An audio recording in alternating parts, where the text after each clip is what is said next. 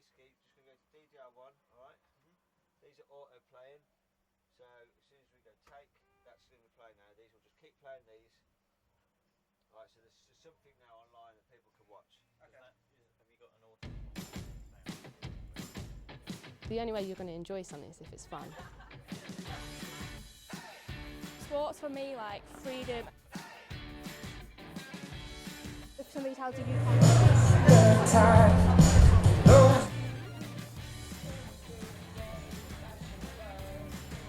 It's about getting involved and getting other people involved, so just being a leader. When Girls Active was kind of explained to me, I thought it was an excellent idea. I think it's really important to encourage girls, especially teenage girls, to engage with sport. PE might not necessarily satisfy their needs or requirements. This is a great opportunity to really give the girls themselves a voice. I like sport, but I'm not a sporty person, but you don't have to be sporty to be good at sport. So I said I was going to give it a go, and I've came here and I've enjoyed it so far.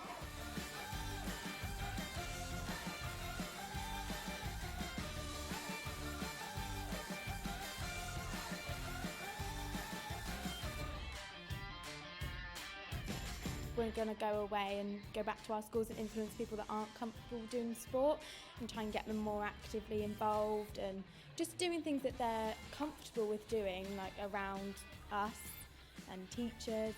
It needs to be more creative in a way. Like, I think most girls don't get active in sport because it's the same thing over and over again. Like here, it's shown me that we do need to like change it and get more girls active. Cover set is really, really good. It didn't feel like a sport you were doing, it just felt like you were having fun, and it gave you ideas for new ways you could introduce sport to other people. It was dark, so we could do anything we wanted. If it would go wrong, no one really cares about that. Do you know what the most incredible thing about Girls Active is? We know it already works.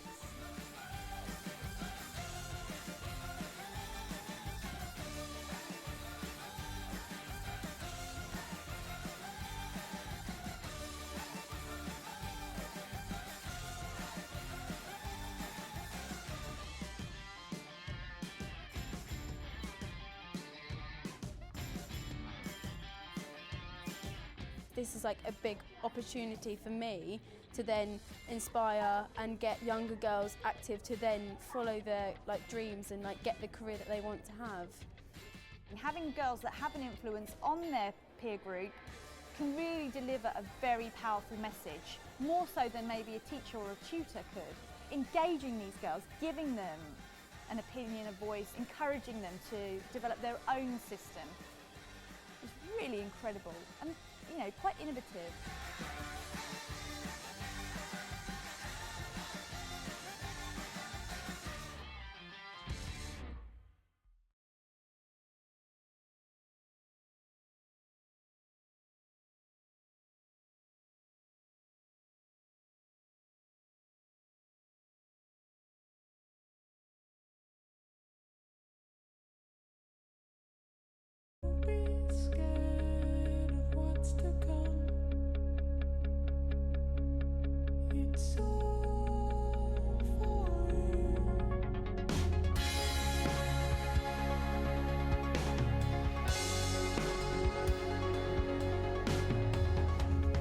The sport trust has given me experience in doing different sports, encouraging other people to do it, and it's probably given me an experience to be a better player and a good team leader as well.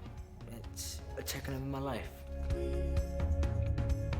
makes me feel really happy, and I like competing against other people because when you're winning, you always feel really proud of yourself, and even if you do lose, it doesn't mean it's the end of the world because you've at least tried. If you work together, you're a really good team and you can try your best to win.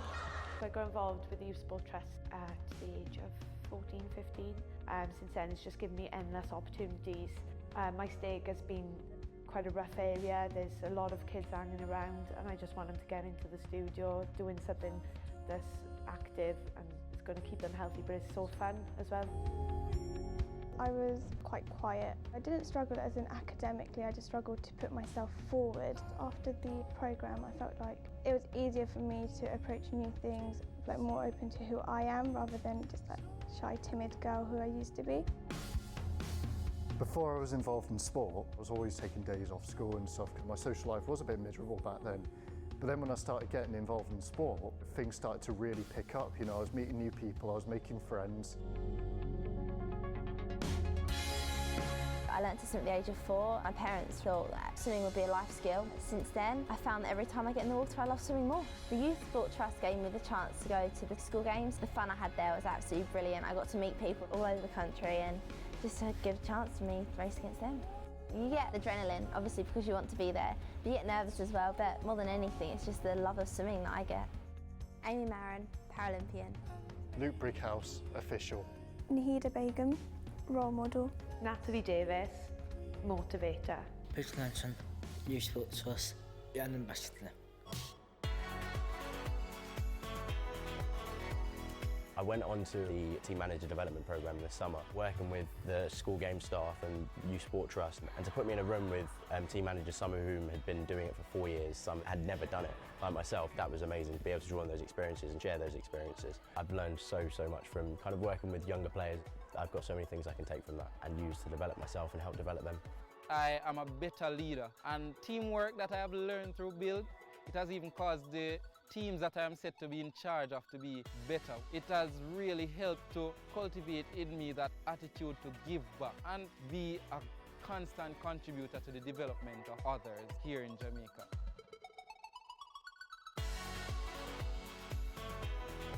My mum passed away when I was 17, and the one thing that kept me going was my sport and knowing that I was going to go out and I was going to help other people. It was the time that my life started getting better through sport. That gave me that motivation, that gave me that happiness, and it gave me something to carry on for.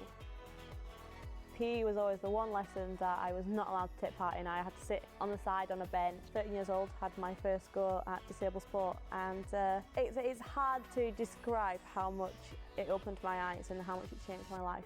Without Youth Sport Trust, I probably wouldn't even be wheelchair racing. I wouldn't be world champion, I wouldn't be Paralympic champion, and I wouldn't have made a career out of sport.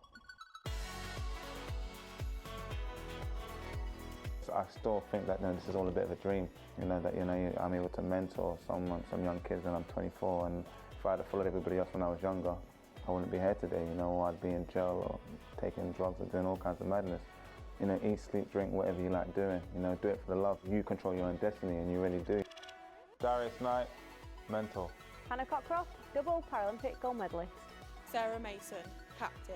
Jordan Dalrymple, team player. Miss Bar kind of saw that I had leadership potential. Now at this time I was getting into all types of trouble, close to being suspended from school.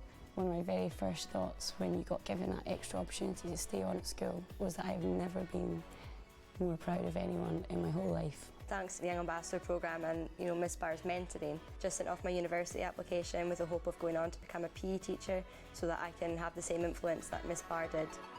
Well done, just keep on the good work.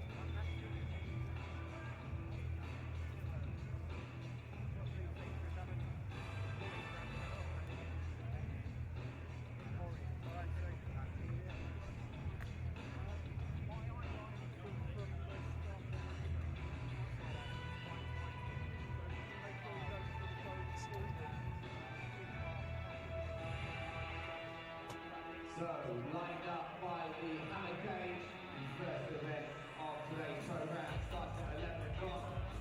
The hammer throw, and we will do the order of throwing. So, throwing first, representing the Midlands, a personal best of 55.79, Patrick Price. Throwing for the Northwest, the silver medalist from the English Schools Championship, Edward G. Representing Northern Ireland, top 10 ranked in the UK, Stephen McGorry. Representing the Southwest, he is the championship record holder of the personal best of 74.17, 7th at the World Youth Championships. Welcome, Jake Norris. Going for the North East, 6th in the England Championship, 8th in the English Schools Championships, Aaron Cheadle. Going for the South East, second ranked overall, first in the English Schools, first in Sire, George Marvel. Completing our lineup, representing Scotland, the Scottish Schools Champion, 5th at the Sire Championships, Andrew Costello. So that's our lineup for our first event on the field, the hammer throw at 11 o'clock.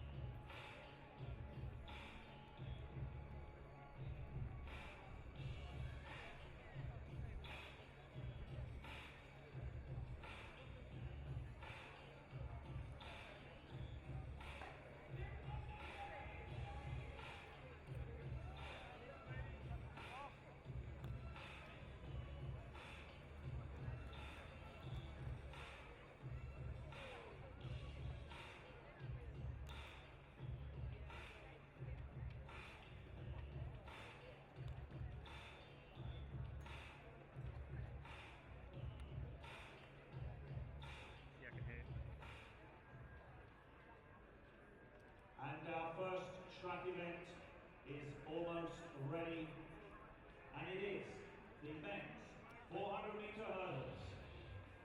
Lining up in lane 2, he represents the Midlands, the English Schools and Schools International silver medalist, Alex Nibbs.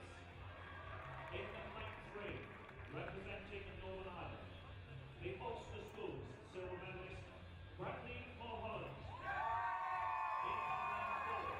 Representing the Southwest, the reigning English Schools, Southern Under-17, England Under-17 champion, Joe Fogel.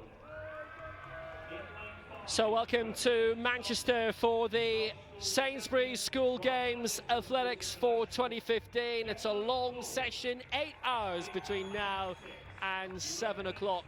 Hello from Will Downing. We start with the boys' 400 metres hurdles.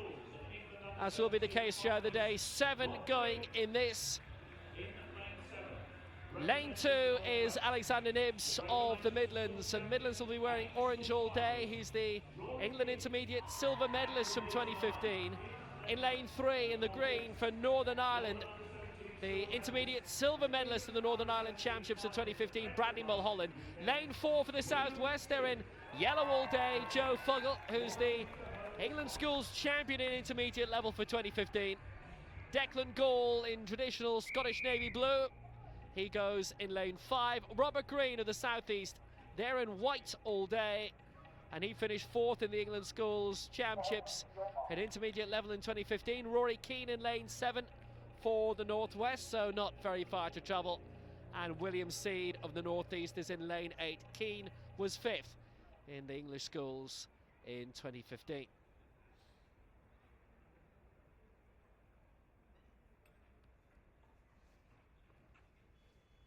Seven regions in each final. And so they're away at the first time of asking you, the very first race of the day, and a pulsating start from Joe Fuggle of the Southwest in yellow, and also not going too badly, even though he's been caught up on his Scotland's Declan Gall. Over on the far side, lane 8, William Seed from the Northeast, and Robert Green is going well for the Southeast also. And just look at now that Joe Fuggle has overtaken Declan Gall straight away, and he's trying to catch up on Robert Green here. It's an absolutely brilliant start from the man from Southeast, who finished 4th in the English Schools final, and also the English Schools champion Joe Fuggle. Heading into the closing straight, it's between him and Alexander Nibbs at the moment. It was gold and silver between these two in the English Schools Championships this year. Will it be another good victory for Joe Fuggle here? He's looking very good, but Nibbs is coming in tight. But it's going to be victory again for Joe Fuggle. Nibbs is in 2nd place, and it looked to be William Seed who was coming in on the near side in 3rd place. But what a brilliant victory, a pulsating victory for Joe Fuggle yet again, and the English Intermediate Schools champion looking very, very solid, very secure, and he wins the opening race in the school games.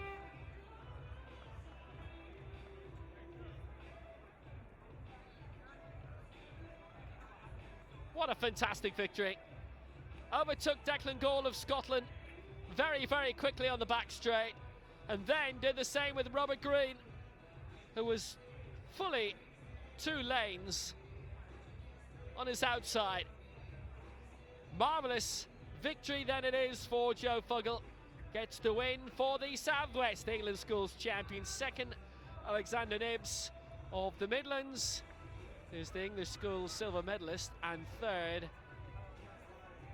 going to William Seed of the Northeast.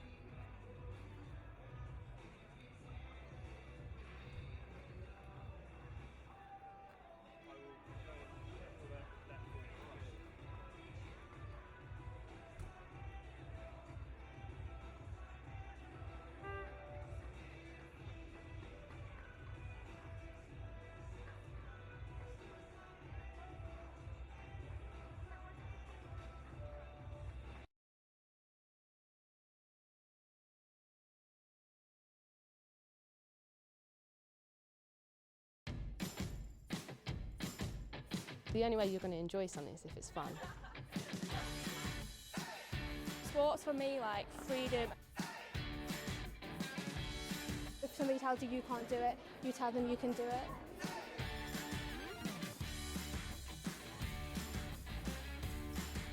It's about getting involved and getting other people involved, so just being a leader. When Girls Active was kind of explained to me, I thought it was an excellent idea. I think it's really important to encourage girls, especially teenage girls, to engage with sport. PE might not necessarily satisfy their needs or requirements. This is a great opportunity to really give the girls themselves a voice. I like sport, but I'm not a sporty person, but you don't have to be sporty to be good at sport. So I said I was going to give it a go, and I've came here and I've enjoyed it so far.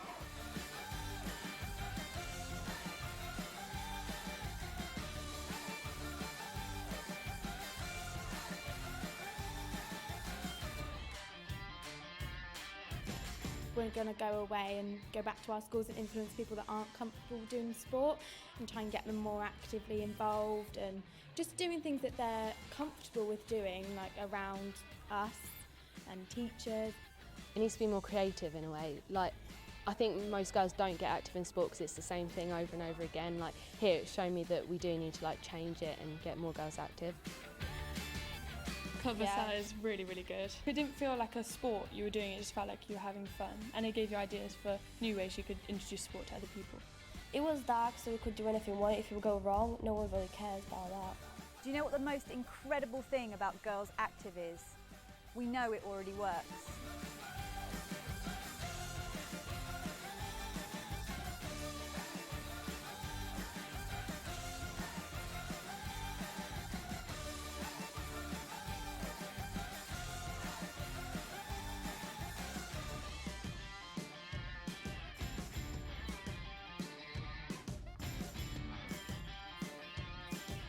This is like a big opportunity for me to then inspire and get younger girls active to then follow their dreams and get the career that they want to have.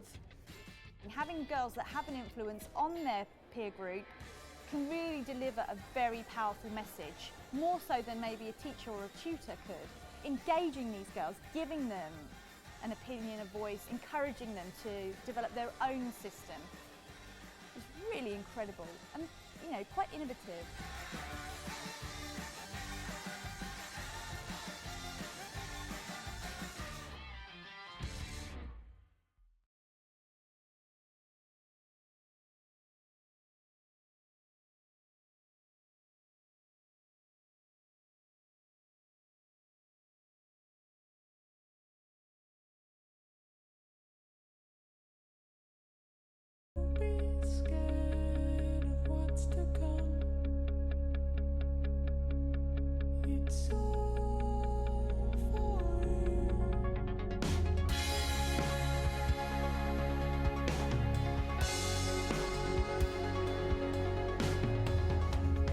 The Youth Sport Trust has given me experience in doing different sports, encouraging other people to do it, and it's probably given me an experience to be a better player and a good team leader as well. It's a check over my life. Sport makes me feel really happy, and I like competing against other people because when you're winning, you always feel really proud of yourself, and even if you do lose, it doesn't mean it's the end of the world because you've at least tried. If you work together, you're a really good team and you can try your best to win. I got involved with the Youth Sport Trust at the age of 14, 15. Since then it's just given me endless opportunities. My stake has been quite a rough area. There's a lot of kids hanging around and I just want them to get into the studio doing something that's active and it's going to keep them healthy, but it's so fun as well. I was quite quiet. I didn't struggle as in academically, I just struggled to put myself forward. After the programme, I felt like it was easier for me to approach new things, more open to who I am rather than just that shy, timid girl who I used to be. Before I was involved in sport, I was always taking days off school and stuff because my social life was a bit miserable back then. But then when I started getting involved in sport, things started to really pick up. I was meeting new people, I was making friends. I learnt to swim at the age of 4. My parents thought that swimming would be a life skill. Since then, I found that every time I get in the water, I love swimming more. The Youth Sport Trust gave me the chance to go to the school games. The fun I had there was absolutely brilliant. I got to meet people all over the country and just to give a chance to me to race against them. You get adrenaline, obviously, because you want to be there, but you get nervous as well. The medal ceremony for the Sainsbury's 2015 School Games 400-metre hurdle. The medals will be presented by athlete mentor Sam Ruddock, who made his debut for GP at the 2012 Paralympics in the 200 metres. He's now switched to the shot put and has his eyes firmly set on Doha in October and Rio in 2016. Please So now the medal ceremony for the opening event of the day, the 400 hurdles for boys, and the bronze going to the Northeast and William Seed.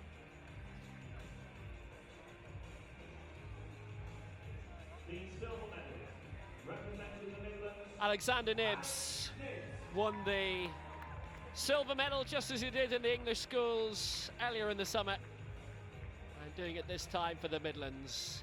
And as was the case earlier this summer, the gold going to Joe Fuggle for the Southwest, as he is the schools games champion for 2015. Joe Fuggle.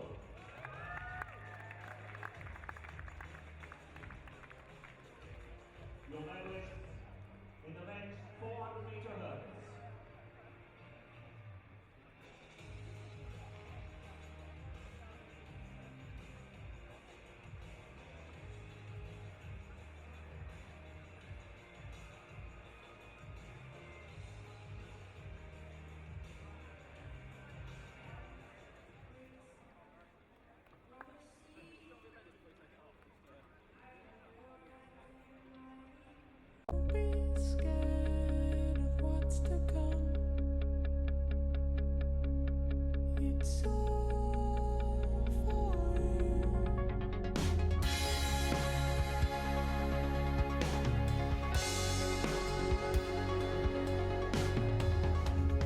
The Youth Sport Trust has given me experience in doing different sports, encouraging other people to do it, and it's probably given me an experience to be a better player and a good team leader as well. It's a check of my life. Sport makes me feel really happy, and I like competing against other people, because when you're winning, you always feel really proud of yourself, and even if you do lose, it doesn't mean it's the end of the world because you've at least tried. If you work together, you're a really good team and you can try your best to win. I got involved with the Youth Sport Trust at the age of 14, 15. Since then, it's just given me endless opportunities. My stake has been quite a rough area. There's a lot of kids hanging around, and I just want them to get into the studio, doing something that's active and it's going to keep them healthy, but it's so fun as well. I was quite quiet. I didn't struggle as in academically, I just struggled to put myself forward. After the programme, I felt like it was easier for me to approach new things, like more open to who I am rather than just that shy, timid girl who I used to be.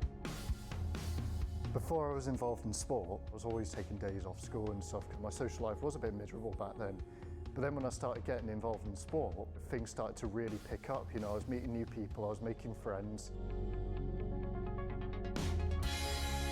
I learnt to swim at the age of 4. My parents thought that swimming would be a life skill. Since then, I found that every time I get in the water, I love swimming more. The Youth Sport Trust gave me the chance to go to the school games. The fun I had there was absolutely brilliant. I got to meet people all over the country and just to give a chance.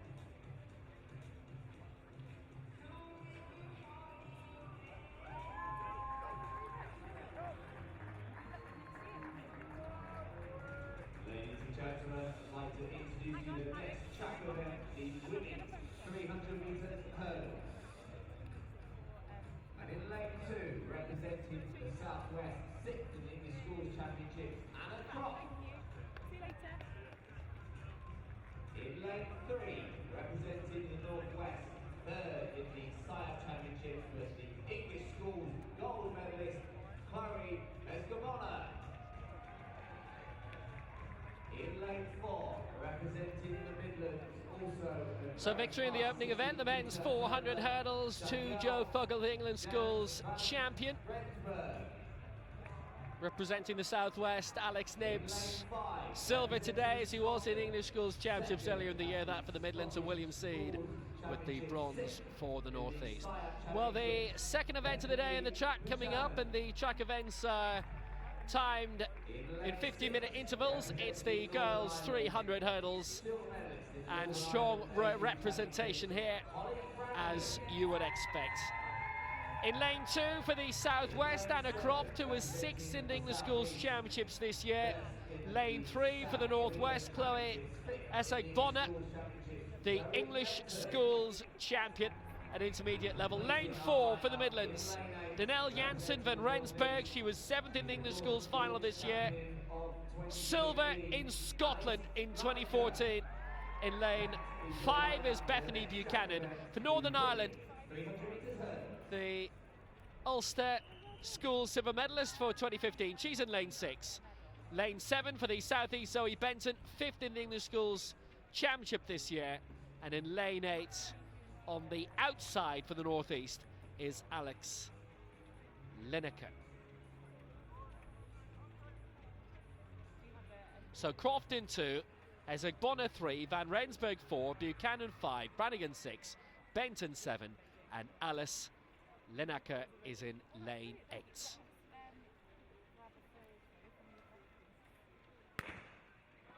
And away, first time, and what a pulsating start in the orange for Daniel Janssen, Van Rensburg, but can she keep this going? The one to watch is in lane 3, in the maroon for the Northwest, the English Schools champion, Chloe Ezegbona, and she is absolutely thumping forward in lane 3 at the moment, despite the very good start by Van Rensburg up to the opening 50 metres or so.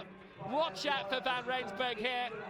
Looking very, very good, looking very, very solid, and the only major opposition is coming from Zoe Benton, but it is a good lead, strong lead, large lead for Ezegbona, and she's going to win this very, very handily indeed. Great victory for her, and in second place was Zoe Benton, and third going to our early leader, Van Rensburg of the Midlands. But what a great victory for Chloe Ezegbona.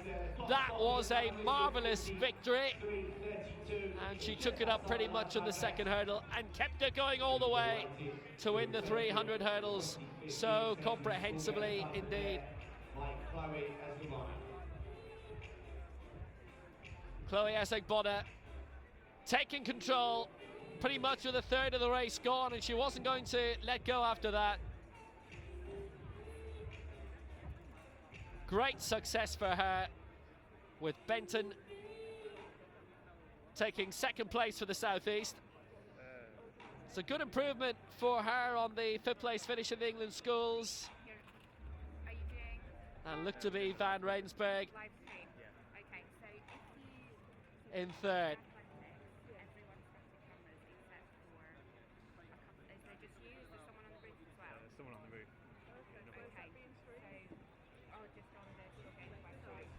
Next track event is coming in the next 10 minutes or so. It will be the boys 800 metres, but we have lots of other events happening around the stadium. The first field event is the men's hammer.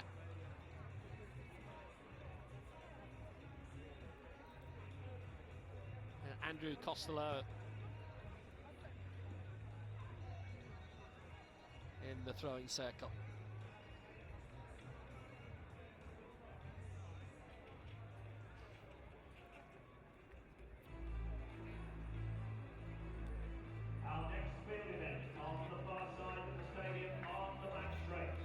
We'll also have the men's long jump coming up shortly, featuring Oliver Wakefield, Patrick Siller, George Orton, Alessandro Schianini, Sam Way, Michael Akuof, Mofo, and Christoph Danek. And there they all are. Oliver Wakefield in Northern Irish green, the first to be introduced.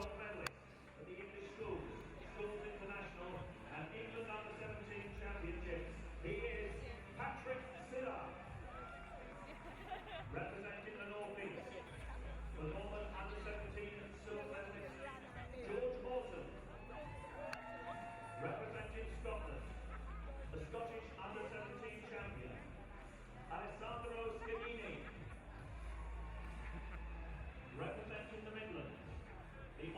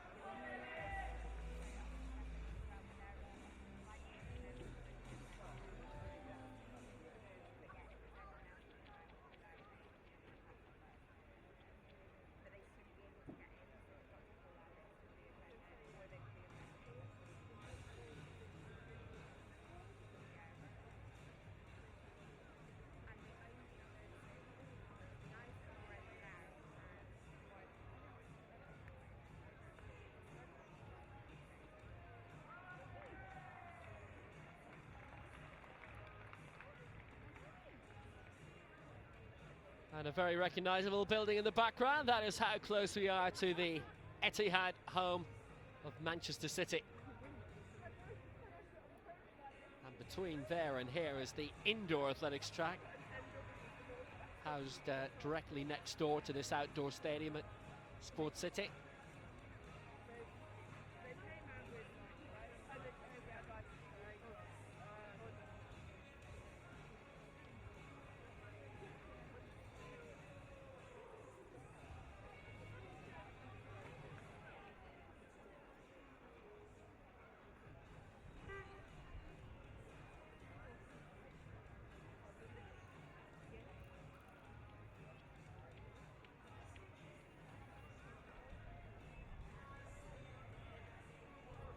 So let's join the men's long jump then. And getting us underway is Oliver Wakefield of Northern Ireland.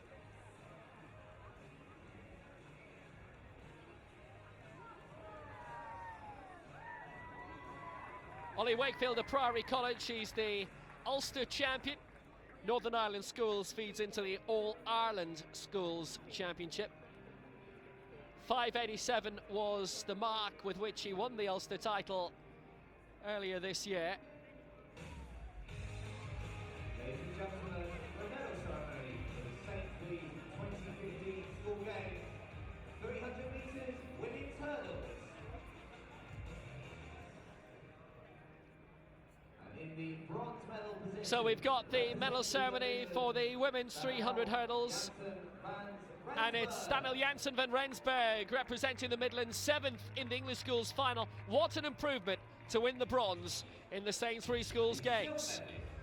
Zoe Benton of the South East winning the silver, having finished 5th in the English Schools this year. But it will be another gold medal for Chloe Essig-Bonner, representing the Northwest. It is a home victory in Manchester today for Chloe Essig-Bonner.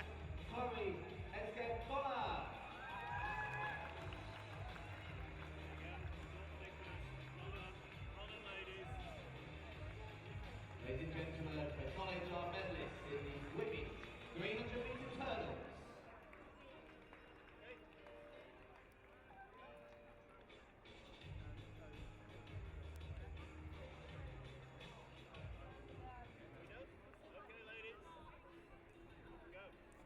So Chloe Essig-Bonner, our winner, 43.30 seconds. Zoe Benton second, 44.02. She gets the silver. And bronze to Daniel Janssen van Rensburg, 44.66. Anna Croft of the Southwest was in 4th place, 46.08. And Alice Lineker 5th. For the Northeast, 46.91. Another gold medal for the collection.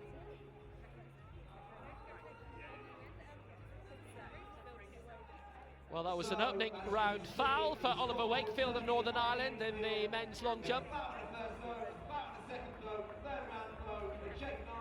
Is a new championship record, the first ever 70-metre throw here at the Sainsbury. And here's the 7 in the final. Christoph Danek representing the Northwest. 17.65 is the official result coming up on the computer in front of us. So that, as I said, represents over a metre on the new championship record. Well done to Jake.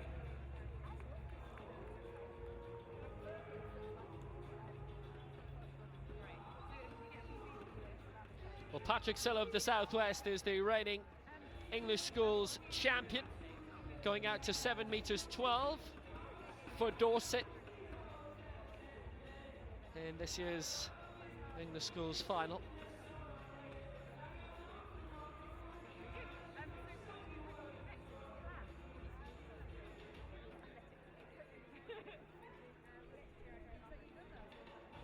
And that's him in the yellow singlet. Alessandra Skenini is in the dark blue of Scotland, as you'll see.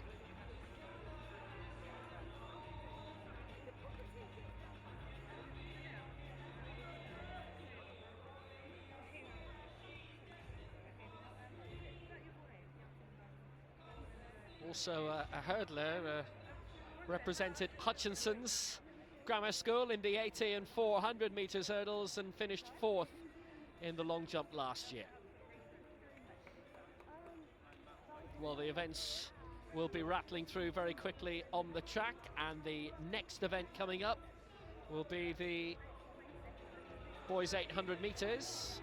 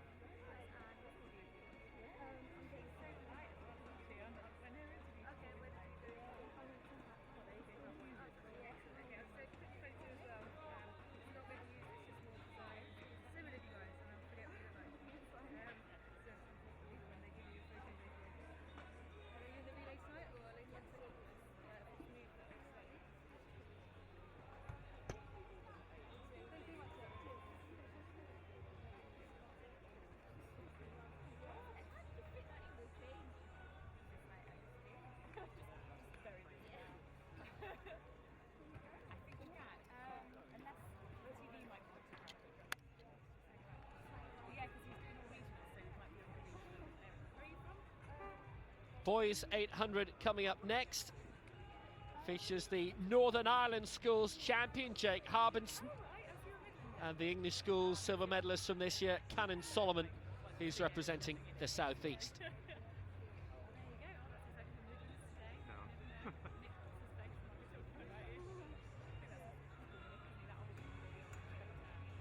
He's from Essex.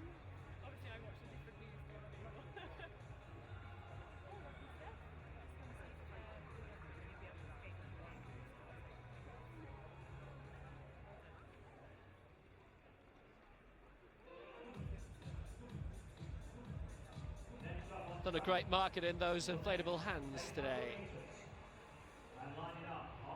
Good to see everyone out, and if you're in the area, do pop along sometime during the day. We're right next door to the Etihad Stadium. So it's our third track final of the day. It's the boys 800, and it features in lane 2 in orange for the Midlands, Oliver Dane, who finished 4th in the English Schools earlier this year. The Northern Ireland champion, the Ulster champion in lane 3 is Jake Harbinson. Lane 4 for Scotland, finished 7th and 8th in the 800 and 1500 metres finals respectively last year in Scotland, is Cameron Stephen. In lane 5 for the Southeast, the English Schools silver medalist 2015, he's Canon Solomon, and he is in the white. Lane 6 in the maroon for the Northwest. 5th in the English Schools Championship this year, James Fradley. In lane 7, all in black for the Northeast. 6th in the English Schools Championship final this year, over 800 metres, is Cameron Bell. And on the outside in lane 8 in the yellow, that's Anton Mills for the Southwest.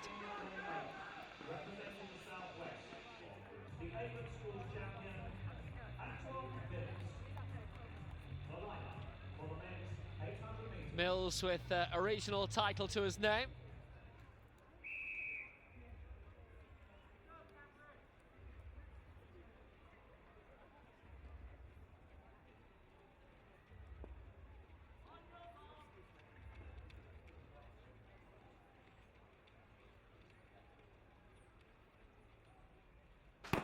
So 2 laps and away we go. Dane for the Midlands, Harbinson of Northern Ireland, Stephen of Scotland, Solomon of the Southeast, Fradley of the Northwest, Bell of the Northeast and Mills of the Southwest. And going out strongly straight away, Canon Solomon in white, representing the Southeast from Essex, with that silver medal in the English Schools Championships at intermediate level in 2015. And it's a really big lead that he's opening up. Cameron Stephen, close quarters, about 10 metres behind. And then for the Midlands in third place is Oliver Dane. but he's opened up a really impressive advantage straight away. Now, can Solomon keep this going? It's the bell that's on the way. It's Harbinson for Northern Ireland, who's back in 4th place. Then it's Dane for the Midlands in 3rd. Second for Scotland is Cameron Stephen. Here's the bell, and leading so strongly for the South East is Canon Solomon. The rest quite a bit behind that Cameron Bell in 5th place. Then for the Northwest is James Tradley. Now, has Solomon gone out too early? Trying to reel him in for Scotland here is Cameron Stephen, and Stephen showing a little bit of strength in the back straight. This is going to be quite a joust in the final 200 metres or so, and hitting the front at the right time is Cameron Stephen, but he hasn't shook off Canon Solomon just yet. Solomon is stuck with it. Dane in 3rd place. He's not out of the equation yet either. It's Cameron Stephen leading for Scotland. Here's the closing bend, and Canon Solomon might just have kept enough in reserve, because here he comes in the closing straight, and he's put the foot down, and he kept enough in reserve, and Canon Solomon is going to win for the South East. Very good victory in the schools games of the 800 metres.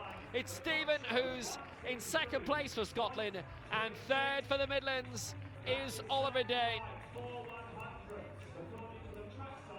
Canon Solomon wins 153.36.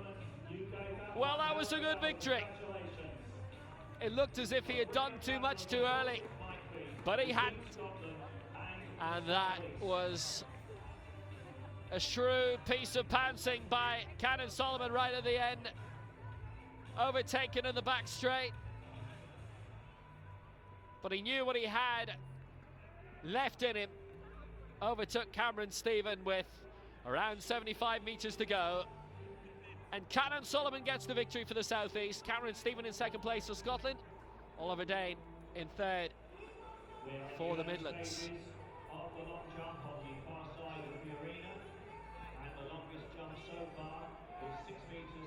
Results still being ratified, but it is a South East victory.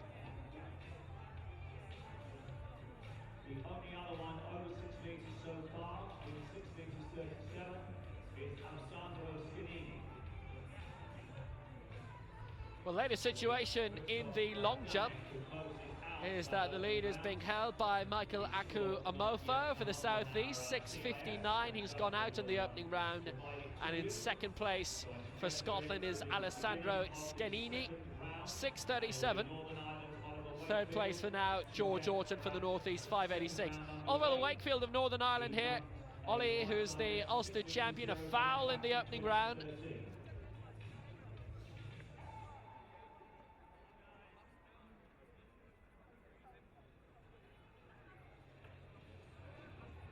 So looking for improvement.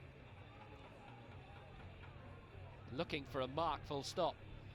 It's the problem for Katrina Johnson-Thompson in Beijing last week in the heptathlon in the long jump.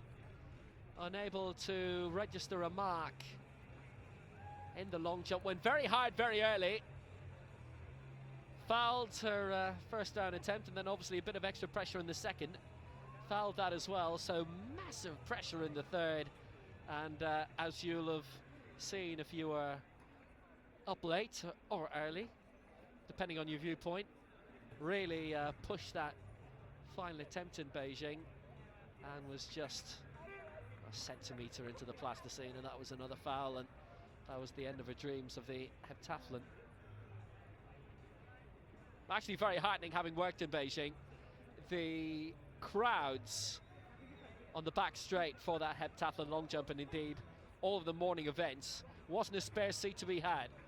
Full credit to the organisers in Beijing. They just about had every seat of the 50,000 full for all sessions. Top tier was not open to the public, if you're wondering why you saw a few high seats empty.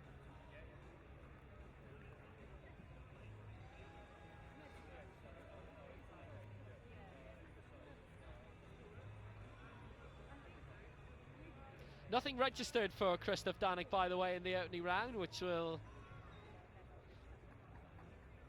look into for you. May actually be a DNS.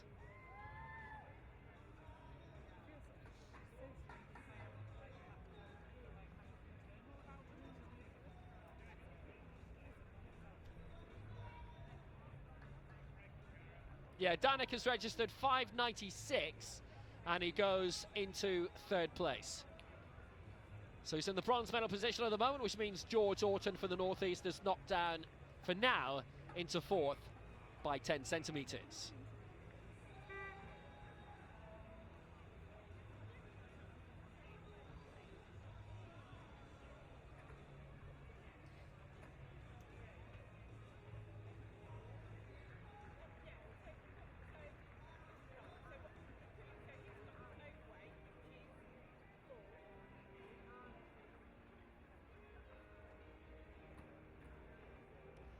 So medal ceremony then for the boys 800.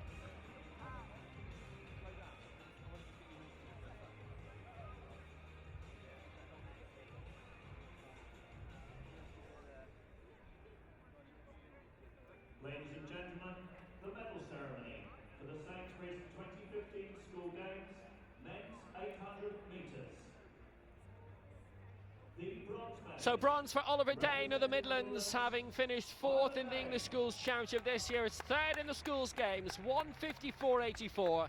He had just about 0.2 of a second to spare over Cameron Bell of the North East, who was back in fourth. Another Cameron taking the silver medal for Scotland. Cameron Stephen, 1:54.14.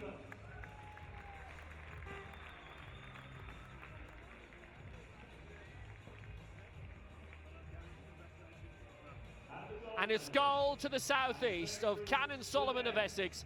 It was silver in the English Schools Championships, but gold in the Sainsbury School Games. 1:53.33 the winning time for Canon Solomon. Canon Solomon's winning time, 1:53.33, just 1 second outside the game's record.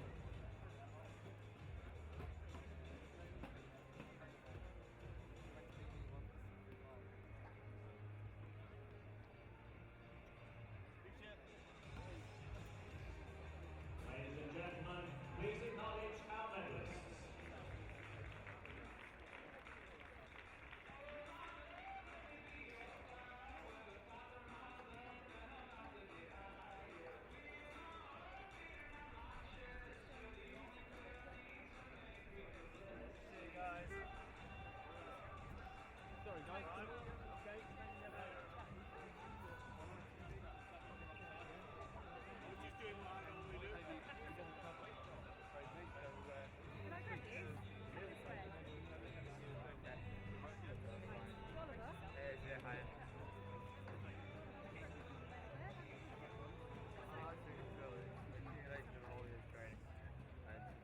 Ladies and gentlemen, I'd like to announce our competitors in the next field event to start the women's pole vault. Our competitor representing Northern Ireland, she is the Northern Irish School Champion. And the next event on the track is the girls 800 metres. Scotland, the silver medalist from the Scottish Schools Championships, Alana Dunsmore.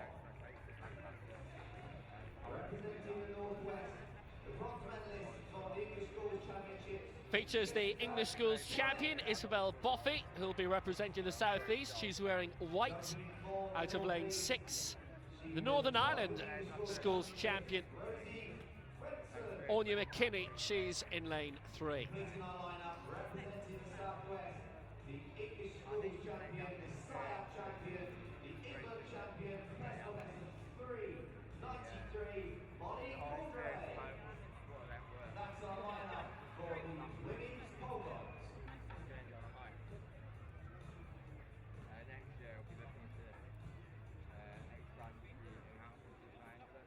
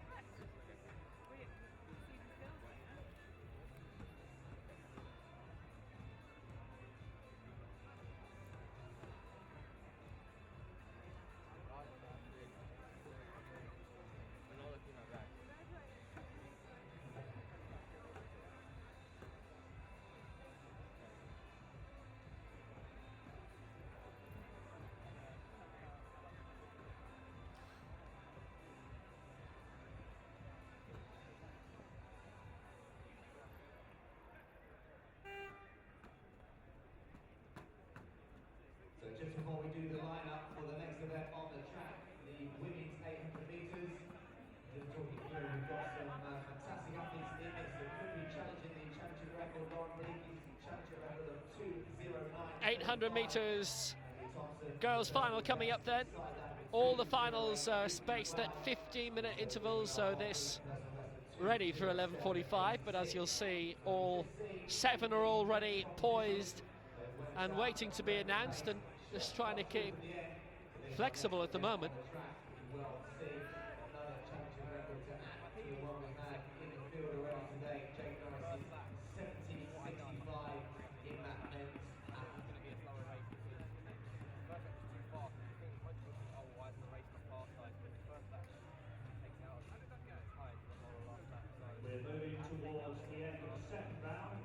So the girls 800 metres in lane 2 for the Midlands, finished 4th in the English Championships this year. At intermediate level, that's Emily Thompson. Lane 3, the Northern Ireland champion, gold medalist in the Ulster Championships this year, that's Anya McKinney. Lane 4 for the Northwest, she's wearing maroon then, having finished 7th in the 800 metres English schools final, Emma Alderson. Sarah Junsen of Scotland, 5th in last year's 800 metres final. And the Scottish schools, lane 5, Sarah Junsen. In 6, Isabel Boffey, she's representing the South East and is wearing white, and she's the reigning English schools champion. Realistically, the one to beat.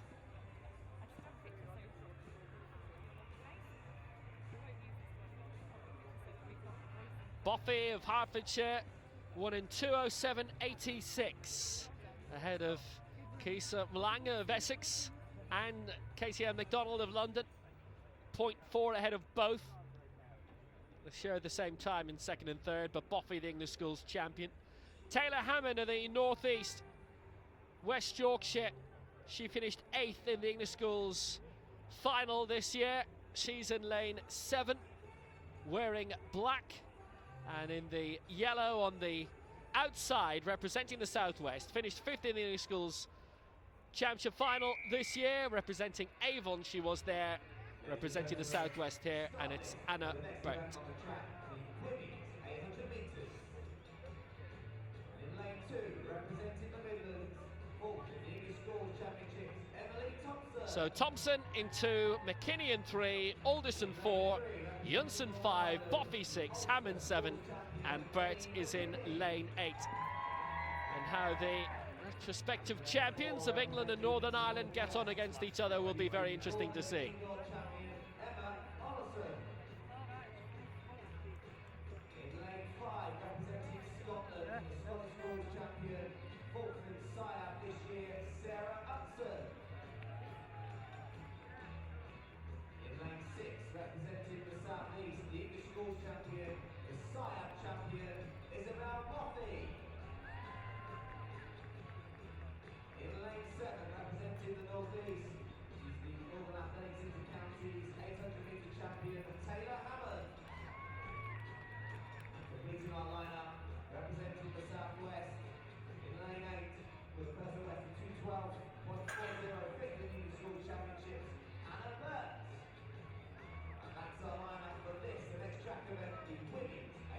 So the champions of Northern Ireland in 3, Scotland in 5, England in 6.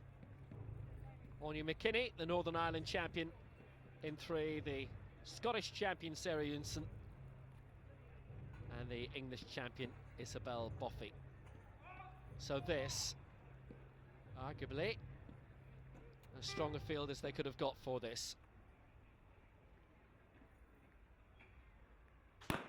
So underway in the girls' 800 metres, it's Thompson, McKinney, Alderson, Junsen, Boffey, Hammond and Burt. Burt in the yellow on the outside and looking to be high up when they break, and just behind her for the northeast, Taylor Hammond. But Burt and Hammond 5th and 8th respectively in the English schools final in 2015. Bit of a surge coming on the inside from Emily Thompson for the Midlands, 4th in the English schools championships this year. The Scottish champion hitting the front, Sarah Junsen now. 200 metres in around about 31 seconds, so that is a very healthy pace. The championship record stands at 2:09.35. Isabel Boffey just tucking in right behind in second place, the English schools champion, and Anna Burt also now in third, but taking it up at the moment. The final straight heading towards the bell for Scotland. Sarah Jonsson, Boffey just on her inside and comfortably placed where she is at the moment. Third place is Anna Burt, and with a tangle for fourth is Thompson of the Midlands and Hammond of the Northeast. They hit the bell with the Scottish champion Sarah Jonsson in front, but the English champion Isabel Boffey not far behind the Northern Ireland champion Anya McKinney, just back in last place at the moment, but maybe trying to reel in the bunch of six at the front. And now coming on the outside is Emily Thompson representing the Midlands, but this is a good break by the Scottish champion Sarah Jonsson with 200 to go, up ahead of Isabel Boffey. So it's Jonsson who leads, Boffey in second place, third is Anna Burt, fourth on the outside Emily Thompson, fifth now is Taylor Hammond, and now here comes the break from the English schools champion Isabel Boffey. Jonsson having to fight hard. Also on the outside is Anna Burt, who's going very well, but now putting the foot down, heading for home. Isabel Boffey, she's been here before. She has a major challenge coming from Anna Burt on the outside. Burt who finished fifth in the English schools championship. It would be a major turn-off if Burt could do it this time, but Boffey's going to hold on. Isabel Boffey gets the win ahead of Anna Burt, and it looked to be Jonsson, the Scottish champion, in third place, but she really had to fight hard for that one, Isabel Boffey, and really it was a harder fight for her that she had in the English schools final. I think there's not much doubt about that. Anna Burt did absolutely brilliantly in cutting the margin, much improved from the English schools final where she finished in fifth place. She was 6 seconds down on Boffey in the English schools final, and almost 6 seconds faster than that this time around. What an absolutely brilliant contest between those two. But it is Isabel Boffey who gets the win in the 800 girls, gets the win ahead of Anna Burt to the southwest, and Sarah Jonsson ran out of it for Scotland as she was pushing for third place. Good final. Very tight margin, but it's another gold medal for Isabel Boffey.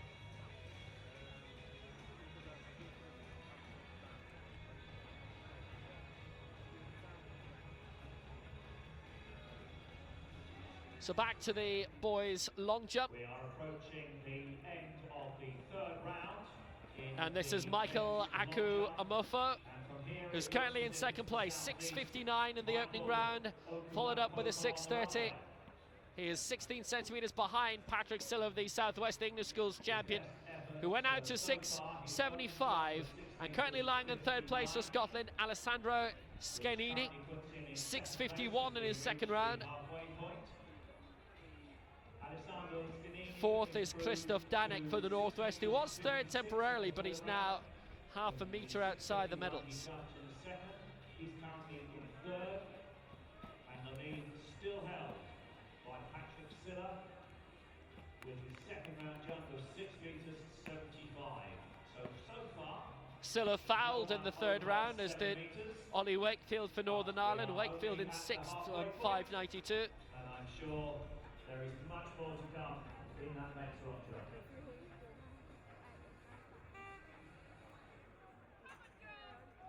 In the maroon next is Christoph Danek, 5:96 in the opening round, followed by 5:86 in round two. This is third round attempt.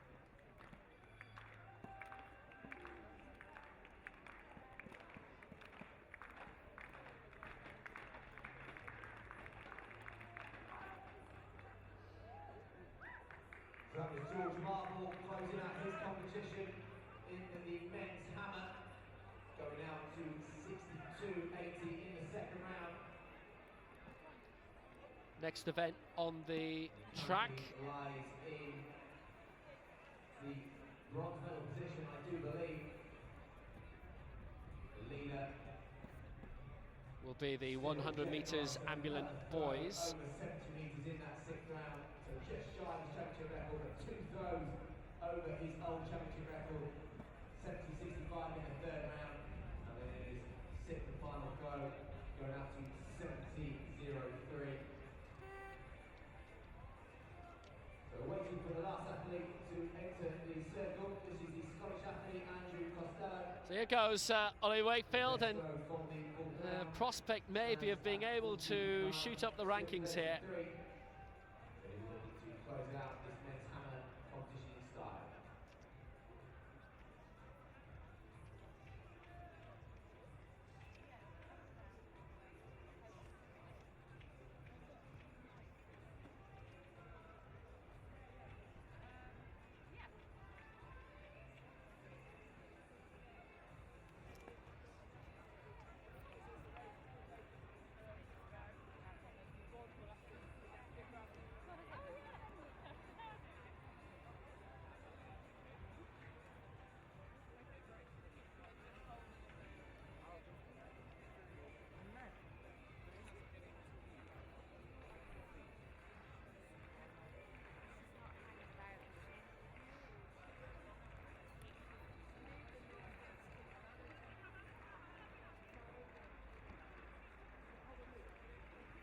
Patrick Silla, the English schools champion, absolutely flying at the moment, literally.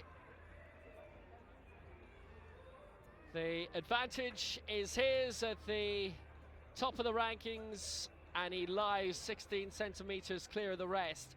Now a foul in the third round, but 6.75 with his second attempt has him in a position of power and strength here.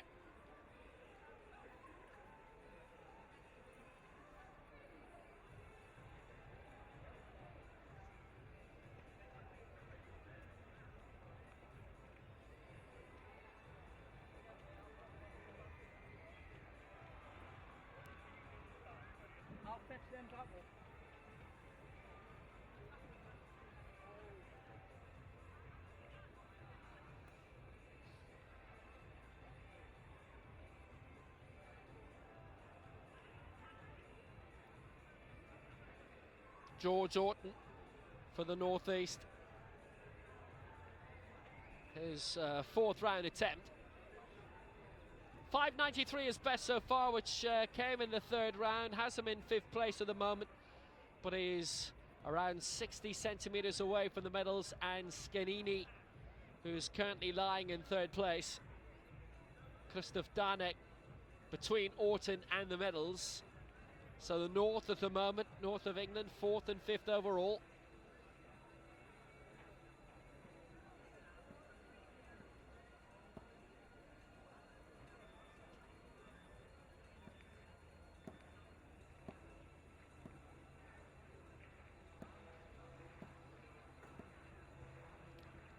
So the man currently lying in the bronze medal position, Skenini of Scotland, with his 6.51.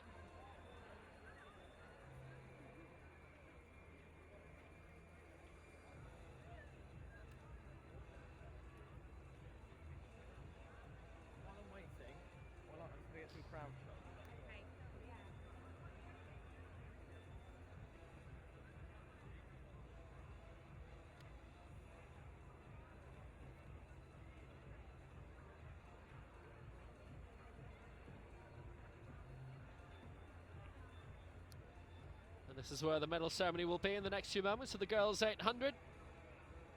Next event on the track, the 100 Ambulant boys, and that will be in around 6 minutes' time.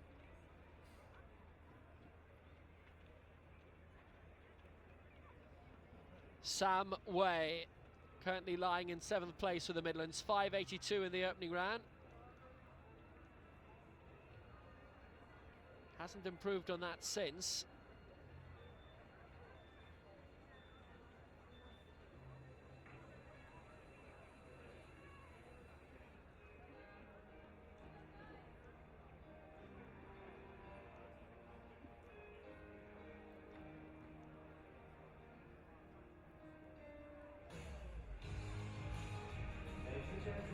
So the medal ceremony then for the girls 800, and what a win it was for Isabel Boffey. Presenting the medal to the Neil Wood, chair of the Marcarian Athletics Club. We present to the trophy. Yeah, that'll Nailed it. The winning team is the High-Carrying Athletics Club trophy.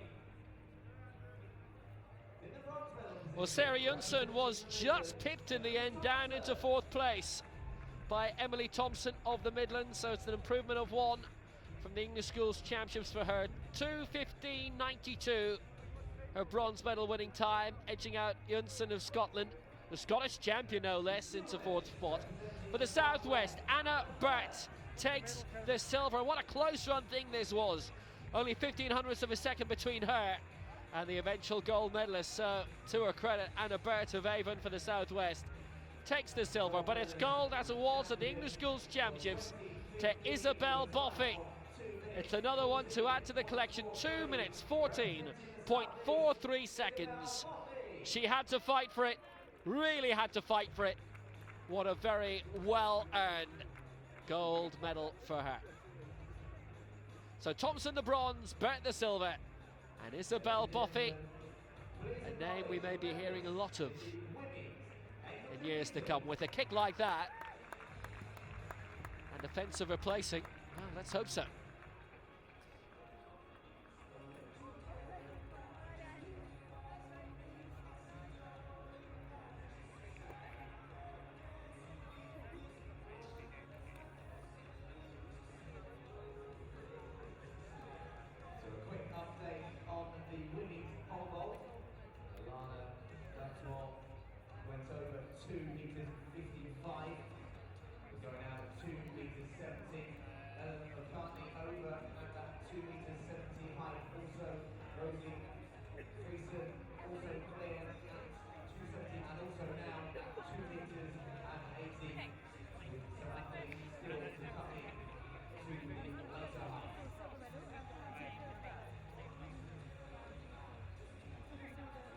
Well, no real change in the long jump. Patrick Stiller still leading for the Southwest. 6.75, the English champion. 6.66 was his 4th round mark.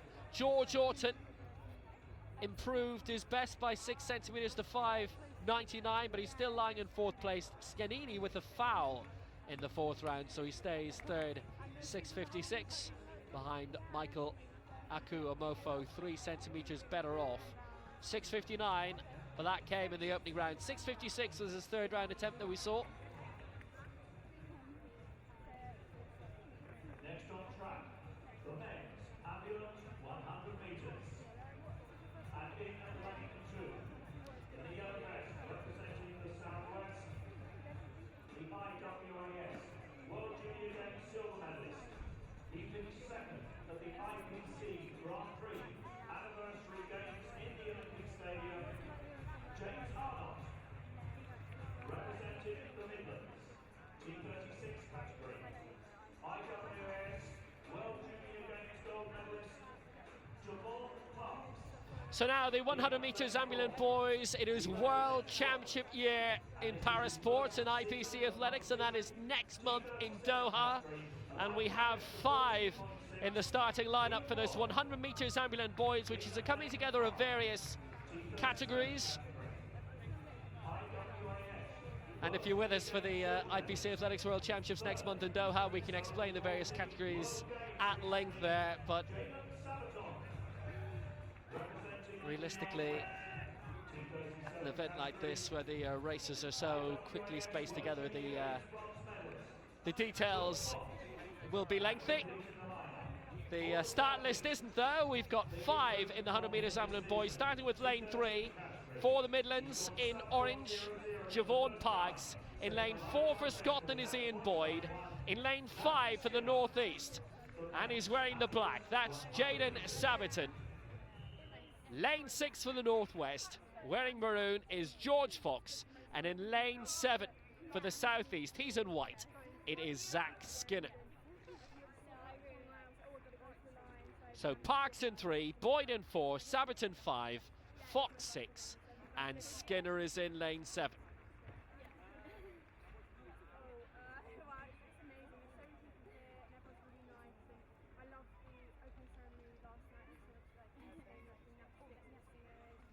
We'll see quite a number of this field in the 200 and the 400 as well today, by the way.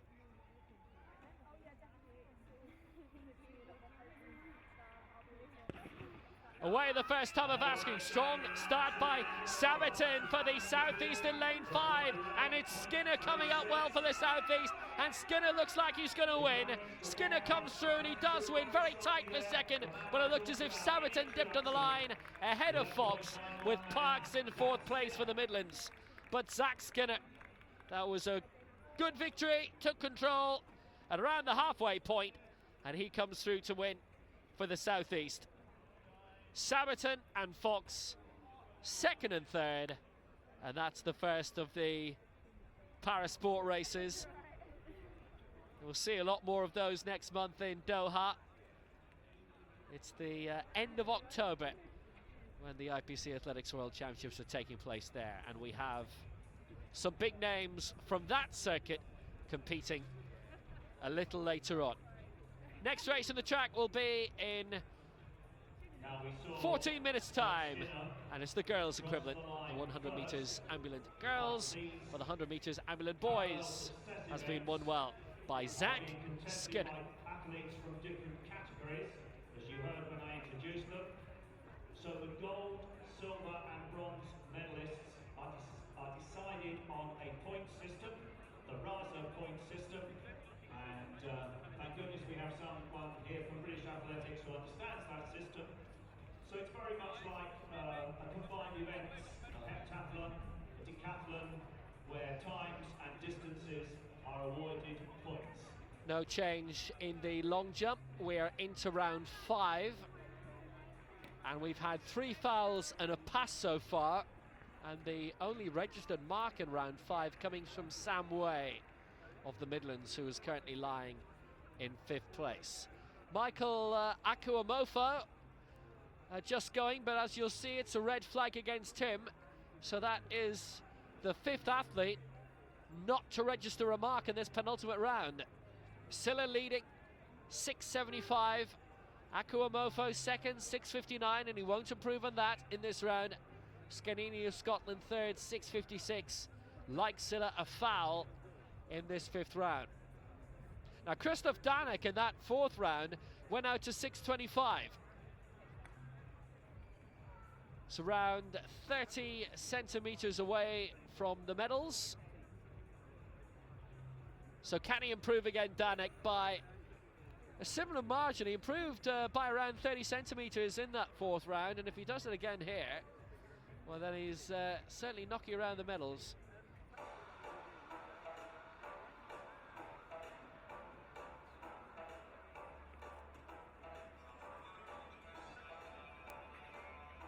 On the bottom end, the men's and women's ambulance shot is already underway, and there are Champions League football next door again this season. Will they get their league title back? Or will it be going back across town again? Could it be going to Manchester at all?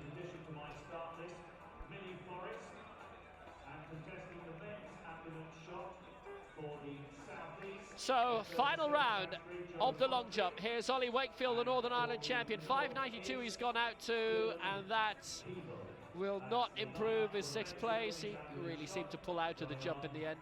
in the front area on the bottom end.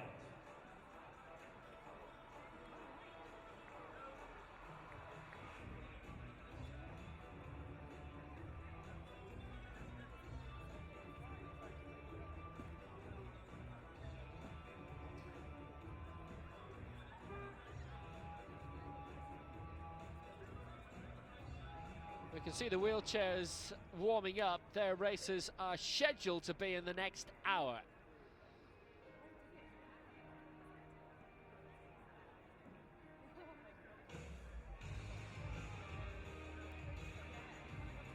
Ladies and gentlemen, the medal ceremony for the Sainsbury 2015 School Games men's hammer.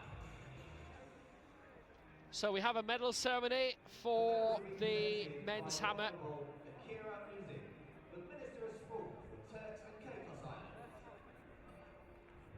Saw her coming out of a bus earlier, the Turks and Caicos Sports Minister.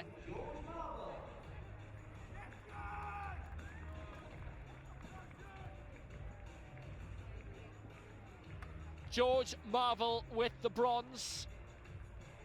The representing the Southeast. 62.80 was his best in the second round.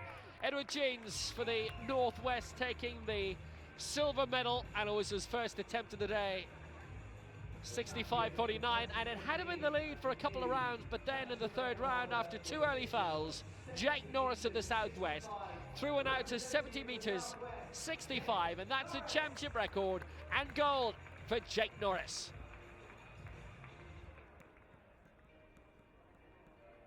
Ladies and gentlemen, please acknowledge your medalist in the men's hammer.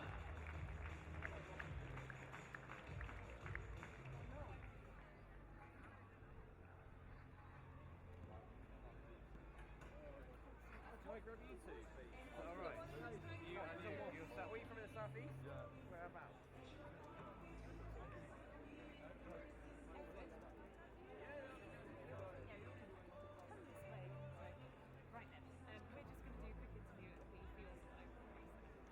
So back to the long jump and the final round.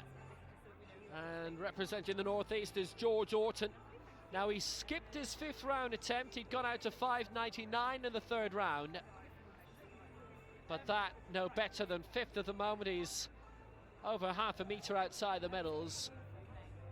And realistically, I think we'd be looking at a personal best to get him into it.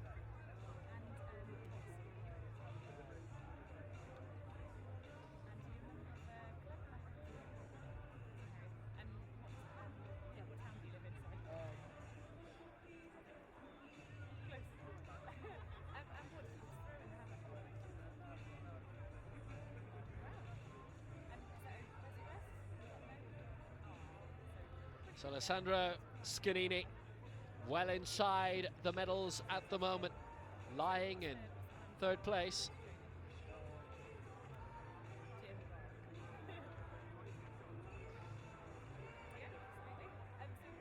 So needs an improvement of around 10 centimetres to get higher. And to turn his bronze into a silver. Get up ahead of Michael Akuamofo. Scanini and Akuamofo have fouled their last 2 attempts. 6.56 is best so far.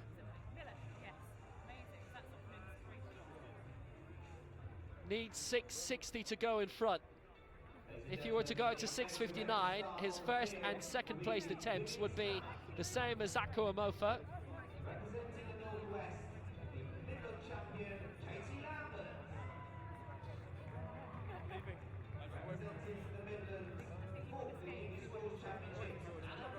So Sam Way currently lying 7th, 5.91 his best so far.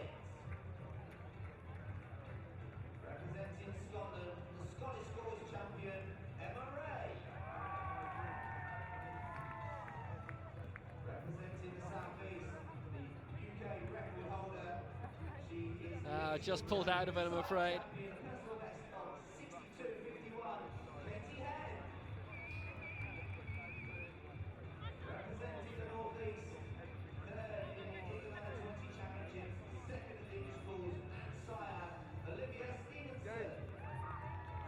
No improvement for him in the final round, I'm afraid.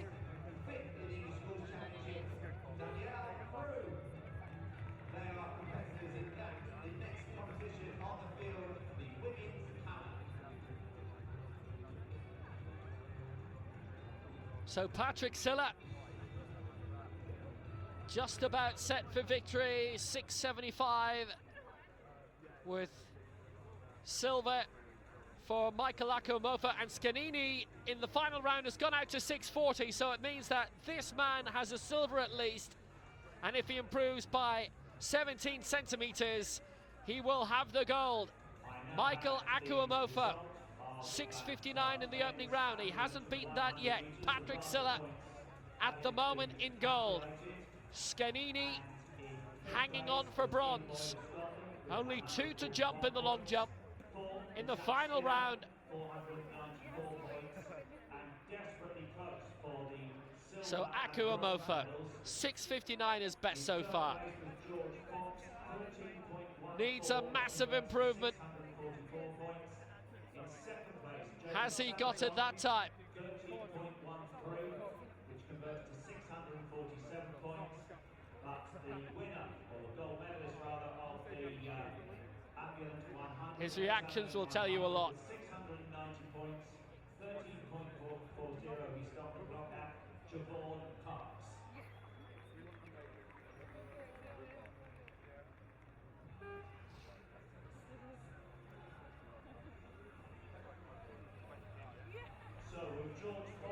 It's taking about a minute for the results to be posted. Would you make your way, please, to the presentation area? Team managers, can you help us by getting... And this is the last attempt of Christoph Danek. Now he could get into third place if he improves by just over 30 centimetres. 6:25 is best so far. It was 5:92 in round 5. 6:25 his best coming in the round prior to that.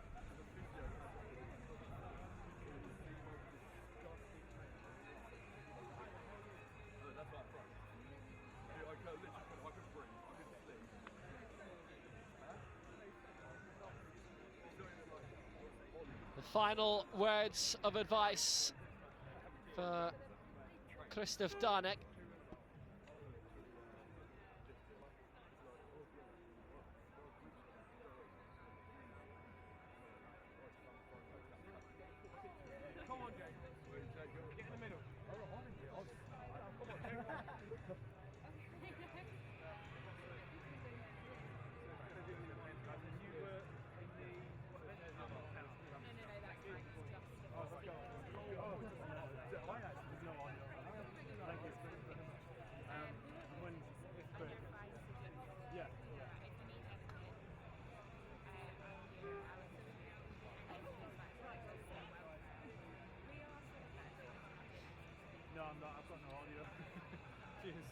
So Michael Akuamofo's final round jump was his best, 6 meters 68. Misses out on goal by 7 centimeters.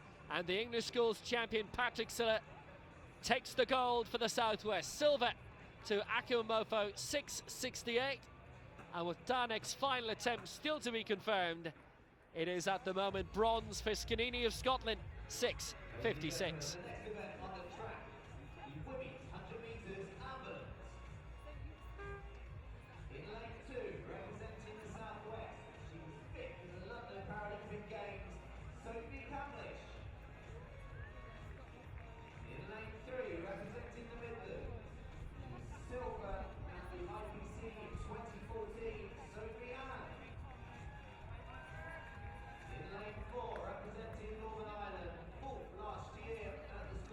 So the girls' ambulance 100 metres, and it's Sophie Camlish, the Paralympian of the Southwest in lane 2.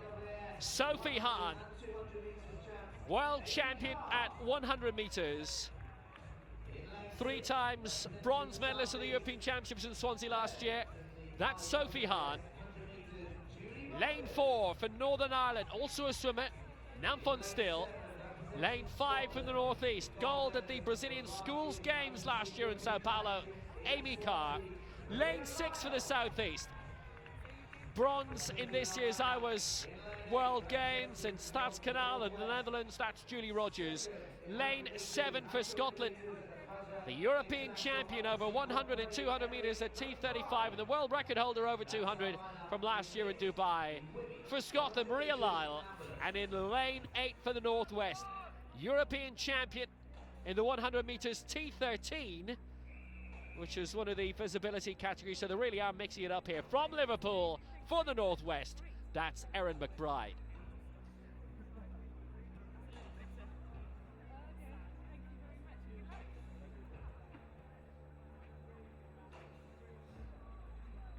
So Camlish in 2, Hahn in 3, Steele 4, Carr 5, Rogers 6, Lyle 7, and McBride in lane 8. Ambulant girls 100 metres at the Sainsbury's Schools Games. Different categories, so different stances, and away they go. Expect McBride to do very well, and Lyle, they being such strong European champions after all. And look at Steele going lane 4, going brilliantly at the moment. McBride going well in lane 8, and for the Midlands it's Sophie Hahn as well. And I think it was McBride just beating Hahn to that. International IPC Athletics medalist going head-to-head, and for me it was Erin McBride getting the gold ahead of Sophie Hahn for the Midlands with the silver medal. Fantastic. IPC World Championships coming up in October in Doha. Sophie Hahn there, the world champion, running a very McBride, the European 100 metres champion from Swansea last year. For me, just beating Hahn, the world champion from Lyon 2 years ago at the Stade de Rennes, where she won gold in the 100 and silver in the 200. It was the T13 against the T38. Who will be our medalists in this, the 2015 Sainsbury School Games. Very tight for third after that. Nafon Steele was doing brilliantly for Northern Ireland very early on. But for me it was McBride, and Hahn was the 1-2. And we'll ratify the bronze medalist shortly.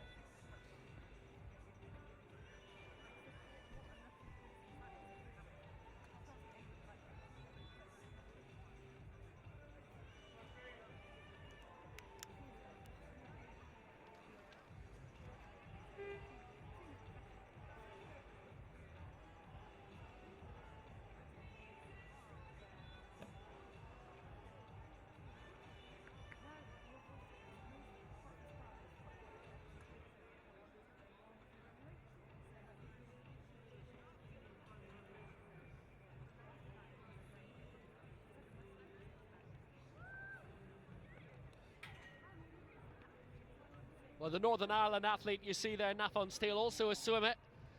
And we believe aiming for medals in the pool as well this week, which would be quite an achievement. Giveaway. If you bought a ticket online, you'll be automatically entered on behalf of the Youth Sport Northern Ireland athletes do, at international level, have a choice of competing either for Britain or for Ireland. We're giving away to one lucky winner 2 tickets to the London Legacy Volleyball Cup. Obviously, at Commonwealth Games level, it's Northern Ireland all the way. Sorry, is Neil Glover.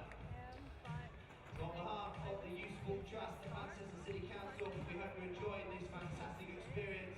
Neil, to claim your prize, please come to the PA control room. Slight difficulty you can see there for Julie Rogers, who was that bronze medalist in Stads Canal earlier this summer at the IWAS World Games.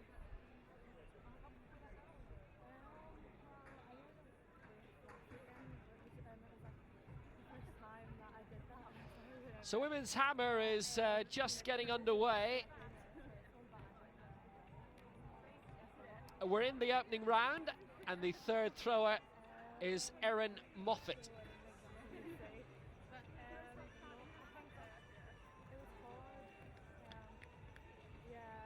She's the silver medalist in this year's Ulster Championships from Belfast Royal Academy. Finished 5 metres down on Niamh McGranahan of Finn Valley. Now there's a fine athletics academy. Based in Stranorla, the Ulster Championship also takes in all 6 counties of Northern Ireland, but also 3 counties of the Republic, Donegal, Cavan and Monaghan. So McGranahan goes to school in Stranorla, which is across the border in Northern Ireland, but her club is Finn Valley, which is in the Republic. So our leader at the moment for the Northwest is Katie Lambert, 51.59, ahead of Anna Purchase of the Midlands with 50.93, and Moffat's mark to be posted.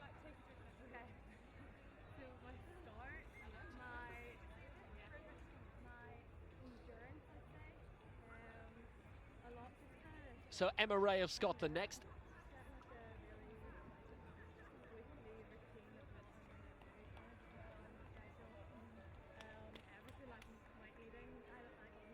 Well, that's gone beyond 50 metres. That's actually the lead from what I can see. That looks around 53 metres or so. So Emma Ray off the mark. immediately in front. The medal ceremony for the Sainsbury 2015 school games. Men's Ambulant 100 metres. So the Ambulant 100 metres medal ceremony and a great victory. Sainsbury school games. The Director of Sport for the Turks and Caicos Islands, Judith Robinson. Lovely to see you here, Judith. The bronze medalist, representing the Northwest, George Fox. So George Fox gets the bronze medal.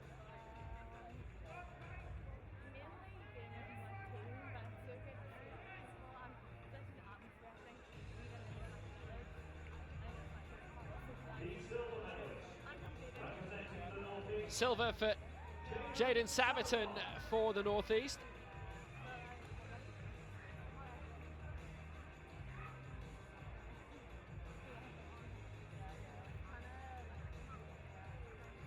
First man past the line was Zach Skinner of the Southeast, but it is done on a points category because there are so many different categories who are involved. So actually, the man who crossed the line in 4th place is our winner on 690 points, and that's Javon Parks. He got 690, Sabaton 647 points, and Fox 644. So if you like, it's along the ways of a decathlon or a heptathlon. So Parks may not have won the race, but he wins the gold for winning the event for the Midlands, with Sabaton getting the silver and Fox the bronze. So our second championship record here of the 2015 Sainsbury School Games, and again it's in the hammer, this time in the women's hammer. Katie Head going out to 59 metres, 79 in that first round, taking out the championship record that stood from last year. 55.79 for Katie Head of the Southeast. She was next to throw in the girls' hammer, and she's in front ahead of Emma Ray. That is a new championship record as well. The championship record only stood a year, but it belongs now to Katie Head.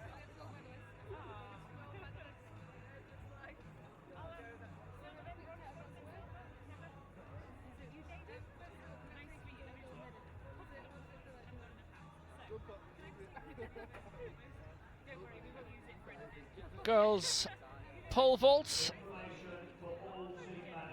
currently being led by Rosie Fresson of the Northeast. She has cleared 3 metres at the first attempt, 1 failure at 3:10. Ellen McCartney, who you can just see obscured by the throwing cage, currently in 2nd place. She too has cleared 3 metres, but 2 misses at 3:10. And they're the only ones left in the competition. She's clear. So we go on. She's clear at 3 metres 10, and that certainly gives her a big chance. Rosie Fresson missed her 2nd attempt at 3:10, so Ellen McCartney of Northern Ireland takes the lead. She's the Northern Ireland champion, having cleared 2:95 there.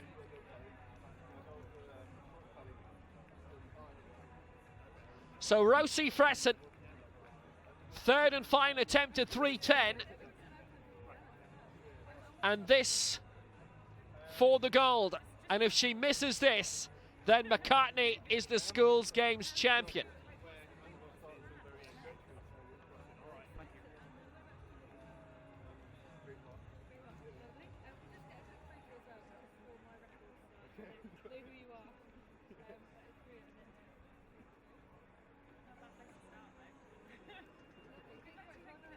So Rosie Fresson, do or die.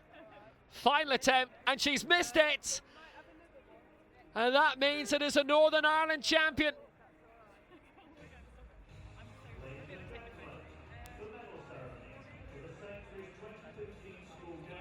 Victory for Ellen McCartney of Northern Ireland, who cleared 3 10.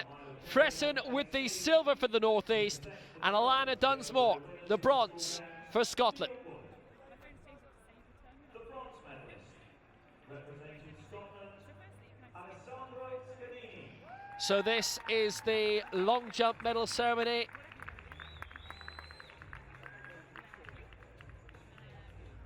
Alessandro Scanini with the bronze for Scotland, 6 metres 56. An improvement with the final attempt, but was 7 centimetres away from gold. Silver for Michael Akuamofo for the Southeast, 6 metres 68, his distance. And gold for the England Schools champion, Patrick Silla for the Southwest. He went out to 6.75.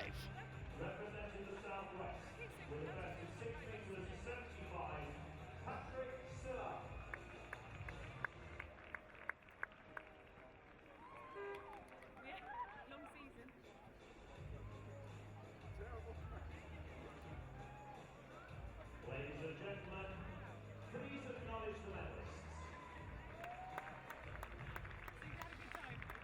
And that victory for Patrick Silla completes a clean sweep for major under-17 titles. He did that in 2014. He's done it in his final year as an under-17 in 2015. Congratulations, Patrick, the England under-17, Schools International, English Schools, and now School Games champion. Well, as you heard, he's also the SIAB champion. And that last got TV coverage in 2013 when it was in Dublin. Well, what a great victory it is, and he's done the clean sweep. Every available championship he has gobbled up in 2015.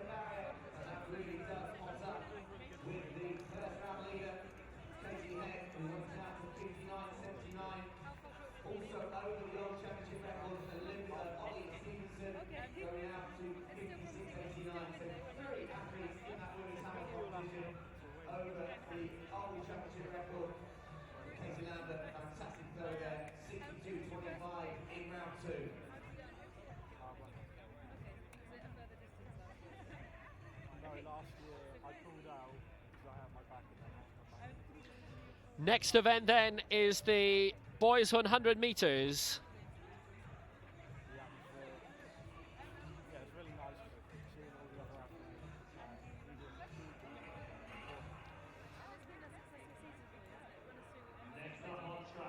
And it features the English Schools champion in lane 4, representing the Southeast, Cameron Little. So the Scottish champion was third in the Schools International, the SIAB. Drew McIntyre of Scotland is in lane 1. Fourth in the English Schools Championship this year, representing the Midlands in lane 2, is Kai Chambers-Brown.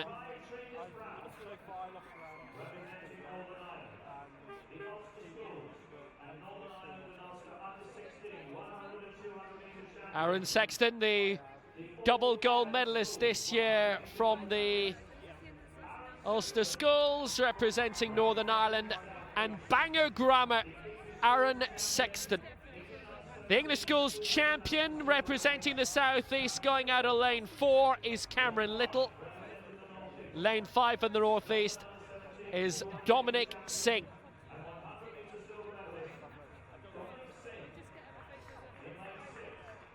Sixth in the English Schools Championship final over 100 metres this year, representing the Northwest, is Blake Brown.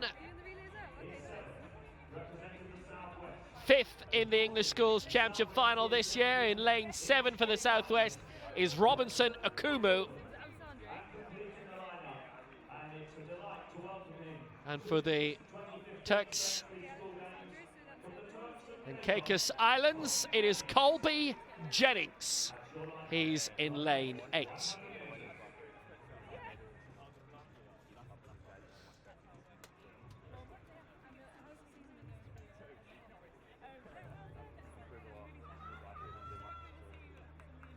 So McIntyre in 1, Chambers-Brown in 2, Sexton 3, Little 4, Singh 5, Brown 6, Akumu 7, Jennings in 8.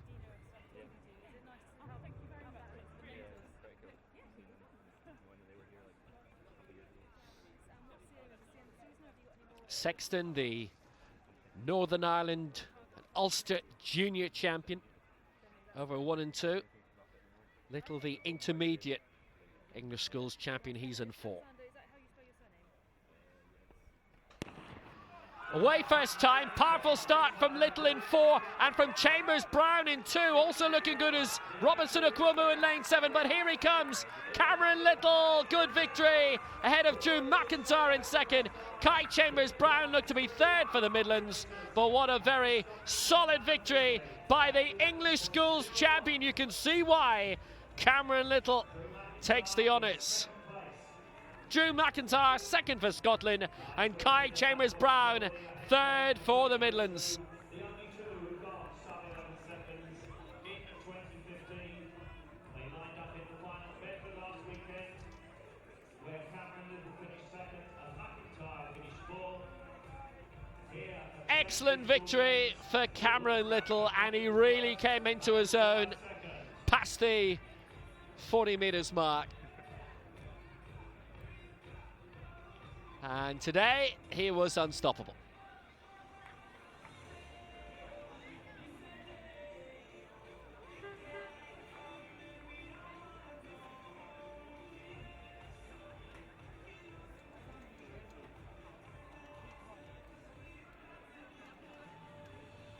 So coming up on my screen in front of me are the results of the women's 100 metres for Ambulant, and that really was a cracking race. Remember, down on the Mazda points, Maria Lyle taking the gold medal there. Time today takes it to number 2 in the world in this calendar year, 14.50, and that gives her over 1,000 points. So it really does put her in good shape going into Doha. So back to the hammer.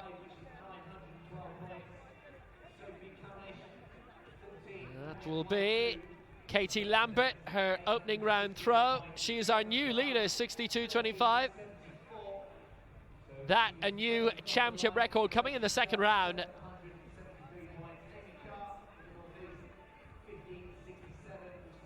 Currently leading ahead of Katie Head of the Southeast by 2.5 metres clear, 59.79.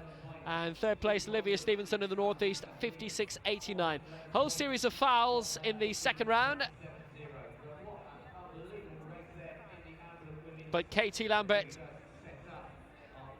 looking very good for now.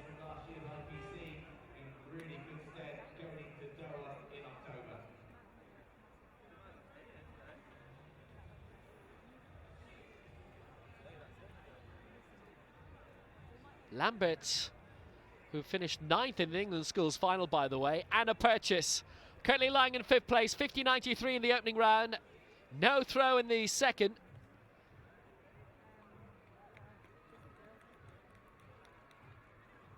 That's around 50 metres, but it doesn't look like an improvement. And would need 56.90 to get into the medals.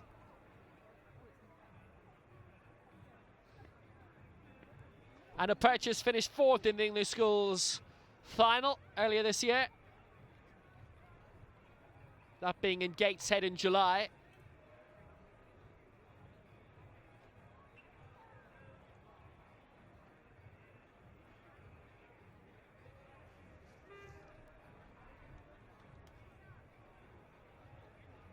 Next to throw for Northern Ireland will be Erin Moffat, currently lying in 7th place with her 2nd round attempt of 36.28.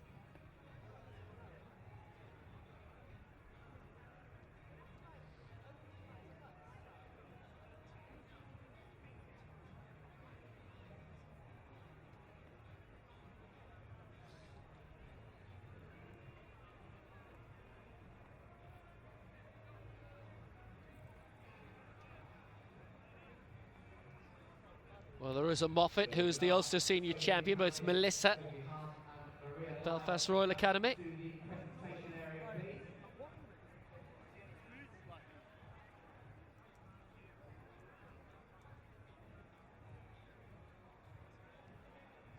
Still some ground to make up. They are sisters, Erin and Melissa. Ooh, Melissa's not happy. Erin's not happy, I mean. Melissa's watching, she probably isn't either. Well, Emma Ray held the lead for a bit. She's now down in 4th place, just outside the medals. 54.93.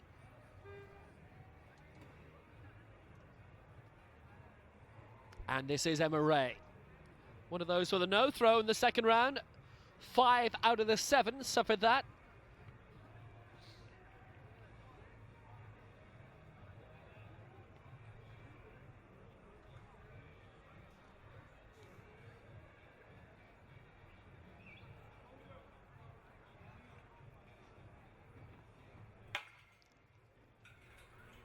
That just seemed to clip the rigging. Didn't make it.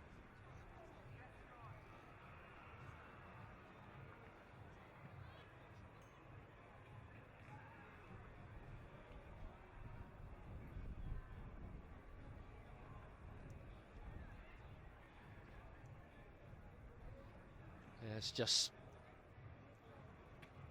strangulated right at the top of the throwing sector.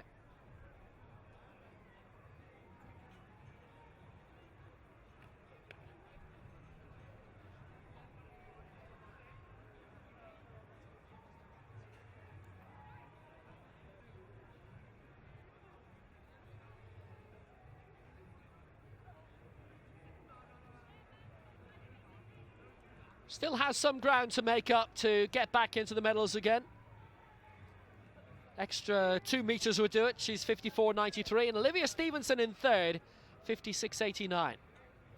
Our current silver medalist set a new schools games hammer record earlier this morning. 59.79 in the opening round, since surpassed by Katie Lambert. So Katie head. Third round attempt. Put a huge amount into it. You can hear the scream. That has gone out around 60 meters, but isn't enough. The English schools champion surpassed 60 meters, beat Olivia Stevenson by 1.3 centimeters in the English schools championship final at Gateshead, second weekend of July.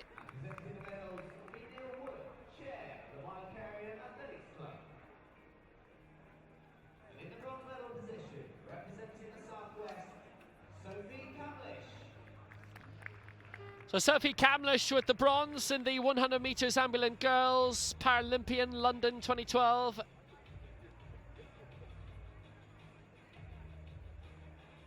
This again is done on points, I should tell you. Sophie Hahn finished second in the race, second on points as well for Midlands. The world champion over 100 metres for T38.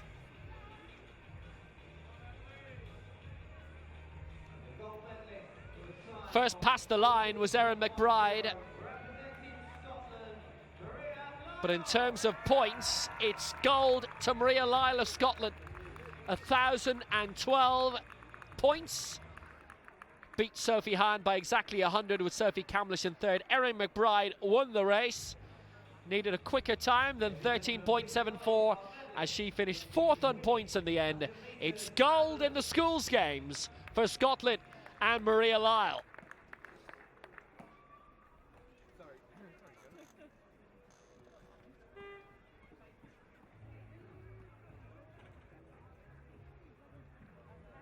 Lyle well in the frame for victory.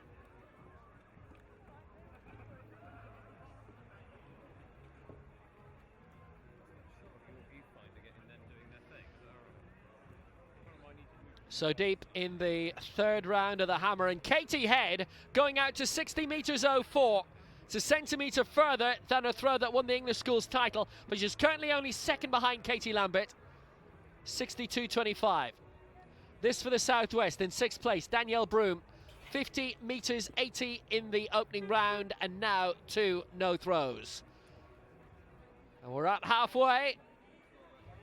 Katie Lambert for the Northwest in the gold medal position, 62.25. Silver medal position for the Southeast, Katie Head, 60.04. And in the bronze medal position for the Northeast, a bit back, 56.89. Olivia Stevenson.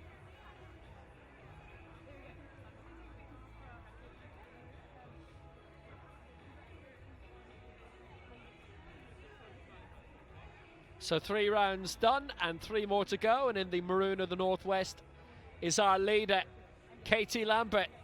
62.25 she's gone out to. That in the second round.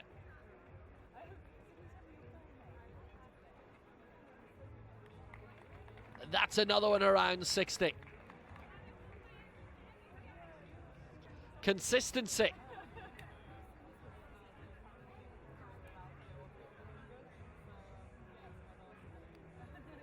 Well, that's 62.25, by the way. I make a personal best for her. Was 59.46 in Loughborough back in April. That was the previous PB.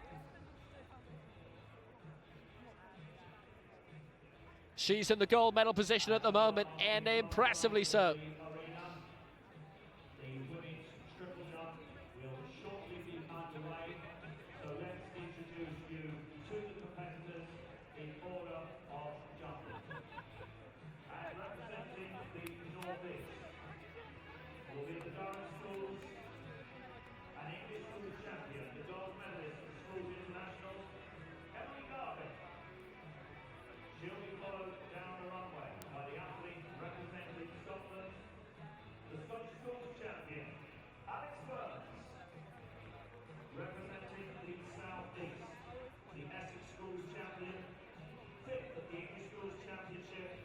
Girls triple jump will be next along the line. You could just see them shaping up for that.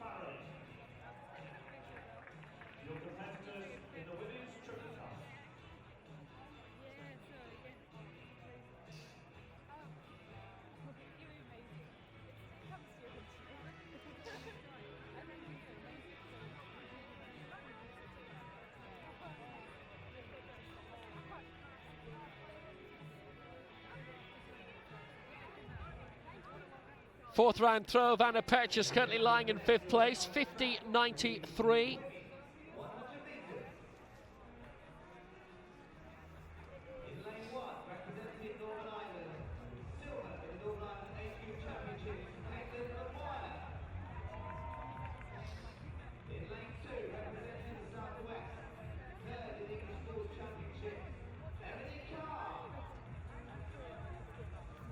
So next event is the women's 100 meters.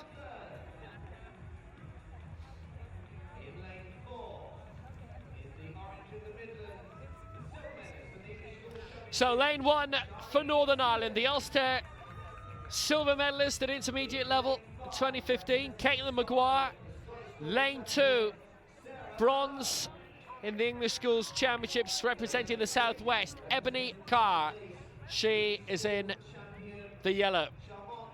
Lane 3 for the Northeast, all in black is Amber Thompson. Lane 4 for the Midlands, the England Schools silver medalist from 2015, Sarni Skirvik. Lane 5 for Scotland, Sarah Malone. Lane 6, the England Schools champion, representing the Southeast in the white singlet, Charlotte Webster-Tate. Lane 7 for the Northwest, Regan Walker. And lane 8 for the Turks and Caicos Islands, Sanadia Forbes.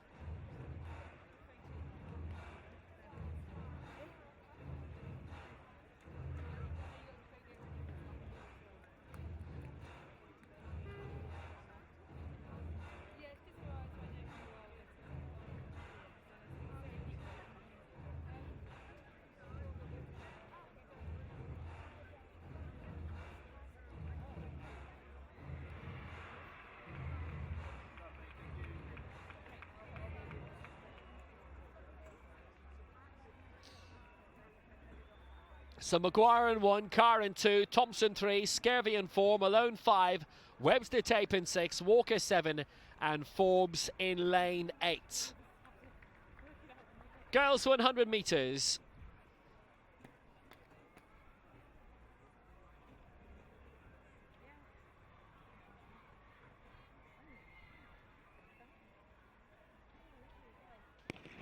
And away at the first time of asking, and a thumping start coming in lane 2 for Ebony Carr. But now here comes the England Schools champion, Webster Tape, in lane 6, looking good. She's got the win. Webster Tape takes it. Scurvy in second place for the Midlands, and Carr third for the Southwest. And that's the same 1-2-3 as in the England Schools final in Gateshead in July. Webster Tape takes it, takes another gold. Scurvy with the silver, and Ebony Carr with the bronze.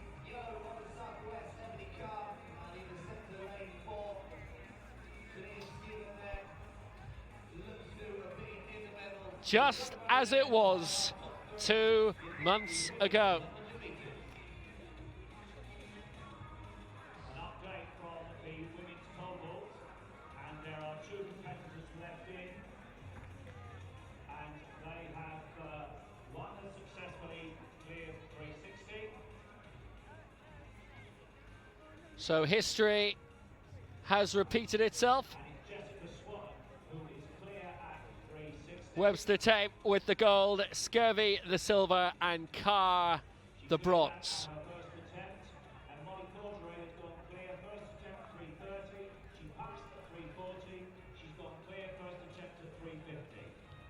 That's our update from the women's pole vault.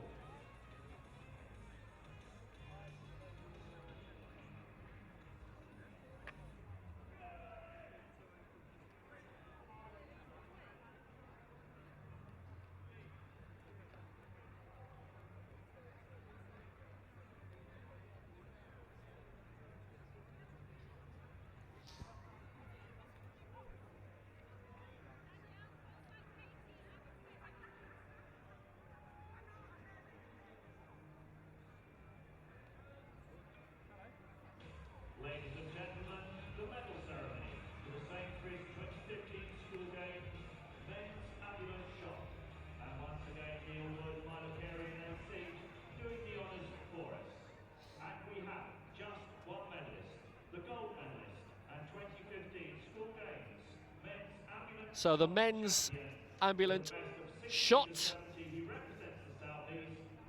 Joe Fundry is our winner. He's an F37 athlete. Because of the number of competitors in this, we have just the gold medalist rewarded. And ladies and gentlemen, please acknowledge our medalist. He is our champion.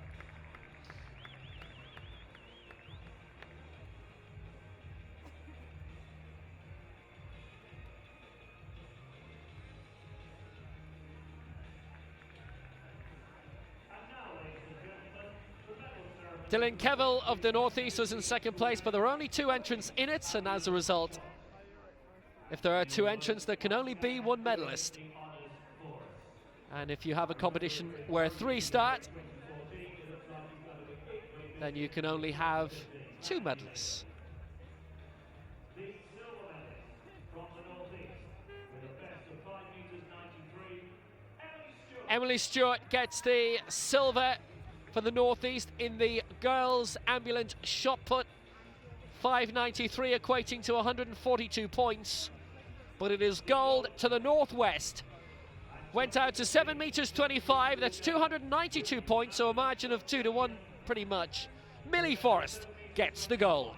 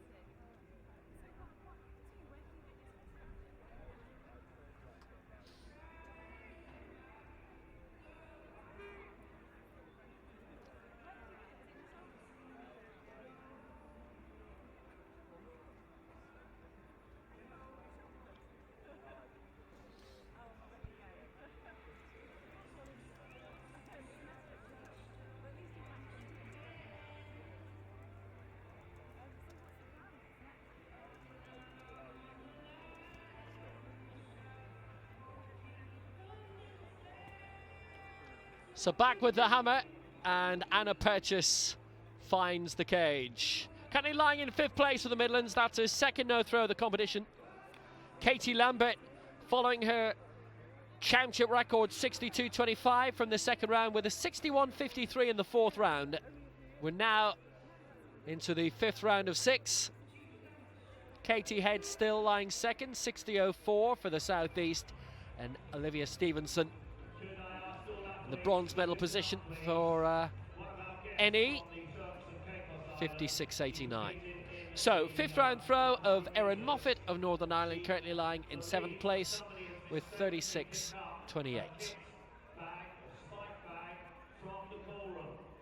Please check that you have the right spike bag, kit bag with you.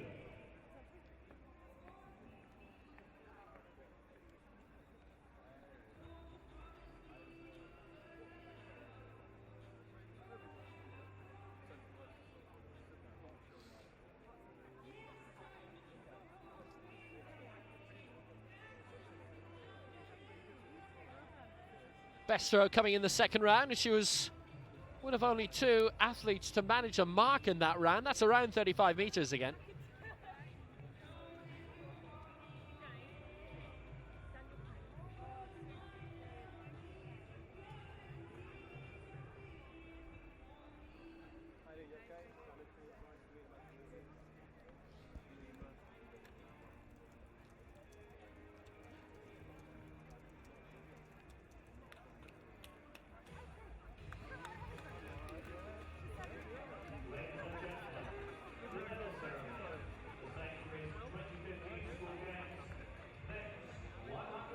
Well, that was a cracking 100 metres.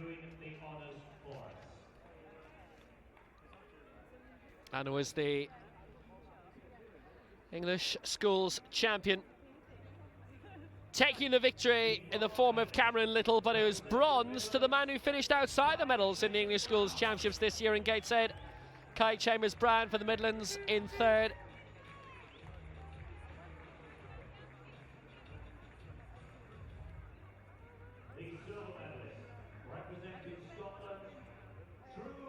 Drew McIntyre, who finished 3rd in the schools international, coming 2nd in the schools games, 11.20 his time. Chambers-Brown had the same time, by the way, as Blake Bound of the Northwest in 4th, 11.32, but they were all in the wake of the English schools champion, claims gold in the schools games as well. For the Southeast, 11 seconds dead, it's Cameron Little.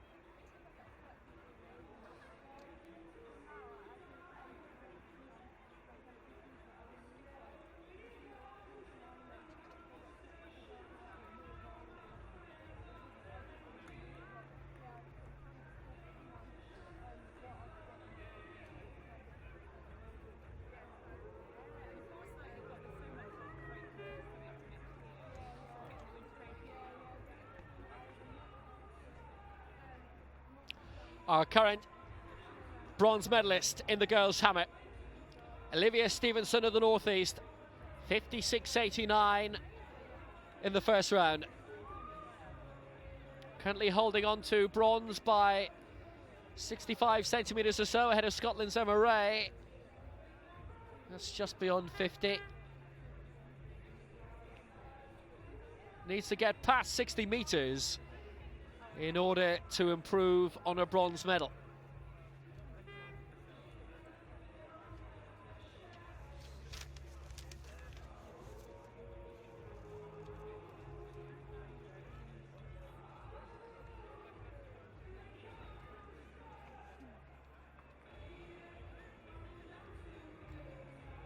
So next up for the Southwest, in 6th place, this is Danielle Broom. 52.86 her best so far, and that came in round 4.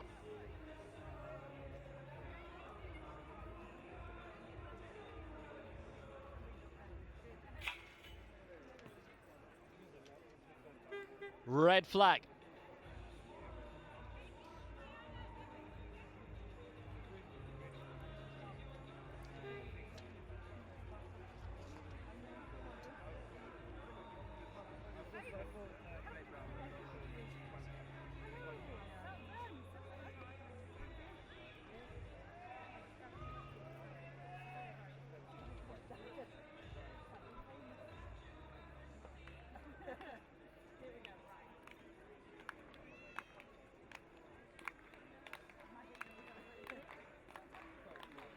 So into the final round, our champion-elect is Katie Lambert, 62.25 in the second round, and just seems a little short of 60 this time.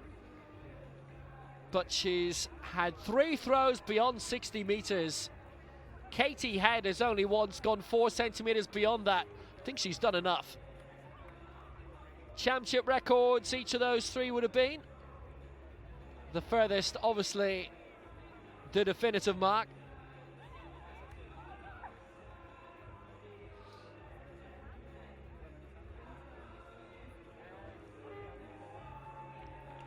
She's improved her lifetime best by 3 metres today.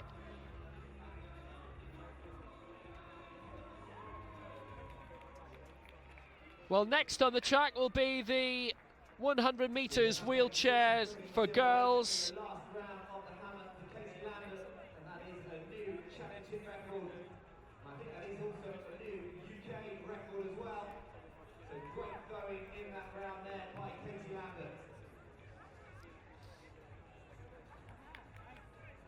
Well, that has gone out to 63 metres 08 from Lambert, by the way.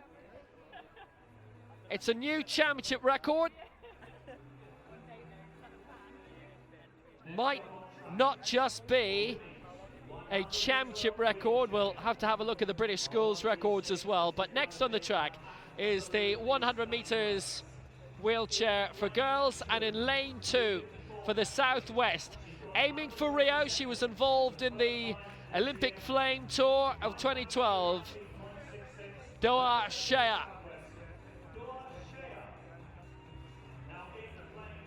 Lane 3 competed in the London Marathon 2015. For Scotland, it's Shelby Watson.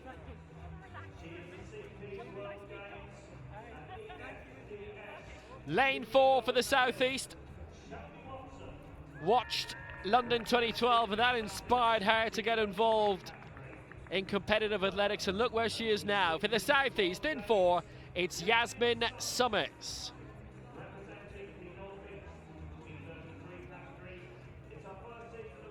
Lane 5, Sophie Taylor for the Northeast. She's a T33 athlete.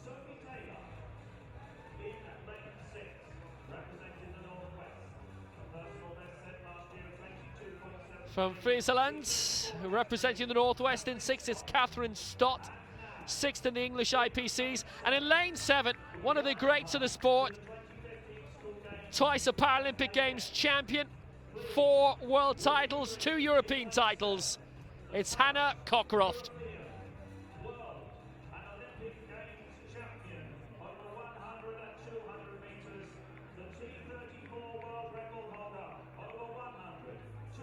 Here is a guest, and what a guest. She's the reigning champion over 100, European, world and Paralympic champion. And Hannah Cockcroft gets great acclaim from around the stadium in Manchester. Would have competed here in the Grand Prix just ahead of London 2012.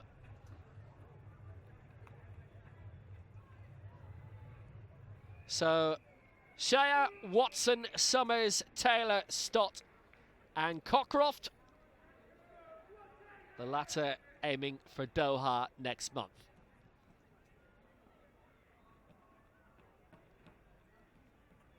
Multi-category event, so it will go down to points. The first past the line, not necessarily the winner. Especially if it's Cockcroft, I imagine. So away we go. Shea starting well for the Southwest.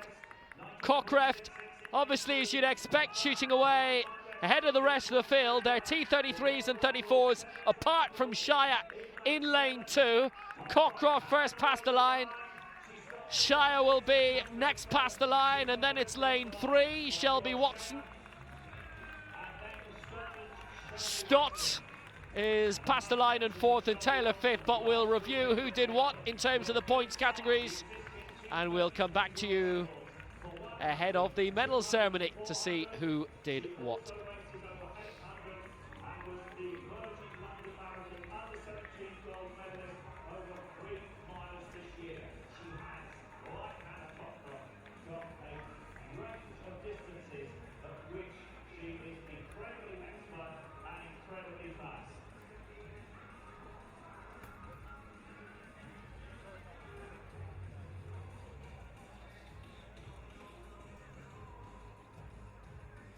So Hannah Cockcroft, as you'd expect, through the fastest.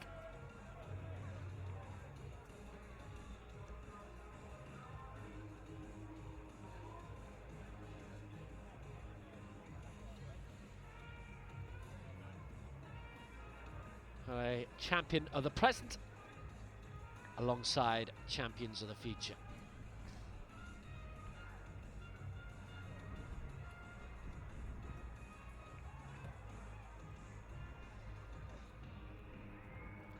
So next up is the girls' triple jump, about to get underway. Ladies and gentlemen, the medal ceremony for the Sainsbury's 2015 School Games Women's 100 metres. But before that, the girls' 100 metres medal ceremony. And this is how they finished in the English Schools Championships as well.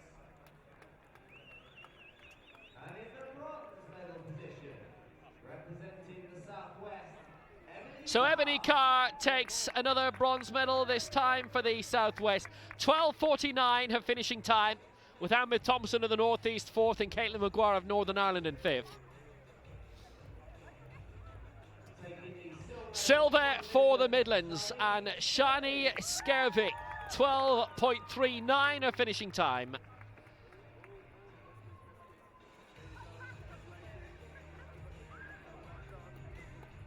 But it is gold for the Southeast. The English Schools champion is the Schools Games champion as well. 12.22, the winning time for Charlotte Webster Tate.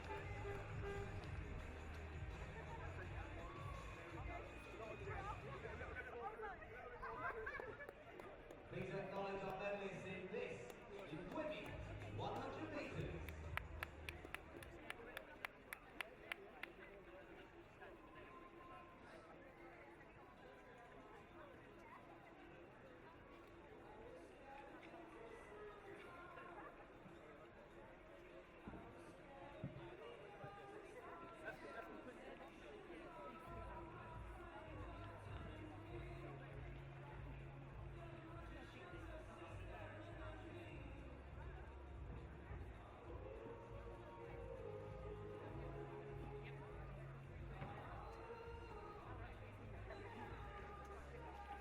Well, we've got 4 going to the line of the boys' 100 metres wheelchair, and included in this, athletes ranked in the top 7 in Britain so far in 2015.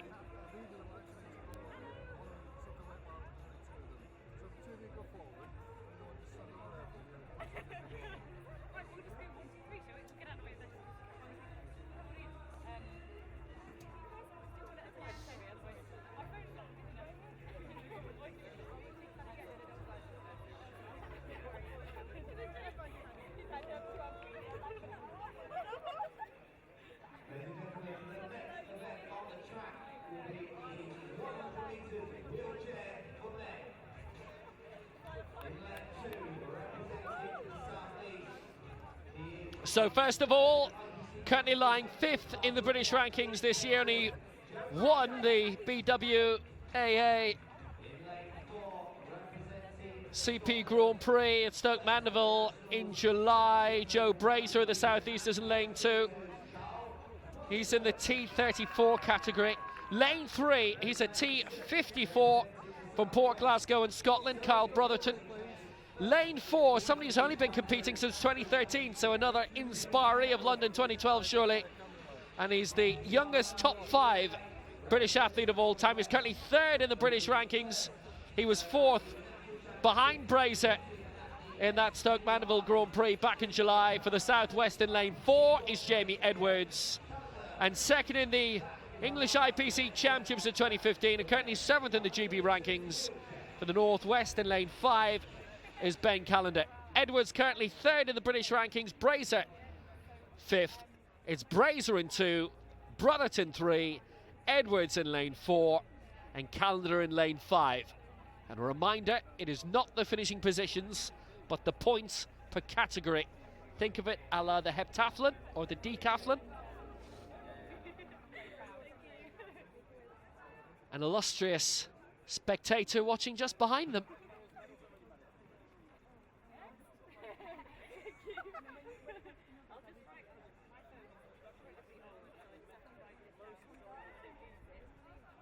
So Brazier, Brotherton, Edwards and Callender.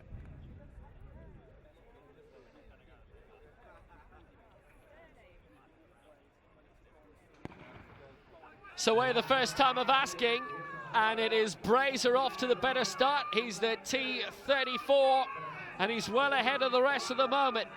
2nd place is Brotherton. It's between Edwards and Callender for 3rd, but Joe Brazier's going to get the victory here. And it's going to be a good margin of victory also. Brazier for the Southeast. 2nd is Brotherton for Scotland ahead of Edwards of the Southwest. And Ben Callender of the Northwest is in 4th. But it's all down to who does what in terms of the points. And we'll come back to you ahead of the medal ceremony to tell you if Brazier's victory is enough to get him the gold.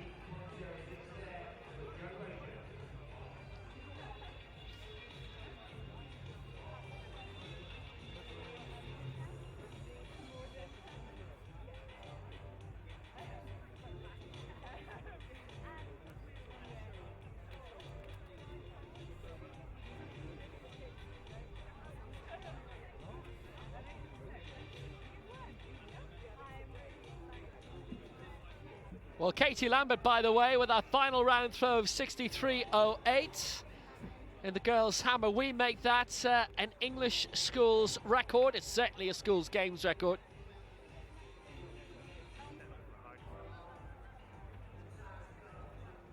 And it's further than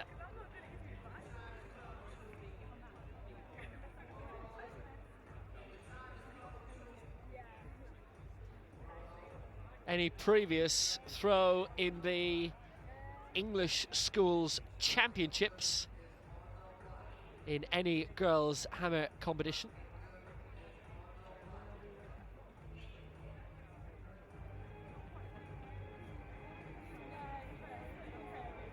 Katie Head with the silver 60.04 for the Southeast, and bronze for Olivia Stevenson of the Northeast, 56.89. But gold, what a throw. Katie Lambert, 63.08.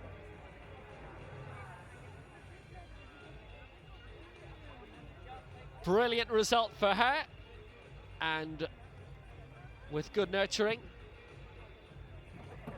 maybe, just maybe, we see her in years to come in international competition.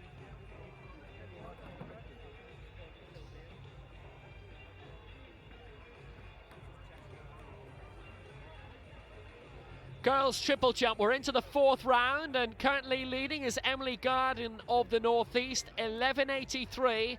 Then a 4th round attempt. This the 4th round effort of Madeline Smith, currently in 7th place for the Southwest.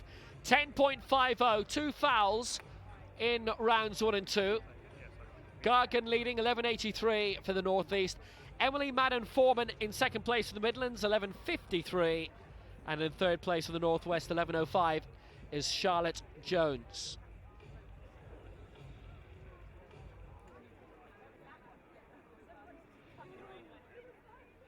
Emily Gargan, the English schools champion, 12.05 in Gateshead in July.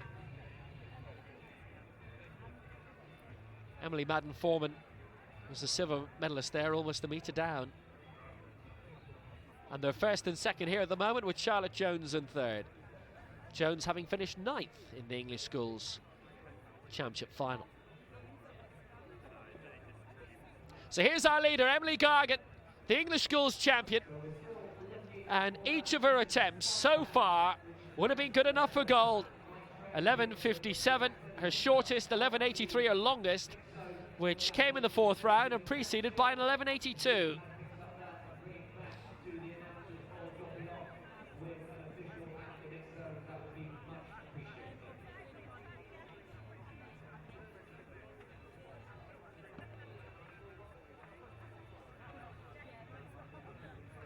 Well, Gargan seems set fair for victory here. It depends what Emily Madden-Foreman can produce herself in this 5th round.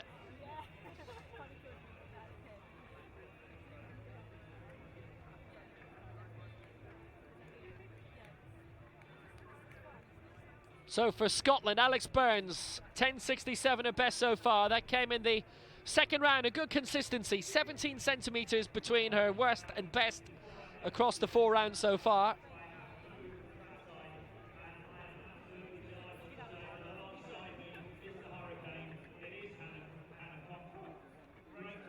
.11.57 is the lifetime best, by the way, of her 2nd placer, Emily Madden-Foreman, and she's not far off that. Needs to improve by 30 centimetres, a lifetime best, really, to catch up with Emily Gargan.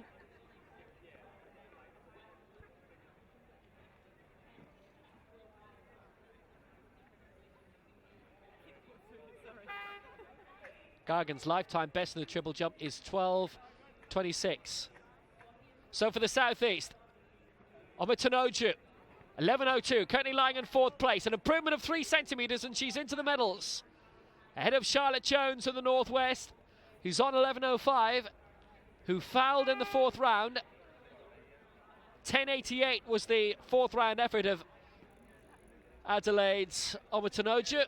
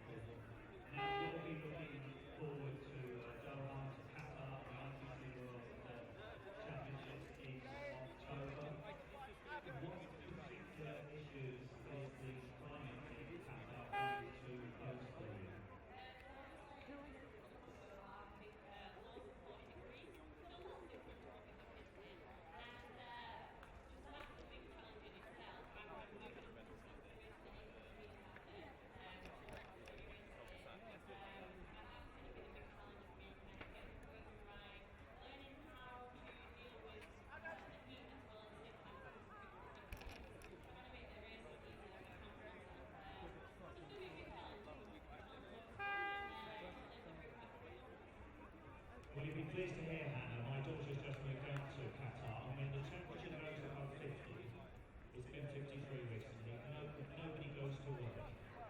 But thinking, focusing now, you mentioned tactics there, and I've watched the 800s and the 50s and the long races at the Paralympics.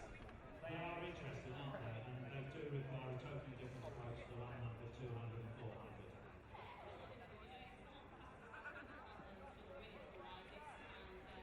Well, next on the track is the boys' 400 metres, and it features the England school champions and Alex Greatrex of the Northwest. He's in lane 6. It's Mohammed Wiley of the Southeast in lane 1, finished 8th in the England schools final this year. Andrew Proctor of Northern Ireland is in lane 2. Owen Richardson of the Southwest in 3, the English schools bronze medalist of 2015. Lewis Brown of Scotland is in lane 4. Sam Roberts-Nash of the Midlands is in 5, the silver medalist at the English Schools Championship in 2015.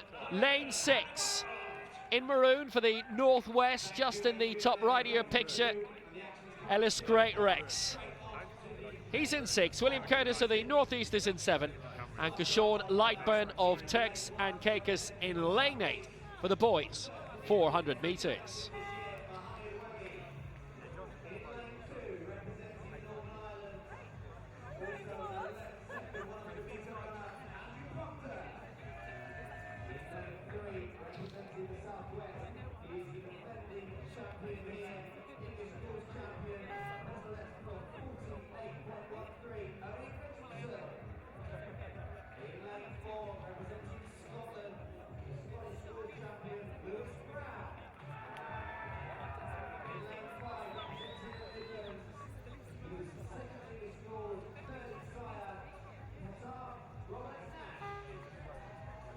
Andrew Proctor, who had 2 indoor podiums at the Northern Ireland and Ulster Championships this year in the 200 and the 400.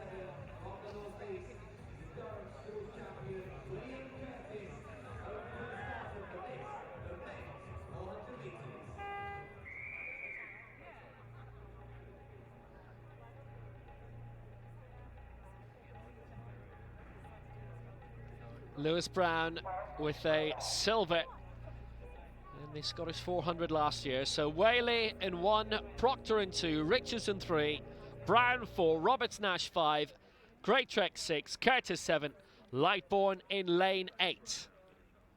For the boys, 400 metres.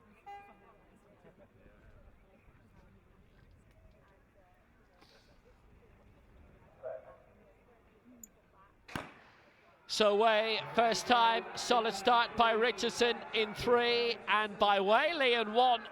Finished 8th in that English schools final, but he's already past Proctor.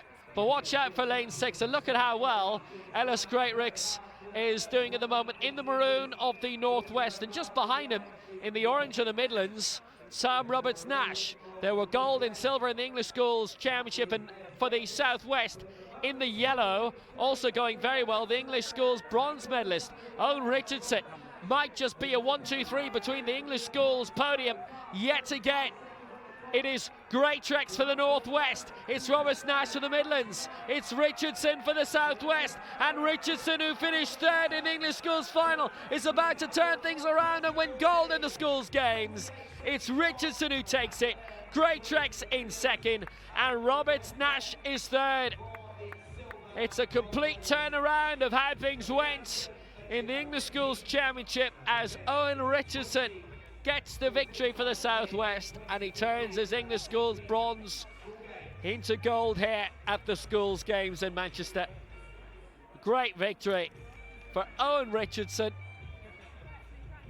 Took the lead around the final turn. Greatrex was fighting with Roberts Nash. Fought him off again, the Midlander, who finished 3rd, he in the orange there. But it's thumbs up for Owen Richardson, who gets 400 victory here. Silver for Ellis Greatrex for the Northwest, and bronze for the Midlands and Sam Roberts Nash.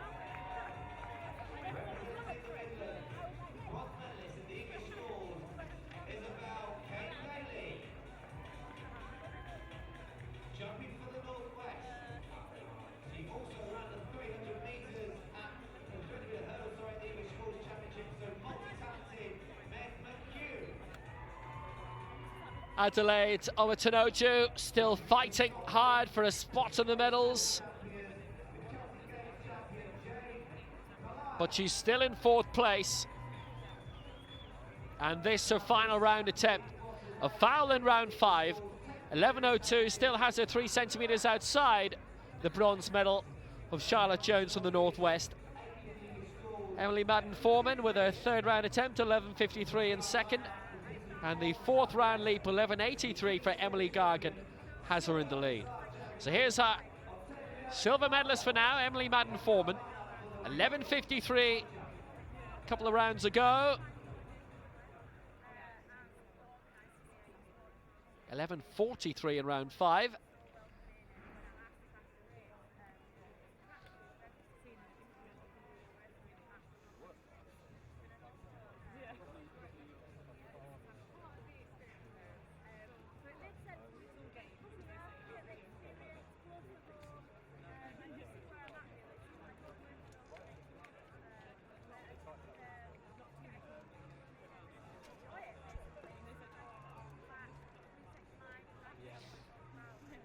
And our current bronze medalist from the Northwest is Charlotte Jones. 11:05 in the 2nd round, couple of fouls since then.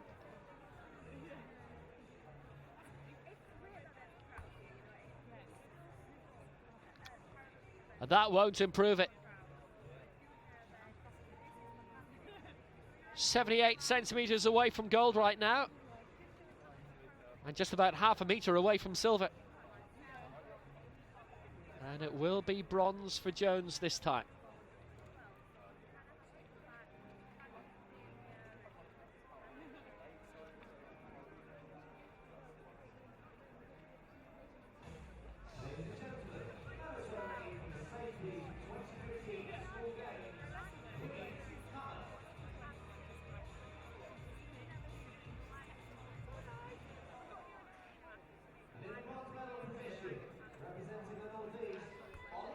So the medal ceremony for the girls' hammer, where records were broken today fantastically. Olivia Stevenson with the bronze for the Northeast, 56.89, and relative northern home soil. Silver for Katie Head and the Southeast, 60.04, the English schools champion, but silver here.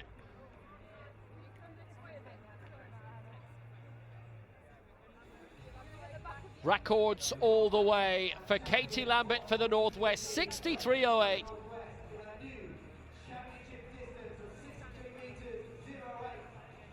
She has the championship record and she has the schools games gold as well.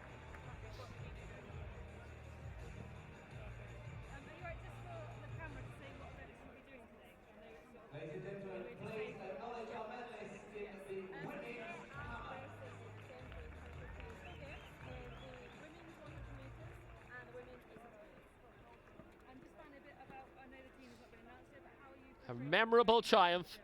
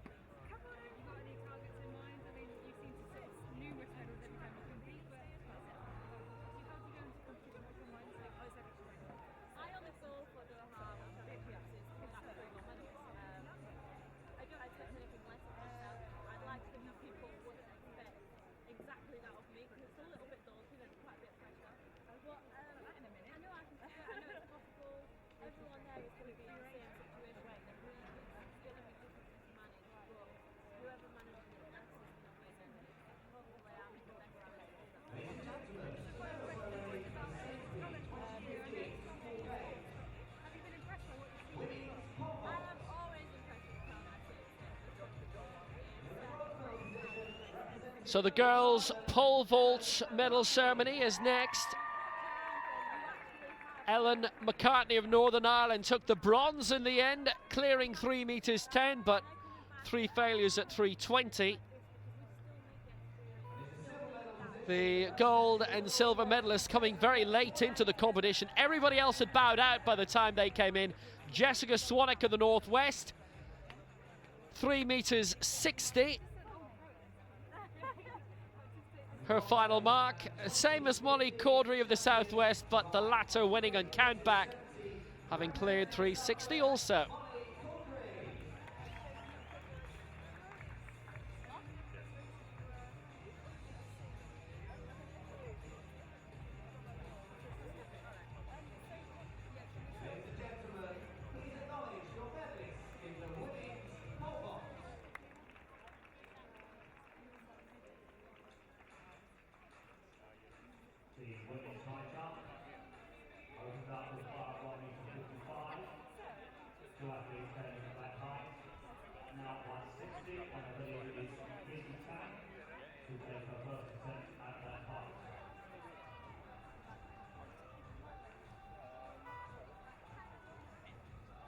Girls, high jump just getting underway. This is Phoebe Tan of Northern Ireland, and she's clear at 1 meter 60.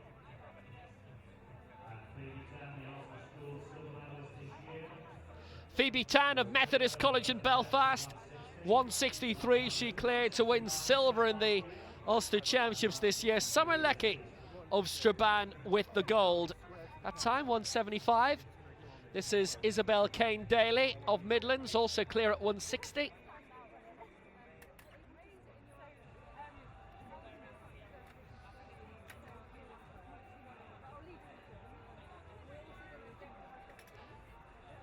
She the bronze medalist from the English Schools Championships in Gateshead in July. Octavia Cavell is the English champion.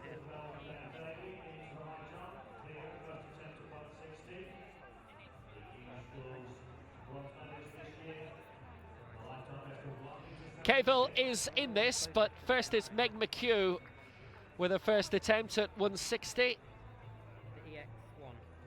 But knocking.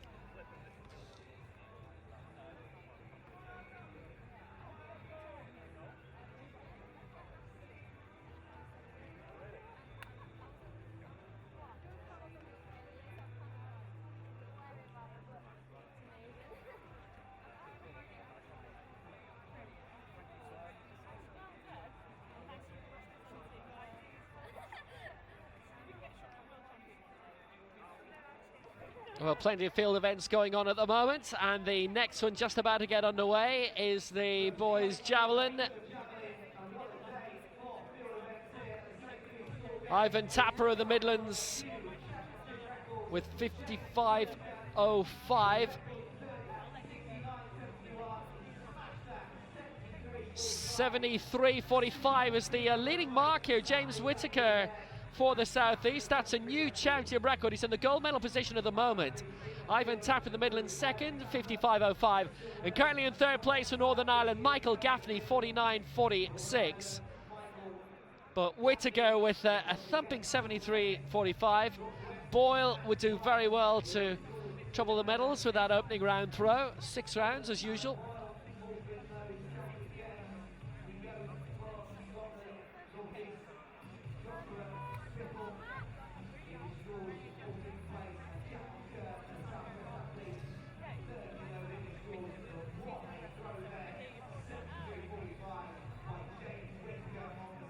Back to the high jump, and this is Jade Carlisle of Scotland.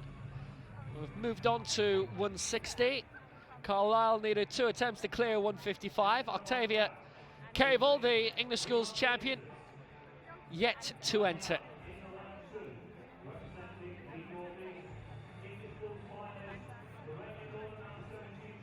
And here she is, about to enter the fray,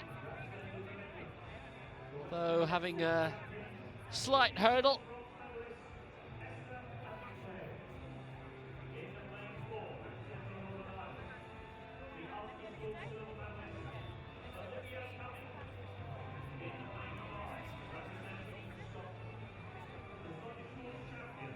So here's the first attempt of the competition for the English schools champion, and Cavell well clear. Not a problem.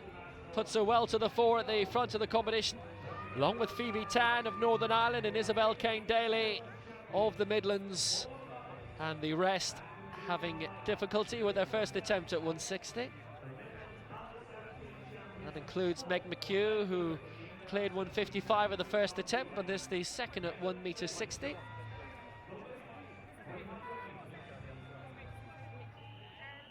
We'll need another attempt. Only one left for Meg McHugh, and in a bit of bother as a result.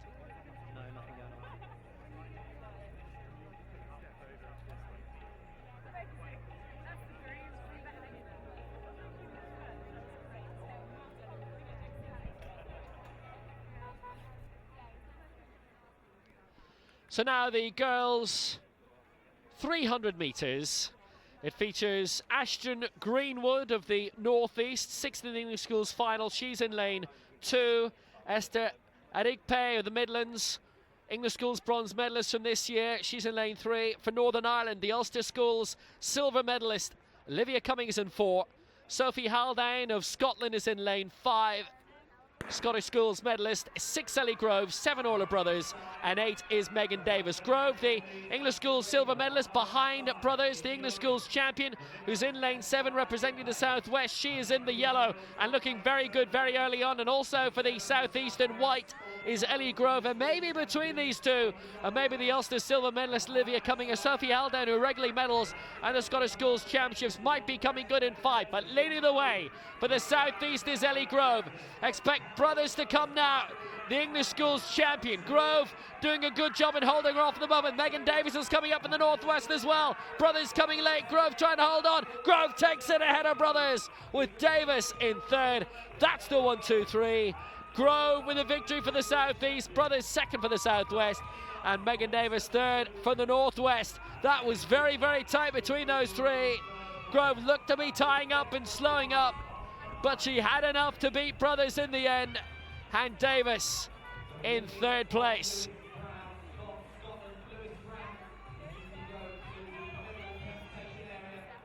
Good win, good resolve, and all of the hard work done really in the opening 150. That's where she established the lead and had enough of a gap. Brothers began to reel her in, but Grove gets the triumph.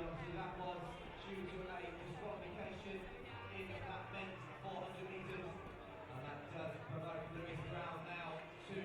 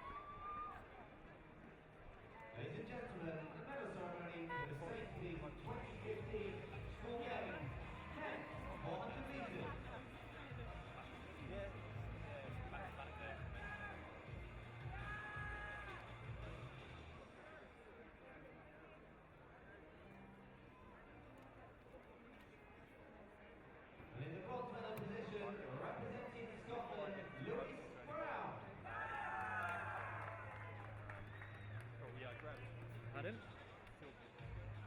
John.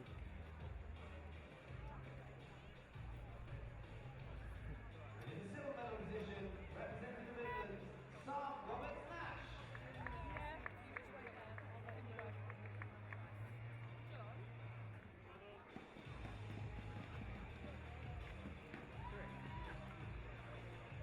Retained his title from 2014, wearing the colours of South Yeah, I can't really get that. Off 48.73, Owen Richardson.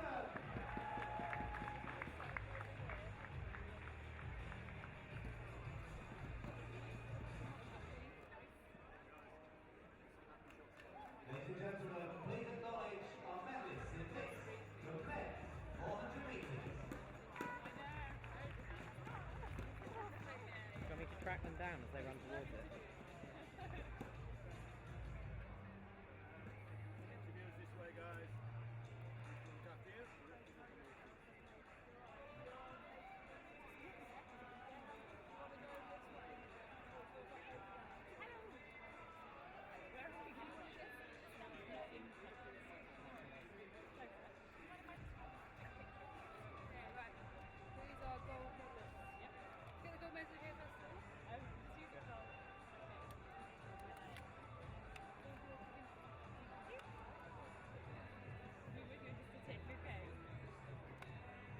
Okay, will do.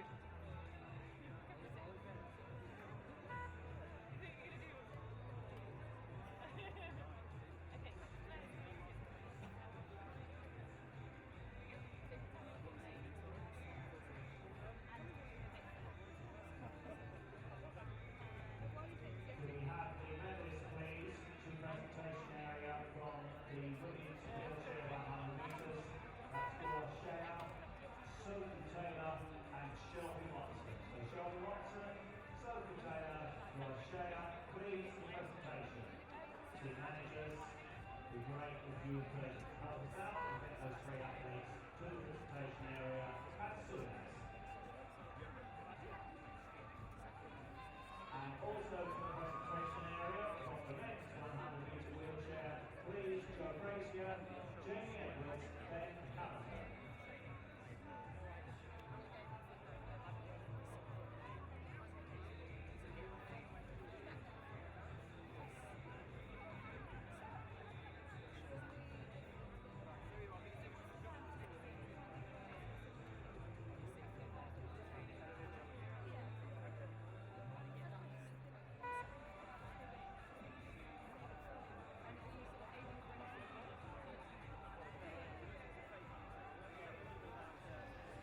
So the field events continuing. We're back to the girls' high jump, and McHugh really dicing with danger a bit. She managed to get over 160 in the end. This 163, but a second failure for her.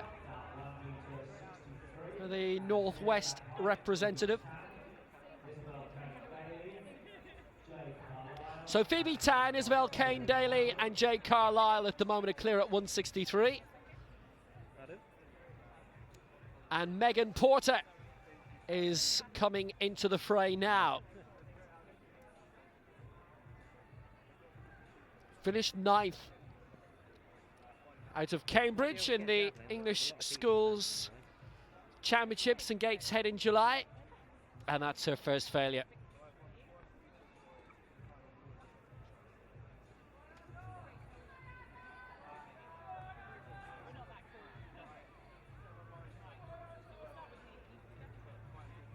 See my shot on the javelin?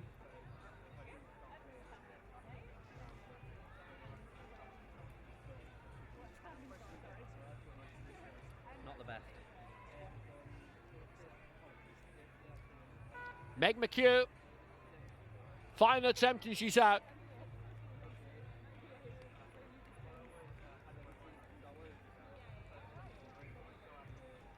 Needed 3 attempts to clear 160. And misses out at 163.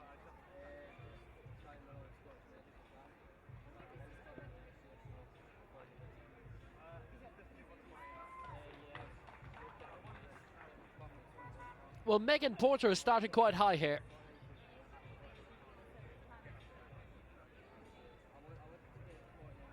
Final attempt at 163.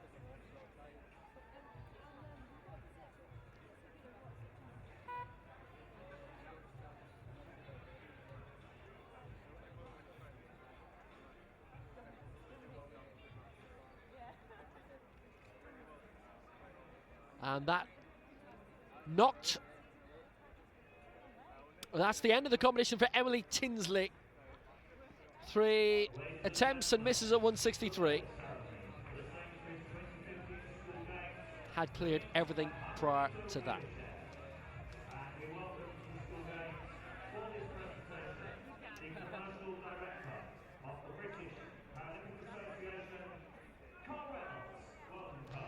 So it's the 100 metres girls wheelchair, and remember this was down to points and not finishing positions.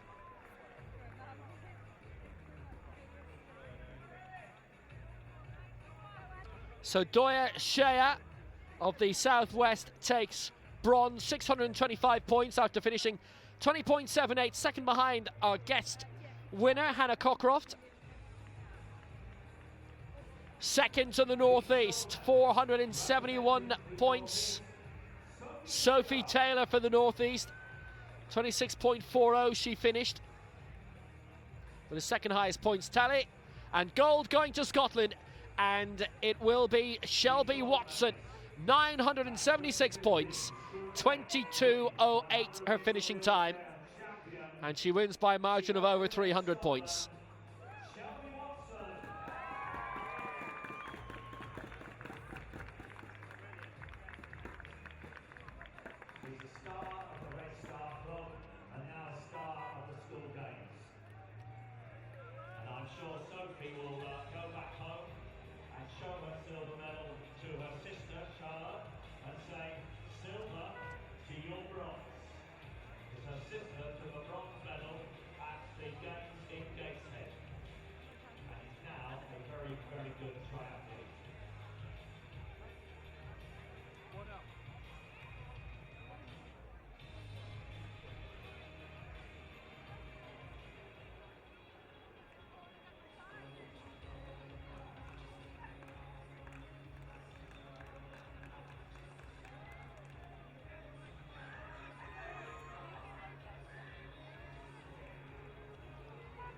So Scottish gold for Shelby Watson.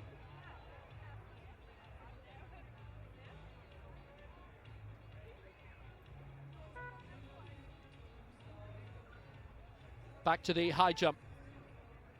English schools champion Octavia Cavill. Clear at the first attempt at 160. Clear at the first attempt at 163. So this 166. Misses at the first attempt. 2 more to go. 171 she cleared from Buckinghamshire to win the English Schools Championship ahead of Abby Ward of West Yorkshire and Isabel Kane Daly of Warwickshire back in July.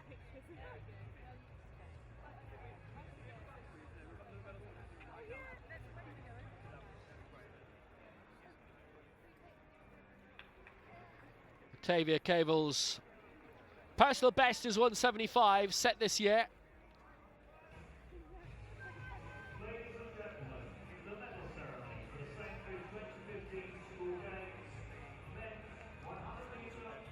So the 100 metres wheelchair boys, and again this was a points event. The times related to points, a la the decathlon or heptathlon.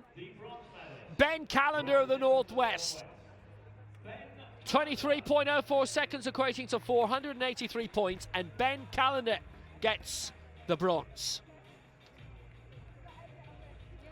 Second in the English IPC Championships this year, ranked 7th in Britain at the moment, and 3rd today. Silver for the Southwest, 21.55, 647 points, and Jamie Edwards, currently ranked 3rd in Great Britain, his 3rd year of competition, and he gets the Schools Games silver. And it's gold to the Southeast, and Joe Brazier, 19.05, 743 points. Smoke and Joe Brazier gets the gold.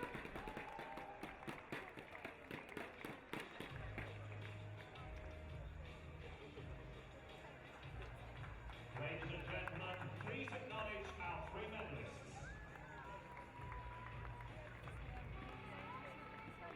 Next up on track on the far side is the men's 1500 metres steeplechase. On the inside, representing Northern Ireland, 6th in the Irish Schools Championship, 2nd in the All-Irish Schools Championship. So the boys' 1500 metre steeplechase is going to be next up. And the field consists of the All-Ireland Schools silver medalists from this year. Ethan Dunn for Northern Ireland, he starts off in 1. The Scottish Schools champion, Jamie McKinnon, in this. 5th in the English Schools Championship, representing the South East, is Josh Barber. For Midlands, Daniel Wilkinson. In the English Schools final as well, but down the field, as was Harry Allen, representing the North East. He was 10th in the schools final. 11th for the Northwest in that schools final for England was Ryan Ashforth. And the English Schools champion representing the Southwest, James Beeks, the man to watch, and he is in the yellow.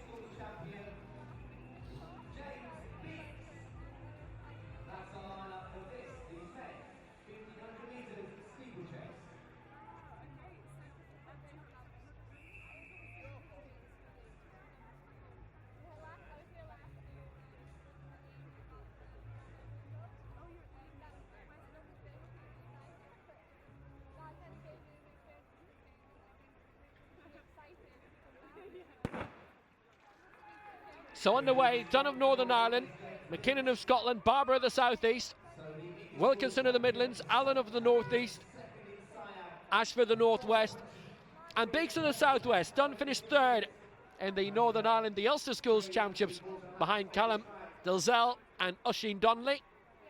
Dunn of Dromore High School. Holding the advantage at the moment is Jamie McKinnon. But on his outside, the man they all have to beat from the Southwest, James Beeks.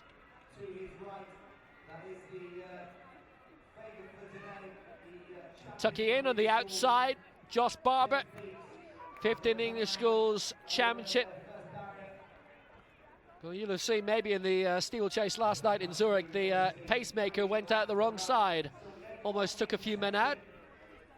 This one of the events in which things don't always go according to plan. But Beeks straight out in front, and he will have a plan to be out in front, stay out in front. Barber in 2nd place for the South East. 3rd for Scotland, their National Schools champion, Jamie McKinnon. Just behind and 4th for the North East is Harry Allen. And also for the Northwest, Ryan Ashforth. Daniel Wilkinson and Ethan Dunn at the back at the moment, but James Beeks happy with his position at the moment, right where he wants to be, which is out of the front. Right over the water jump for the first time as well. Comfortably ahead of Barber in 2nd place for the South East, and Allen for the North East in 3rd.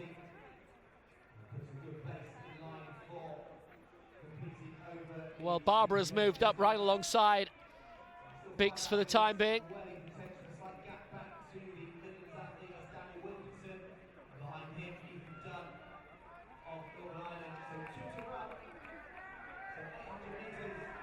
Beeks was straight over, and a bit of work has to be done by Ethan Dunn. He was a medalist in the Ulster Championships, but has to work very hard to get up with the leading group of 5 in order to be in with a chance of being a medalist at the schools games here. So James Beeks, good stride, excellent technique over the barriers, straight over. Jamie McKinnon, the Scottish champion, up with him at the moment, and just a slight gap back to 3rd place. And Josh Barber at the moment, and the North East, Harry Allen, is in 4th. Back to the water jump again.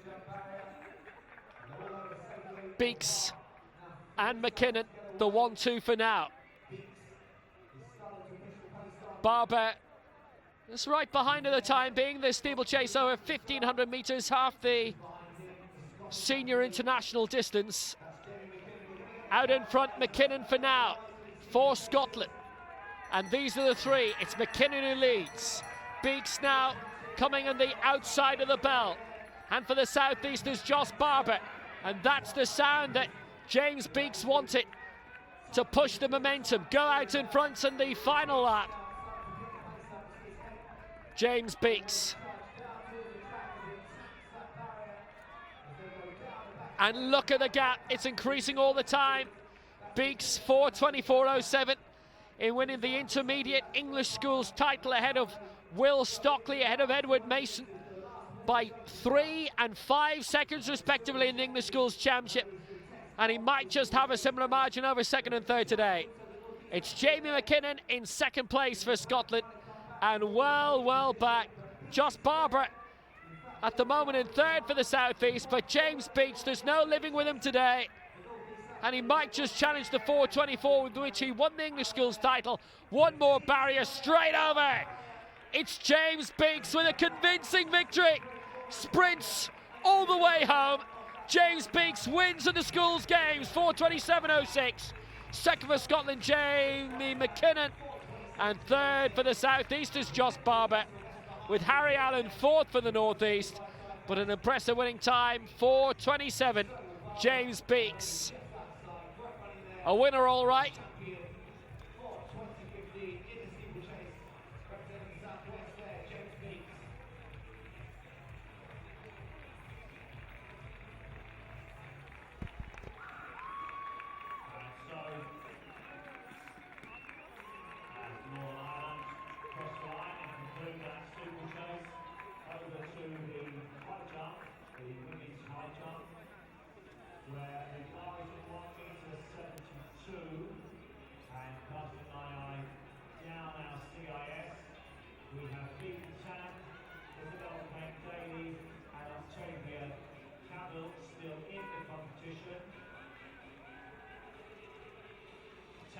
James Beeks, an excellent champion.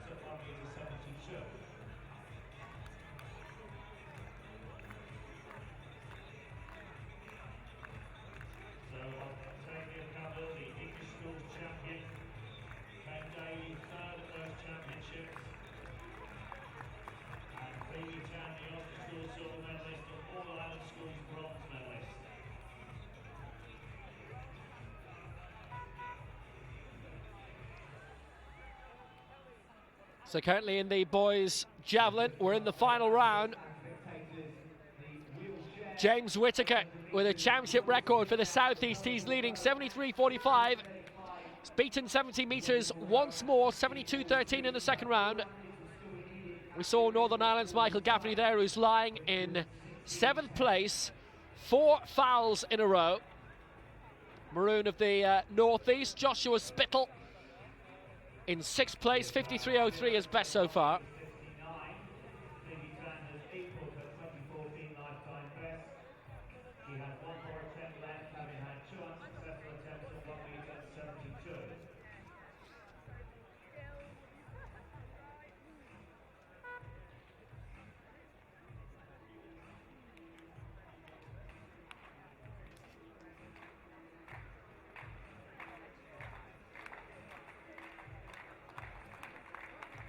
Ambulant of Scotland now third.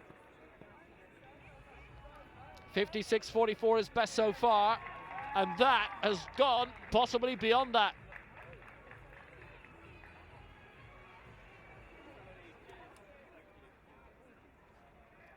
Had been lying in second place until Ivan Tapper's 61.29 in this final round to put him into second place, up into the medals, and he'll probably stay there.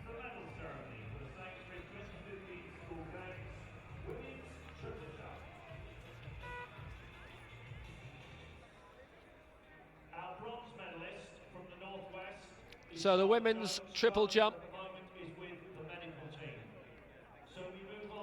Charlotte Jones of the Northwest finished third, but she's receiving treatment at the moment. 11 metres 13 for the bronze, which she'll receive later. Silver to Emily Madden-Foreman for the Midlands, 11.53, which she produced in the third round.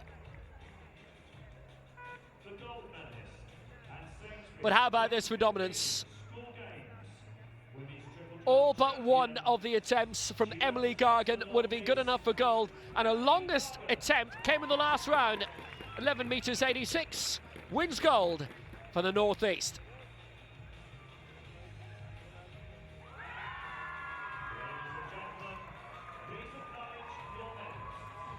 Emily Gargan, the English Schools champion, is now the Schools Games champion too. English schools gold and her gold medal from the Schools International. She was a bronze medalist here last year, gold medalist this year. Congratulations, Emily. Great work there, Adrian. A quick update on that men's javelin. Remember, we have had a championship record in that first round. James Whittaker going out to 73.42 and also going out to a very good distance. We've gone up to 172 in the high jump. This is Isabel Kane-Daly. Final attempt, and she is out, having cleared 169.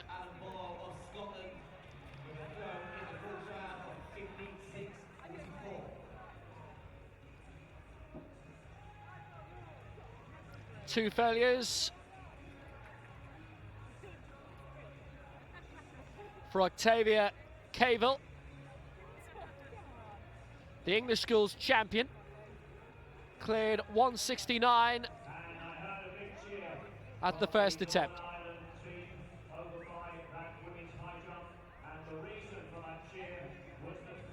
Now, a few moments ago, Phoebe Tan cleared 172, so Cavill must get this to stay in it, and she hasn't. So Cavill will only clear 169, and Phoebe Tan with a big success for Northern Ireland. And on count back, Kane-Daly second for the Midlands, Cavill third.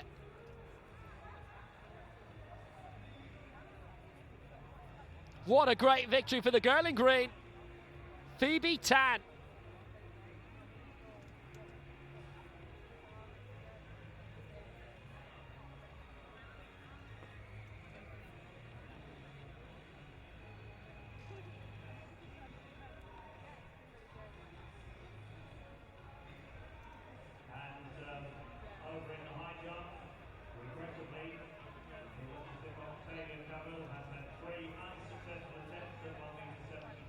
Lifetime best, beaten today. It had been 169 sets at the Antrim Forum last year.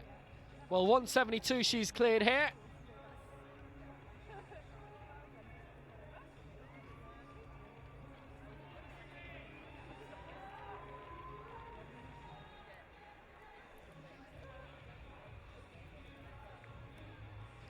Clears all the way until 172. Then those two failures, but great success in clearing it, the third attempt. Well, ladies and gentlemen, I'm delighted to say that now we can complete the medal ceremony for that women's triple jump. And here is our triple jump bronze medalist, Charlotte Jones. 11 metres 13. She's had a little bit of treatment. She may be a couple of minutes late, but it's okay. She won't be denied a medal.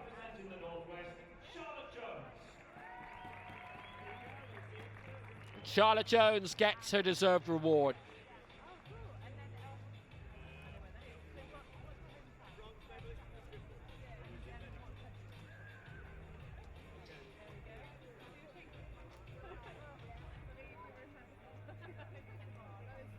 So Phoebe Tan going for 174, which would be another lifetime best. She'll get 3 attempts at it. That was Phoebe Tan taking her first attempt at that height. She must be feeling really good, having cleared that 172 lifetime best.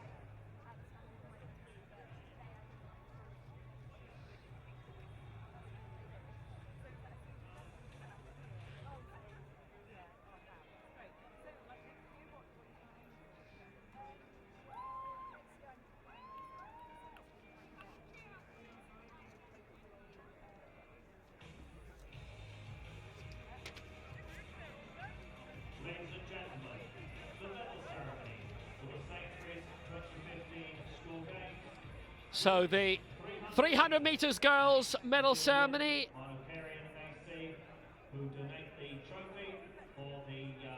Cracking race.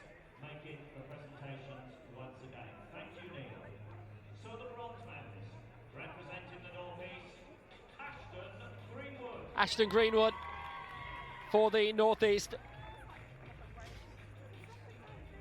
with the bronze medal, 40.08 seconds. Just edged out Megan Davis in the end. It's all the brothers with the silver for the Southwest. She was the English schools champion, 39.77.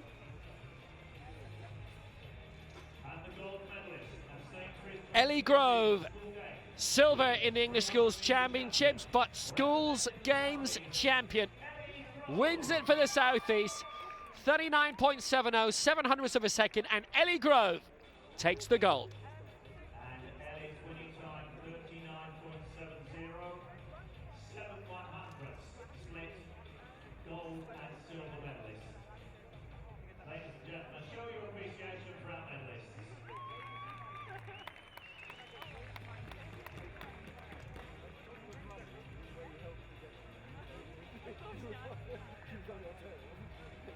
Well, we have our winner in the girls' high jump, Phoebe Tan of Northern Ireland.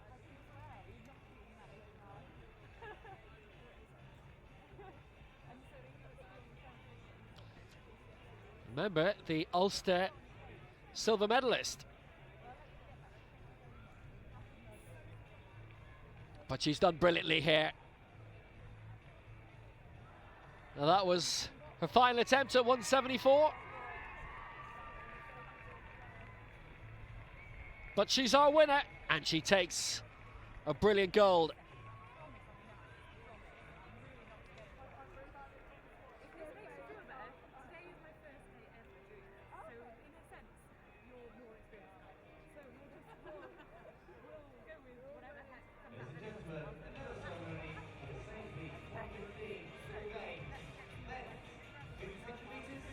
So the steeplechase medals now, and this was a domineering victory for James Beeks.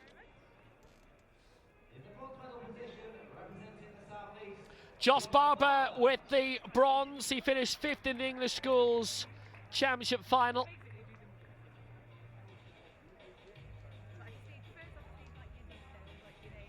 And a bronze here, 4:31.27, and he was comfortably 3 seconds inside the medals. Jamie McKinnon of Scotland, the Scottish champion, with the silver, 4:29.86, but it was a margin of victory of around 3 seconds, 2.82 in fact, for James Beeks. The English Schools champion is the Schools Games champion as well, representing the Southwest. James Beeks does it again.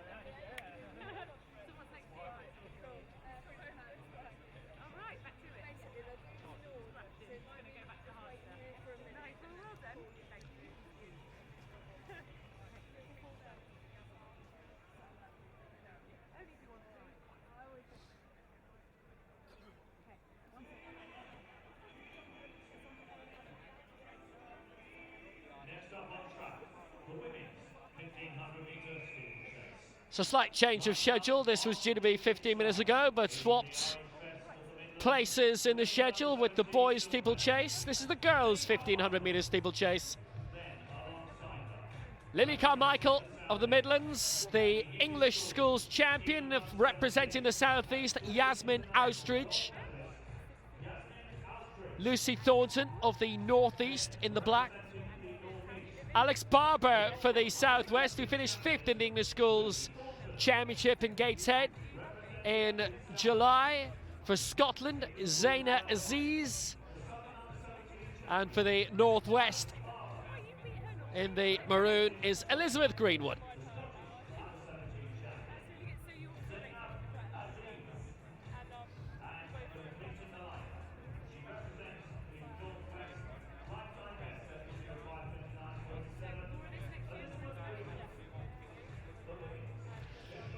So the English schools champion in this in the form of Yasmin Austridge, and the Scottish champion at under 17 level as well in Zaina Aziz.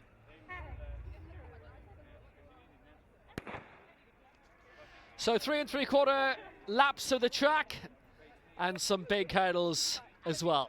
Carmichael, Austridge, Thornton, Barber, Aziz and Greenwood, and right out in front the English schools champion.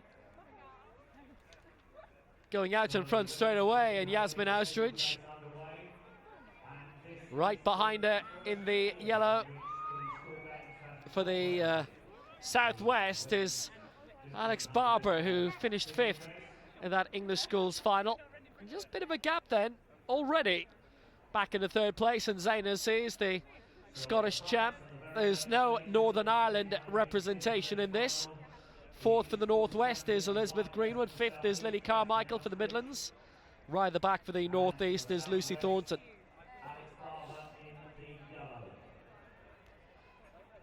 So Austridge and Barber, the two out in front with 3 laps to go.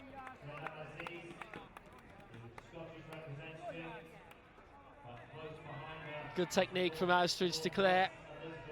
Similarly for Barber. You can just see that advantage that the top 2 have has been maintained all the way, with Zaina Aziz remaining in 3rd place for Scotland. And now moving up well for the Northwest, Elizabeth Greenwood in 4th place. But that margin's getting bigger and bigger with every stride. It's Austridge and Barber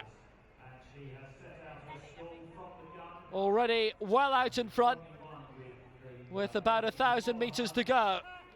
And an advantage of around 3-4 seconds, these leading 2 already holding.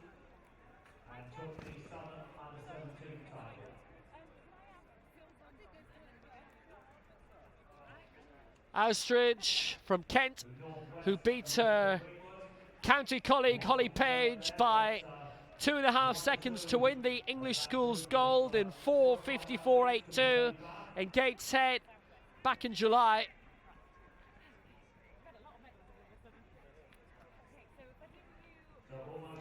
Couple of wears in India and Kazana were 3rd and 4th, and then Alex Barber in 5th for Berkshire.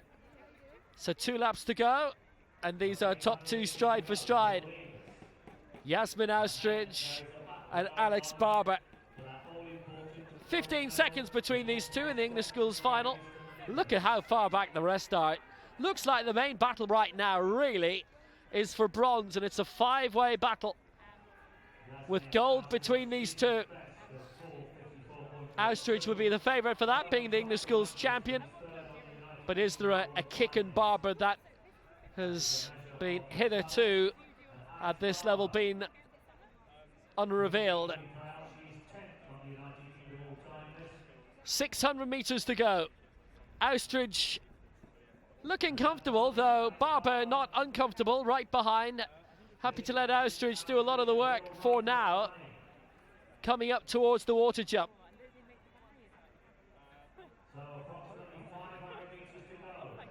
Well, we had an incredible situation in the European Games in Baku, where the eventual winner of the women's 3,000 steeplechase was ahead by half a lap, but slipped coming up to the final water jump, collided with the barrier right across the chest. Took about 10 seconds out of her, but didn't take her out of the race, and she came through to win. So this is one event on the track where you can never say that things are definitely ordained. A lap to go.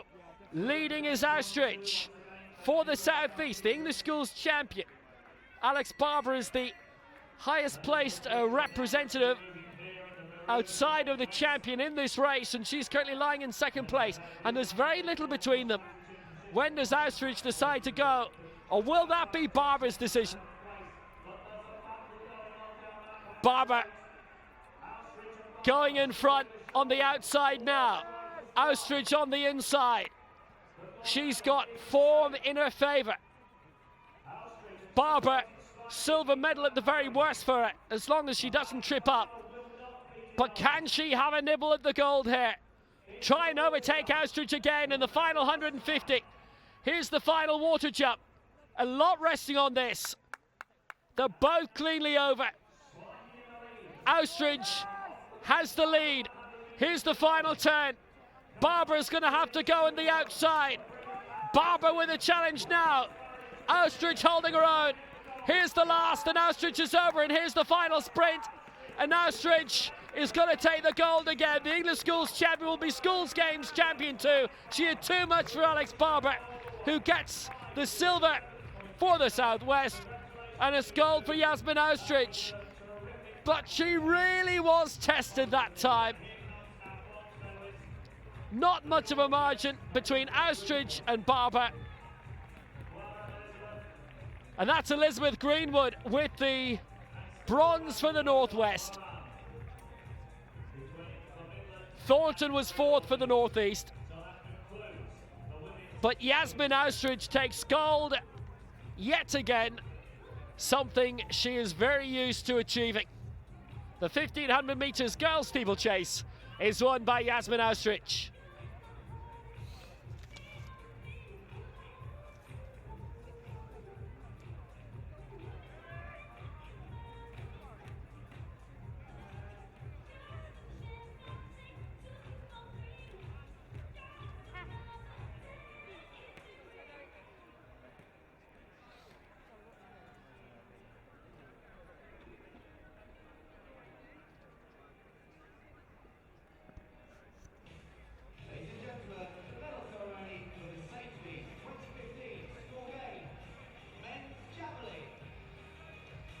So records falling again in the boys' javelin.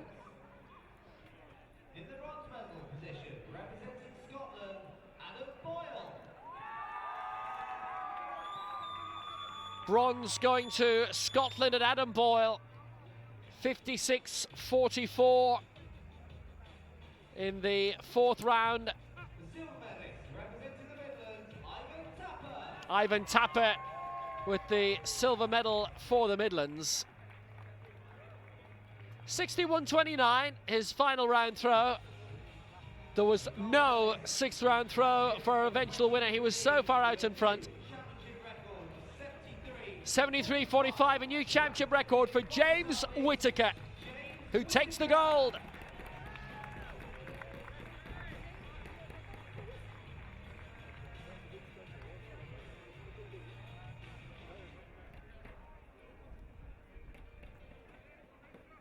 Ladies and gentlemen, please acknowledge your medalists of the men's javelin. 73 metres, and he's still 17.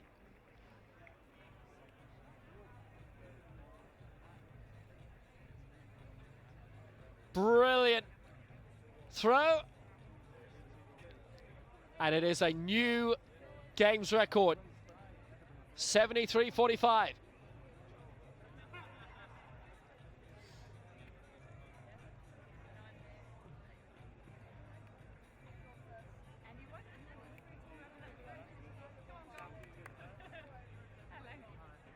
Say that again, sorry. Men's junior record held by Steve Backley. Just shy of 80 metres. Dating back to 1988.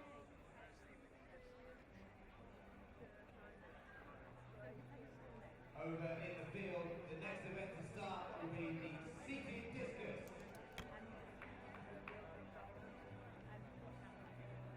The athletes include representing for the Southwest, Gareth Pickett. For the Southeast will be George Bernard. Going for the Northwest, Jane Bully.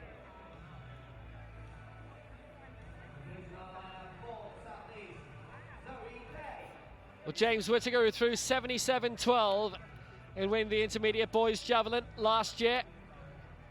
And the senior record, surely well within his compass when he goes up into that grade.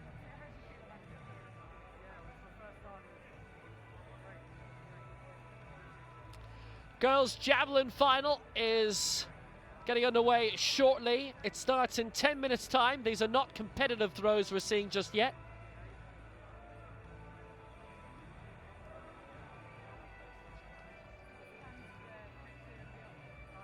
We've got Evie Harris-Jenkins for the Midlands, Laurie Dawkins for the Southwest, Ellie Fulton for Scotland, Alicia Levy of the Southeast, Holly Gilliand of Northern Ireland, Bethan Rees of the Northwest, and Abigail Bratton of the Northeast.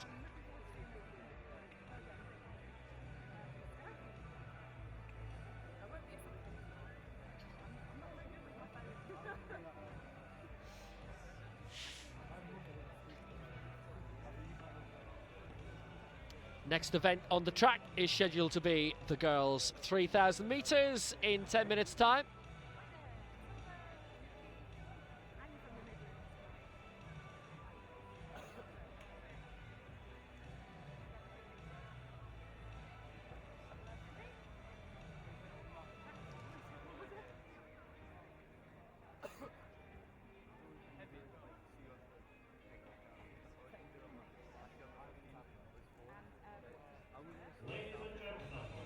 So this, the high jump ceremony.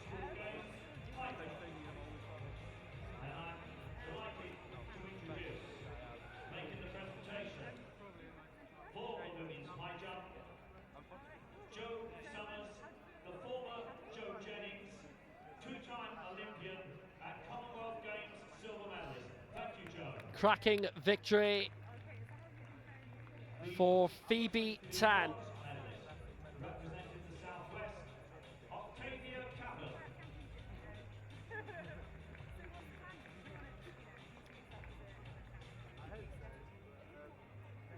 It was Octavia Cowell who finished in third place. 169 she cleared, but 3 misses at 172. So bronze for her, the English schools champion. Silver for Isabel Kane-Daly. She also cleared 169, but missed out at 172. The only athlete to make that, Phoebe Tan of Northern Ireland. She's not even the Ulster champion, but she's the schools games champion now. What a day to remember for Northern Ireland's Phoebe Tan.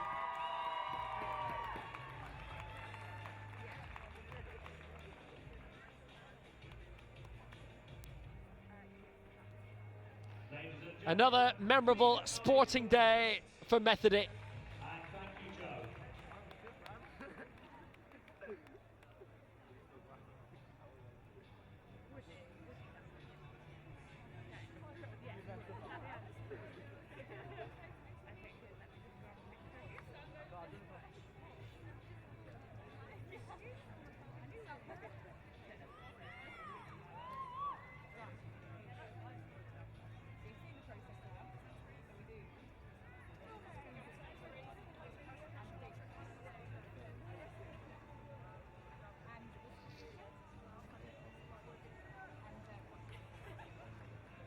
We'll have quite a few hurdles from 3 o'clock.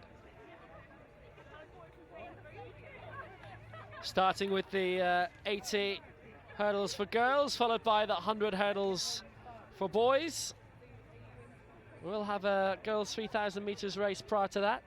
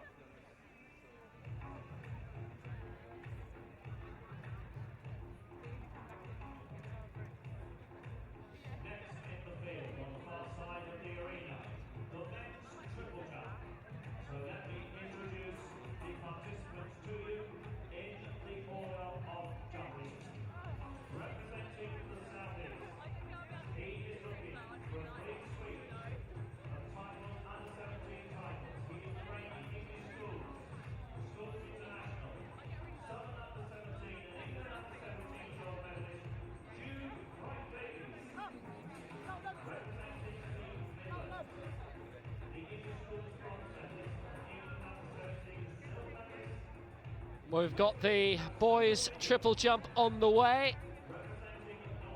7 in this. Jude Bright-Davis for the southeast, Wesley Mitsuka-Williams for the Midlands, Emmanuel Odubanjo for the northwest, Thomas Hunter for Northern Ireland, Moses Avioye for the northeast, Aidan Quinn for Scotland, and Jamil Hassan for the southwest.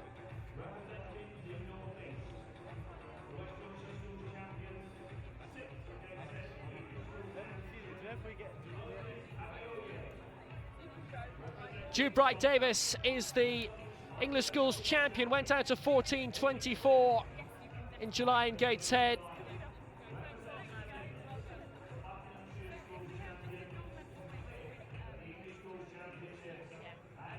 Representing the southeast, Jude Bright-Davis.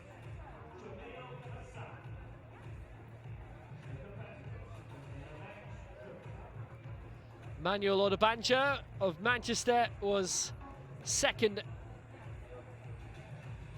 in the English Schools Championships, and he's representing the Northwest here. Mitsuka-Williams for the Midlands was third in those English Championships, with Jamil Hassan here for the Southwest from Buckinghamshire, 5th in the English Schools. So the steeplechase ceremony for the girls. Elizabeth Greenwood taking the bronze medal for the Northwest.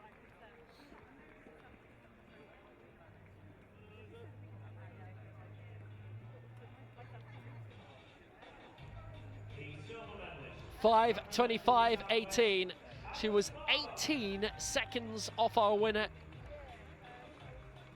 And it was tight for a good bit, but Alex Barber of the Southwest, who was 5th in the English Schools final, I think it's fair to say, never quite looked as if she was going to get the better of our champion, really. That's how controlling Jasmine Austridge was. The English Schools champion is the Schools Games champion as well, and does so representing the Southeast.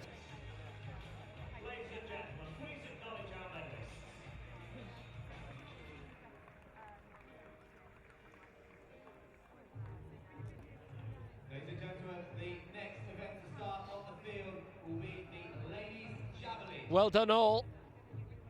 Especially well done Jasmine Austridge, but Barber, massive improvement on her 5th place from the English Schools Championship.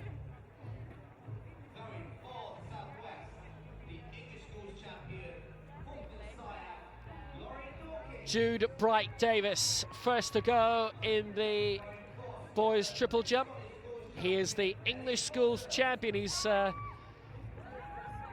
14-metre jumper this year. That's what he needed to win the English Schools Championship, 14.24.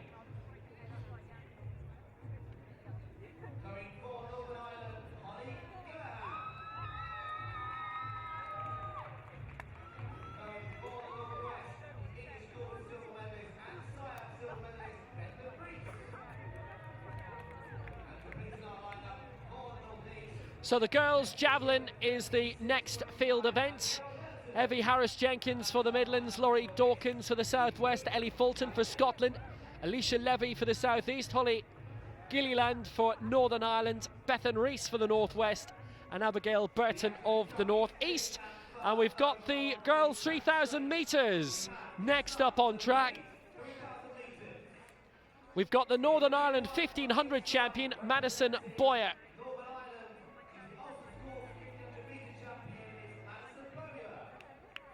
Jessica Keane, representing the Southeast, is the English Schools champion. Bethan Hinnett of the Midlands, finished 4th in the English Schools Championship this year. Adele Monaghan is also in the start list for Northern Ireland. And I wonder if that means that Madison Boyer actually is not starting, because I've got 8 in the start list, but as you can see, we've only got 6 in the start line. So Adele Monaghan wearing 4 is in this. Madison Boyer, I suspect, is not. For Scotland, Kate Gallagher. She wears 5 for the North East. Amelia Lancaster who finished 12th in the English Schools Championship in Gateshead in July. Georgia Rafferty was supposed to go in for the Northwest, but she's not there. So, the English Schools silver medalist, Hope Goddard, in the yellow.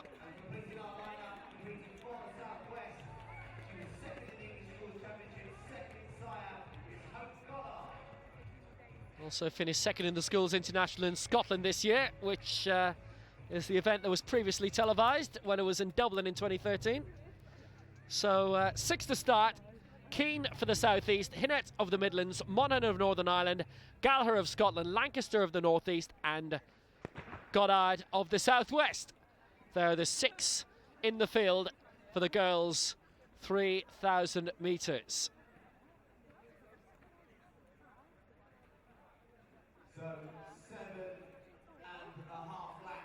Hope Goddard, who was 2 seconds behind Jessica Keane in the English Schools Championship final in Gateshead. Jessica Keane winning in 9:41. Goddard was 9:43, ahead of her county colleague Morven Goodrim, who was in 3rd place, but there's only room for the best available athlete from each region. So Goodrim may be the 3rd best in England, but she's the 2nd best in Berkshire, so she doesn't make the cut, I fear. Hinnett, who finished in 4th place in the English Schools Championship, she's here as well. So we've got the 1st, 2nd and 4th from the English Schools Championship. Adele Monaghan representing Northern Ireland here, and she's currently in 6th place. Adele Monaghan, the 3,000 metres champion, and finished 2nd behind Madison Boyer in the 1,500 metres this year in the Ulster Championships. So an athlete of good quality and one to watch definitely, but the ones to watch right now, Kate Gallagher of Scotland and Amelia Lancaster of the Northeast.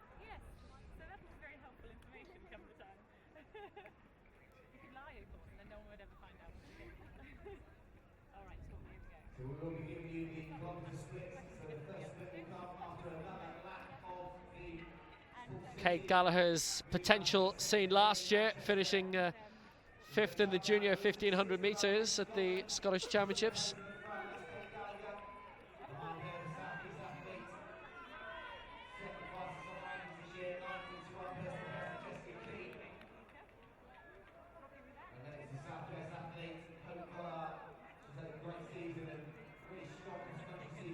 Opening up a good gap already is Kate Gallagher, ahead of the English champion Jessica Keane.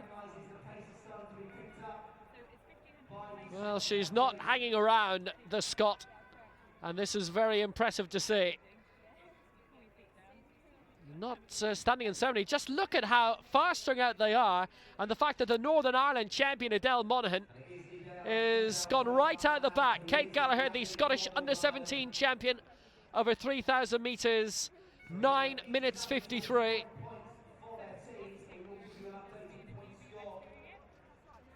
A very impressive looking athlete, very impressive start. And it's Hope Goddard, the English School silver medalist, who's the only one with her at the moment. The English champion is quite a bit back in 3rd place right now. Kate Gallagher, who had a personal best set in Bedford last week of 10 minutes 02. 3,000 indoor set in Glasgow at the Grand Prix there. 10 minutes 12 back in January. But holding her own at the moment and leading well ahead of Hope Goddard. Long gap back to 3rd place. And Jessica Keane, the English Schools champion. Then in 4th for the Northeast, in the black, Amelia Lancaster, who finished 12th in the Schools final, back in 5th. The 4th placer in the English Schools final, Beth Ann Hinnett, way back in 6th. The Northern Ireland champion is Adele Monaghan. So it is the champion of Scotland leading the English silver medalist ahead of the English champion, well ahead of the Northern Ireland champion. That's the situation at the moment.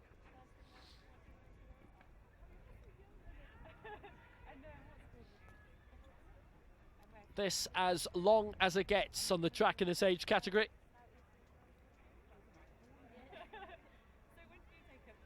It's a slight advantage being held by Kate Gallagher, marginally over Hope Goddard, but the gap between these two and the rest is turning out to be huge. About 40, 50 metres between the top two and the rest. Kate Gallagher in front. Right up ahead of Hope Goddard in second. Well, Goddard got the silver in the English Championship. She's well ahead of the English schools champion, and she might have thought if she'd done that, she'd been with a great chance of gold. Well, she is, but right now she's good gap, maybe 20, 25 metres behind our runaway leader for Scotland, Kate Gallagher. You'll notice the navy and white face paint on as well. It's Braveheart stuff so far from Kate Gallagher. And the gap is widening all the time. It's getting bigger. It's about 30 metres now, past the halfway mark. Look at the advantage. First of all, back to second place, and then way back into third. About 5 seconds of a lead for Kate Gallagher right now. She's put her colours up in the mast, they're certainly on her face. 3 laps to go. Kate Gallagher leads, and she's comfortably out in front. Splendid isolation. Then it's Hope Goddard, quite a bit back. I think it's fair to say that gold and silver arguably have already been decided. The battle of the race is for third and for the bronze medal. Look at how far in front she is. So impressive on the back straight, Kate Gallagher. 1,000 metres to go. It's a time trial from here. Even a slight bit of slowing up won't stop her. That's got to be at least 60 metres or thereabouts now.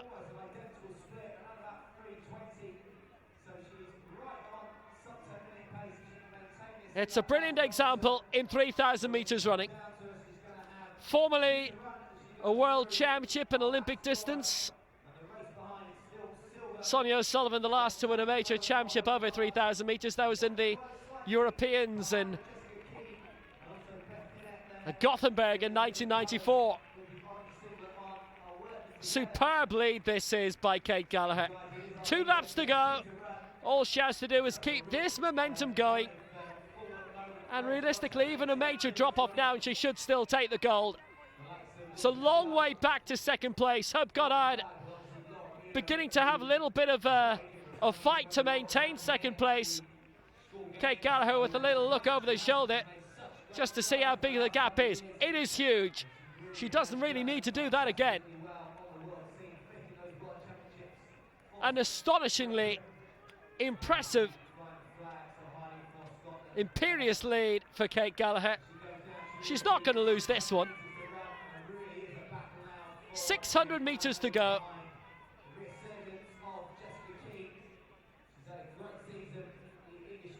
Gold by and large decided. Another little glance back. This has been a performance of sheer brilliance from Kate Gallagher. Turning into the final bend for the penultimate time. There's absolutely no fear of it. Have you seen any other athlete for the past 2 minutes? Well, look at the battle for second place now. And Jessica Keane, the English champion, has just overtaken the English silver medalist Hope Goddard to move up into second place. Here's the bell for Kate Gallagher. Well out in front for Scotland. And she's going to be the schools games champion. Undeniably, it's a brilliant lead. The main race is for silver. It's Jessica Keane leading it, just going up in second place ahead of Hope Goddard.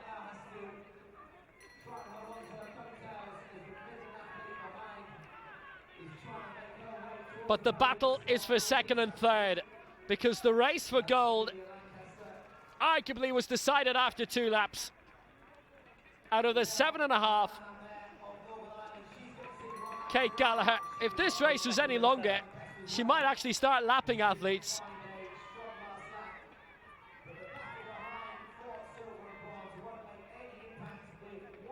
The Scottish under-17 champion with a fantastic display. One final turn, 80 metres, and then home. And there's the battle for second place. They reach the final bend as well. It's Jessica Keane ahead of Hope Goddard. But what a performance of confidence, of determination, of self-belief. Kate Gallagher wins gold for Scotland by a huge margin. Just outside 10 seconds. It's silver for Jessica Keane, the English champion.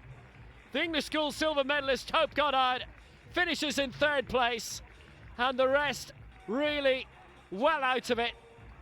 It's 4th for Beth Ann Hinnett of the Midlands, who was 4th in the English Schools Championships, but a brilliant Scottish victory for Kate Gallagher. What a win. 10 minutes, 3 seconds. Amelia Lancaster coming through in 5th place, and it's 6th for Adele Monaghan of Northern Ireland. But no doubt about the winner here. Kate Gallagher takes gold for Scotland. It's silver for Jessica Keane of the South East, and bronze for Hope Goddard of the South West. But Kate Gallagher, a truly great champion.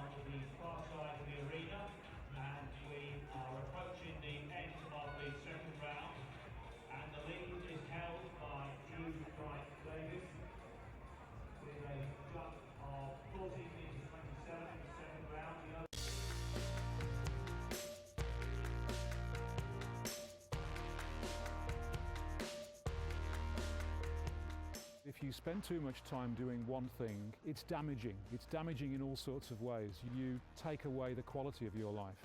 So for someone to just do academic studies for 3 or 4 years and not do something else as well, that would not be a good outcome for them or for the university. Sport plays a big role in that. If you go back 15 or 20 years, what you'd have seen is not a great deal of activity beyond the traditional sports. What we actually had was quite a traditional offer of sport. So if you want to play sport, you had to join a club, you had to train twice a week, and you had to compete.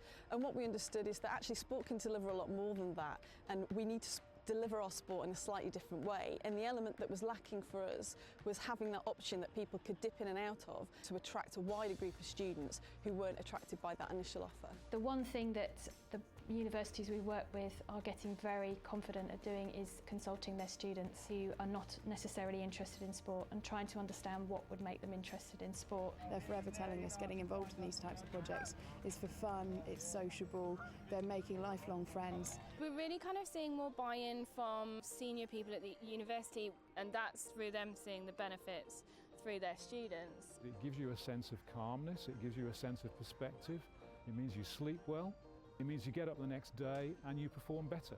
Those are all good reasons why sport can help your academic performance. Having a healthy body results in having a healthy mind, which I think is beneficial to the student. A lot of students are suffering. Mental health is a big issue. Things like sport, activities will certainly help in eradicating the amount of mental health issues that we have here. So our counselling service sees over 2,000 students per year, and we're hoping that actually if they have more outlets, then that's something that will really help them. Essentially it means we're keeping students, people that may well have said this is too much for me, I can't cope with the new environment. have made friends, it means they're going to stay, and that's a great thing educationally, but it's a great thing for the financial bottom line when you think about the amount of fees that people are paying. The first year or the first term even is a very vulnerable time, a lot of dropouts around that time, and we know that there are more opportunities for people to get involved in sport activities, then they're more likely to feel integrated into the university community. Therefore, they're more likely to stay on in university and complete their studies and achieve. From our research, universities are telling us that it helps them with attracting students to pick their university. 35% of all students said that they did look at what did that university offer them, for their student experience. When students are coming to universities now, they're actually investing in their own education. So the students want to feel that they're getting value back. We know the link is strong between sport and the student experience and employability. Universities which invest in their sporting facilities are likely to attract the university students that they actually want. It does contribute to the wider objectives of the university. How employable are my students when they leave in 3 or 4 years' time? And we know through our research the students taking part in sport are developing life skills and skills that employers really want to get their hands on. What we do know through our survey is that more students are satisfied with their sport experience whilst they're at university, and that's improved over the time that we've been investing in higher education. Active Universities investment has helped us to convince the university hierarchy that sport is really important. We now have an institution-wide strategy for sport that talks about investment in all of the resources that can make sport really thrive. And for that reason, we're going to be eternally grateful to the investment because it's made a massive difference.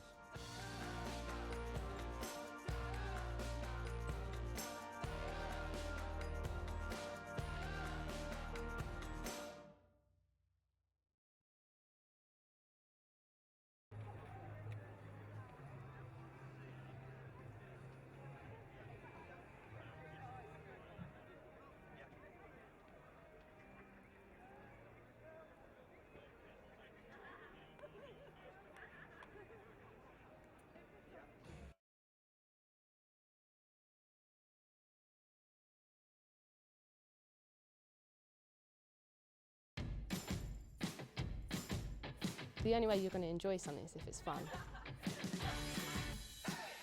Sports for me, like freedom. If somebody tells you can't do it, you tell them you can do it.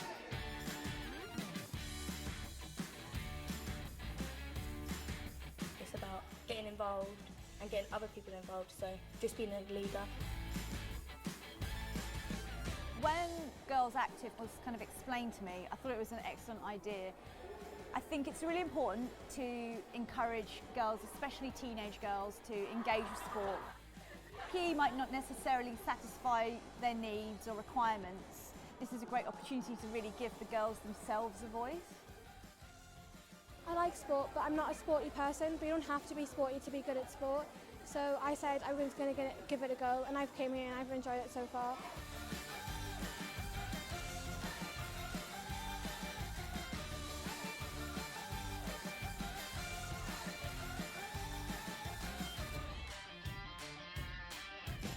We're going to go away and go back to our schools and influence people that aren't comfortable doing sport and try and get them more actively involved and just doing things that they're comfortable with doing, like around us and teachers. It needs to be more creative in a way. Like, I think most girls don't get active in sport because it's the same thing over and over again. Like here, it's shown me that we do need to change it and get more girls active. Club Versailles is really, really good. It didn't feel like a sport you were doing, it just felt like you were having fun, and it gave you ideas for new ways you could introduce sport to other people. It was dark, so we could do anything we wanted. If it would go wrong, no one really cares about that. Do you know what the most incredible thing about Girls Active is? We know it already works.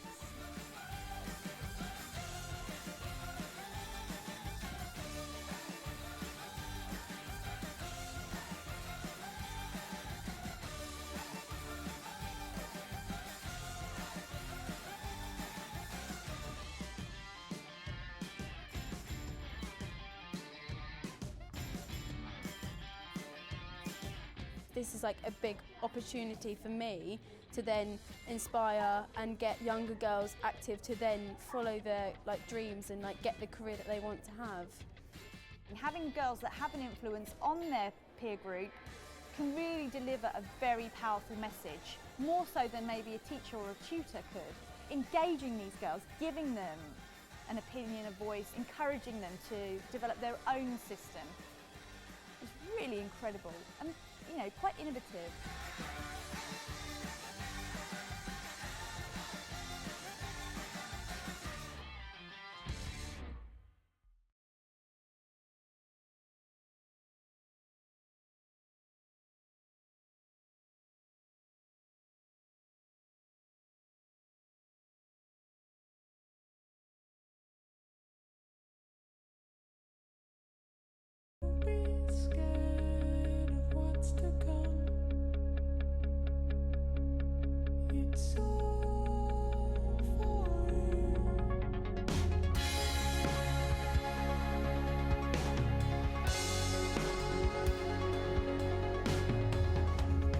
The Youth Sport Trust has given me experience in doing different sports, encouraging other people to do it, and it's probably given me an experience to be a better player and a good team leader as well.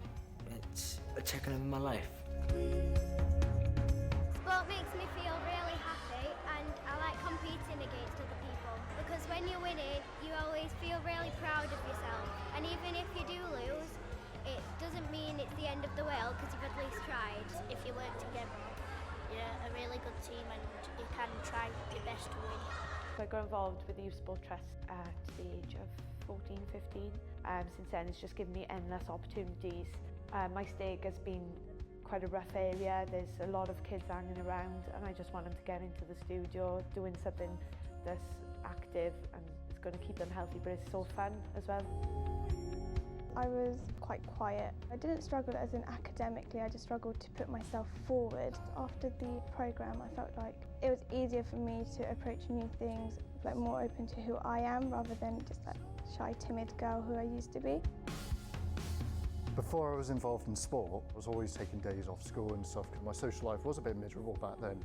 But then when I started getting involved in sport, things started to really pick up. You know, I was meeting new people, I was making friends. I learnt to swim at the age of 4. My parents thought that swimming would be a life skill. Since then, I found that every time I get in the water, I love swimming more. The Youth Sport Trust gave me the chance to go to the school games. The fun I had there was absolutely brilliant. I got to meet people all over the country and just a good chance for me to race against them. You get adrenaline, obviously, because you want to be there. But you get nervous as well, but more than anything, it's just the love of swimming that I get. Amy Marin, Paralympian. Luke Brickhouse, official. Nahida Begum, role model. Natalie Davis, motivator. Bruce Manson, Youth Sport Trust, Young Ambassador. I went on to the Team Manager Development Programme this summer, working with the school game staff and Youth Sport Trust, and to put me in a room with team managers, some of whom had been doing it for 4 years, some had never done it like myself. That was amazing to be able to draw on those experiences and share those experiences. I've learned so much from kind of working with younger players. I've got so many things I can take from that and use to develop myself and help develop them. I am a better leader, and teamwork that I have learned through Build, it has even caused the teams that I am set to be in charge of to be better. It has really helped to cultivate in me that attitude to give back and be a constant contributor to the development of others here in Jamaica.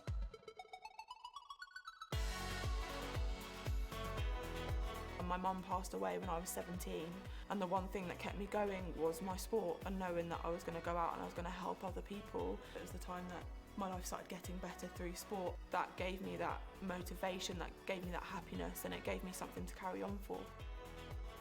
PE was always the one lesson that I was not allowed to take part in. I had to sit on the side on a bench. 13 years old, had my first go at disabled sport, and it's hard to describe how much it opened my eyes and how much it changed my life. Without Youth Sport Trust, I probably wouldn't even be wheelchair racing. I wouldn't be world champion, I wouldn't be Paralympic champion, and I wouldn't have made a career out of sport. So I still think that this is all a bit of a dream, that I'm able to mentor some young kids when I'm 24, and if I had followed everybody else when I was younger, I wouldn't be here today, or I'd be in jail or taking drugs or doing all kinds of madness. Eat, sleep, drink, whatever you like doing, do it for the love. You control your own destiny, and you really do. Darius Knight, mentor. Hannah Cockcroft, double Paralympic gold medalist. Sarah Mason, captain. Jordan Dalrymple, team player. Miss Barr kind of saw that I had leadership potential. Now at this time I was getting into all types of trouble, close to being suspended from school. One of my very first thoughts when you got given that extra opportunity to stay on at school was that I've never been more proud of anyone in my whole life. Thanks to the Young Ambassador programme and Miss Barr's mentoring, just sent off my university application with the hope of going on to become a PE teacher so that I can have the same influence that Miss Barr did. Well done. Just keep on the good work.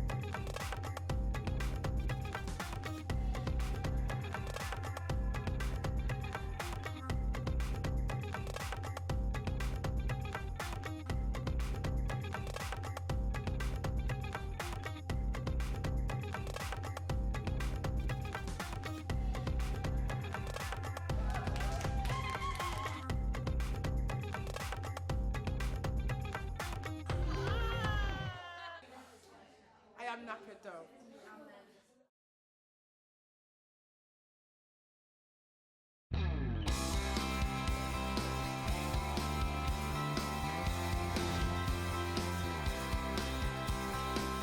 Schools form a really, really important part of the matrix of sports facilities that are available in every community. So around 40% of places that people can play sport will be found on school sites. Use Our School is a new web resource to support schools in opening their facilities for community use. It provides tools and guidance for those starting out or wanting to improve what they currently offer. The resource has been developed in partnership with schools across the country, sharing their knowledge and experience. We know that this offers a real win-win for ourselves and for the community. This isn't about profit, it's about opportunity. It's about establishing this school at the very heart of the community. Well, basically we were a club without a home. We'd been priced out of our previous home and kindly you came to our rescue basically. I think we've come an extremely long way from no income whatsoever for the lettings to actually hopefully by the end of this year £40,000, and I can only see that growing. We're a public asset, schools are public assets. We need to make sure that our facilities are available for use for as often as and for as long as they can be. And what we want are the right people coming on site, doing the right things. One of the things that's been really important for us in Birmingham is to make sure that we've got a joined up approach, that we don't have a leisure centre opening right next door to a school that is going to offer a very similar offer, or two neighbouring schools putting together community use. In terms of the benefits that our sports provision has to my college, well, I'm really proud of the activities that go on a daily basis. It's so much more than just a school. And in fact, although we're not technically a sports college, it actually feels like a sports college at times. There is so much going on, and it really is all about lifelong learning and healthy bodies, healthy minds. My advice for community projects of this nature would be to take every opportunity that is presented to you The relationships developed through this project have just opened up so many opportunities for our young people, our staff and the wider community. The key thing about this resource is that you will find practical tips and ideas. You'll find tools, you'll find templates that will make this something that really saves you time and effort.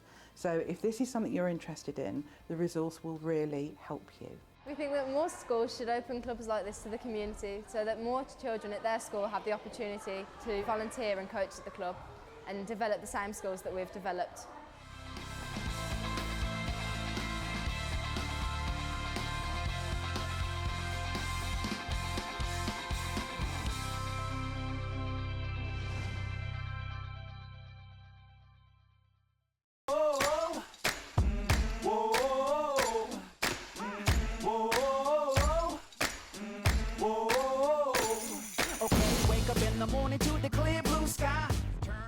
Were you told that you weren't tall enough to be goalkeeper? I was told I wasn't good enough to be goalkeeper, but that didn't stop me. My first sport was hockey, and I played hockey for England for the junior team. Sinatra in a flat Cadillac, my old lady leaning out the whole window. Everybody looking when we walking slow. I'm the bomb and about to blow up. I'm the bomb and about to blow up.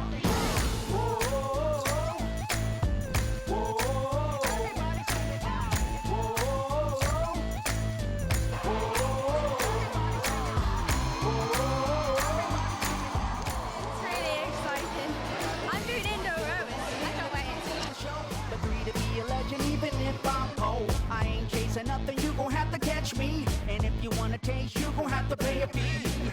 I'm the bomb and about to blow. So yeah, think positive. When you're nervous, it's really good. When I'm nervous, it means I have my best game. Enjoy it, guys. Really, really hustle. They all hit the floor. Babies rock a pole, come up in the front row. The homies in the back get the half roll. I'm the bomb and about to blow up. I'm the bomb and about to blow up.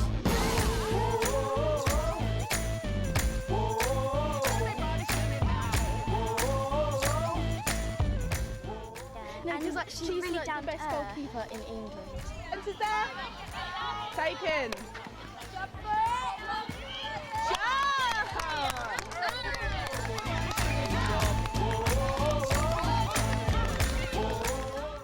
You might get one, might you? Yeah. Well, why not, eh?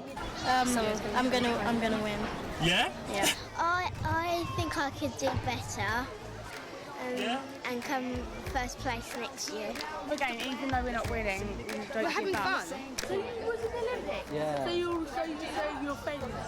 Maybe. But I tell you, I did teach someone how to play volleyball who's a bit more famous than me, a guy called David Beckham. So I had to go... New level, grabbing the light on the run from the devil. Been downtown for I feel the sun rising on the I'm the bomb and about to blow up. I'm the bomb and I'm about to blow up.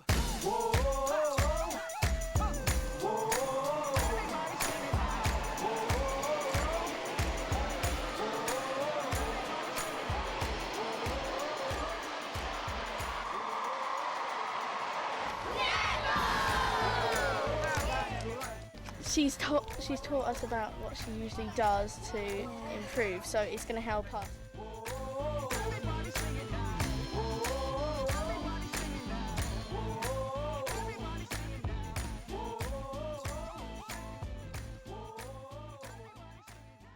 Is about is helping people create a sporting habit for life.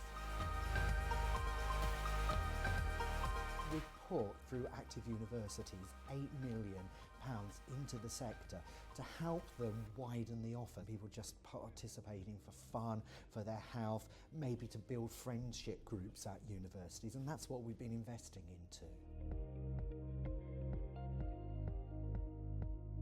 I've been doing the sports activator for the volleyball, and it's just weekly free sessions for people to go and play. It can be so intimidating. I know the first time I wanted to go to some of the classes, I thought, everyone's going to be so good and I'm going to be so scared and I'm going to be so awful. And I got there and it's not like that at all. I mean, university gives you loads of possibilities, not only career perspectives, but you try out new things, and this is what uni is about. And I think everyone should just join in and come and try out new things. I'm not traditionally... After a slight break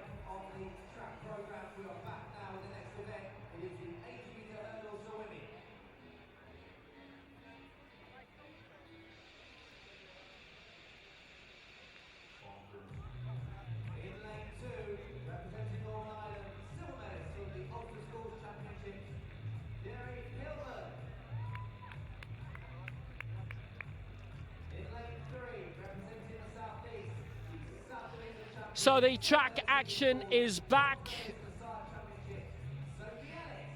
And we have the Ulster Schools silver medalists from 2015.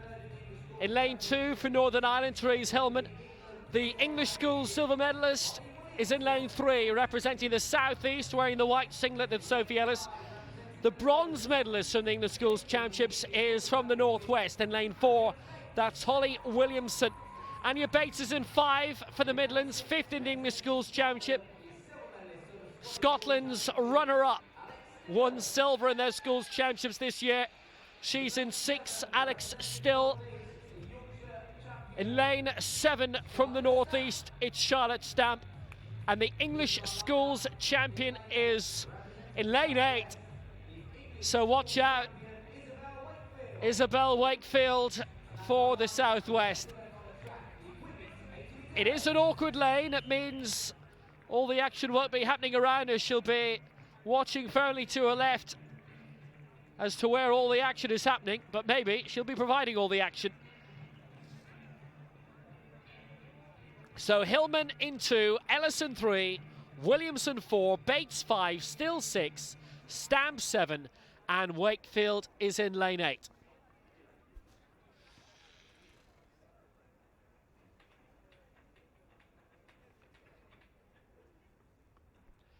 The girls' 80 metres hurdles.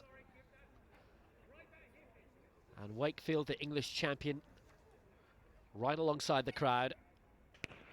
Well, they're away first time. It's a solid start by Wakefield. It's a better start by Bates. And there's all sorts of trouble for Still. And it's happening in the middle at the moment between Williamson and Bates. And there's a Wakefield to take it. Oh, it's a blank between them.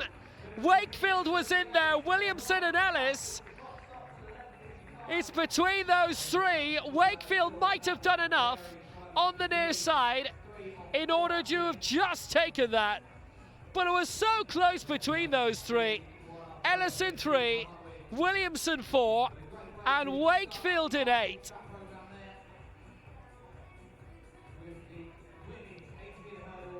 It was a real blanket finish.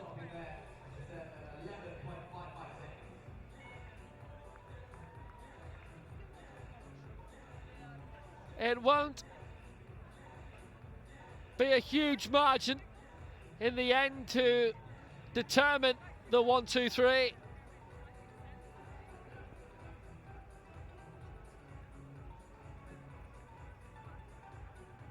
Well, that was a great finish. But who took it?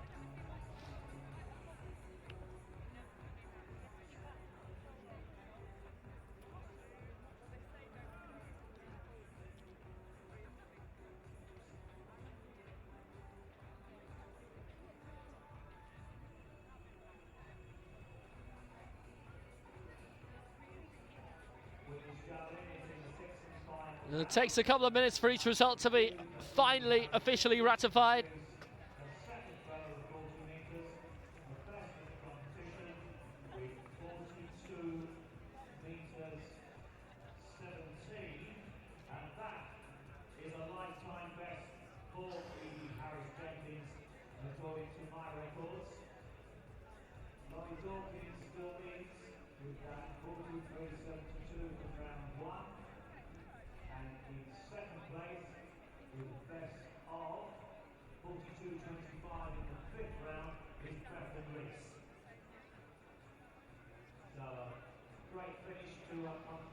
So the girls' javelin final is into the final round. Our leader is Laurie Dawkins of the Southwest. She's thrown it out to 43.72. It was her second round attempt. Second place at the moment for the Northwest is Beth Ann Rees, 42.25. She still has to take her final throw. And Evie Harris-Jenkins has made it up into third place. Final throw was the best for her, 42.17. But she was in third place anyway going into that. Holly Gilliland, we've seen, throwing out to 31.03 for Northern Ireland.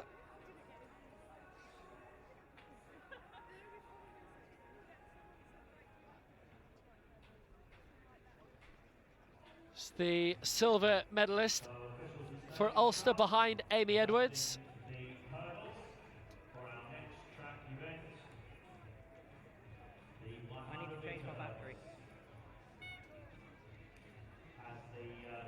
Well, we have the result through now of the girls' 80 metres hurdles, and it was victory out of lane 8 for Isabel Wakefield. 11.56, 200s to spare, over Holly Williamson of Northwest in second, Sophie Ellis of Southeast in third, and both recording 11.58.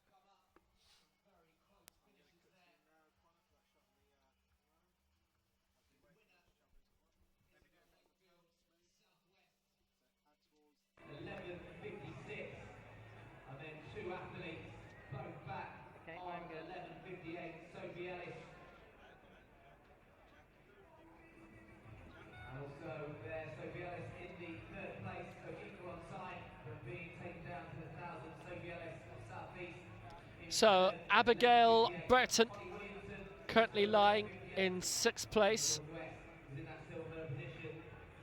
36.03 in the 5th round. And that is out of the sector, so it will be a red flag. The outgoing world champion did that quite a few times in Beijing. Christina Overkvold last week.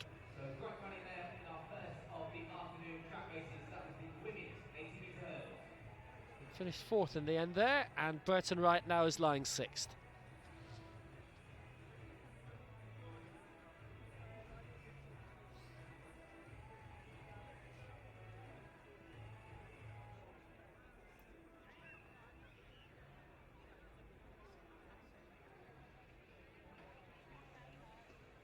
So we are moving into the 6th and final round in the men's triple jump, and it is Jude Wright. And that will be that in the girls' javelin. It'll be gold for Laurie Dawkins of the Southwest, silver for Beth Ann Rees of Northwest, and bronze for Evie Harris-Jenkins of the Midlands.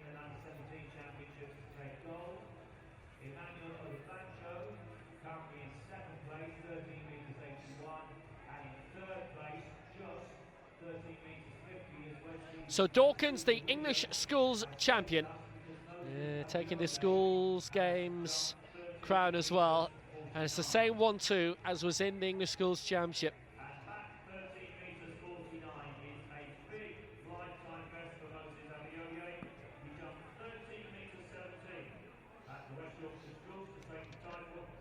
So next event, the boys 100 hurdles, and it features the 1-2 from the English schools championships.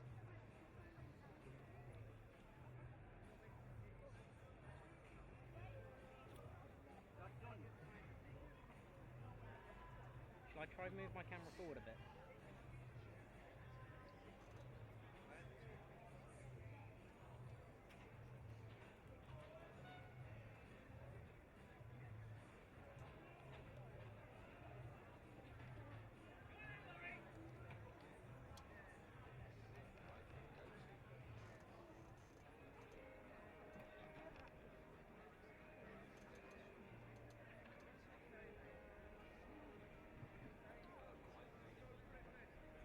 Ladies and gentlemen, the medal ceremony for the Sainsbury 2015 School Games Women's 80-metre hurdle.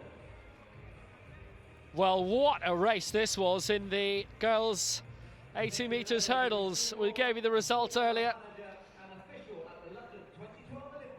Only 2/100ths of a second between the top three. And it went down to thousandths in terms of between second and third. And the bronze going to Sophie Ellis of the Southeast. 11.58 her medal winning time, but edged out by a couple of thousandths. Also at 11.58, Holly Williamson for the Northwest.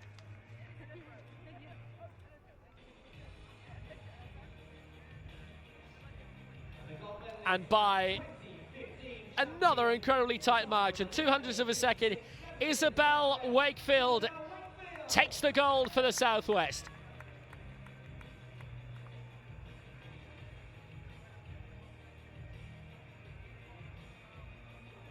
Ladies and gentlemen, please acknowledge our medalists in the women's 80-metre hurdles.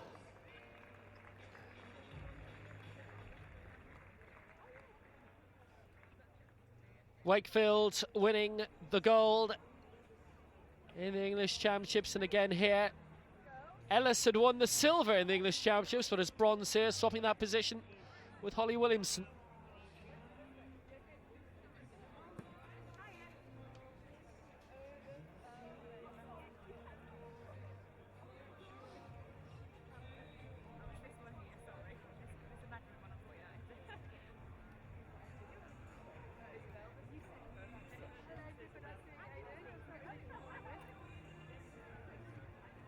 What, sorry?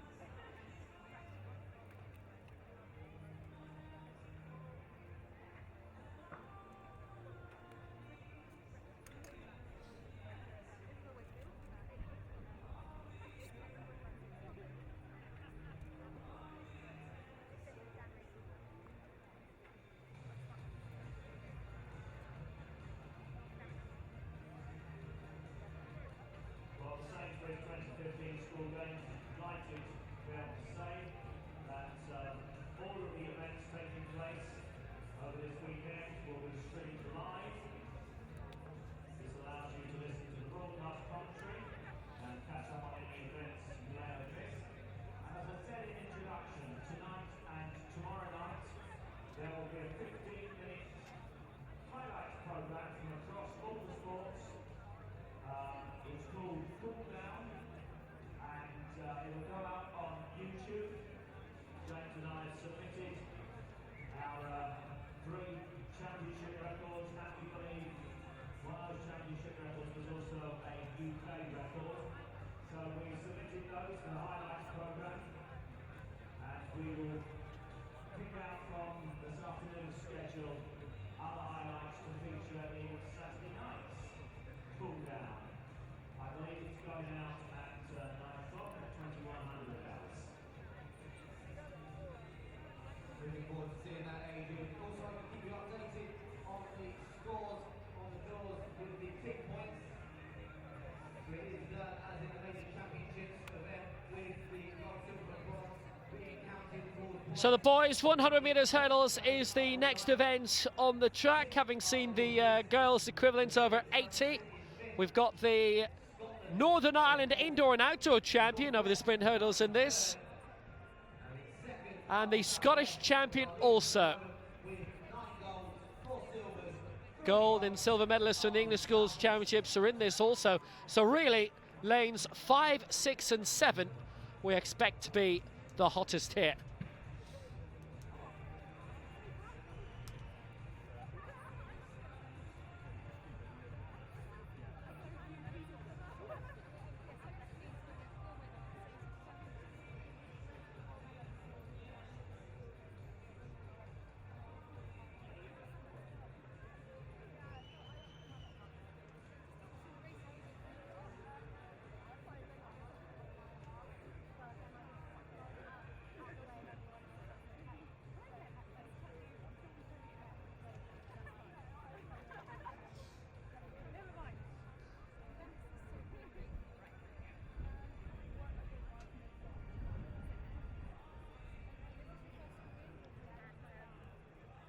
So in lane 2 in the boys 100 metres hurdles, finished 5th in the English Schools Championships of the intermediate grade in 2015.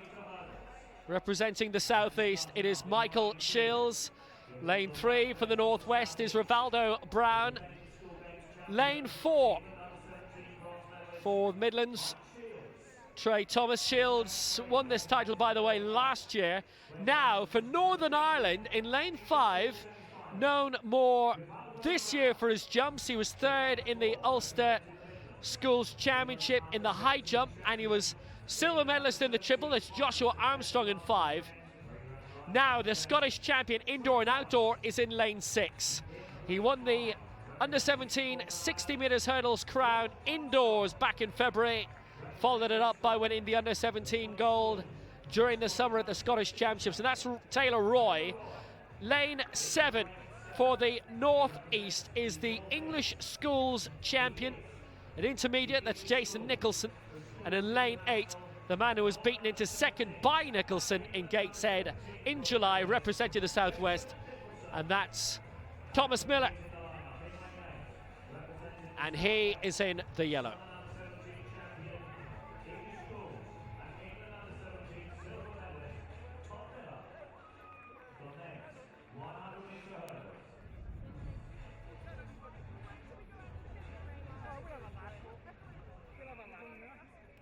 So Shields in 2, Brown in 3, Thomas 4, Armstrong 5, Roy in 6, Nicholson 7, and Miller 8.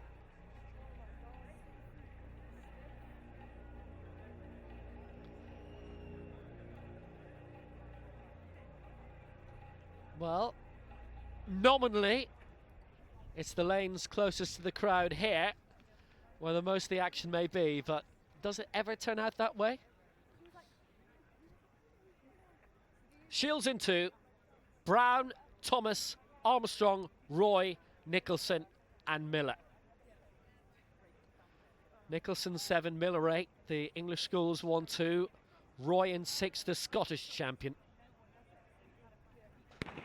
Well, away the first time of asking. Good start by Thomas in lane 4, and now the action's beginning to move towards the near side. Miller in 8, Nicholson in 7. Nicholson looking good, the English schools champion. Nicholson going very well in lane 7. Nicholson's going to take it, and second looked to be Miller, and Shields would have been up in third place. Might just have snuck in ahead of Miller, but Nicholson takes the honours, and the English schools champion takes the schools games honour as well. It looks to be Miller ahead of Shields for now, but obviously that to be officially determined.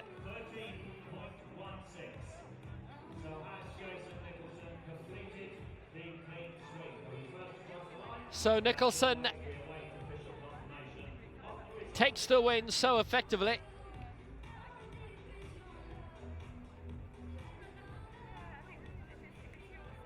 Miller for now look to have edged Shields for the silver, but there's no doubt about the goal. Jason Nicholson, the English schools champion, is the schools games champion also.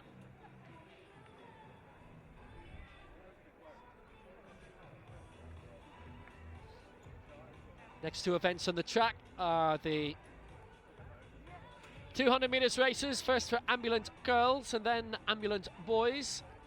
And we've got the men's and boys high jump also.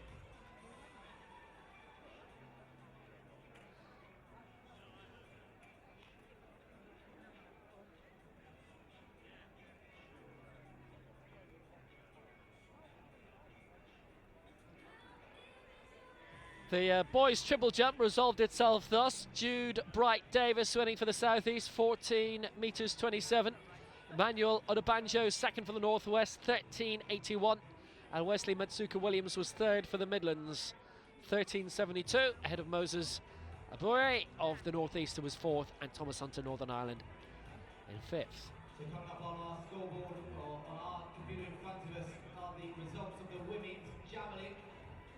Second place was Holly Gillan of Northern Ireland, 32.05. Abigail Burton, Northeast, 36.03. Ellie Fulton, Scotland, 37.21. Alicia Levy in fourth place. Beth Ann Rees winning the girls' javelin, 44.51. It was her second round throw. Laurie Dawkins of Southwest with the silver, 43.72, and Evie Harris-Jenkins of the Midlands with the bronze, 42 metres 17. We brought you the majority of the final round of that. So James there confirming that Evie Harris-Jenkins threw a lifetime best of 42 metres 17. She threw 41 metres 75 at the Midland Under-17 Championships to claim the silver medal. Remember last season her best 38 metres 19. So a big improvement by the best part of 4 metres for Evie Harris-Jenkins. She must be delighted with that performance. The rugby at Northampton athlete. And the person I'm sure will be delighted is her coach.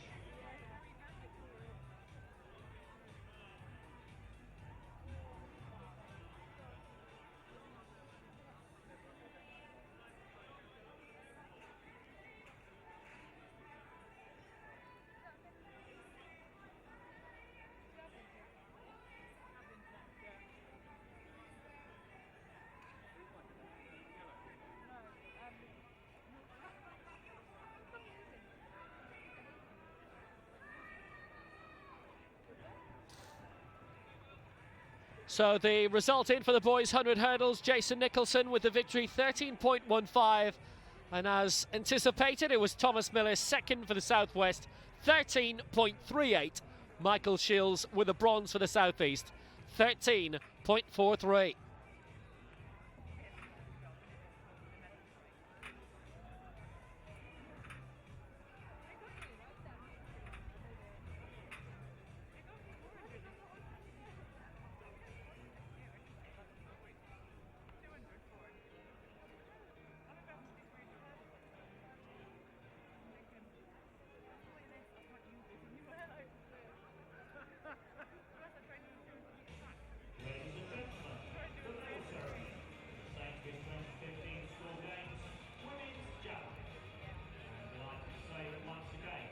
So the girls' Javelin victory ceremony. And 2012 official at the London Olympic Games, Sue Moore. Thank you, Sue. The bronze medalist representing the Midlands. Evie Harris-Jenkins of the Midlands with 42 metres 17, a final round throw, gaining the bronze.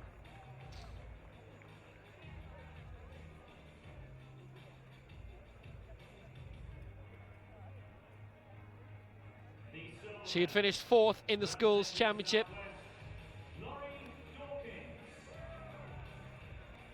Laurie Dawkins was the English schools champion, but it's only silver here, representing the Southwest, 43.72 her mark. Bethan Rees had finished second in the English schools championship, but it's gold for her here, representing the Northwest, 44 metres 51. Second round throw. And she wouldn't be overtaken from there. Bethan Rees is the schools games champion.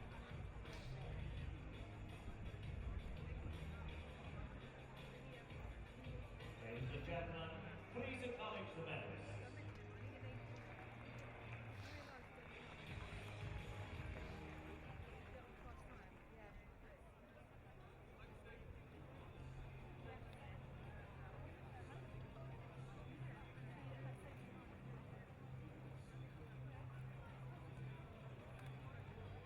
A cracking victory.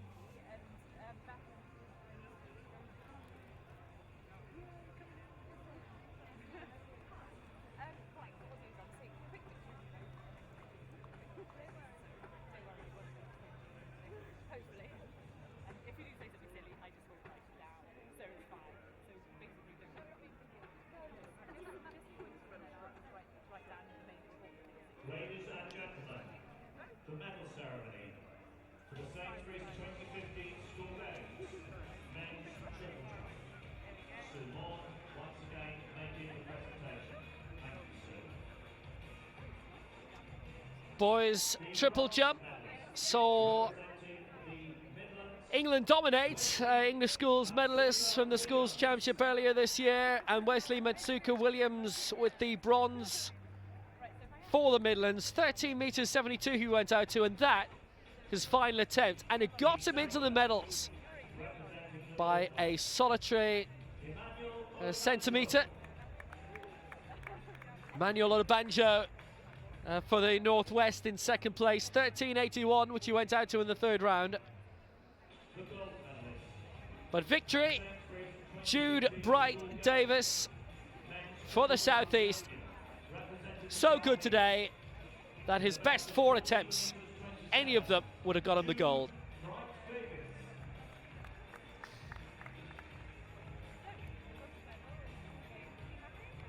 A bright future for Bright Davis from Middlesex, the English schools champion, and now the schools games champion too.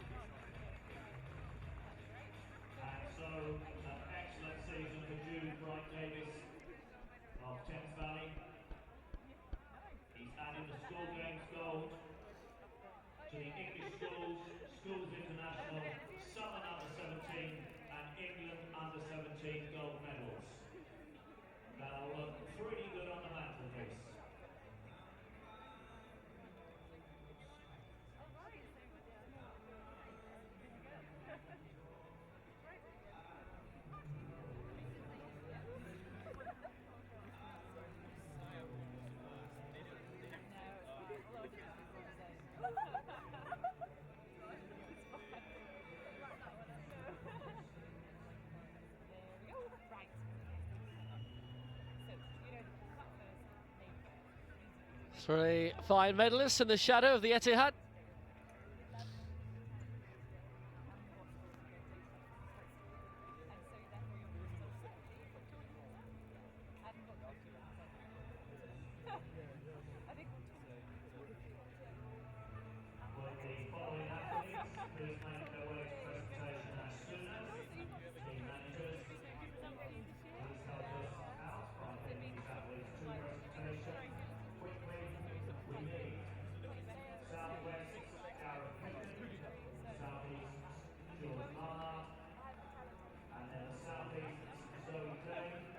The Ambulant girls discus is the next field event on. There's three competing in this. Sophie Merricks of the northeast, Fiona Montgomery of the southeast, and Millie Forrest of the northwest. 6 attempts each.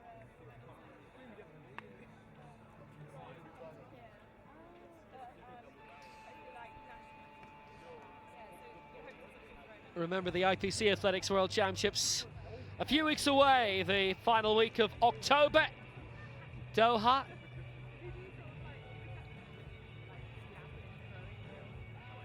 Saw Hannah Cockcroft here earlier, and she'll be looking to defend the titles there with Rio just 12 months away in the Paralympic Games. And that other event that's on a few weeks earlier.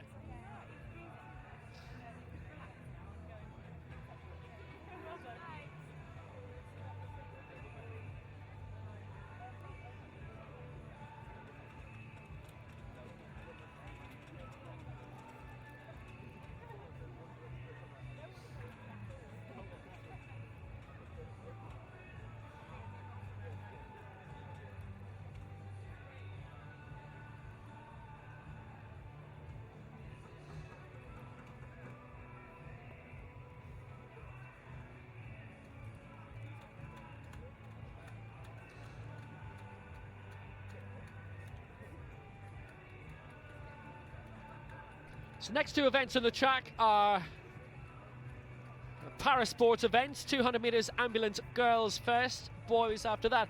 And as we said earlier, because there are so many IPC categories involved, it is a points event. So think of it in terms of the decathlon.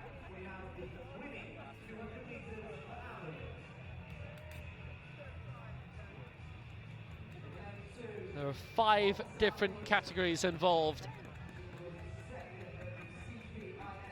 So lane 2, it's Maria Verdiel representing the Southeast. She was first in the Taifu Junior Championships and first in the Eastern Championships this year.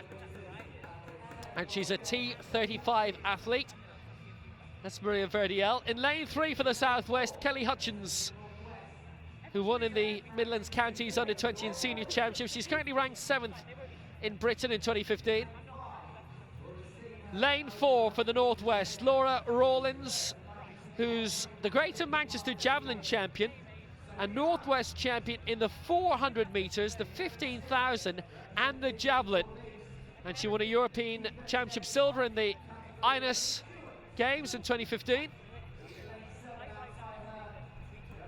She's a T20. Lane 5, a great champion, world champion at the moment.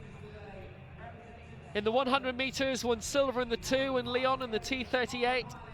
And in the European Championship, silver in the 100, 400 and the 4x1. That is Sophie Hahn. Lane 6 for the Northeast, aiming for Rio, is Emily Stewart. She's another T38, like Hahn. Nafon Steele we saw earlier for Northern Ireland in the 100, and we should see her in the swimming as well. She's a T47. And in lane 8, the reigning European champion over 100 and 200 in the T35, and that's Maria Lyle. And we'll be able to go into much further detail during the IPC World Championships about the various categories.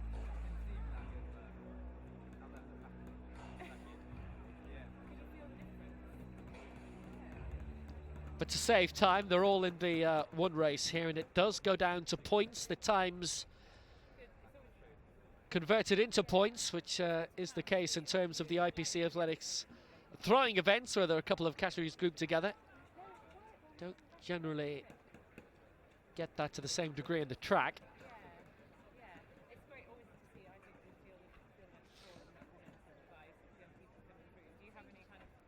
And we remind you, because of the point system, the person who crosses the line first may not necessarily win this. It is down to how the points convert, how fast you're expected to go. So Veriel in 2, Hutchins 3, Rawlins 4, Hahn 5, Stewart 6, Steele 7, Lyle in 8. Lyle, reigning European champion over 100 and 200, world record holder at 200 as well. Hahn, the world champion in the 1. And they are away, and that was a storming start by Sophie Hahn in lane 5. The reigning world champion over 100 metres at T38. Silver in the 2 she won in Lyon, and all those silver medals at the Europeans last year in Swansea were rewarded by very good crowds, if not great weather. Hahn blistering away. Well, she's going to cross the line first, there's no doubt about that, and Steele is going very well for Northern Ireland. She should cross in second. Hahn takes it. Steele is second, Lyle is third, and then it'll be down to the calculations and the points as to who gets what.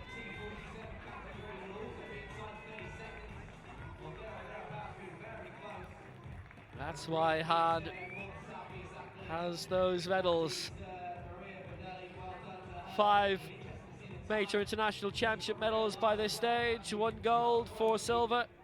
Lyle with those 2 European triumphs last year in Wales.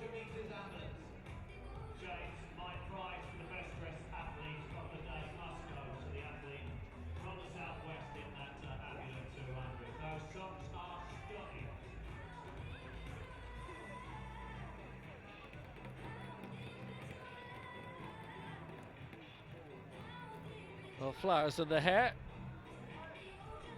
Not to the same extent as Fraser Price, but it may be a successful foray for Hutchins. It all comes down to how the points are calculated. So watch this space.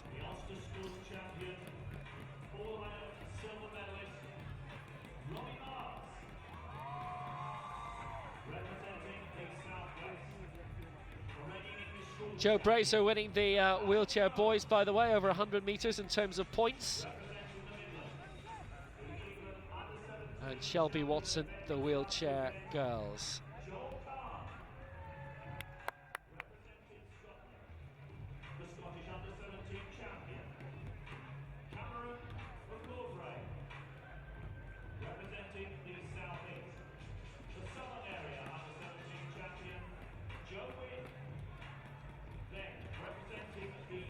Boys, high jump is coming up, and the Ulster champion is in this, Robbie Mars. Adam Jones for the Southwest, Joel Kahn for the Midlands, Cameron McCallgrave for Scotland, Joe Wynn for the Southeast, Luke Halstead from the Northwest, and Max Ngonje for the Northeast.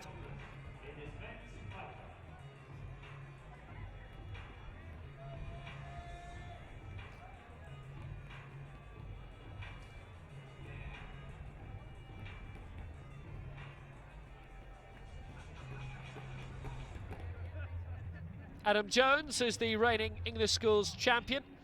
He's representing the Southwest here. He's from Hampshire. He and Joshua Hewitt tied for victory. So 2 golds.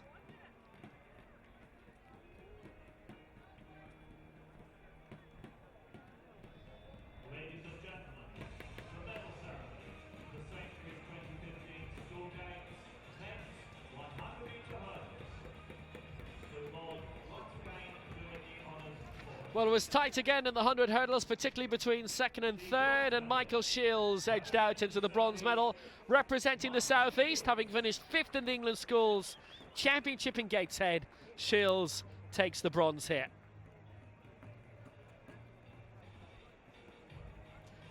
It was silver in the English Schools Championship, and silver here for Thomas Miller in the Southwest.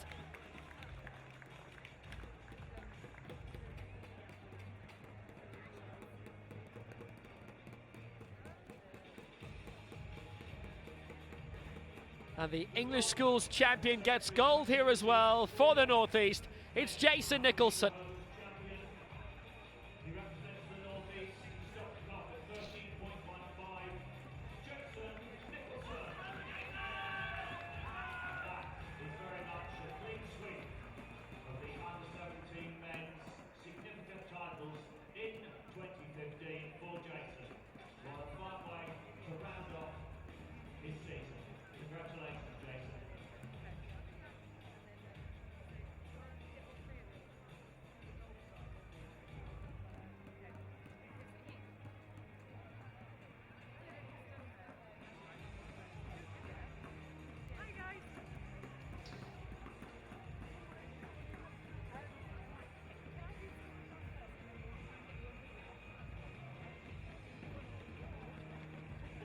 From a distance it looked like stitches, but actually it's a bit of face painting actually from Thomas Miller.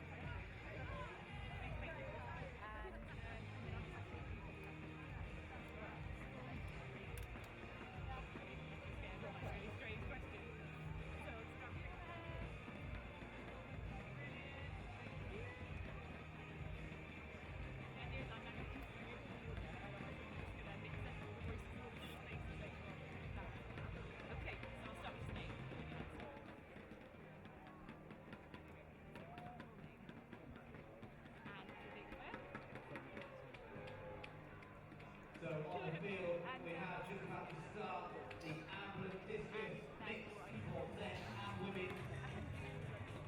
Competing for the Southwest, competing for Steeple, Northwest. Sorry, person less than 24.03 is Joe Condry. Also in the F37 category, competing for the North East, with a person less than 32.30 is Dylan Keeble. So the boys' high jump getting underway with Joel Kahn of the Midlands, and he is over at 185 at the first attempt. Luke Halstead for Northwest cleared 180 at the first attempt, and Cameron McCorgray for Scotland did it at the second attempt. So up to 185 now. And this is McCorgray, and he's clear at 185. First attempt for him as well.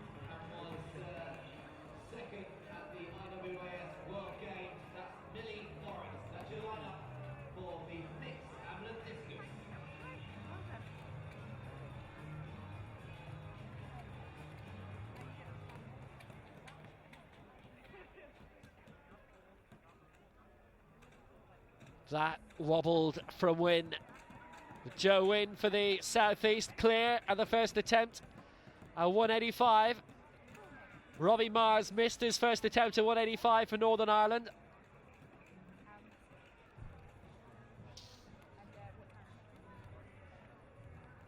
Wynne, who didn't win a medal in the English Schools Championships, he finished fourth, 196. And that is not first attempt of the competition. 185.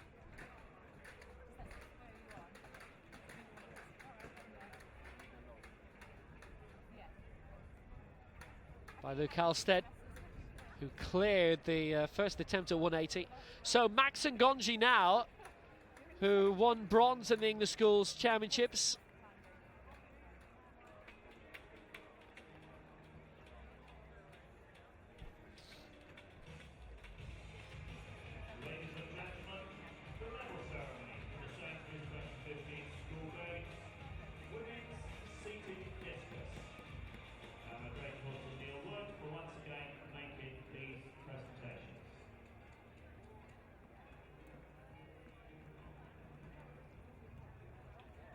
Right, women's seated discus.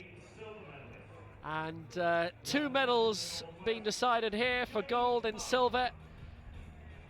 Different categories, so it goes down to points, and silver for Jade Mullen for the Northwest. She threw the furthest, but she had a particular target to find in order to overtake our winner, and that's Zoe Day from the Southeast, who threw 5 meters 45, but Day winning gold with 49 points.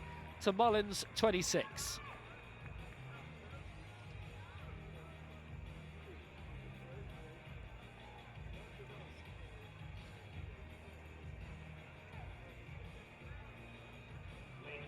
Different point system per category, so that's why Day takes the gold.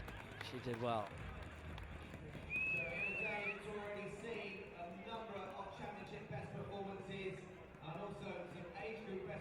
Luke Halstead, another pop of 185, and that's much more like it. Robbie Mars, by the way, did likewise just a few moments ago. Clear at 185 with the second attempt, and now Luke Halstead does the same.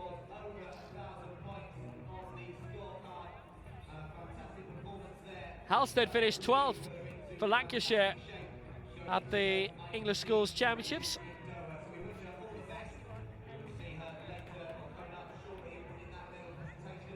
There was a shock Canadian triumph in the men's high jump in Beijing last week at the World Championships. Drouin beat men arguably of greater fame, but he's now the world champion. Who will be Schools Games victor here? Gonji and Jones. We're still waiting to see.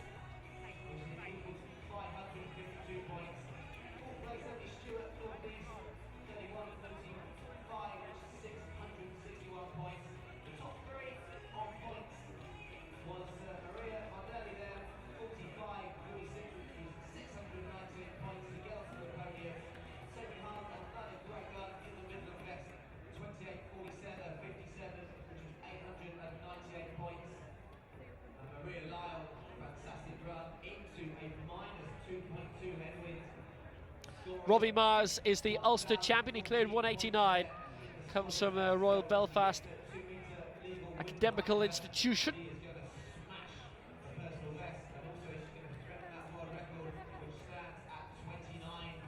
Do some kind of a hold up in this at the moment, though.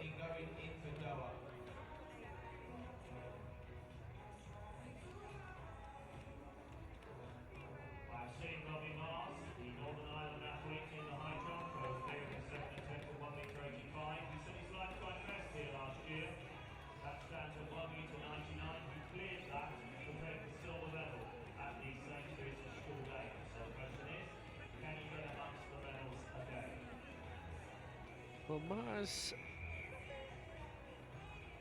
is having to hang on.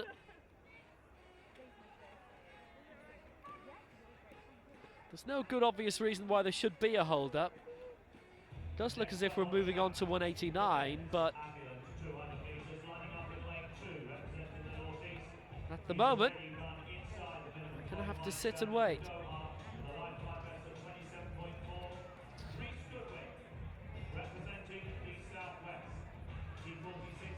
So back to the track, 200 metres, Ambulant boys, lane 2 for the Northeast, first in the CP Games this year, Rhys Goodwin.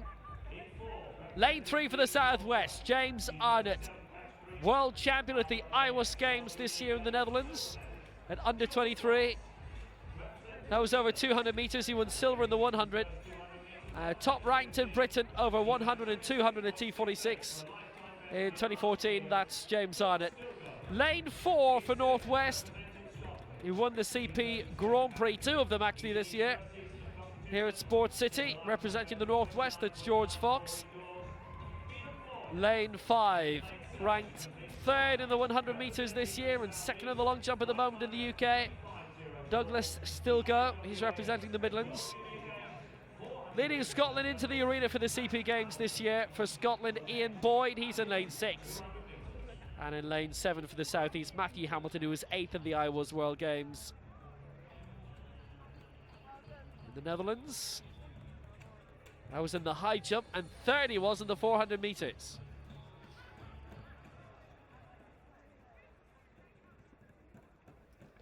And again, this is a points event. The first past the line does not necessarily win.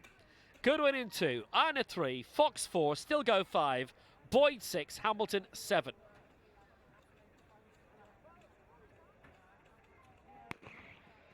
So away we go.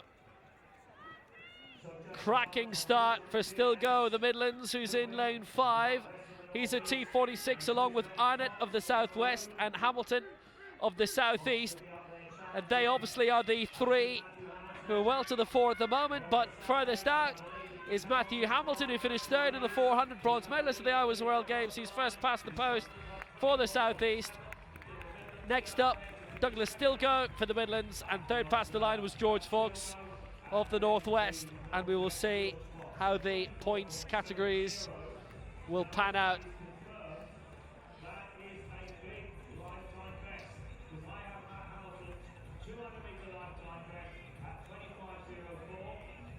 I can tell you, by the way, the girls' equivalent, it is gold for Maria Lyle of Scotland. Her 30.01 equating to 1,014 points. Sophie Hahn, her other international medalist, second in that, 898 points. And Maria Verdiel of the Southeast was third, 698. So how the points pan out here, we'll have to wait and see.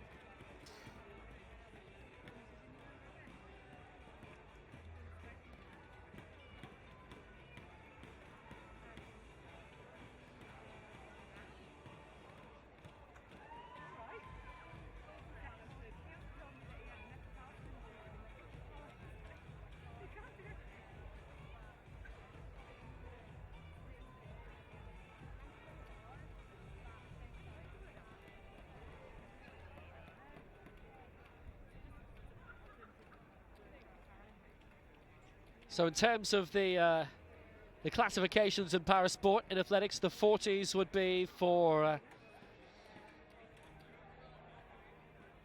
amputees.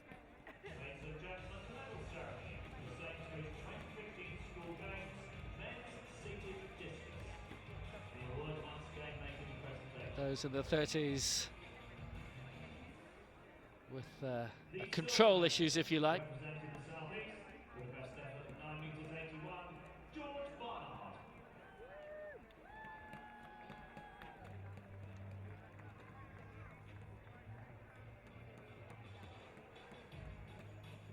Seated discus for the boys, and it is silver for George Barnett of the Southeast and gold for Gareth Pickett of the Southwest.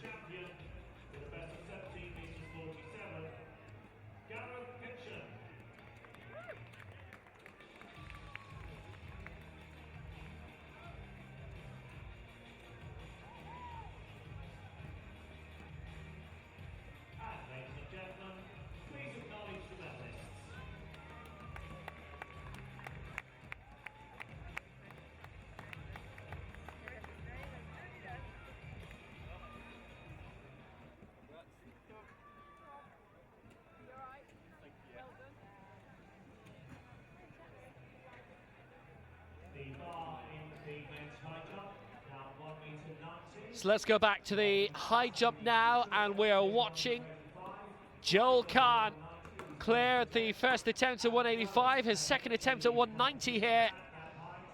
Oh, he's well clear. Good amount of room there, already clear at the first attempt. Robbie Mars of Northern Ireland, Adam Jones of the Southwest, Cameron McCaugray of Scotland, and Joel Wynn of the Southeast. Luke Halstead, his second attempt at 190 to join the party, be the sixth man to clear it. Oh, he hasn't though. Maxim Gonji actually has cleared it as well, so we have 6 men clear, and Halstead, the odd man out at the moment, needs to get the next attempt, otherwise he will be the first to be eliminated, and he is next to go.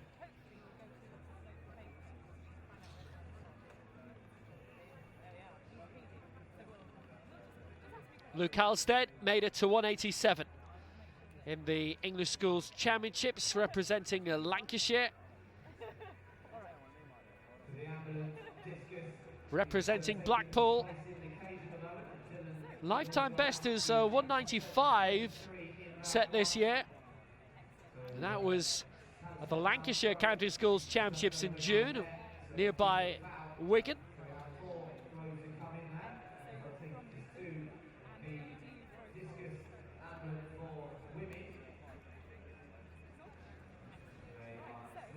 So Luke Halstead, final attempt at 1.90 on the way. Robbie Mars just putting his marker down for the next height. But Halstead is the next to go.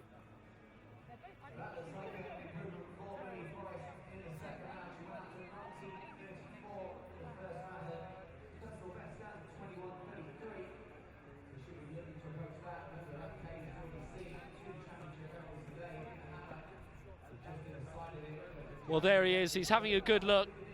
Is Halstead. Needed 2 attempts at 185.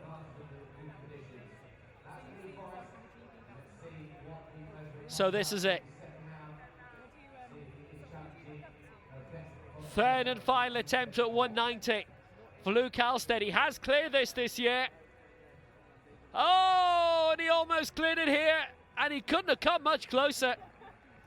He is gone. He's the first to bow out of the competition, but he oh so nearly made it.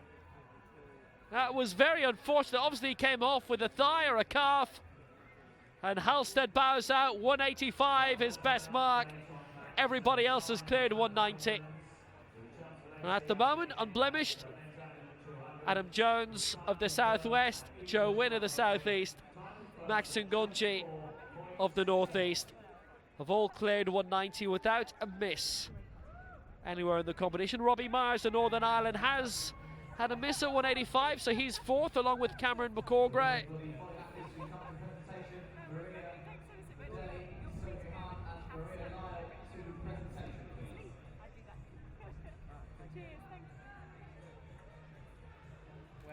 So Robbie Myers, as we go up a height to 193, and he's missed.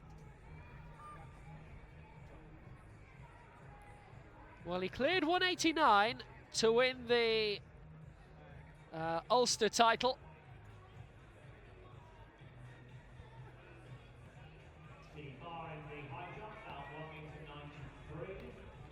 Unfortunately, out of competition at 190 went Northwest Luke Halstead. Robbie Mars has had one unsuccessful attempt at 1.93.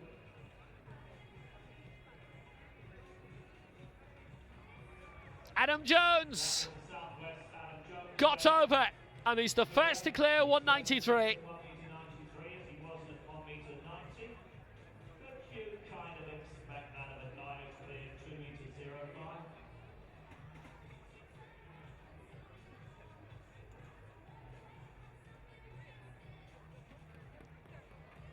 So Joel Kahn missed the first attempt at 190. 3 centimetres further up. What can he achieve here?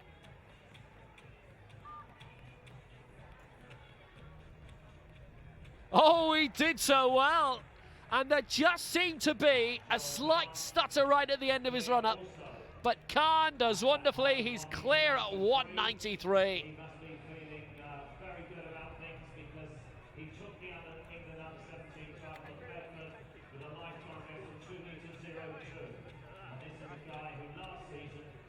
Joel Kahn, whose high jump personal best coming last week in Bedford when he won the under-17s. For Cameron, missing his first attempt at 193 for Scotland. That 202, by the way, from Joel Kahn, improved his lifetime best by 2 centimetres, set in June at the Worcester Open. He's tacked 22 centimetres onto his lifetime best this year. For the Southeast, Joe Wynn. But at the moment, he's not winning. Knocks to the first attempt to 193.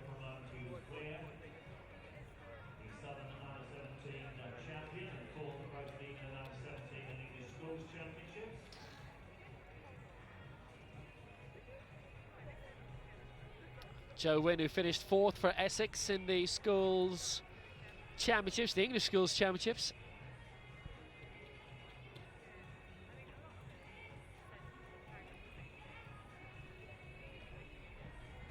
Max Ngonji who knocked at 193, was the bronze medalist at the English School Championships.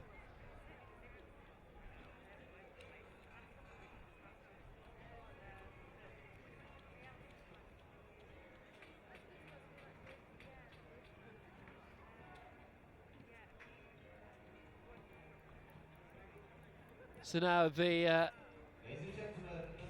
Ambulant girls, 200.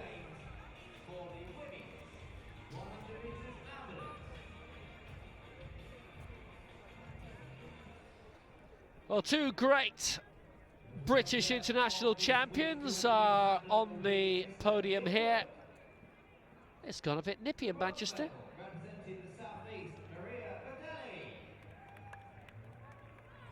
Maria Vidal for the South East, 698 points she got for a 45-46.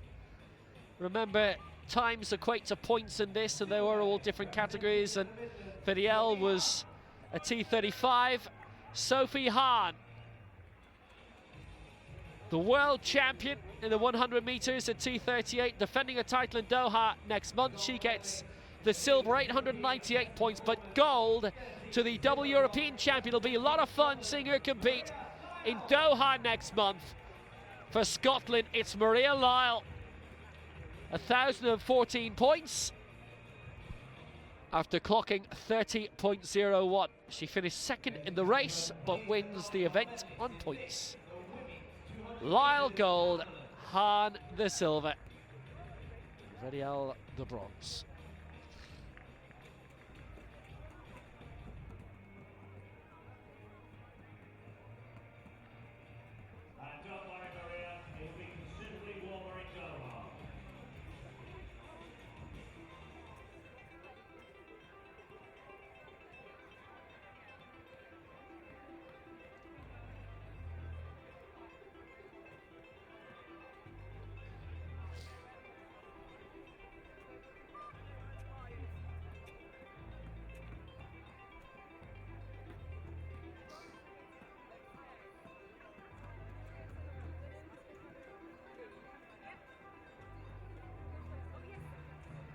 Back to the boys' high jump.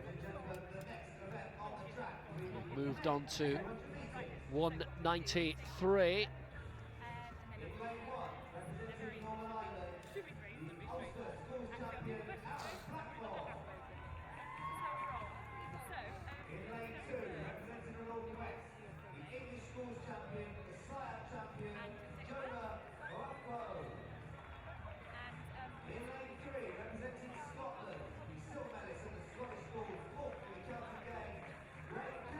So can he work this one at 193? Third and final attempt, and he's out.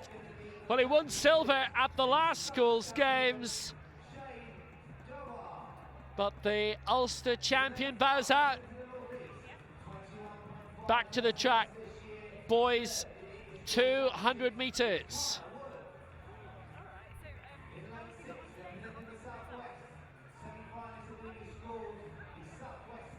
Lane 1. The Ulster Schools champion over 100 and 200.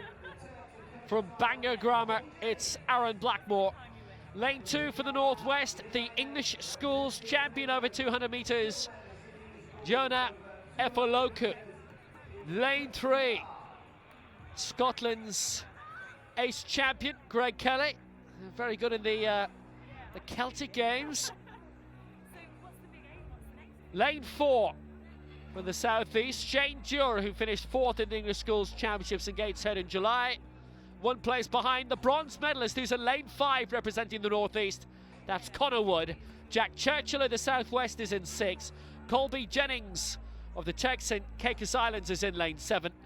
And the English Schools silver medalist representing the Midlands in lane 8 is Charles Hilliard.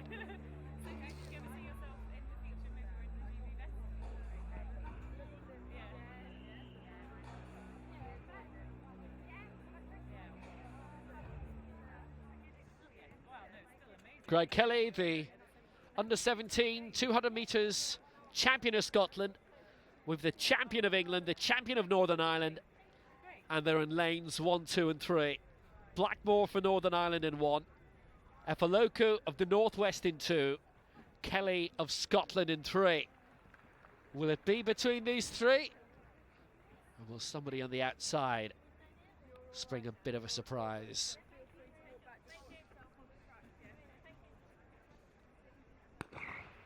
So away, and that's a brilliant start by the Scottish champion Greg Kelly in lane 3, eating up the stagger and change. You're already on these outside in lane 4, but can Kelly keep it up? Going well also is Hilliard of the Midlands, but this is a brilliant performance from the Northwest, and Yona Efaloku, he is the English champion, he's the schools games champion as well, and it's Hilliard in 2nd and Dewar in 3rd. What a win for Efaloku, and he gets the victory for the Northwest, and it's another gold medal for Jonah Efaloku. Hilliard 2nd, Dewar 3rd. That seemed quite clear, but Efaloku, a very, very good champion.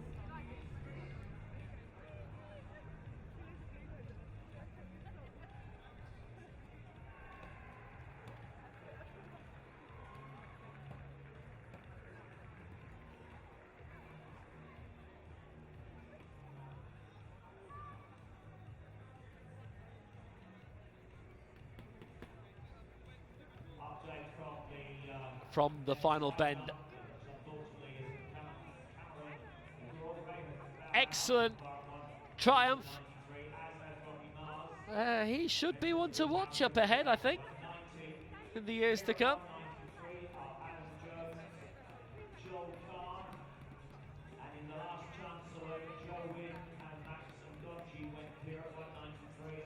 Next event on the track will be the girls 200 meters, and that comes in it's about quarter of an hour's time. So Adam Jones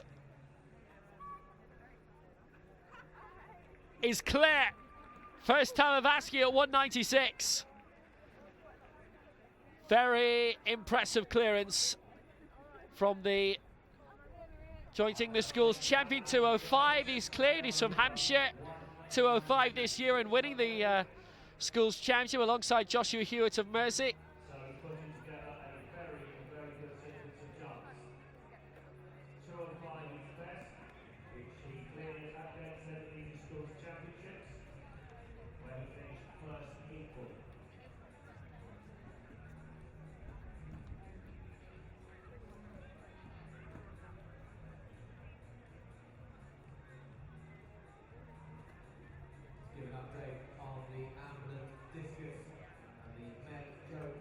So for the Southeast, Joe Wynn, and again, his first attempt is knocked, and this one at 196.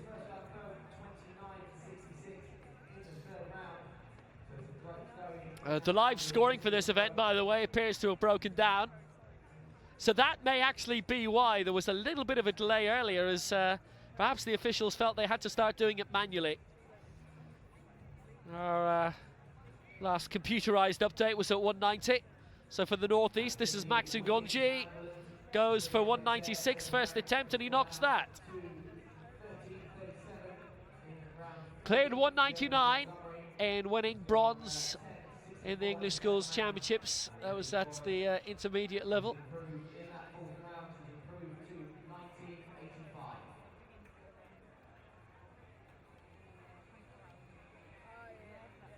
Where Jones and Hewitt shared the gold.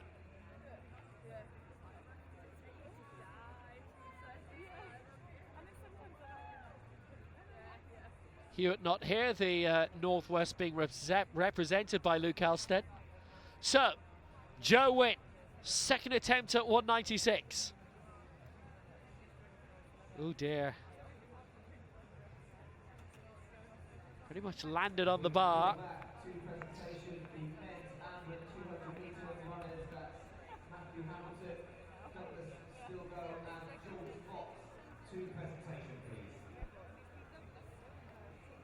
Ngonji.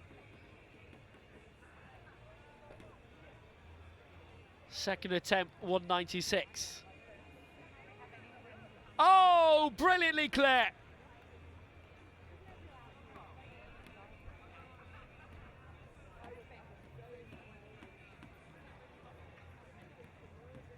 And that keeps him in the middle shake-up.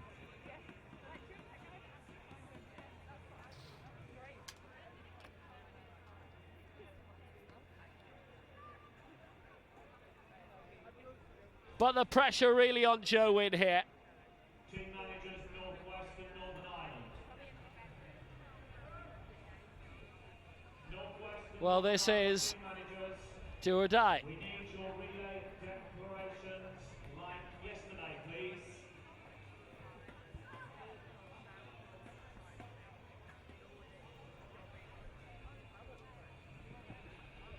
So if win is to win, this has to be good. Oh, he's done it. He's pulled it out of the fire right to the end. That's a good job, well done. Left himself a huge amount to do. Third and final attempt to 196, but he made it.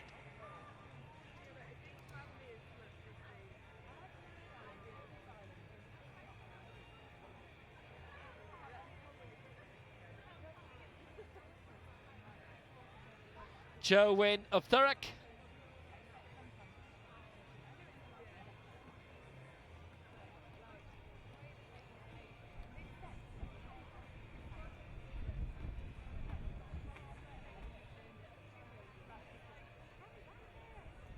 Two meters is his high jump personal best, achieved in July in the Southern Athletics League at Braintree.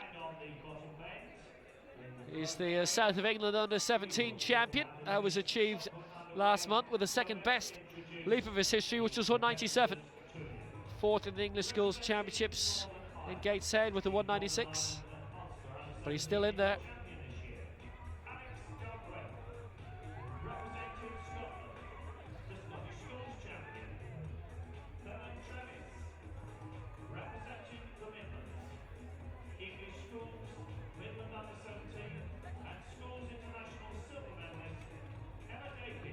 So on we go.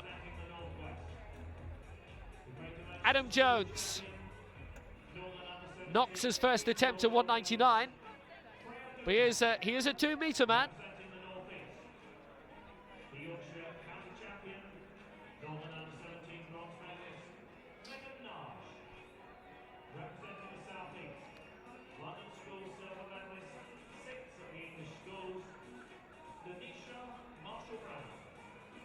Joel Kahn. First attempt at 199. Obviously, first to clear this, hits the front.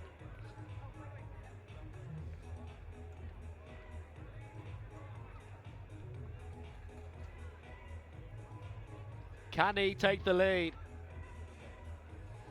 No. Launch might just have been slightly too early for Joel Kahn.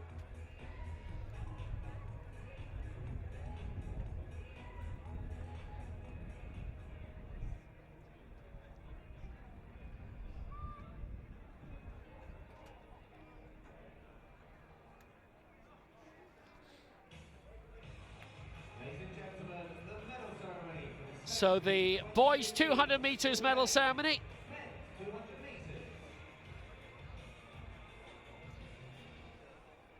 Tight between silver and bronze. Dewar 22.36. Hilliard 0.05 of a second faster for the Midlands.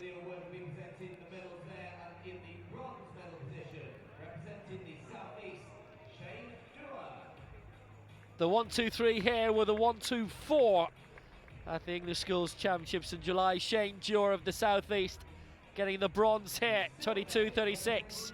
0.05 of a second behind Charles Hilliard of the Midlands.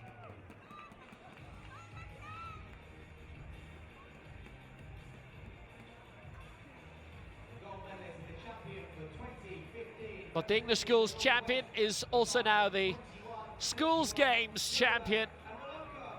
It's Jonah Efoloku representing the Northwest.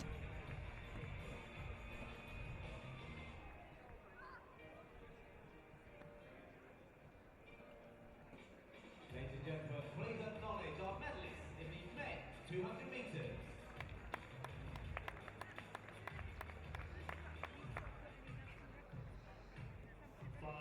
They continue to win major medals all.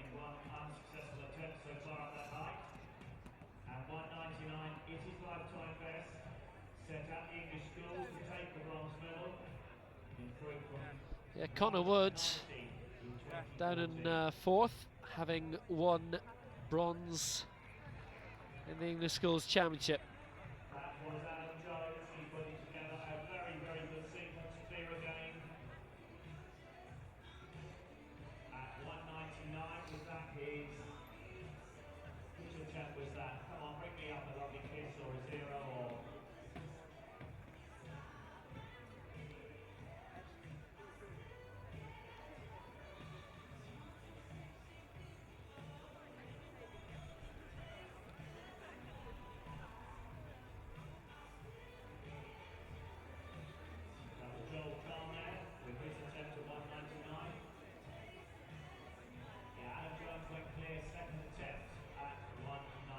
Adam Jones, as you may have heard, needed a second attempt to go clear in the high jump. And here is the high jump.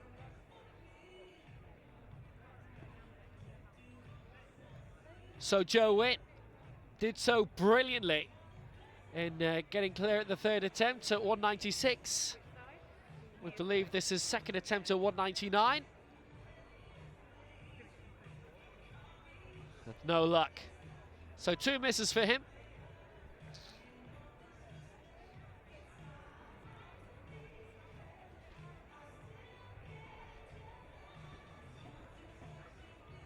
High standard. Max Ngonji next, representing the Northeast. His second attempt at 199. No, centered down with his shoulder.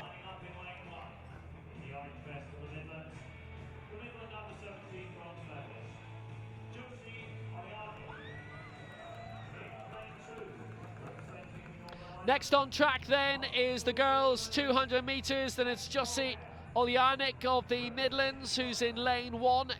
In lane 2 for Northern Ireland, the Ulster Intermediate 200 metres silver medalist. Bronze over 100 is Jessica O'Hare. Next for Scotland, and who competed in the Celtic Games this year, it's Andrea Goodman.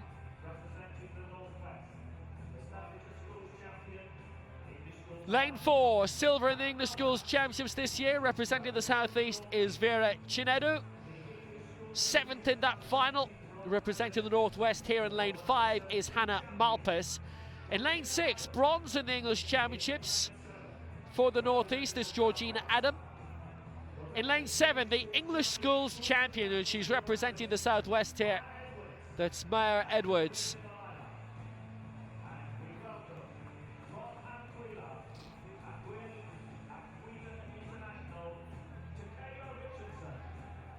And in lane 8 for Anguilla, Kaelia Richardson. To Kaelia Richardson. So Oljarnik in 1, O'Hare in 2, Goodman 3, Chinedu 4, Malpas 5, Adams 6, Edwards 7, and Richardson is in lane 8.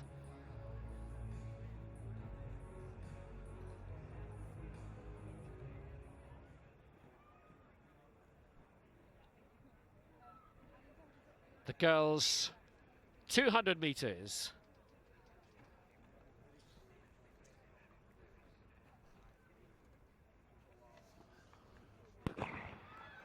Well, they are away, and it was a flying start for Malpas of the Northwest in lane 5, but Edwards in 7 has already overtaken Richardson on her outside. She's the English Schools Champion. Expect Chinedu in 4 to push up, and she is, quite excellently. She's in the white. Chinadu, who was silver in the English Schools Championship, is going to be silver here again behind the English Schools champion, Maya Edwards, who wins it. Chinadu in second place. Very tight for third, but Maya Edwards, the English Schools champion, how often have we said this today, is the Schools Games champion too, and Chinadu has another silver medal to her name.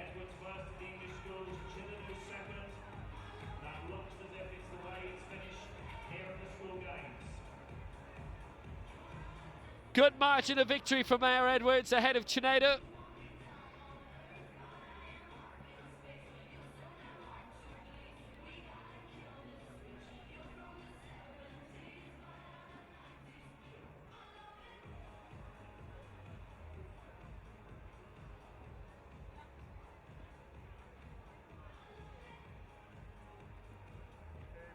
Edwards gets the triumph.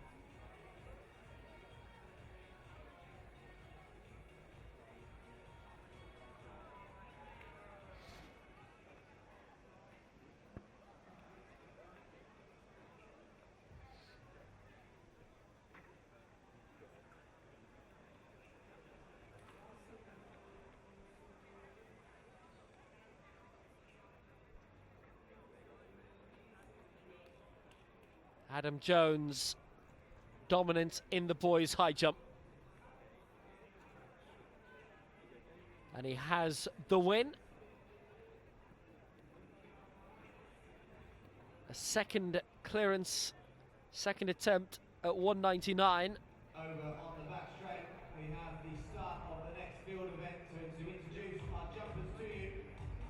So representing the Turks and Caicos Islands, we have Sandia. So this is the first attempt at 202 with victory in the bag.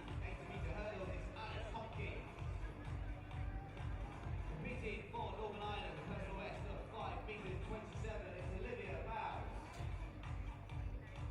Jumping for Scotland, seventh in the SIAP Championships, it's Soban Kingham. Jumping for the South East with a personal best of 5 meters 53, 10th in the English Schools Championships, it's Megan Fielding. Competing for the North East, second in the England Indoor Championships, third in the Outdoor England Championships. Is ranked #1 in Britain for the under-17 men's high jump. 2 more attempts to go, but the event is done.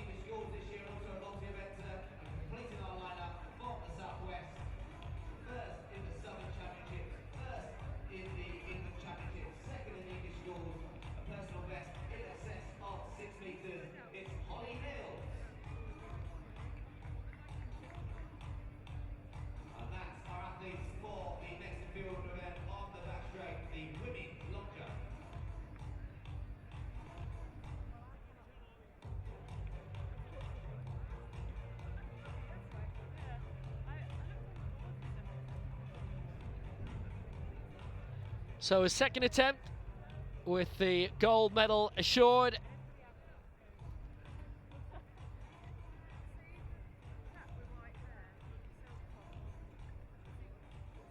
The joint English Schools champion, he's Schools Games champion, and he's clear at 202. Oh, he's showing his dominance off here, isn't he? Well, he cleared 205 to win in Gateshead in July. I'll get a share of that gold medal. That may well be the next target for him here.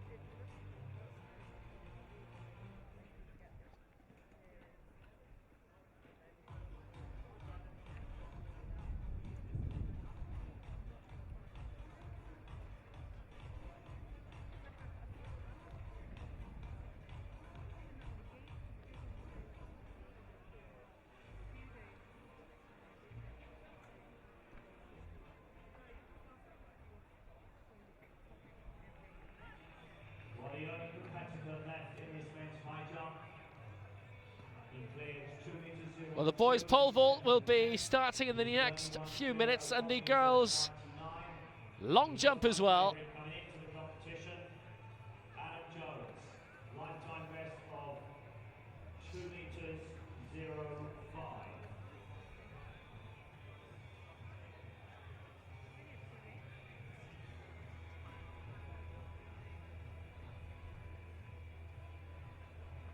And he has set the bar at 2 meters 06.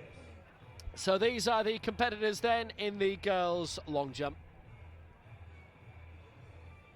So Nadia Forbes of Turks and Caicos, Alice Hopkins of the Midlands, Olivia Bowes of Northern Ireland, Siobhan Kingham of Scotland, Megan Fielding of the South East, Lucy Hadaway of North West, Grace Barr North West, Holly Mills South West. And that together competition underway for Olivia Bowes. Improved already from 1 meter 95 last season to 205 this.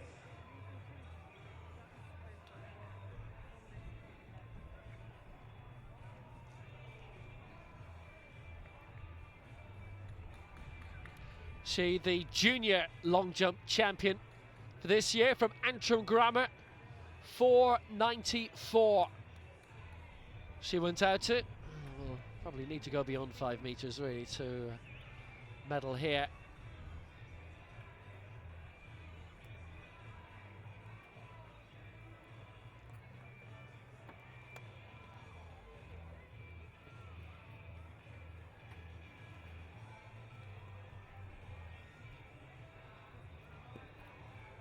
Eleanor Broom, the English schools champion at intermediate level, 5.94 she went out to. Holly Mills was second in Gateshead. She goes for the Southwest here. So Adam Jones, who's a lifetime best of, as we told you earlier, 2 meters 05, in winning the English schools championships back in July up in the northeast. And no joy with his second attempt. Currently in second place in his women's shot with a second round effort of 12.88 is Amelia Cook. She's another who's been over 13 metres this season, 13 metres 23 to rank in the UK top 10, and currently in third place with an opening throw of 12.01, 12 metres 01 is Freya Duna. Some 10 centimetres short of 100.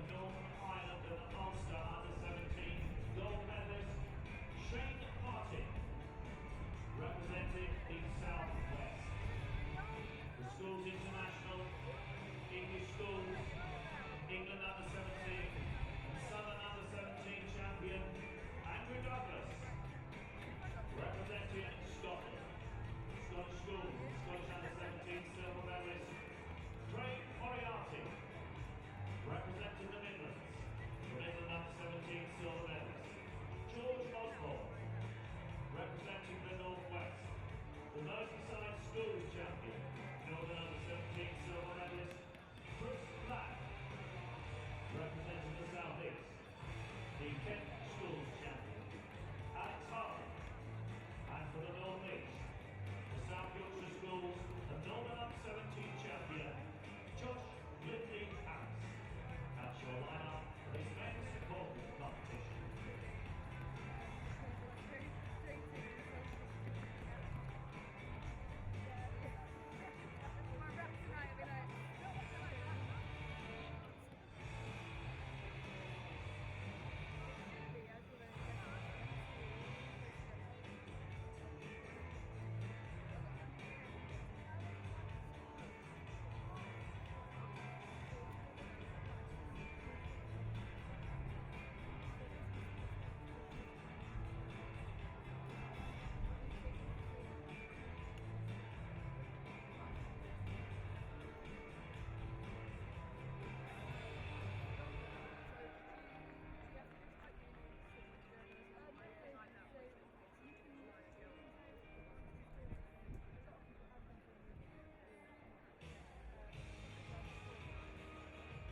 Ladies and gentlemen, the medal ceremony for the Sainsbury 2015 School Games. The Ambulant men 200 metres. The medal to be presented by Mr. Neil Wood, the chair of the Vicarian Athletics Club. In the bronze medal position, representing the South East, Matthew Hamilton.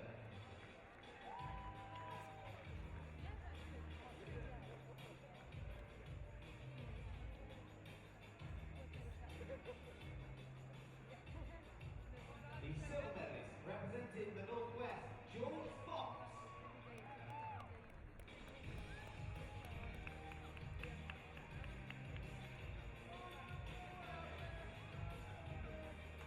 The gold medalist, representing the Northeast, Grace Goodwin.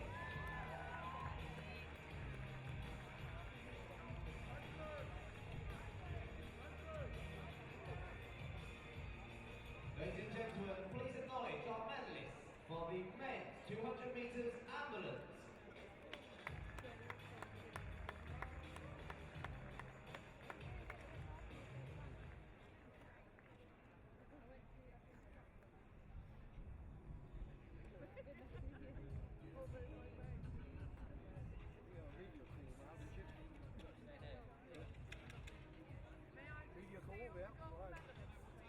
News from the shot put, maybe shot put and a faking, improves in the fourth round to 13 metres 42 to lead. In second place, still Amelia Cook, and third, Freya Puna.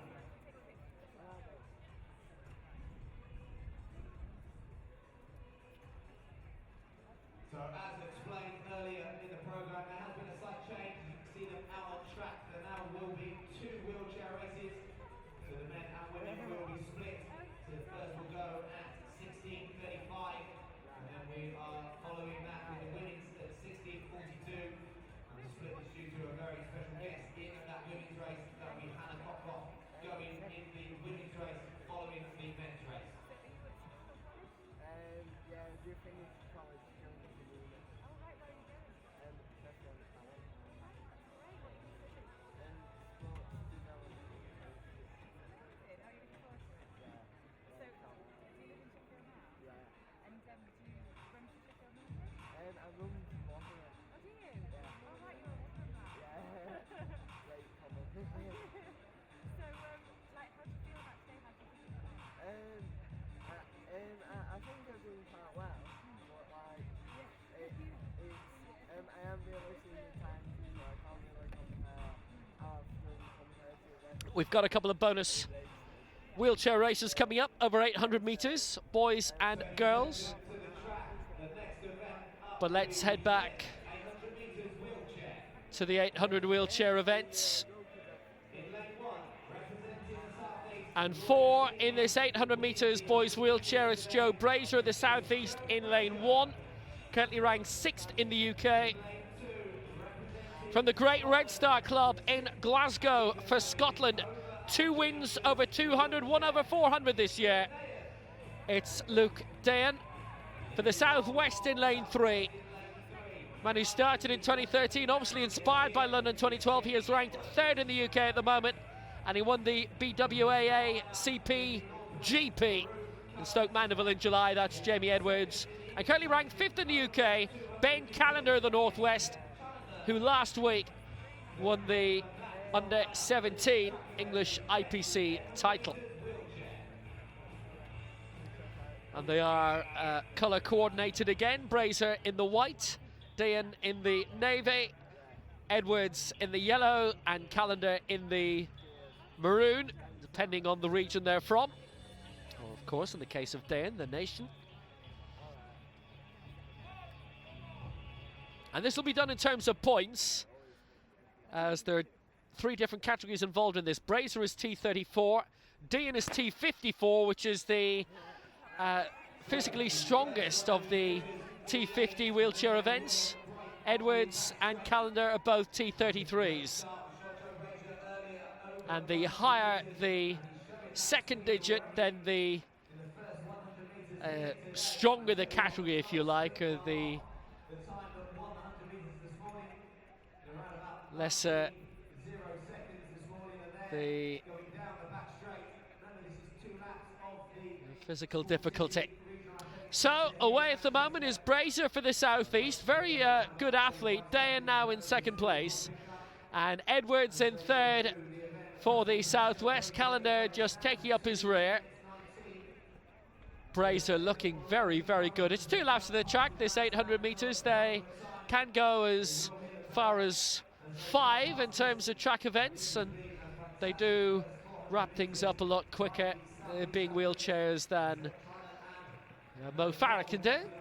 But it's Brazier who will take the belt. There's a T34, Dayan in 2nd place is a T54, so there will be points on offer for this. But it's a really good lead at the moment by Joe Brazier, around 30-35 metres clear of Dayan, and Brazier very successful earlier today. Just look at the advantage he has. Very firm, good technique by this youngster. Is he going to be the next of the British greats?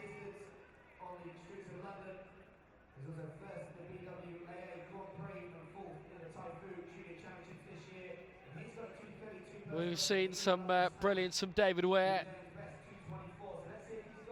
in recent years at major events, no matter where they are. Well, Brazier, one final turn into the final straight,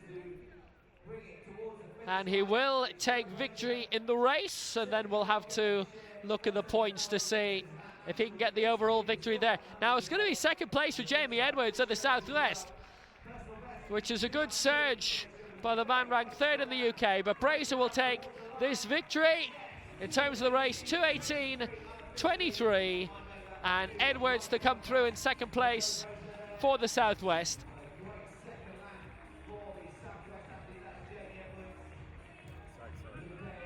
Dayan, who was 2nd for a long time, and who I thought really would have been up and challenging with Brazier, well, 3rd in the end for him, and Callender in 4th.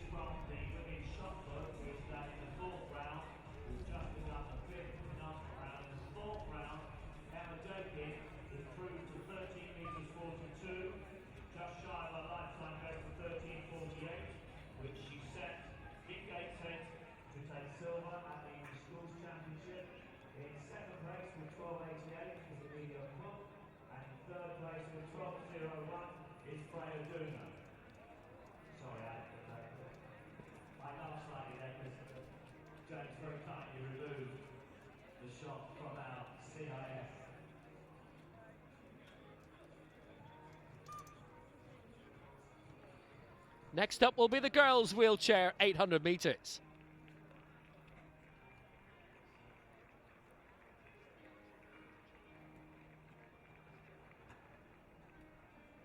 Ladies and gentlemen,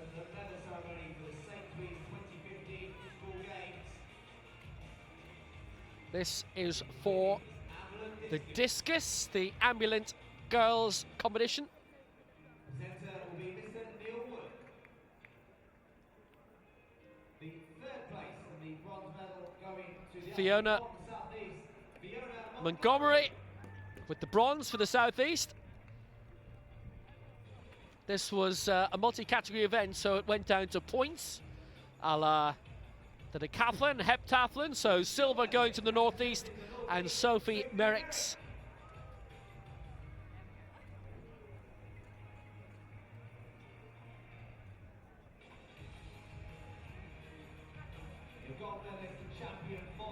Gold for the Northwest, it's Millie Forrest.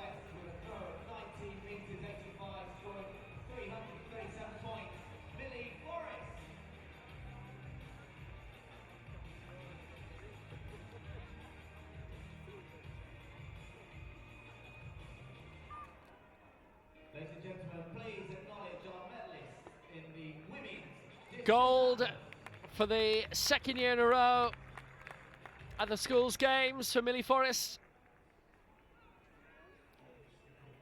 World champion at the Iowa's under-23s in the shot put last year. And silver in the discus, multi-talented. And from Wigan, so a local triumph.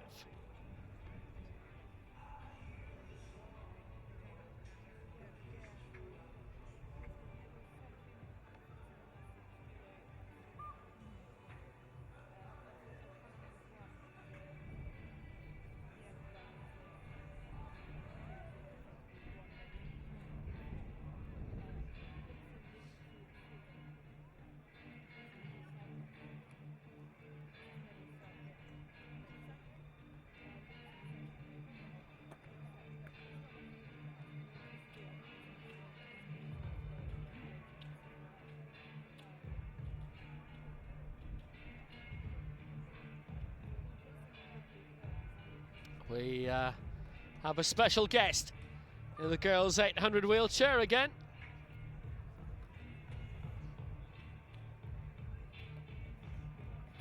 And quite a special guest. Hannah Cockcroft will be involved in a second race of the day.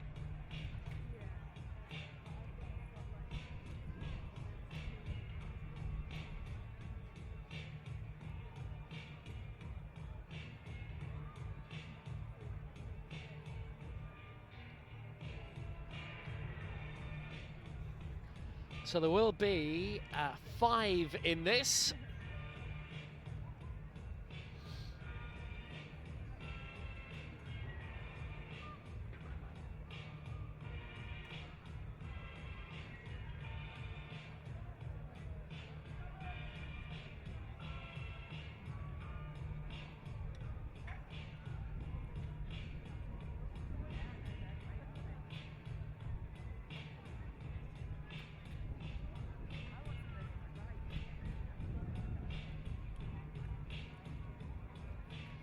Catherine Scott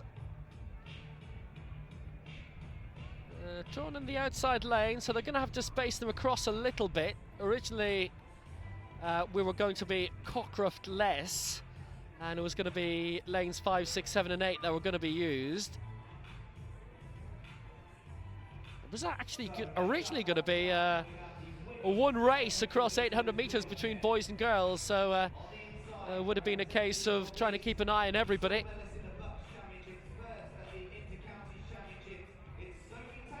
So in lane 1 now for the Northeast, first in the BRWA National Championships at Stoke Mandeville in May. From Warwickshire, representing the Northeast, it's Sophie Taylor. Lane 2 for Scotland from the Red Star Club in Glasgow. Gold at the Europeans in the 100, 400 and 800 last year in Swansea at the European Championships for the IPC Athletics. That's Samantha Kinghorn, she's in 2. In lane 3 for the Southwest, first in the BRWA National Championships over 200, currently ranked 4th in Great Britain. From Surrey is Eden Rainbow Cooper. Catherine Scott is representing the Northwest in the maroon singlet in lane 4, and Hannah Cockcroft's in lane 5. You know all about her.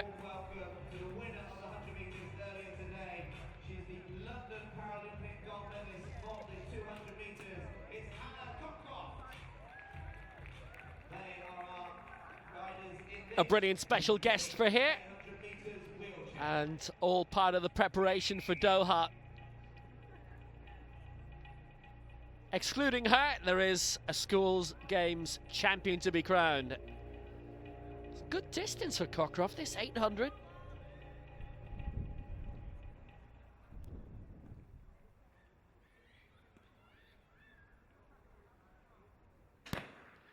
So away we go. Taylor for the Northeastern 1, Kinghorn for Scotland in 2, Rainbow Cooper of the Southwest in 3, Scott of the Northwest in 4, and Cockcroft, who is almost fulfilling a pacemaking role here, will shoot away out in front. Well, for these other 4, a chance to get a bit of a scalp, and great excitement to be in the schools games up against this gal. Well, Kinghorn, 3 gold medals last year in Swansea, and the 1, the 4 and the 8 in the T53. Brilliant talent already, a GB colleague of Hannah Cockcroft, and she's out in front at the moment. Kinghorn, the Glaswegian, rocketing away at the moment. Second place for Hannah Cockcroft, and third at the moment for the Southwest is Eden Rainbow Cooper. Here comes the bell, held by Samantha Kinghorn, goes through in 63 and bits. Hannah Cockcroft in second place, and third for Eden Rainbow Cooper of Surrey, right now ranked 4th in Britain and 3rd in this race. Well, Kinghorn is European champion over 800 metres, and she's showing her class and her style here. 200 metres to go. 2014, a big year. 2015, maybe even more so, with Doha just 6-7 weeks away, and the IPC Athletics World Championships.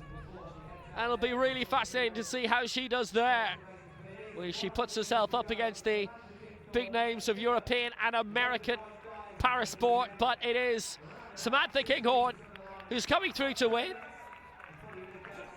Wasn't quite inside 2 minutes, doesn't really matter. It will be gold for Scotland for Kinghorn, 2:08.8.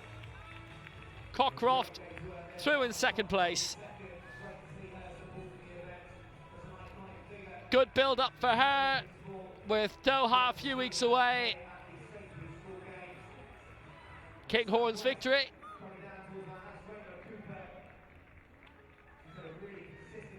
And Eden Rainbow Cooper coming through in second place. Good job, well done. And Samantha Kinghorn is our winner. Rainbow Cooper just crossing the line in third place in the race, but second in terms of the schools category race. Don't forget, it is down to points as well, because we have a T33 in Taylor, a 34 in Scott, a 53 in Kinghorn, and a 54 in Rainbow Cooper. That's a great conversation between 2 European champions, 2 GB teammates, and good luck to both in Doha. It will be a lot of fun commentating on them there, and surely they'll be hoping it'll be a lot of fun for them, because that would mean gold medals for them again.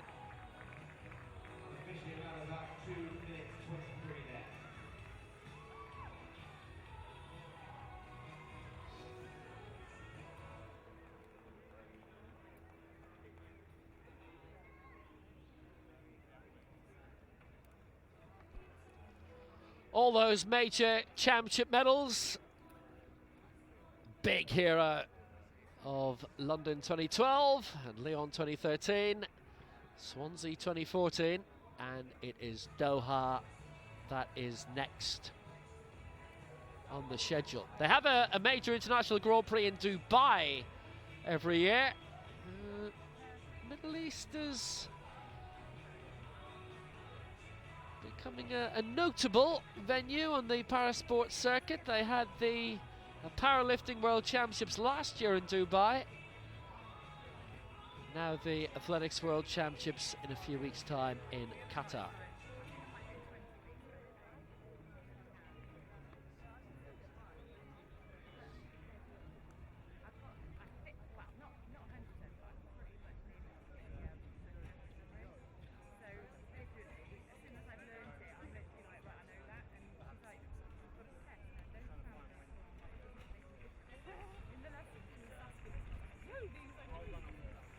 And some great champions making their way again down the home straight.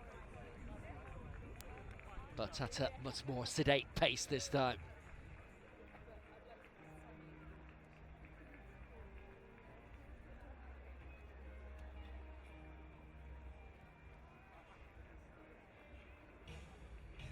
Ladies and gentlemen, the medal ceremony for the Sainsbury 2015 School Games. Discus. This will be the Ambulant Discus for boys. The presenter will be Mr. Neil Wood. The silver medal. Joe Fundry takes silver for the Southeast. 21.92 was his best throw.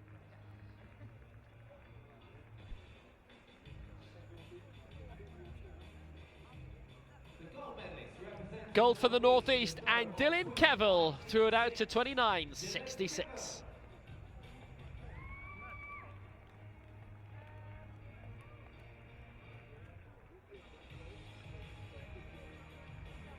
Ladies and gentlemen, please acknowledge our medalists in the men's Discus Ambulant.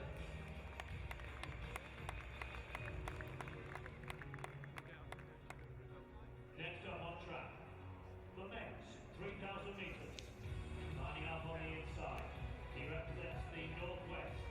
He was fourth at school games last year, English schools finalist this year. Stan Willis, representing the Midlands, the English schools, and England under-17 gold medalist Isaac Akers, representing Northern Ireland. So here we go, it's the boys 3,000 metres, the longest race of the day. And some good champions here as well.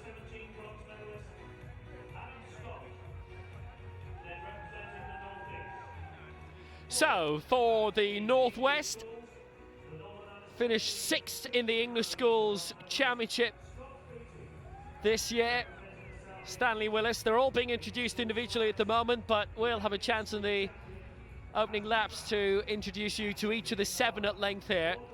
But the 7 in this boys 3,000 metres, Stanley Willis of the Northwest in the maroon, Isaac Akers for the Midlands in orange, James Edgar of Northern Ireland in the Ulster green, Adam Scott of Scotland, Scott Beattie for the Northeast, he's in the black, Ashley Brown of the Southeast in the white, and on the outside in the yellow, William Stockley for the Southwest. So underway in the boys 3,000 metres, Isaac Akers of the Midlands in the orange on the inside is the English Schools champion, crowned in Gateshead this year. 4th place in that race for the Northeast, Scott Beattie. He therefore is in the black. He's on the outside at the moment. 6th in that final, the English Schools for the Northwest, Stanley Willis. He's in the maroon. He's actually from Shropshire. Ashley Brown of the Southeast in white finished 7th in the English Schools final. The Ulster champion, James Edgar, is there as well, taking up a good position right to the front straight away from Friends School in Lisburn. 8:51.8 in winning the Ulster Schools title. He was 13 seconds clear of Craig McEakin of Bangor Grammar in doing that. And the bronze medalist in Scotland, Adam Scott, representing his nation here.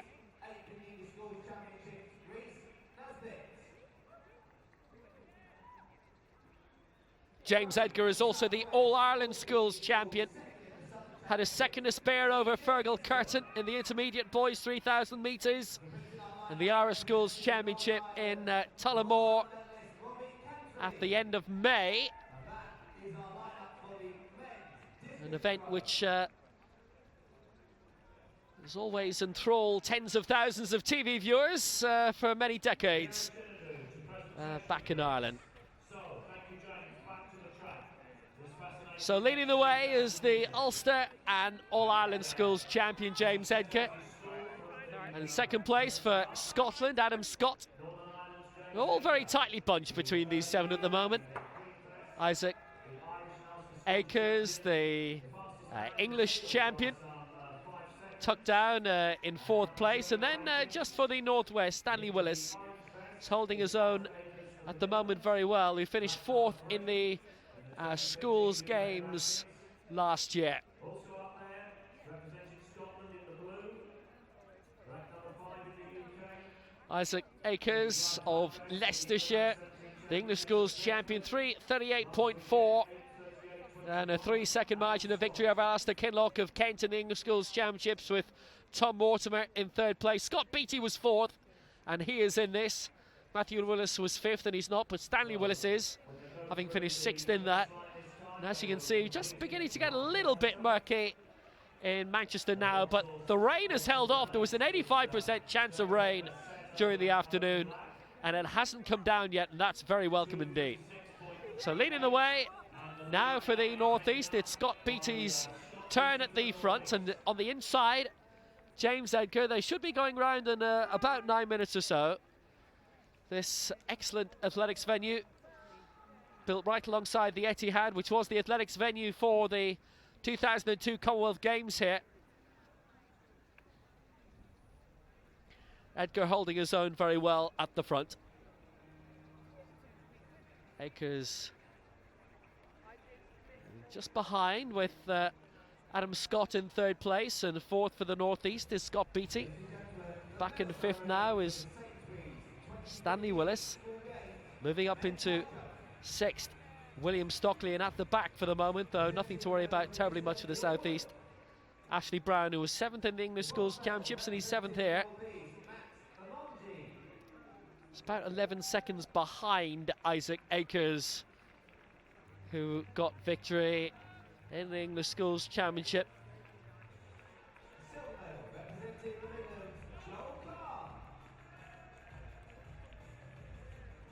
Nothing frenetic so far. 4 laps to go.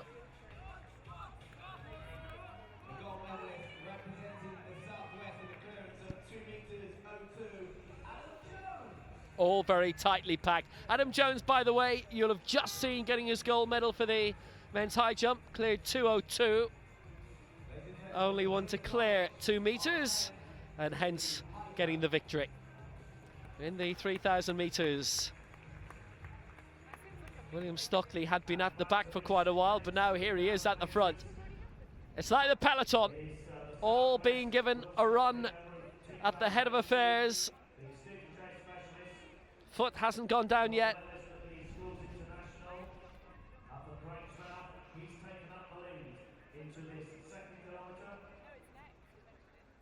He's had his time at the front, and will just step back a little bit perhaps. Akers tucked to the middle for the Midlands, and Scott now coming on the outside for Scotland. And even further on the outside is Scott Beattie. And look at that! Look at the jostling right in the back as Stanley Willis comes on the outside and immediately goes alongside Akers in the front. 3 laps to go. A slight prospect that Ashley Brown might be left behind here, but still not enough of a pace to burn him out. But obviously if you find yourself a little bit off the back, you need to accelerate a bit. The threat is that you too might burn yourself out a little bit. And have nothing left for the final laps. 2.5 to go. It is the English Schools champion who is in front here, and it's Isaac Akers with a marginal lead at the moment, not by very much. Adam Scott on his shoulder in 2nd place. Coming up in the outside now, James Edgar. Very good chance for Northern Ireland here. On the inside for the Northwest is Stanley Willis. There's 5 at the moment who are there. The men who've been dropped off are William Stockley and Ashley Brown. Stockley and Brown back in 6th and 7th. Now a little bit of pace being injected by Akers, and can the rest stay with him? Edgar just at the back of the pack. The Ulster and All-Ireland Schools champion. 800 metres to go, 2 laps left. Akers showing extra pace at the moment at the front, and Willis has done very well to go with him. Finished 6th in the English Schools Championship, and at the moment keeping up with the man who finished 1st. Scott Beattie and Adam Scott up there as well, and look at how it's getting stretched out now. with 600 metres to go between the top 5. And now a movement going up into second place, coming from Scott Beattie of the northeast, Willis of the northwest. It's a good joust between these two, who are second and third at the moment. And does Isaac Akers realise what's happening behind him? Surely he can hear the footsteps, the breaths down his neck. But it looks like between these three now, Edgar back in fourth place and Scott in fifth. Here comes the bell. Isaac Akers for the Midlands, Scott Beattie for the northeast, Stanley Willis for the northwest. It is between these three for victory in the 3,000 metres. Can Akers, the England school champion, beat the man he beat into sixth, beat the man he beat into fourth? It's looking like an England 1-2-3, but in what order? Can the English schools champion show his dominance again? He beat Scott Beattie by over 4 seconds, Stanley Willis by over 8, and here goes Willis now with 200 to go. No reaction yet from Akers. It's Scott Beattie down in third, but Akers without breaking stride very much. Now with a chance to take it on the outside. Willis needs an extra little bit of a kick because Akers looks like he's got something in reserve here. Coming on the outside, Willis beginning to accelerate, but not as much as Akers. Here comes Isaac Akers for the Midlands, and it will be another 3,000 metres victory for the English schools champion. He takes the schools games crown. It's Willis in second place and Scott Beattie in third.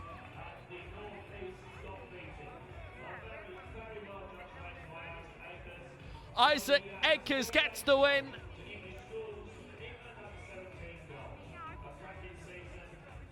Fine victory. Had to show a lot of resolve, and he had enough kick in him. With about 70 to go,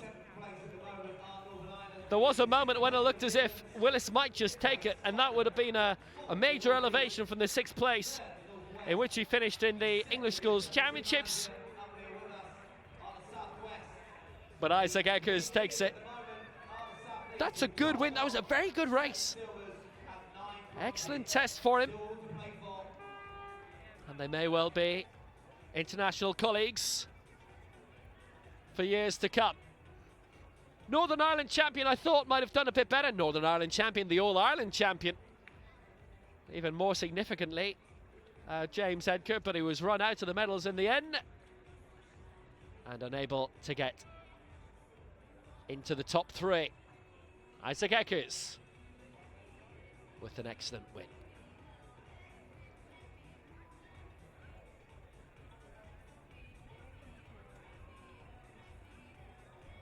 So give an update on the women's long jump. They are into the 6th round.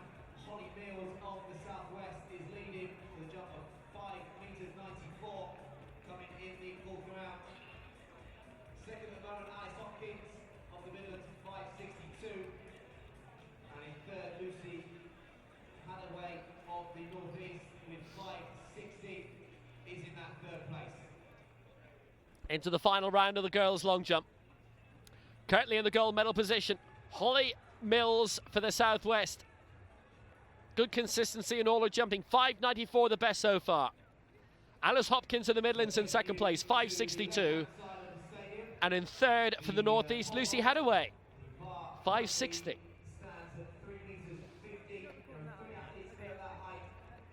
Final attempt for Siobhan Kingham of Scotland, 4.99 her best so far.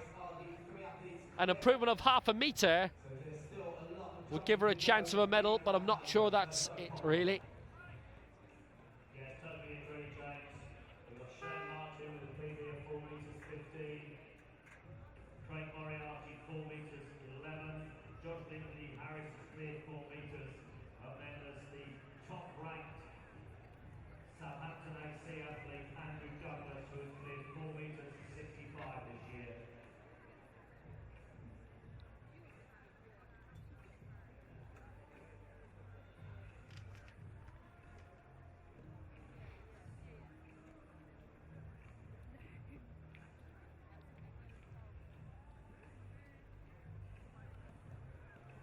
For the Southeast, Megan Fielding 5:08, her best so far, leaving her still around half a metre outside the medals. 4:43 in the 5th round. Maybe a bit of tiredness coming in. All of her previous efforts have been knocking around the 5 metre mark, with one going over it. Currently in 3rd place, Lucy Hadaway, 5 metres 60.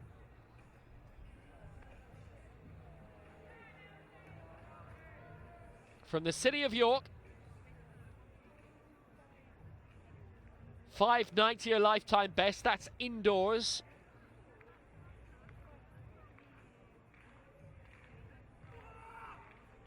Has her ranked 3rd at the moment indoors in the long jump this year, but 16th outdoors. So here comes Hadaway. Well, if that didn't go well, she might want a veil drawn over it, but actually I think that was quite decent in terms of her performing today.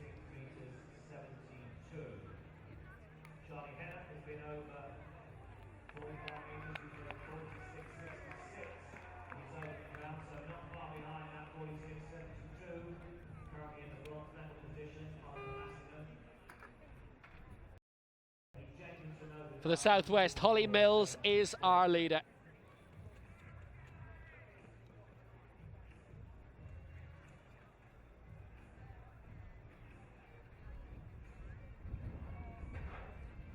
Silver medalist in the English Schools Championship behind Eleanor Broom of Northamptonshire.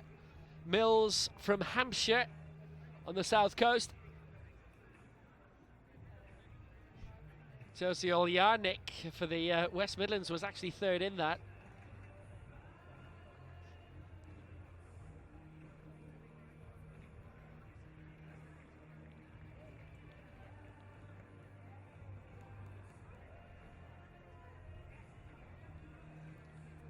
Grace Bauer trying to get into the medals, 5:44, her best to date, 16 centimetres outside.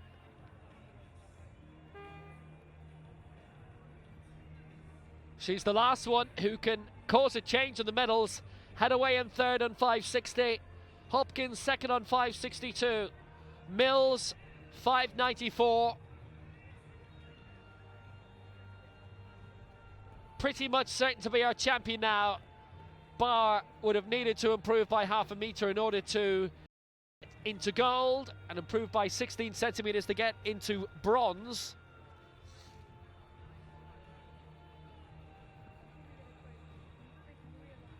Bauer's mark probably will only show up on the computerized system after Mills jumps. We can almost take it as read that it's Hadaway finishing 3rd, Hopkins 2nd. Mills is our champion. So Mills, her final attempt for the Schools Games champion. And for her, it doesn't matter pretty much where it goes, because she has the gold.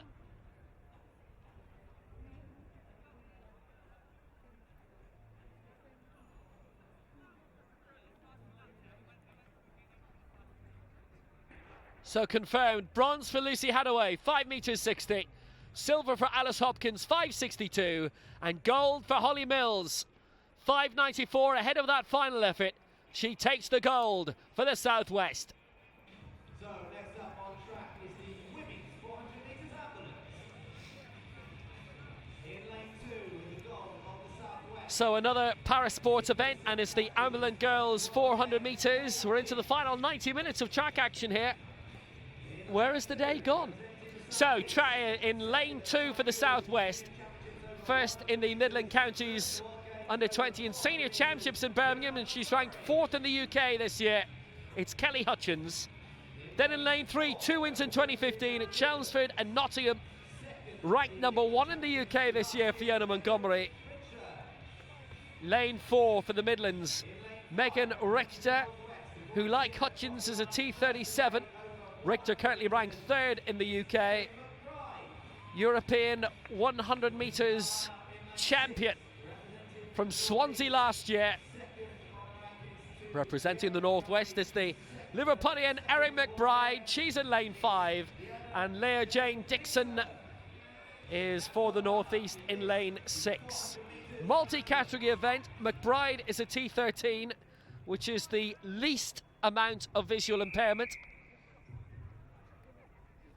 And with the rest, it's down to various forms of limb control. T35s are Dixon and Montgomery. T37s Hutchins and Richter. So it is firmly down to points. So the person who's first over the line may not necessarily take it overall.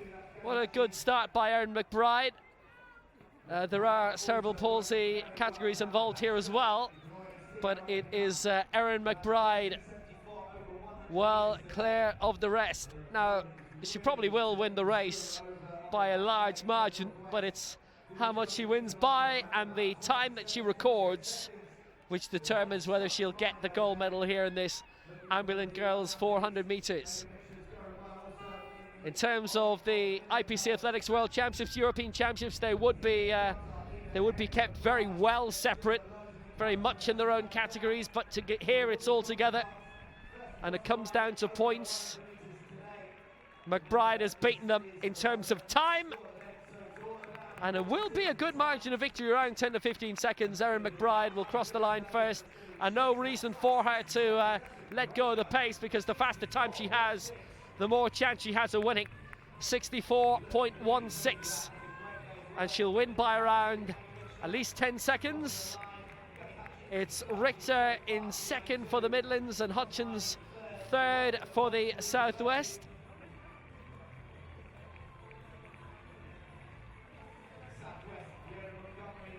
Fiona Montgomery is coming through in fourth place for the Southeast, and Dixon fifth for the Northeast. So victory for Erin McBride. First past the line, but how far ahead she was will determine whether she gets gold or not.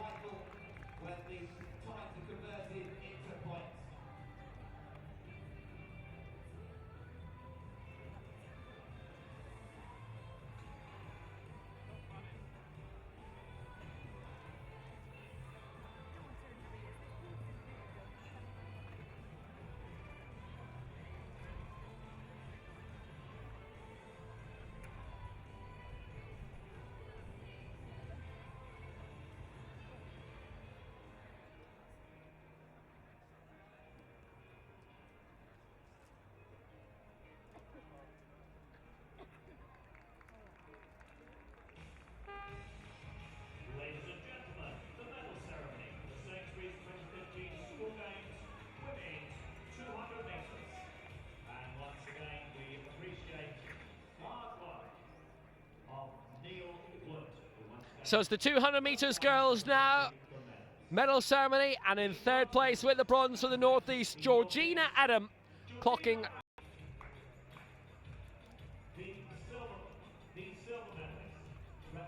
silver for the Southeast, and Vera Chineda 25.13.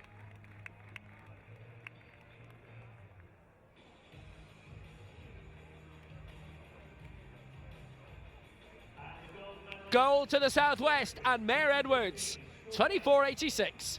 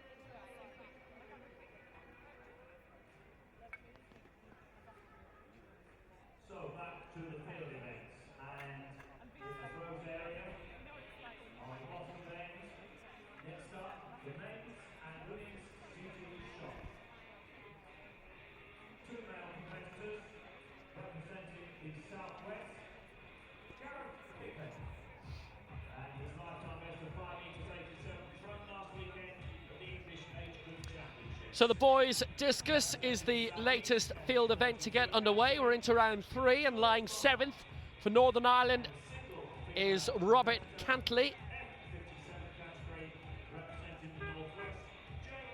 Finished silver in the intermediate behind Matthew Dalton of Belfast Royal Academy, Cantley of Dromore High School.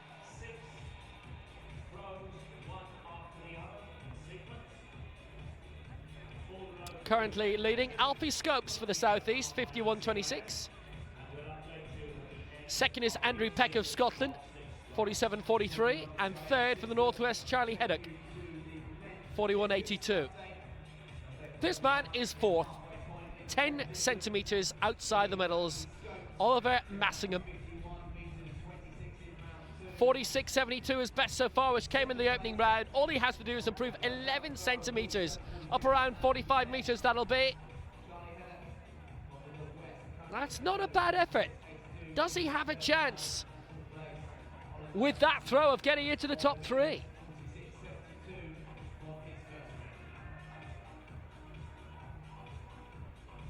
Next to go is the man who's 10 centimetres ahead of him in third, Charlie Heddock.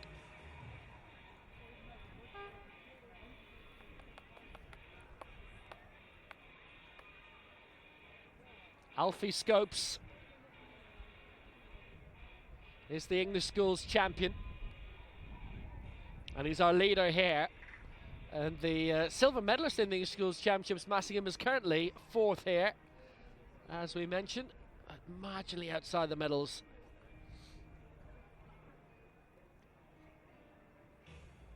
So Heddock looking to throw beyond 46 metres at least.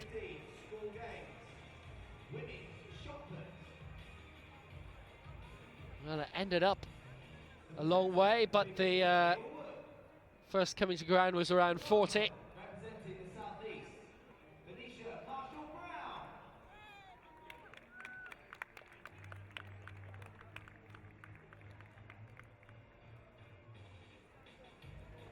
So our current silver medalist, Andrew Peck of Scotland.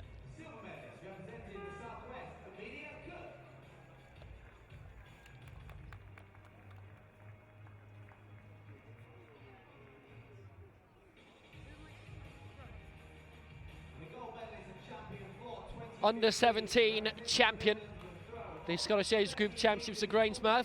That was a couple of weeks ago. Triple medalist in the Scottish Schools Championships. Hammer, discus and shot put. How's about that for versatility? And he was in the Celtic Games as well this year. Dropped mid-40s, I think.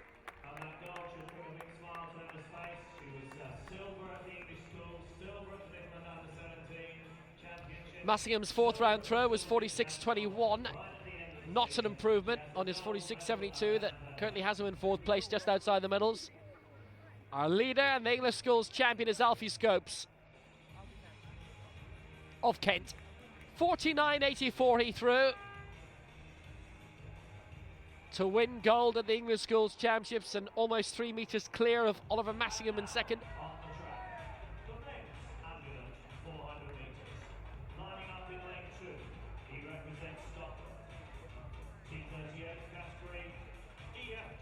Ambulant boys, 400 metres. It's Ross Patterson of Scotland in 2.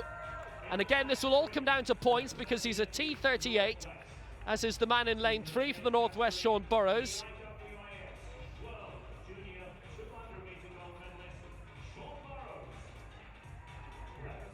Jaden Saberton is in a different category, T37, in lane 4.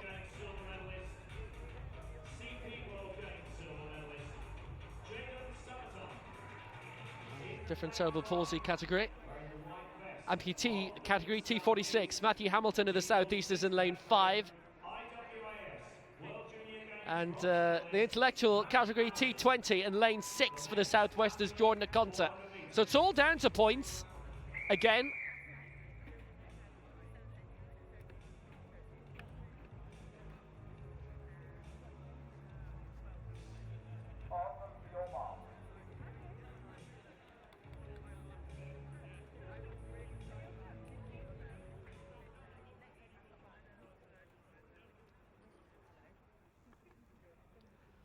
And this, the 400 metres.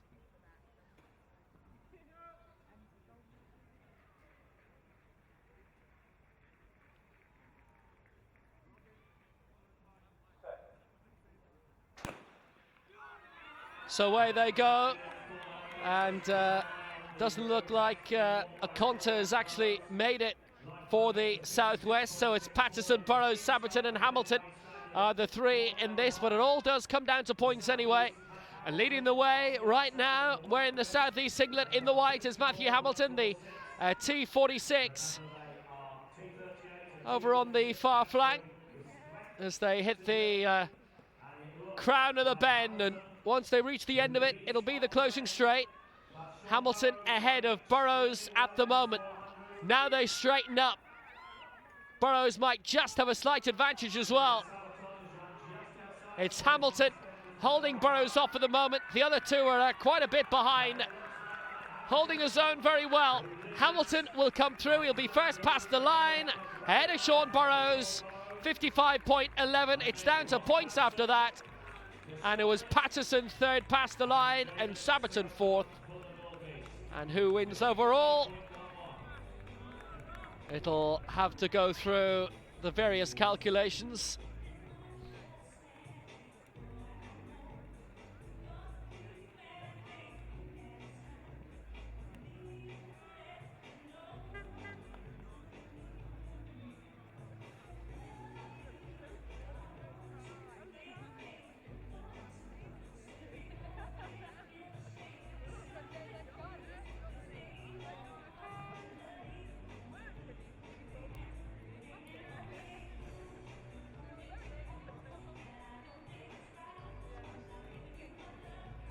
No change in the discus, but Alfie Scopes in the fourth round did throw one out to 49.53, which on its own would be good enough for gold for now. But he's thrown further. Rhys Naisbitt of the Northeast has passed in his two most recent throws. This is Charlie Heddock. 46.82 so far. They're coming in the third round. He's lying third. Needs an improvement of 62 centimetres to go second. And he's defending his position by that famous 10 centimetres over Oliver Massingham right now.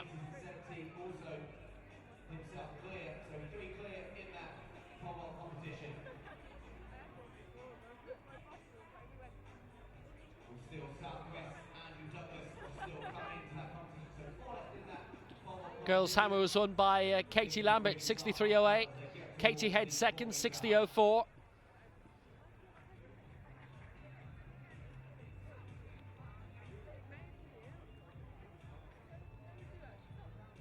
Massingham with a foul in the fifth round, so he stays in fourth place. This is our second placer, Andrew Peck. 4 meters away from the gold. Can he get beyond 50 meters first of all?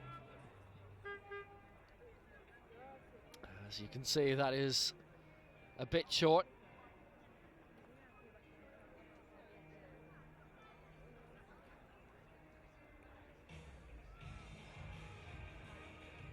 Ladies and gentlemen, the medal ceremony for Sainsbury's 2015 school games.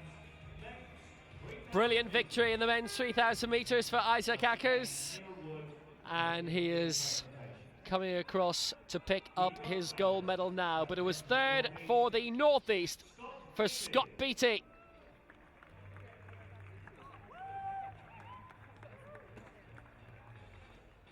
.848.70 in third place, 5 seconds inside the medals. Silver for the Northwest and Stanley Willis.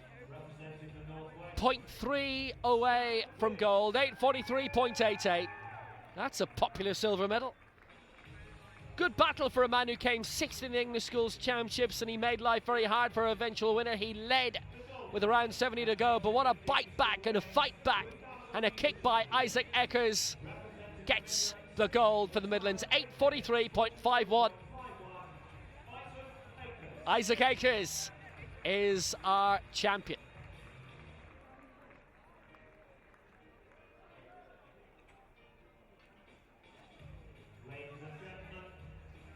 quick run through of other results, by the way, in terms of the wheelchair events, which went down to points. 800 metres wheelchair boys, gold to Joe Brazier of the Southeast, 286 points. Second, Jamie Edwards of the Southwest, 76 points. And third was Luke Dean of Scotland, 53 points. And in the girls, victory for Samantha Kinghorn of Scotland, 772 points out of Eden Rainbow Cooper for the Southwest, 146 points. And Sophie Taylor for the Northeast, 22 points and third. Hannah Cockcroft was second in the race.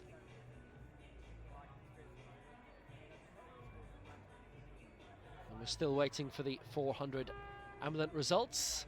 And we have a tie for gold in the 400 Ambulant girls. Different categories. Megan Richter of the Midlands and Erin McBride Northwest, 799 points each. And Kelly Hutchins, bronze, 746. That's the 400 Ambulant girls.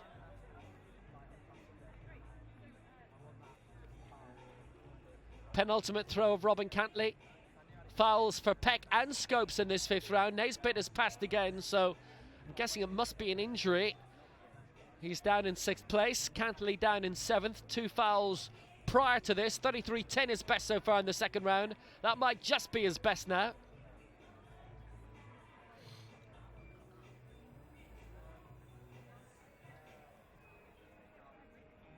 So Oliver Massingham, this is a big throw, an important throw. Final attempt of Oliver Massingham. 46.72, his best so far.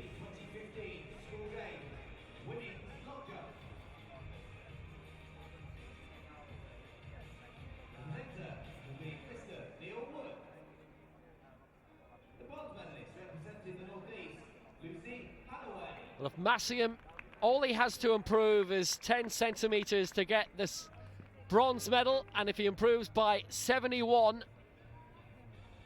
then it's the silver. But he strides out quickly, and that might just suggest that is his race run.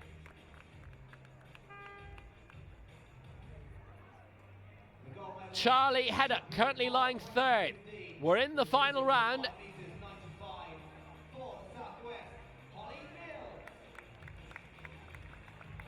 That is a foul by Massingham, and he will finish fourth. So Heddock, having secured at least a bronze, a chance for silver. Can he get beyond 47.43 and overtake Andrew Peck? I don't think so.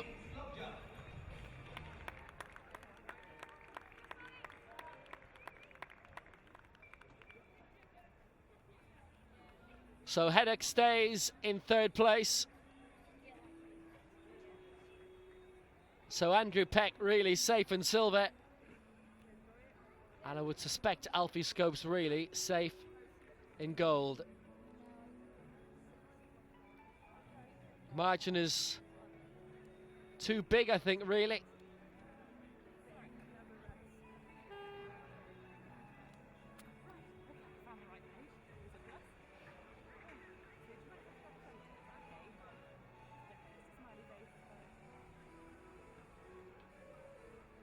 Heddock needed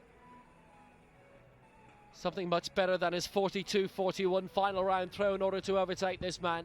Peck, 47.43. It is silver at least for him. Heddock has the bronze.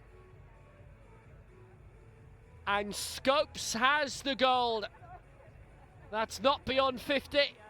Alfie Scopes is the Schools Games champion. Andrew Peck of Scotland with the silver. Charlie Heddock of the Northwest with the bronze.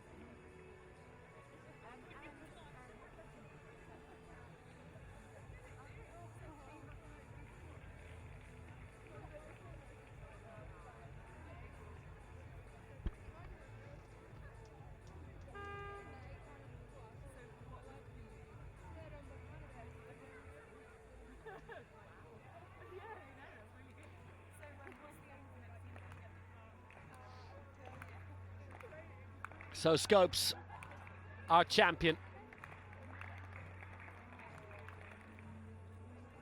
That is into the net. It doesn't matter. Scopes has had 2 fouls, but he will come away with the gold medal.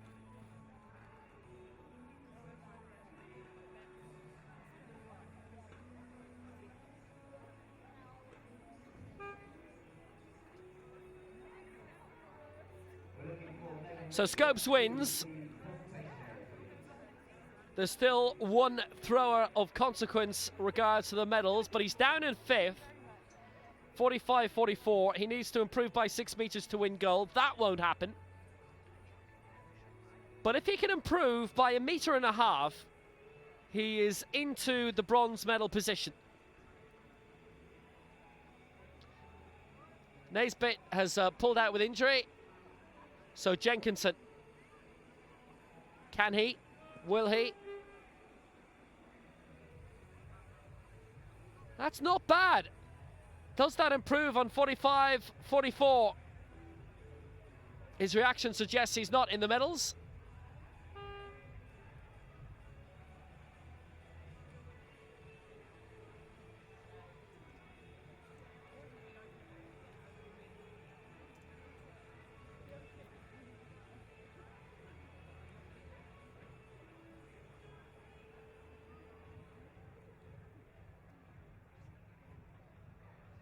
Robin Cantley has thrown 33.10 today. It's well out of the medals.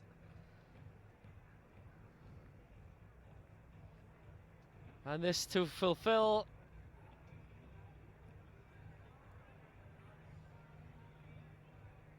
his prescribed actions for the day. Cantley finishing in 7th place. It's Jenkinson's final round throw that is causing most interest. Scope certainly is the gold. Peck 2nd, Heddock 3rd. I think you can pretty much take that to the bank as we await Jenkinson's final round attempt to come in. Cantley's will be merely for the records. It will be 7th place for him. And Jenkinson actually with a foul. So that is it. Scopes wins gold for the Southeast. Peck the silver for Scotland, and Heddock bronze for the Northwest.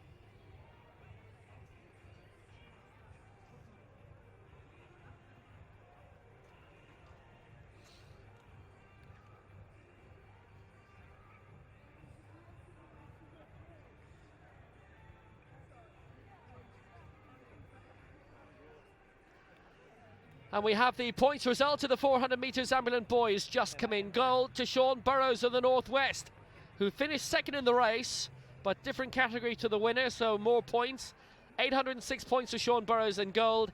Silver for Matthew Hamilton of the Southeast, who was first past the finishing line, 739 points. And the bronze going to Ross Patterson of Scotland, 650.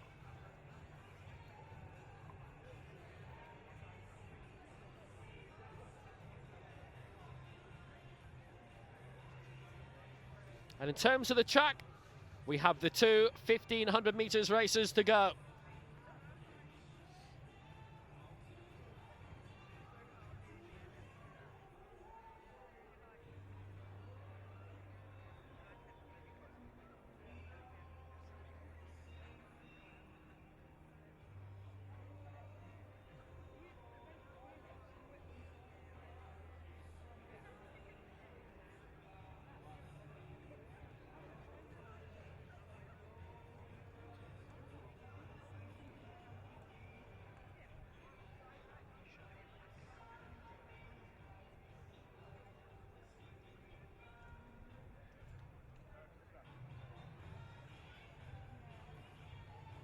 Pole vault still relatively early on.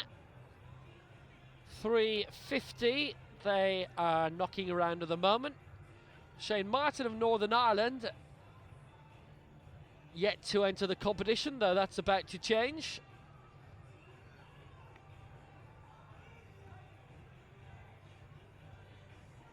Shane Martin, the national champion from Belfast Royal Academy. Ulster champion, national record at schools level, 4:02.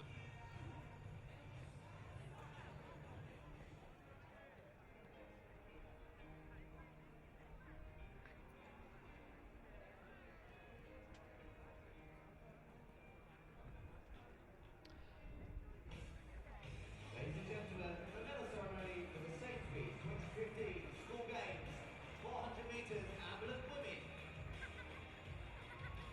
So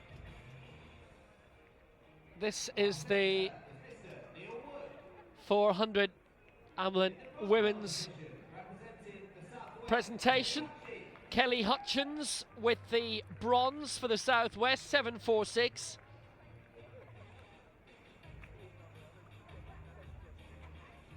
McBride and Richter standing very close to each other. Good reason for that, they share the gold. 799 points apiece for Richter and McBride, as there was a multi-category race. So it goes down to points, and they both happened to both clock a time that would see them tie. McBride was actually 10 seconds faster than Richter, but they are different categories. So Erin McBride, gold for the Northwest. Megan Richter, gold for the Midlands. Alongside them, Hutchins with a flowery bronze. So as you witness there, we have an equal gold there. Megan Richter and Erin McBride both scoring 799 points, so couldn't be separated on the scoring tables. So reserved double gold there for the Northwest and the Southwest.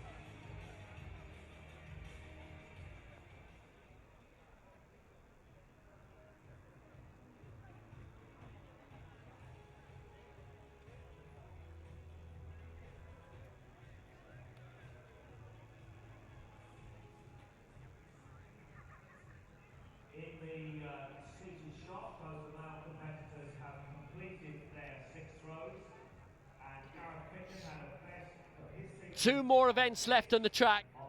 1500 metres races, boys first, then girls. 3 meters 76.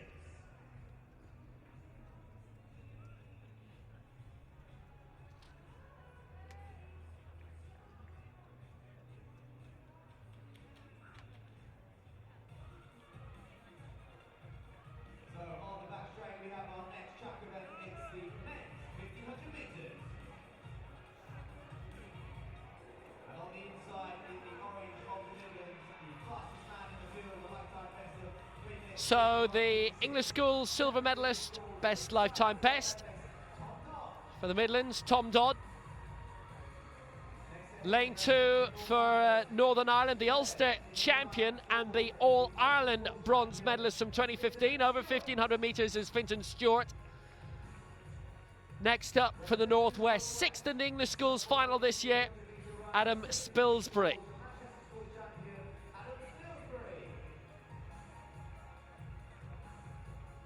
Then for Scotland, the Celtic Games champion, Joe Arthur, who's also Scotland's schools champion. The English schools champion for the South East in the white is Ben Davis.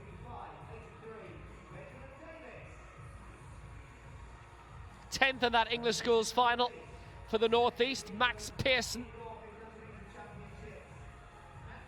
And on the outside for the Southwest, 5th in that final in the English schools, Pairs Copeland.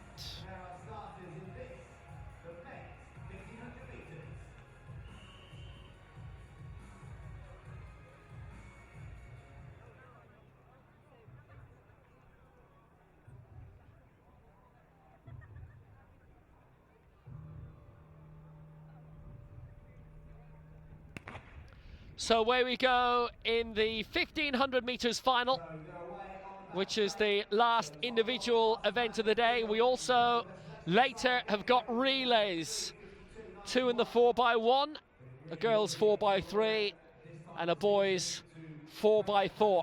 More of that anon, but this is the last individual men's event.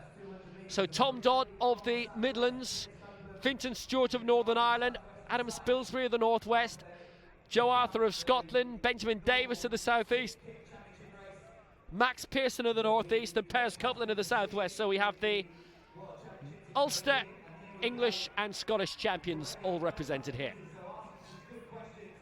Copeland well out in front. 3 laps to go. Finished 5th in the England Schools Championship final at Gateshead in July and is expecting a huge amount for him to be able to do something serious here. The man from Dorset finished 4:05, 3.5 seconds behind Benjamin Davis, but look at this lead early on. Is he able to keep this up for the remainder of the contest, I wonder?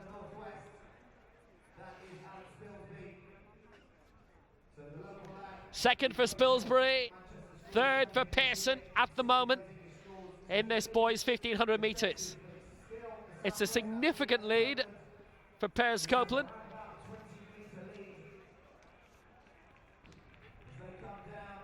Good crowd here in Sports City, the Etihad campus, the athletic stadium right alongside the Etihad Stadium. So 2 laps to go. Well, Copeland still remaining well out in front now. If he can keep this up, it would be a fantastic victory. It would be a remarkable one as well. Pearson and Spilsbury just alongside each other in second and third at the moment. The man to watch out for is wearing white. The English schools champion, that's Benjamin Davis. And also for Scotland, Joe Arthur, the Scottish champion, the Celtic Games champion from a few weeks ago. And Fintan Stewart of Northern Ireland there as well. Well, this is around 40-50 metres at the moment. The Ulster champion, Fintan Stewart, as well back. Now, 600 metres of critical running lying ahead for Piers Copeland. Can he keep this up? It's a very brave move. Looks like the gap is tightening slowly.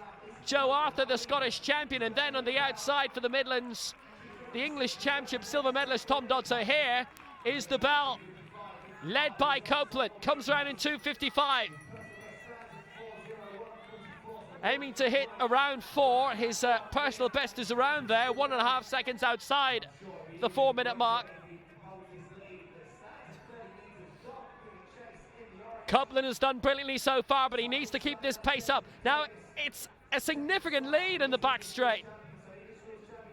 The rest right now are nowhere, but the rest beginning to emerge through Tom Dodd for the Midlands. And now here comes the English champion, Benjamin Davis. Now that might spell a little bit of danger, but does he have too much to do? Or has Copeland done too much already? He's well in front. The gap is tightening all the time, and Copeland will know it. Copeland leads coming into the final straight. There's a big sprint behind him. It's Tom Dodd in second place, and then it's the English champion Benjamin Davis in third. Copeland is tying up. Does he have enough? Copeland's going to take it. What a great win by Copeland. That was brilliant.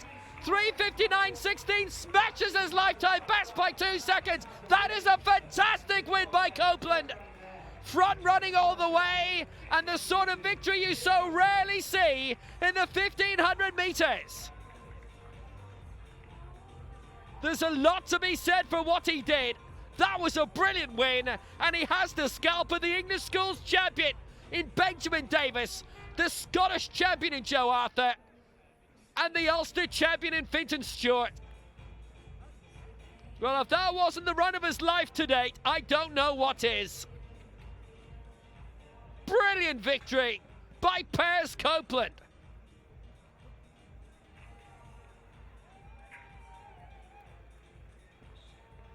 And he has a lot to be justifiably proud of.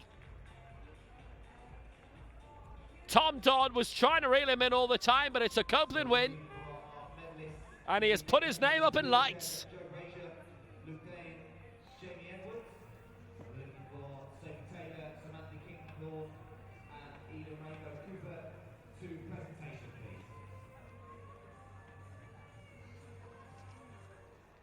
He held on. And there's the evidence at close quarters for him that he has done something remarkable.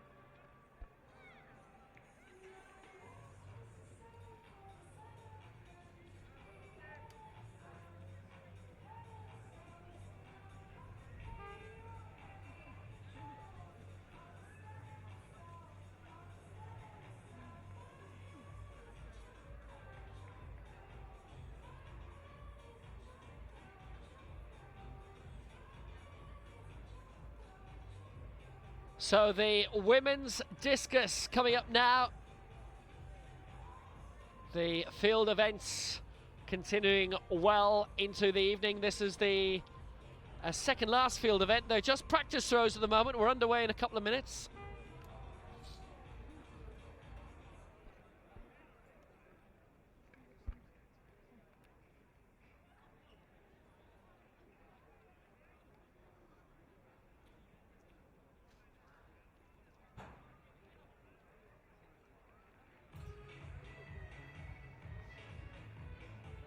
Next event in the field is the Ambulant long jump mixed, both men and women. In the lineup, representing the Southwest, the London Paralympic athlete who was a bronze medalist in the 4 by 100 metres relay, 4th in the IPC Championship, it's Olivia Green. Competing for the North East, Amy Carr. Representing the Midlands in the men's competition, Douglas Stilgo. Competing for the North East, Joseph Gray. For the North West, Dan Sanford. For the South East, Zach Skinner. Completing our lineup for the South West, Jordan Okater.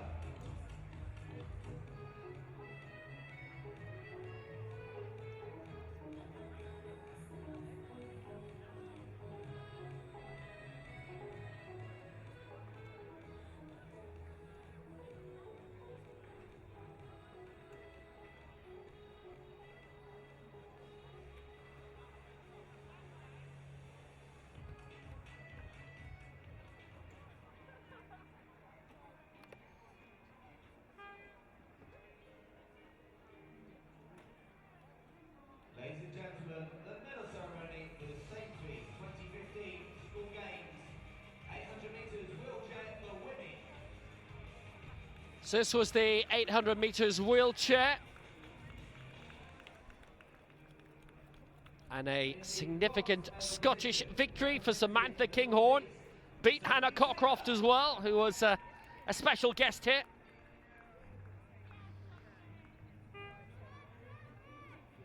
Bronze for the Northeast and Sophie Taylor.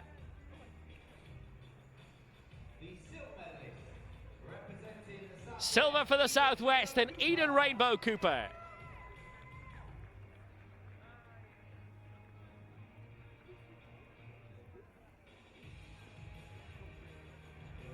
Gold for Scotland. And the great Paralympic international, Samantha Kinghorn.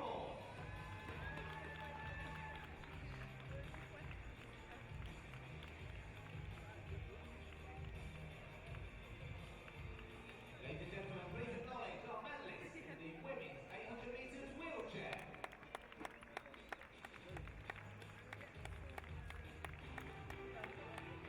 To the track, for the women's 1500 metres, lining up on the inside and representing Northern Ireland, the Arsenal Schools champion, Maddie Bowyer. Representing the Midlands alongside her, the English Schools bronze medalist, Cameron Orford. Men, representing Scotland, the Scottish Schools, Scottish under-17 and England under-17 champion, Erin Wallace. Representing the South East, the English Schools champion, Chloe Sharp. So the last individual track event of the 2015 Sainsbury School Games is the girls' 1500 metres.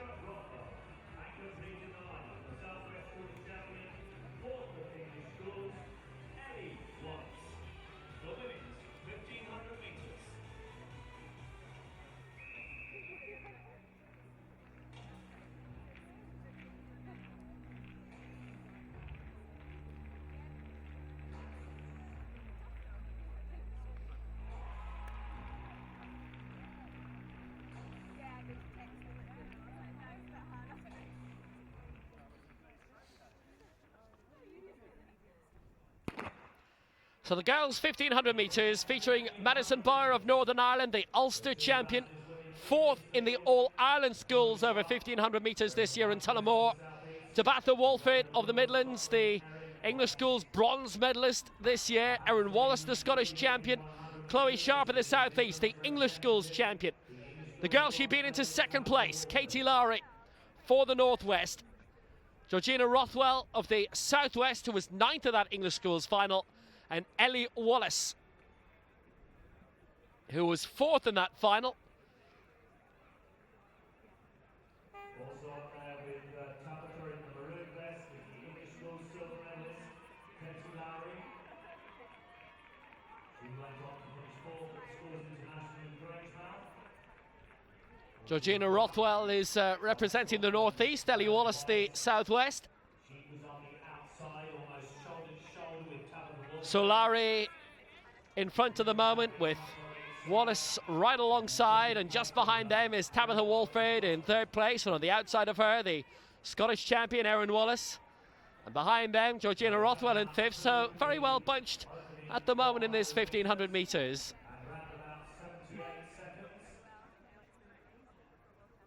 Lowry in control at the moment, and she and Wallace just opening up a slight gap on the rest. Surely nobody's going to have the same idea as shooting away early as we saw in the boys 1,500 a few moments ago. Absolutely incredible, remarkable victory. But in front at the moment for the Northwest, Katie Lowry. Chloe Sharp, who is the English schools champion, is back down in fifth place at the moment. Lowry was the silver medalist behind her in Gateshead in July.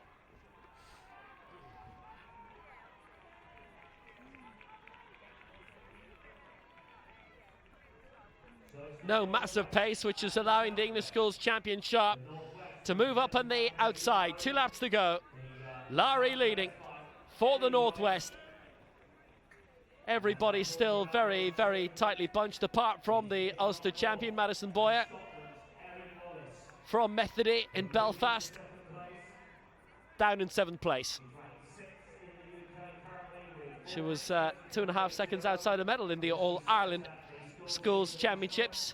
Now we have an acceleration, and who else by? It's the English schools champion Chloe Sharp, representing the South East, who's put the foot down, and she says, well, if I'm going to go, the rest of you will have to do the same. Erin Wallace of Scotland looking to keep up. For the Northwest, Katie Lowry behind in third place. Tabitha Walford of the Midlands is in fourth at the moment. Sharp in control. The English champion ahead of the Scottish champion at the moment. Next time they come down here, it'll be on the road to gold. It's Sharp who leads for the South East. The English schools champion takes the belt. Wallace right behind in second place. Passes through in 3:21.68. Sharp with a slight advantage. Can she keep it up on Wallace here? The rest are fighting for bronze, and that fight is between Lowry of the Northwest and Walford of the Midlands, who are silver and bronze respectively in the English Schools Championships. The gold medalist is leading this one, Chloe Sharp. Erin Wallace trying to draw it in. 200 to go, but look at the pace. Look at the legwork of Sharp here. Well, she's doing a lot more in terms of trying to increase the pace than Wallace. But Wallace, slightly longer legs, has a little less to do. The margin is not increasing, and Wallace is tightening it up. Sharp looks to have put maybe a bit too much exertion in it. The rhythm is gone. Sharp looks like she's struggling. Wallace is in the lead. Wallace looks smooth, she looks comfortable, and she looks set fair for a famous Scottish win. Look over the shoulder tells us what we know. She's on the way to glory. Erin Wallace wins the girls 1,500 metres for Scotland. Chloe Sharp, the English champion, gets the silver medal. And it's Katie Lowry who takes the bronze for the Northwest.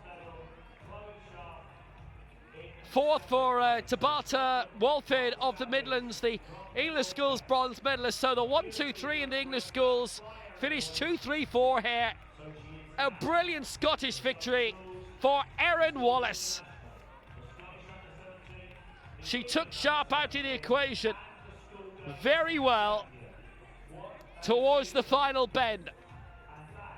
The rhythm of Sharp went. The head was starting to buckle. Wallace kept her smoothness. She looks so cool, and she gets the gold for Scotland.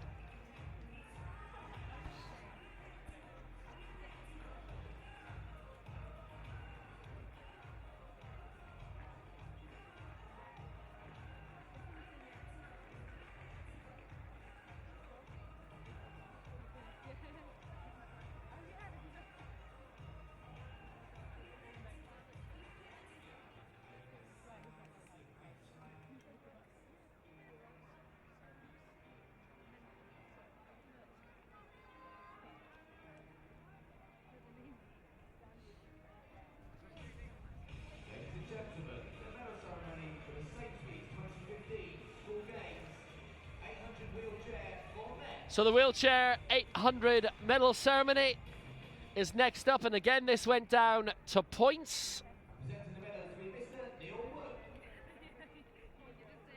In the quadrille position, Luke Diane with the bronze for Scotland.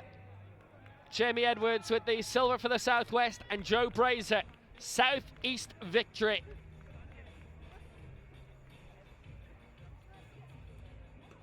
in silver position, representing the Southwest, Jamie Edwards.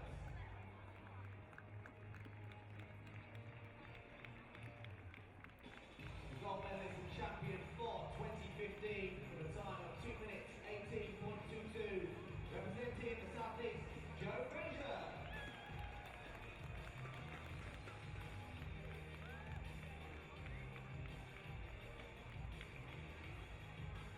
Ladies and gentlemen, please acknowledge our medalists in the men's 800 metres wheelchair.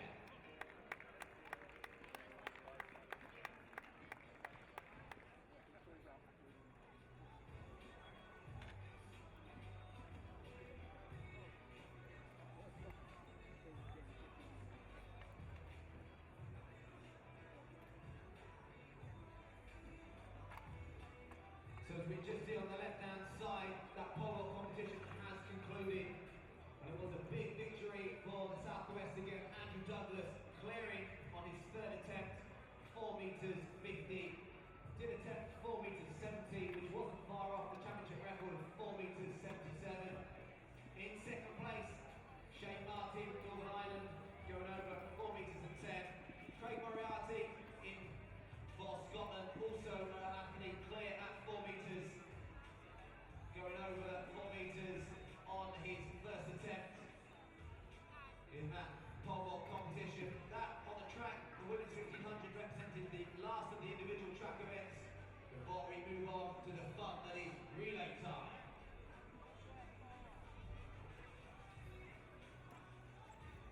Sometimes referred to, James, as the carnage that is the 4x100.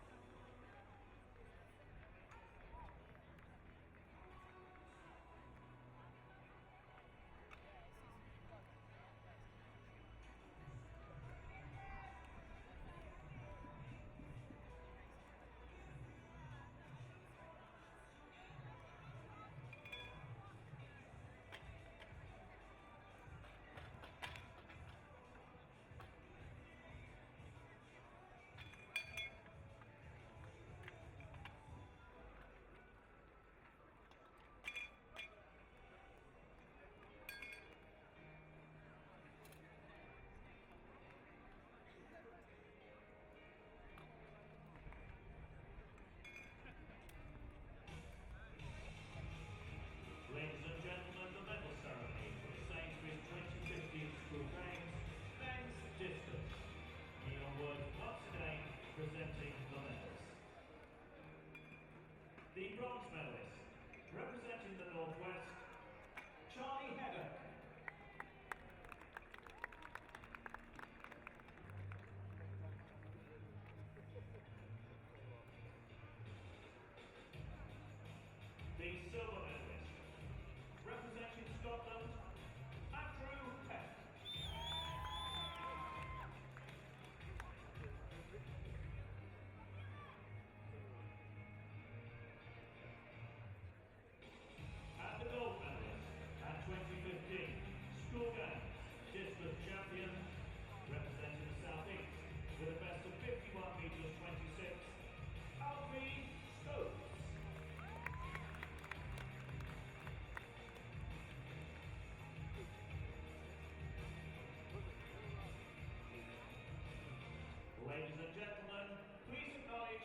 the medalists.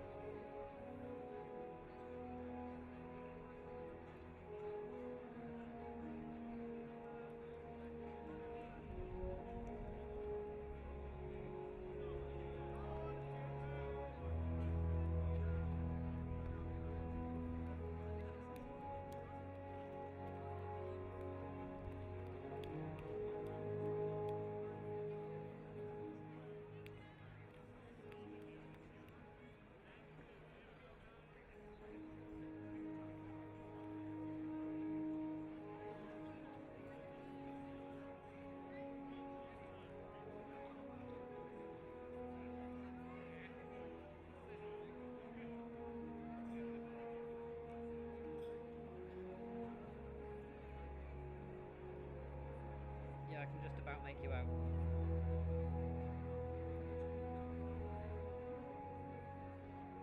Have I got a what, sorry?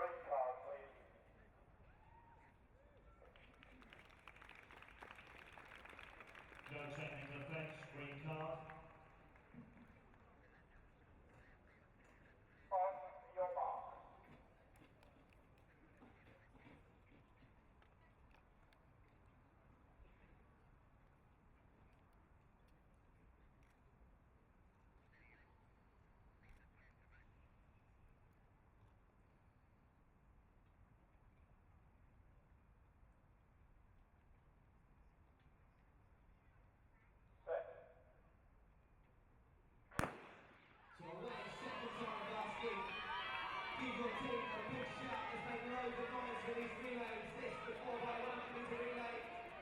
Oh, we've got a drop pattern there in the outside lane at the southwest. Remember, the changeovers are So big problems there for the southwest in this 4x100 metres girls relay. Scotland leading, also going well at the Midlands. Here's the second changeover. It's leg 3. Scotland going very well, and the southeast coming good on the inside also. And they're absolutely rocketing on the inside. Now, can the Midlands keep it going? This is where it ties up the final changeover, and rocketing away at the Midlands here is between the Midlands and the southeast. Midlands on the left, southeast on the right. It's going to be very tight. Midlands will get the gold. Southeast in second place on the northwest. Look to beat the northeast for the bronze medal, but that was a very good, very fast race. Oh, marvellous win in the end, and the Midlands and the southeast far and away ahead of the rest there, and what a great victory. So tight between those two, and the rest arguably nowhere.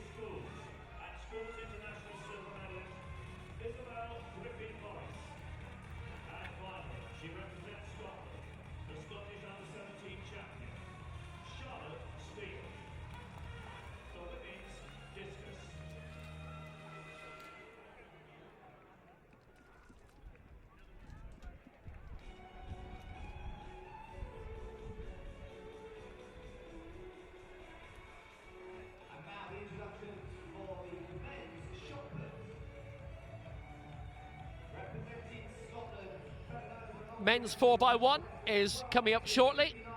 Then the girls 4x3 and the boys 4x4, and that's the end of the day's action.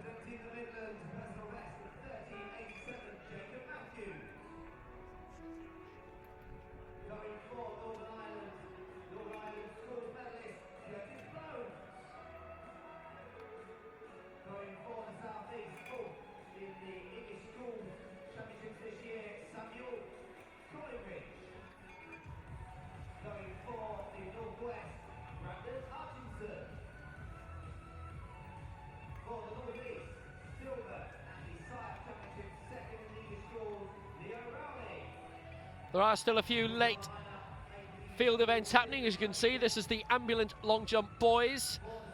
That and the girls event being combined. Girls discus and the boys shot put are both rounding off also. And because there are different categories involved, it does come down to points. Longest distance so far coming from Zach Skinner for the Southeast, 588. Shortest distance from Dan Sanford, 343, but well, Sanford could end up winning with that. And for the Southeast, Zach Skinner, who's got the longest attempt so far, 588 in the opening round. In terms of the girls, Olivia Breen is the longest distance so far, 351. Amy Carr, the Northeast, second, 329. Laura Runnels of the Northwest, third, 287. It's been a long day.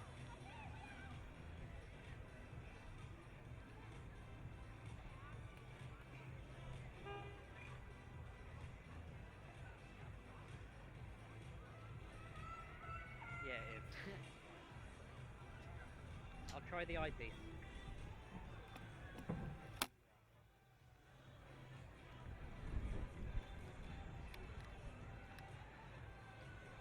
Well, for the Southwest, Jordan Akonta That's his third round attempt. 5:42 is best so far, that in the opening round. Dan Sanford of the Northwest, who we saw attempting earlier, that was a foul. Olivia Breen.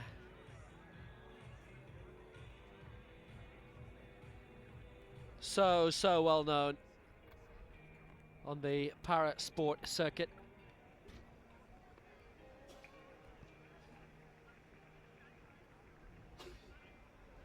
Ladies and gentlemen, the medal ceremony for the Sainsbury's 2015 school games. Men's Ambulant 400 metres. So the men's Ambulant 400. And making the presentation. Sean Burrows with the gold.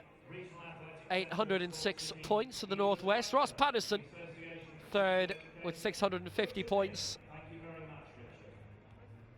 Man with the fastest time is the man in the silver medal position. So Ross Patterson of Scotland is 59.27, converting to 650 points. And it's bronze for him. Silver for the fastest time, but remember, different marks for different categories. Matthew Hamilton for the Southeast, 55.09. That's 739 points, which was 3/4 of a second faster, but 70 points behind Sean Burrows of the Northwest. Gold, 806 points for him.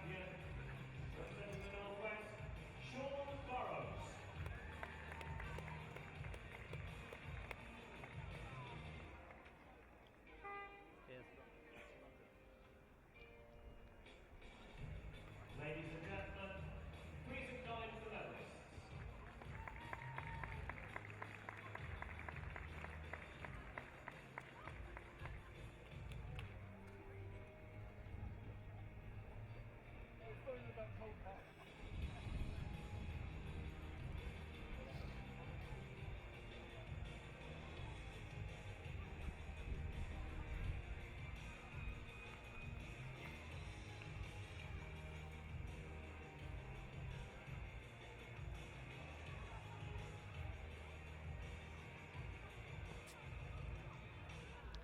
Boys 4x1 is on the way in the next 5 minutes.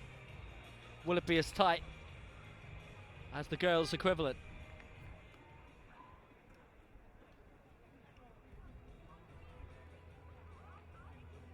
Well, the Midlands pipped the Southeast 56 to the Southeast 74. Midlands 47.56, Southeast 47.74, 1800ths of a second between the two. Northwest third, 48.65, and Scotland fourth, 48.73.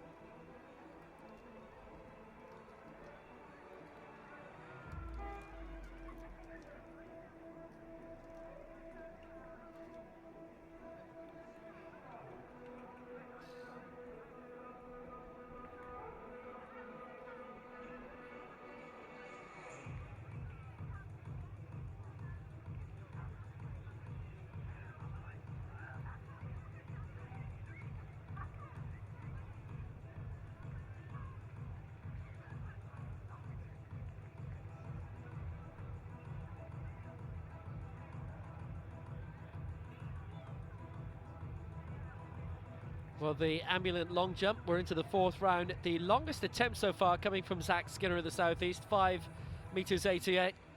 Jordan Aconta in second place, 5:43.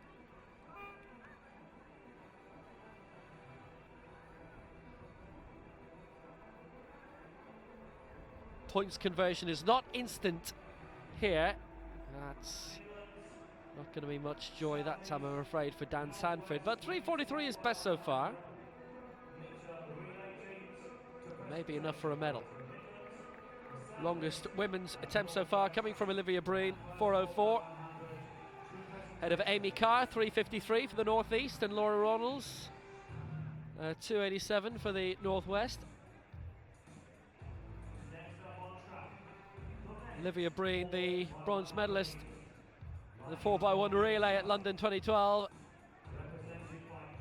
Silver and bronze across the relay and the 100 individual, respectively, at the European Championships in Swansea, and 2 bronzes in the 1 and the 2 in the previous European Championships in Stades Canal in 2012. Zach Skinner's latest attempt we saw there. We'll give you details on how he did in a moment. Sanford's attempt was a foul.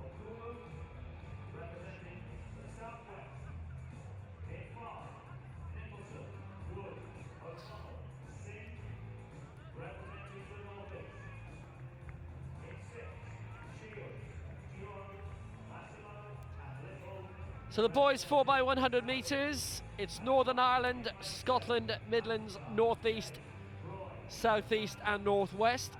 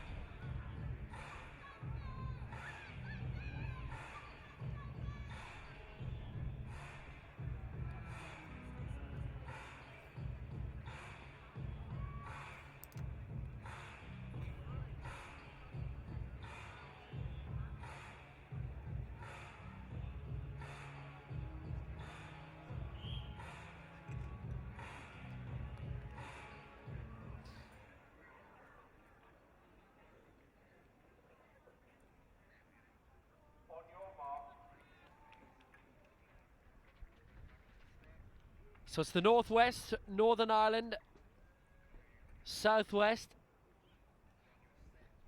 Northeast, Southeast and Scotland. They appear to have had a redraw from the original lane positionings.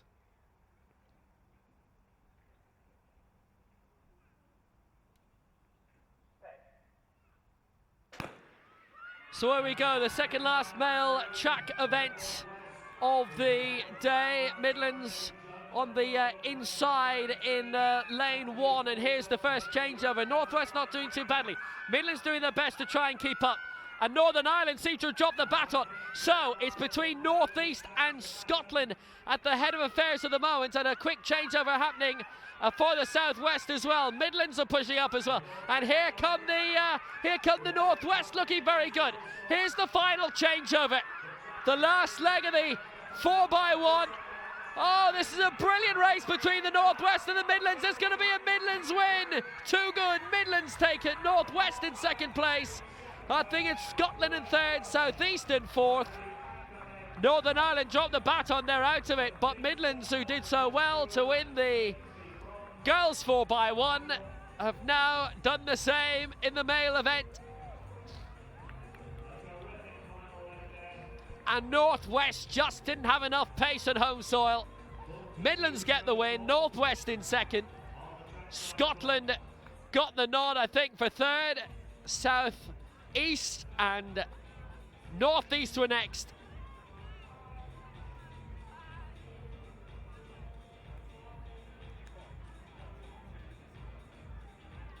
Good race.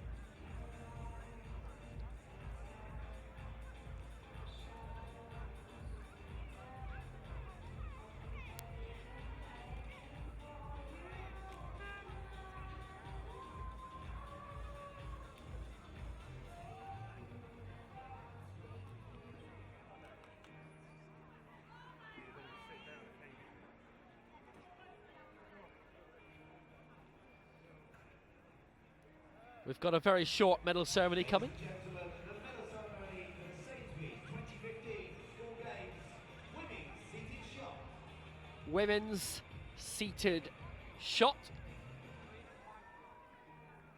The presentation will be made by Mr. Neil Wood. Jane Mullen is our champion for the Northwest. With a throw of 4 meters 33, Jane Mullen.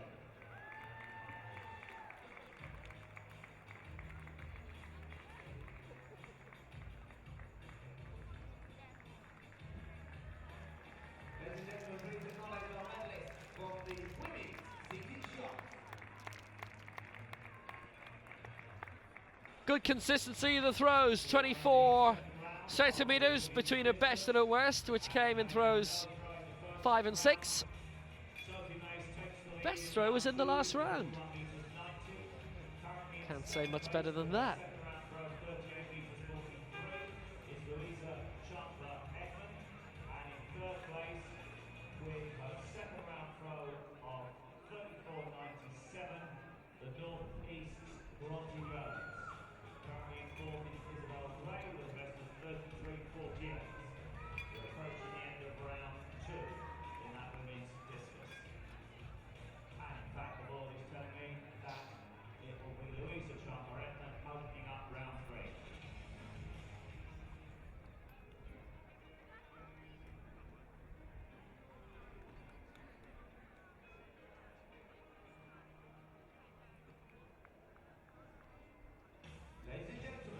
So the male equivalent now.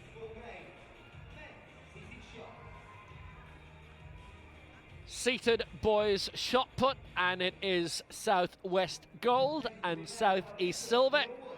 George Barnard with the silver medal went out to a 376.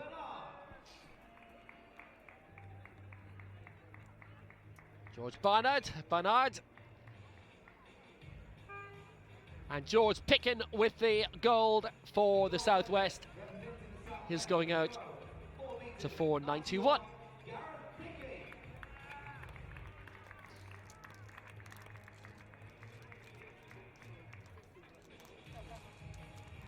Please acknowledge our medalists in the men's seated shot put.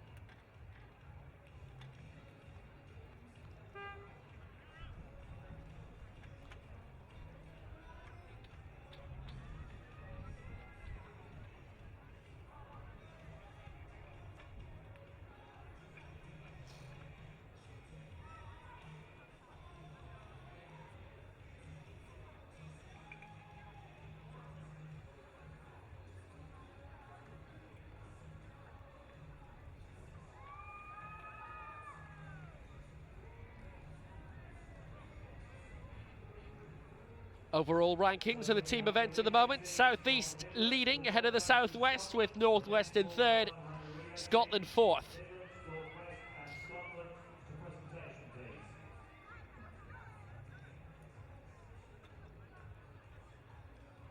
So we're deep into round 5. 4:04 for Olivia Breen, still the longest in the Ambulant girls long jump, ahead of Amy Carr, 3:54 of the Northeast, and Laura Ronalds of the Rawlins of the Northwest, 2:87, having her in third place.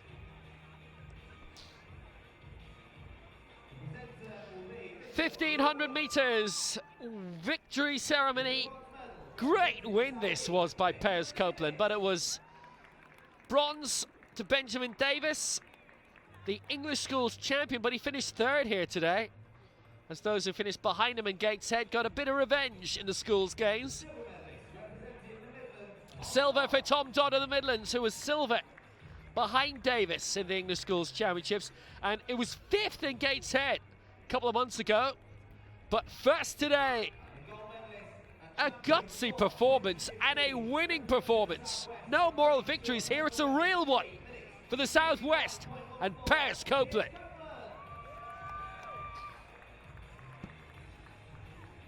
And as good a virtuoso job as you will ever see. Ladies and gentlemen, please recognise our medalists in the men's 1500 metres.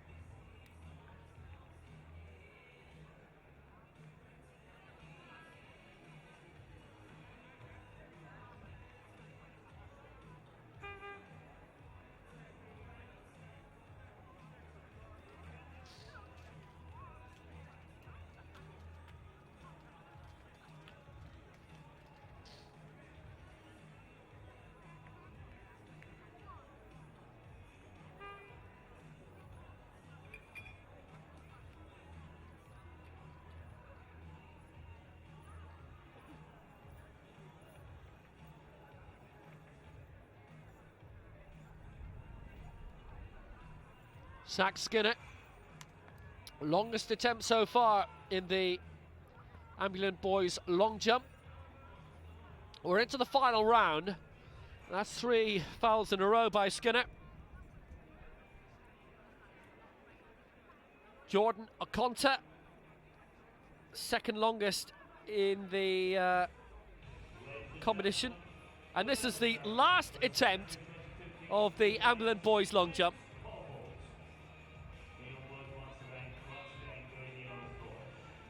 Doesn't look an improvement on 5:43 really.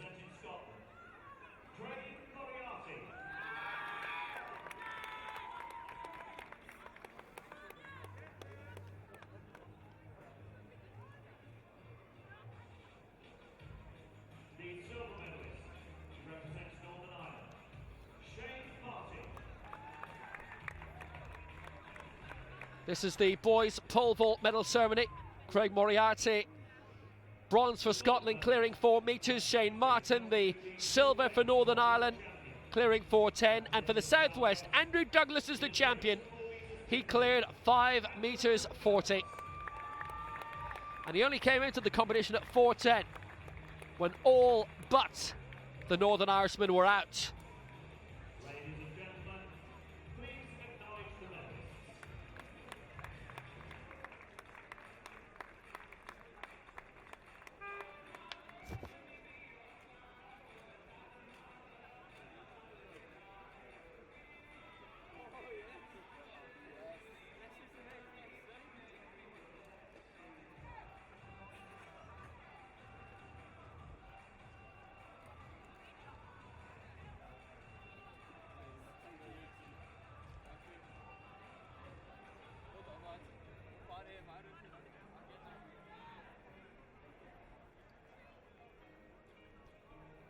Ladies and gentlemen, the medal ceremony for the Sainsbury 2015 School Games, women's 1500 metres.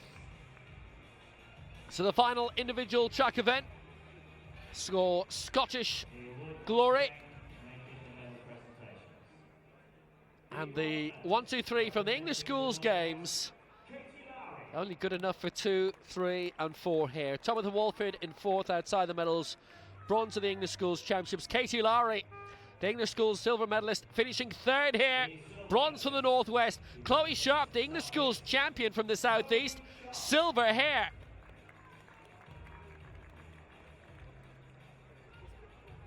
And that's because our brilliant champion comes from Scotland. It's Erin Wallace. She represents Scotland. She crossed the line in 4 minutes, 33.27. Erin Wallace.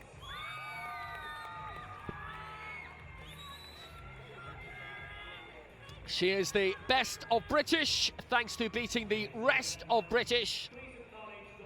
Gold for Scotland, and another sensational victory at the school games.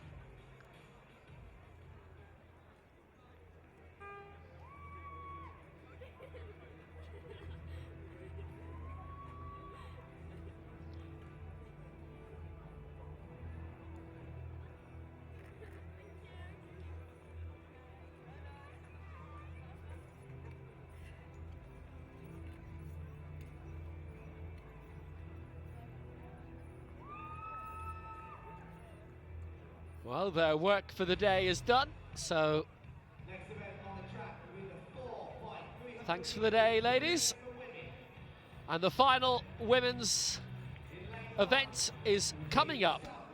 It's the girls 4x300 metres, covering 1,200 metres.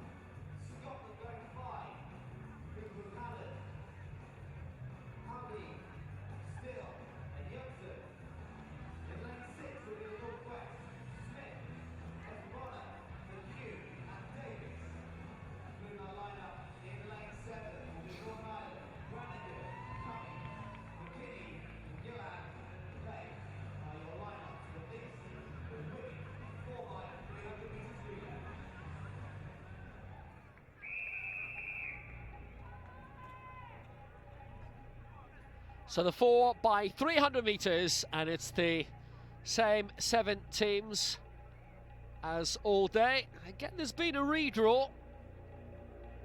So it's Northern Ireland now out in 7, North West in 6, Scotland in 5, North East in 4, South East in 3, Midlands and South West in 1 and 2.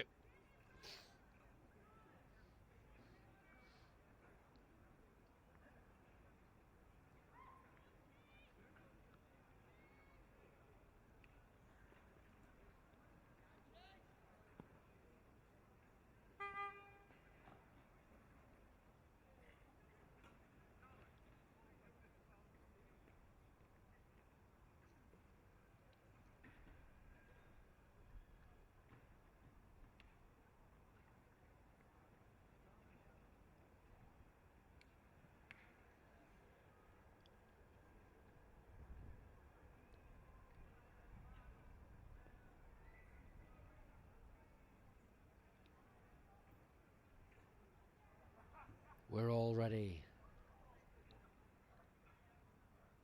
Somebody somewhere isn't.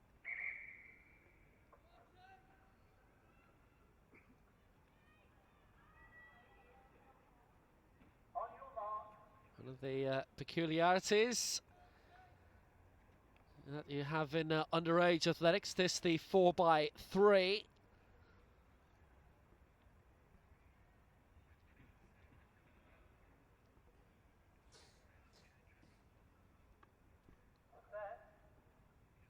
So Southwest, Midlands, Southeast, Northeast, Scotland, Northwest and Northern Ireland in lanes 1 to 7 respectively. Good start for the Northwest, and also in the inside, Midlands have won the 2 relays so far. What a great talent of centralised relaying, but they're in 4th as the stagger is cut down. This could be very tasty, very, very tight. Northwest hit the front ahead of the Southeast. First changeover is on the way very shortly. Southwest in 3rd place, Midlands in 4th at the moment. Here comes the first changeover. Southeast in the lead, and they lead overall in terms of the full team competition. Northwest in 2nd place. Southwest are in 3rd, Midlands are in 4th.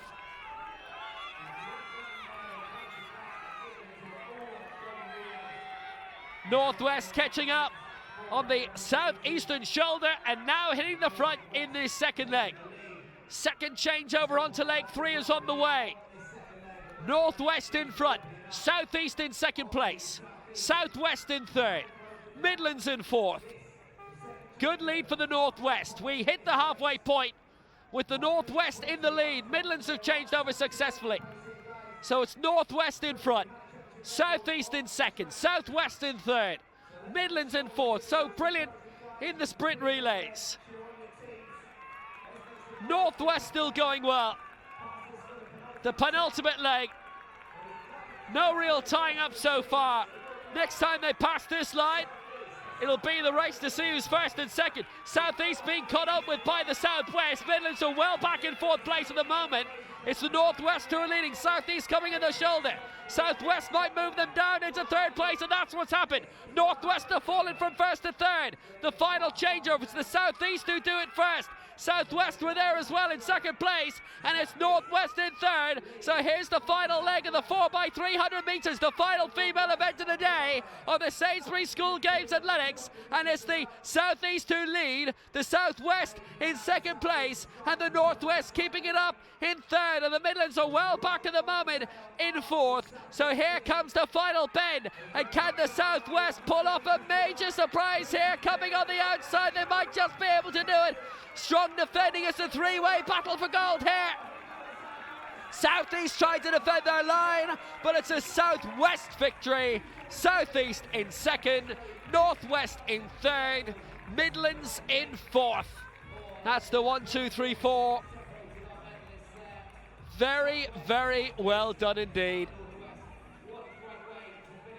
Well done to the Northwest. Great delight for all, and there's just one more event to go, and that's the boys 4x4.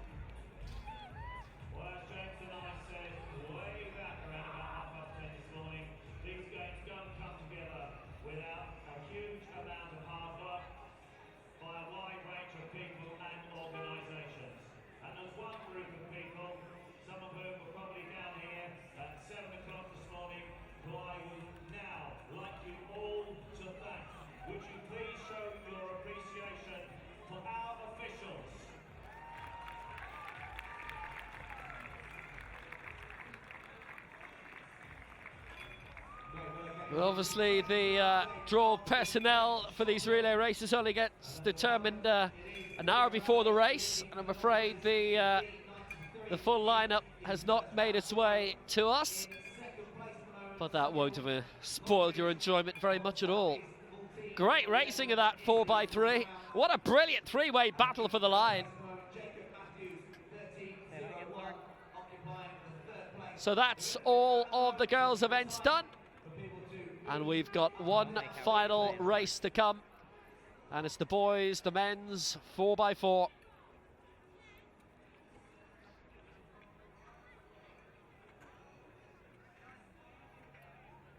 second place leads in the women's discus, 43.53.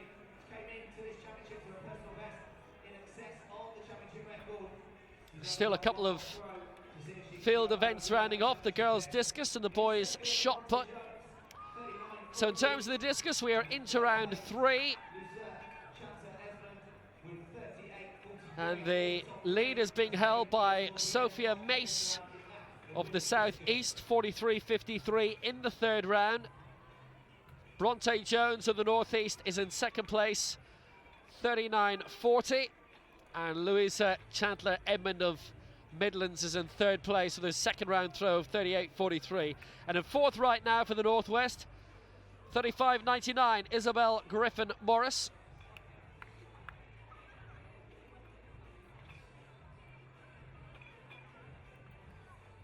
And this is Griffin Morris here.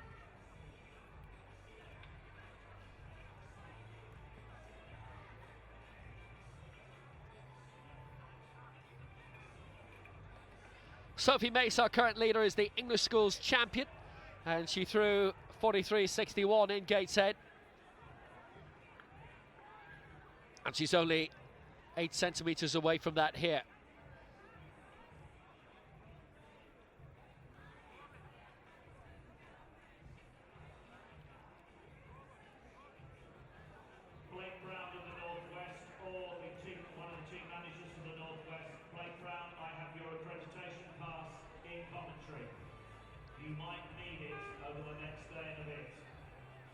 So Charlotte Steele of Scotland, who lies in 6th place, 31.10.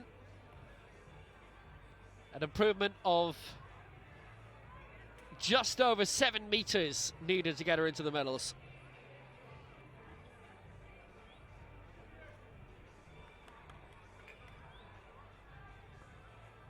Well, I think it probably is an improvement on 31.10, but not as much to get her out of 6th. Need to improve by 4.5 metres to get out of 6th.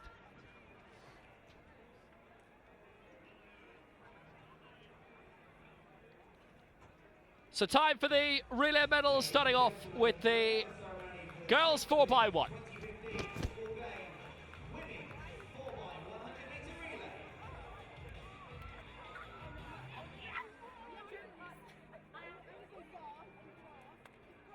And it's our medal presentation of the year. Down there with Mr. Neil Wood again, doing such a sterling job.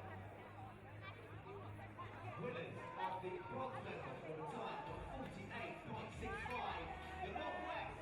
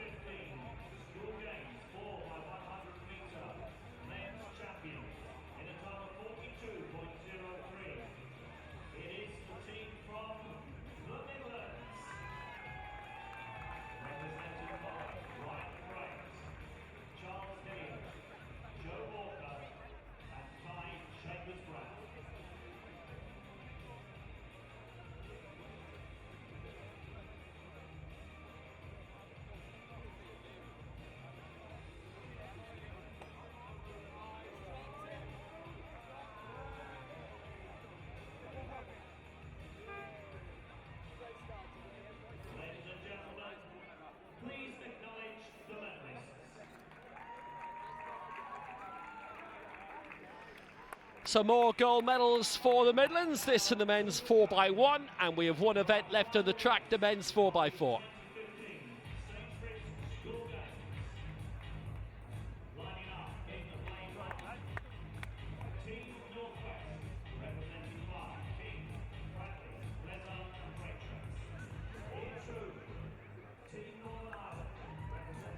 And here is the boys 4x4.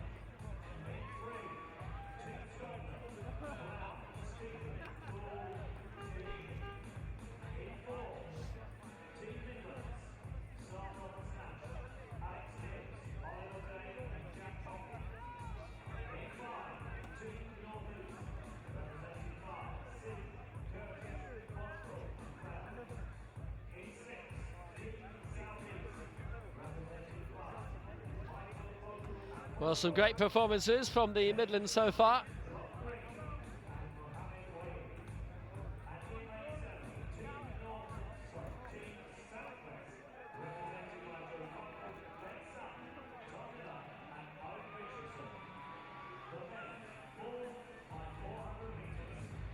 So with Midlands coming across the track with some gold medals, maybe that inspires the 4x4 crew a little. Same teams as we have seen all day. It all kicked off 8 hours ago. In terms of the team standings, South East in the lead at the moment, South West in second, North West in third, Scotland in fourth. That's with quite a few events still to collate, the earlier relays for example.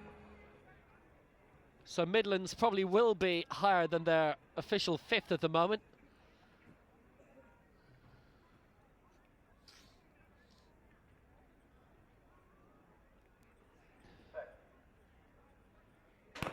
So we're underway. Boys 4x4. North West in 1, Northern Ireland in 2, Scotland in 3, Midlands in lane 4, North East, South East and South West. South East well in front at the moment with Midlands just behind, and Scotland tucking in third and the South West in fourth, and the North East in fifth, Northern Ireland in sixth, and the North West back in seventh place. Well, it could be the case that Midlands will take 3 out of 4 of the relays. They've taken 2 out of 3 so far. Long way to go in this 4x4. South East leading Midlands. Scotland now moving up into second place, and trying to get the changeover right, but there was a little bit of crossing, and Scotland are in front. South East in second place, and on the outside, Midlands in third, trying to go even further on the outside. South East in fourth, and right now the rest of nowhere. They're well back. Bit of a battle for fifth place involving Northern Ireland and the North East. Not quite sure what's happened elsewhere at the back. Yes, there's North West miles behind. So the lead being held at the moment by Scotland, with the South East coming on the outside. Midlands, who've done brilliantly in the relay so far, not out of the hunt yet, in third place. South West in fourth. We're approaching halfway. The second changeover onto leg 3. South East changed first. Midlands did it so cleanly, so quickly. They're up to second place. Scotland in third. South West overtaking them now. Still the South East in front. And look at this Midlands surge to hit the front in the second last leg. This is a great break with 200 to go before the final changeover. Midlands in front, South East in second, South West in third. Scotland, who had led for a while, back into fourth place. And now it's the South West moving up into second place. Midlands leading the way, not tying up yet. South West have done brilliantly. Well done to the third leg man. Here's the final changeover, and it's the Midlands who change first. Oh, the South East have made a mess of it. The South East have made a mess of it. They didn't get the baton across quickly. They're way out to the middle. Scotland take over in third place. And this is the final battle between the Midlands and the Southwest. Midlands trying to make it 3 relay wins out of 4. Southwest right behind, so excellent in the girls 4x3. Midlands in front, Southwest behind, and the gold is between these two. This is a fantastic finish. Will it be the Midlands? Will it be the Southwest? It's impossible to tell. Southwest hit the front at the right time. Southwest get the gold. Midlands take the silver, and the bronze will go to Scotland.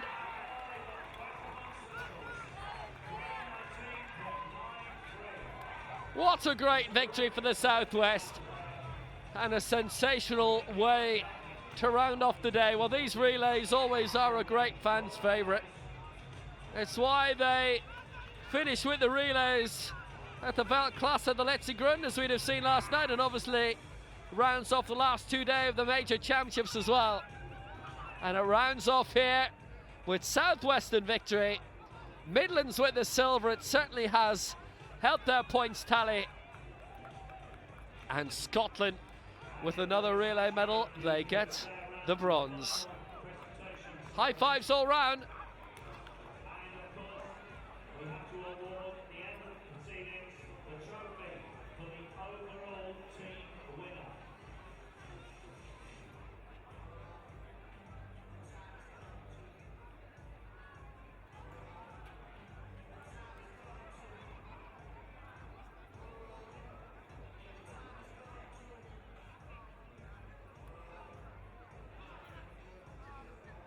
Right, so presentation please. Zach Skinner, Julian Hunter and Joe Gray. Excellent final leg for the Southwest. Midlands looked as if they were going to take another relay crown. Almost did.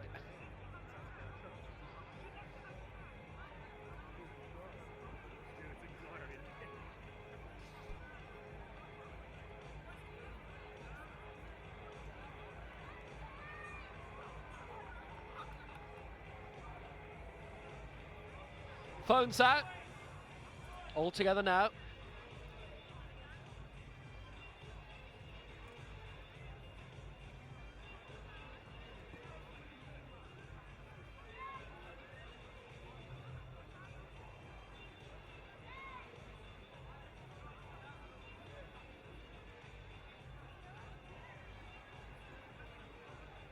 They come back together. I've got a bigger camera.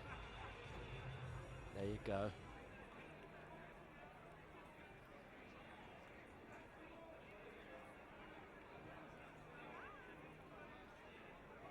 And the Southwest successes continue, because here comes Olivia Breen for the Parasport Ambulant long jump, and Olivia Breen won it in the end.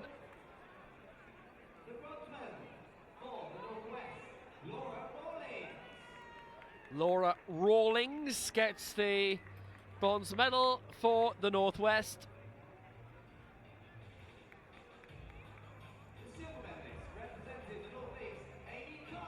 Amy Carr with the Northeastern silver.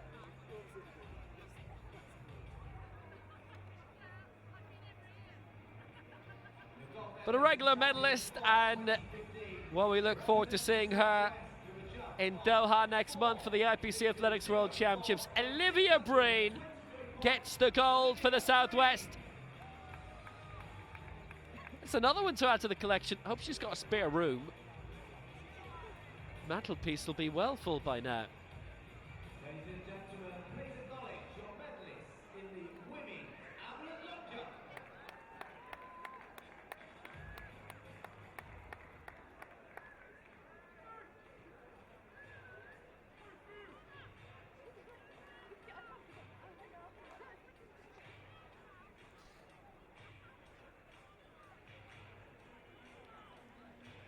So the track action is over.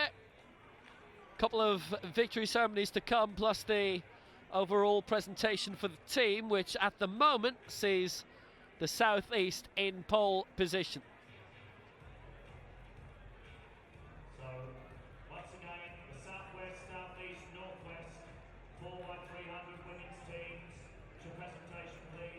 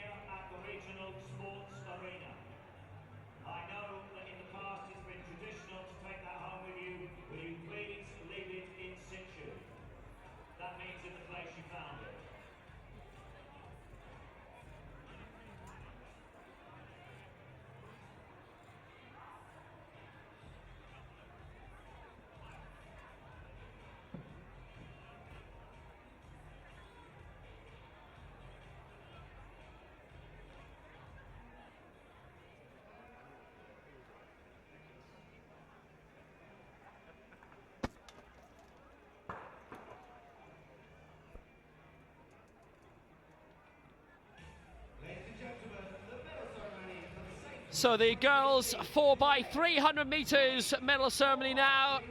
This was a great three-way battle.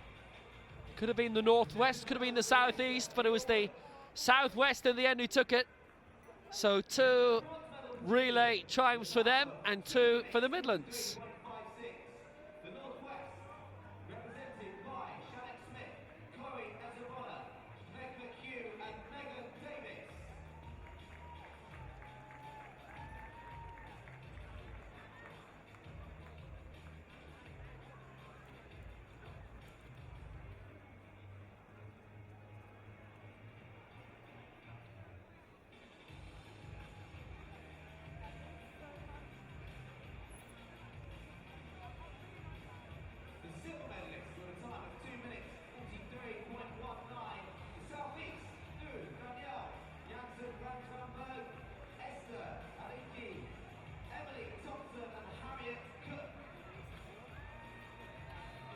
Bronzes for the northwest, silvers for the southeast, and westward along the coast, gold medals for the gals in gold.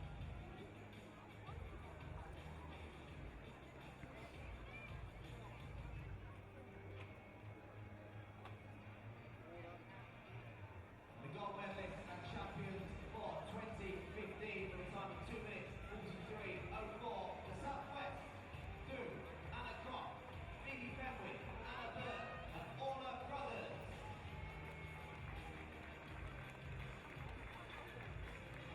Well, as I say, we'd have loved to have mentioned these 4 by name during the race, but the exact name start lists, which are issued very late in the day, didn't make their way to our direction.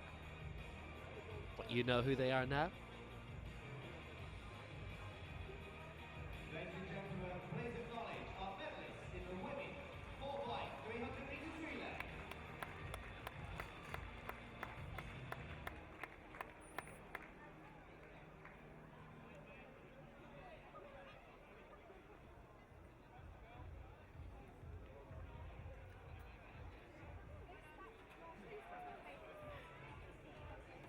Will need to be a very big frame to get everyone in.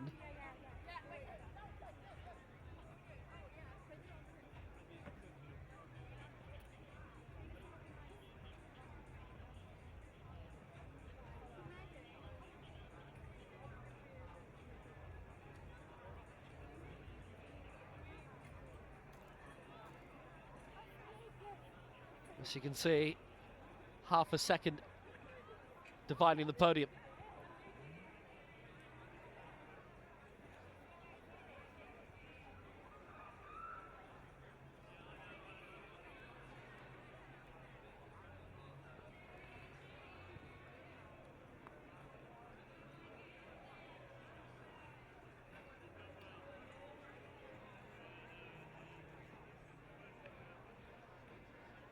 So the final track medal ceremony will follow.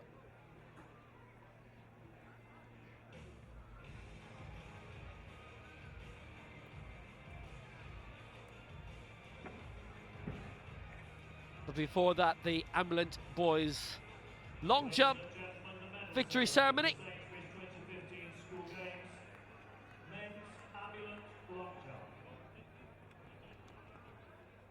The bronze medalist representing the northeast. Joseph Gray of the northeast getting the bronze. He went out to 5 meters 21.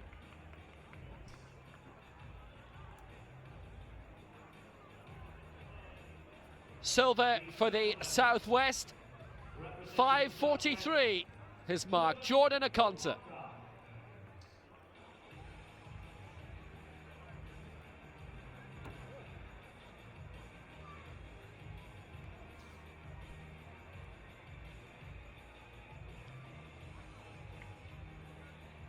Won't open. There we go. So Jordan Akonta gets his silver medal, and it is gold for the southeast, and he won it with his opening attempt of 5:88, and it's the only attempt that would have won him gold. Fortunately, he went out that far then. Zach Skinner is the champion.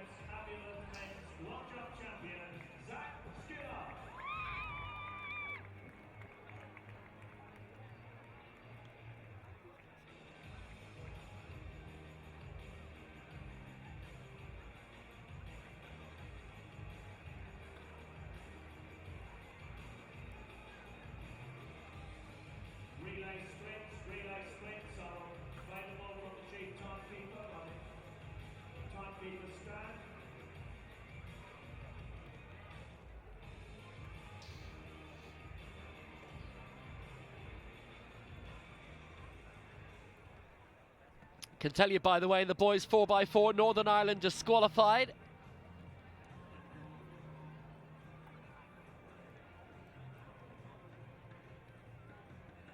Well, I've just been told that the team result is pretty close, so you might want to stick around for that final presentation.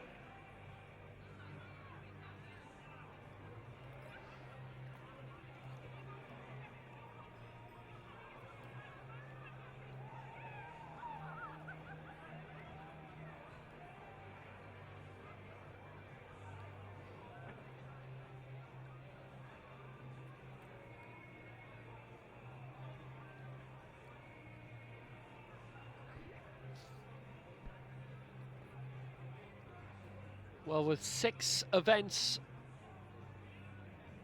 going uncounted in the overall tally, the South East were holding the advantage in the team competition over the South West. They were level on goals, 13 each, but the South West have since won 2 relays.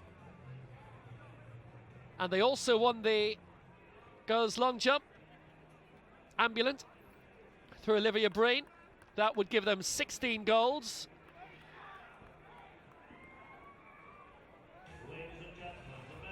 Midlands winning 2 relays. I think South West have got the team honours ahead of the South East, with the North West in 3rd, and a toss-up between the Midlands and Scotland for 4th, but we'll come to that in a mo.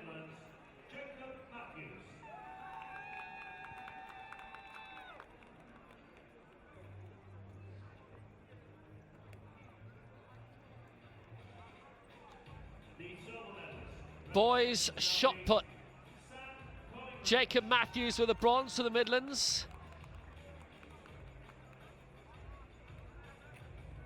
Silver for Samuel Collingridge of the South East. Went out to 14.11. And with the throw of 15.93, his opening effort. In fact, his first 4 efforts all would have won him gold. But the North East, it's Leo Rowley.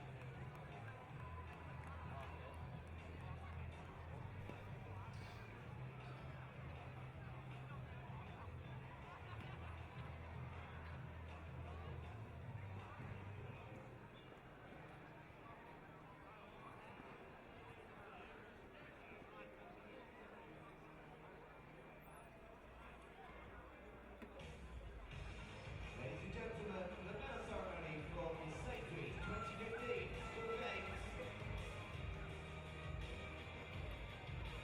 Games. So it's the girls' discus, where Sophia Mace took the honours for the South East, and it is bronze for the Midlands and Louisa Chandler-Edmond.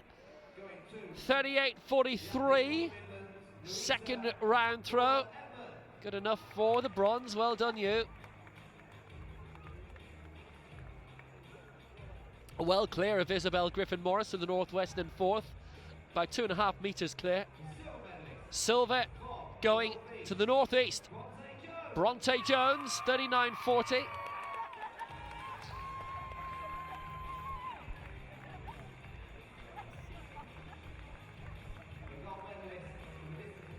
And for the Southeast, 43.53 was her best, but she'd whole galaxy of throws over 40 each, of which would have won her the gold. For the Southeast, victory for Sophia Mace.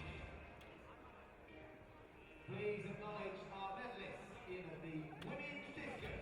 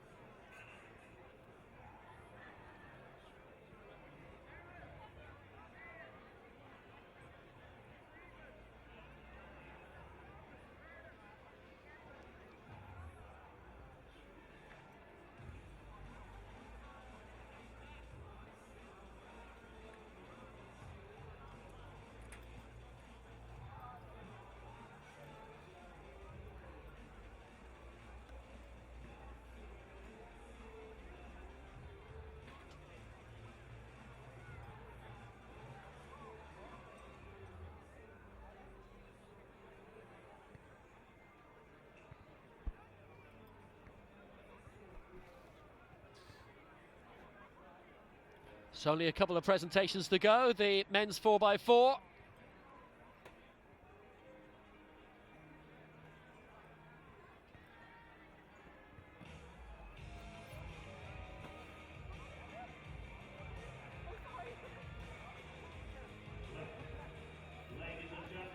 And because of the result of this, that appears to have pushed the overall team standings, the overall championship across the day, in favour of the winners of this race.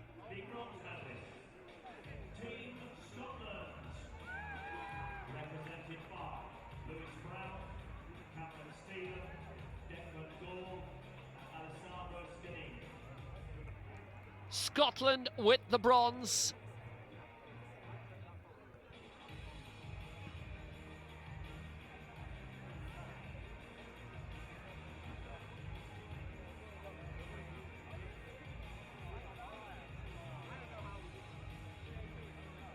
Silver for the Midlands.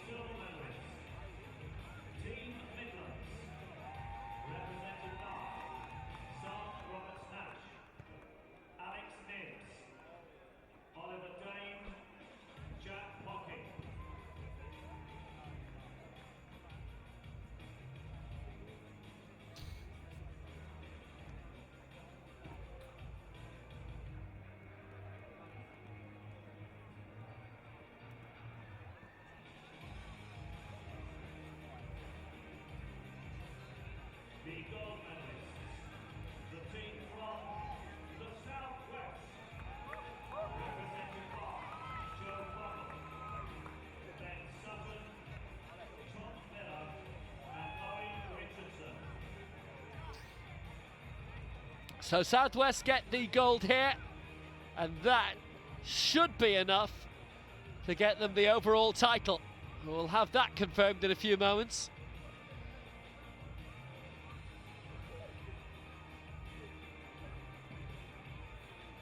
But if the incomplete results on our system are correct, then it has to be the Southwest who get the overall win.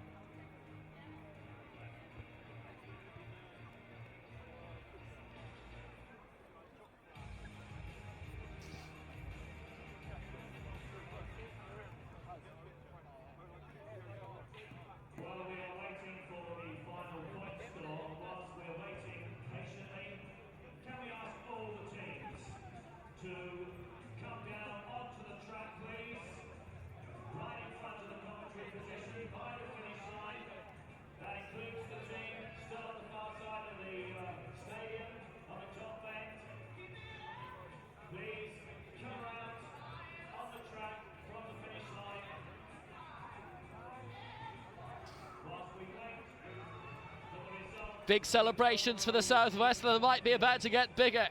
They won 2 of the relays, and so do the Midlands.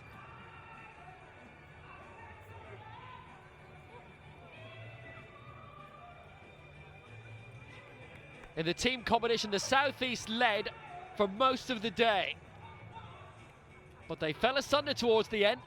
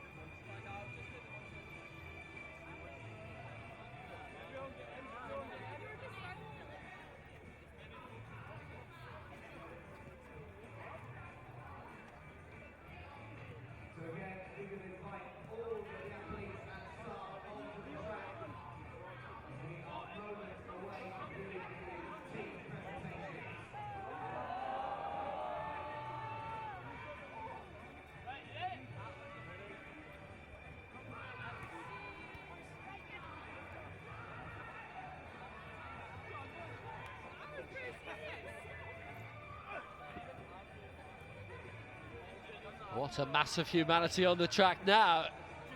For the final announcement, a lot of them obviously wearing their England tracksuits, but will have been in opposition against each other all day.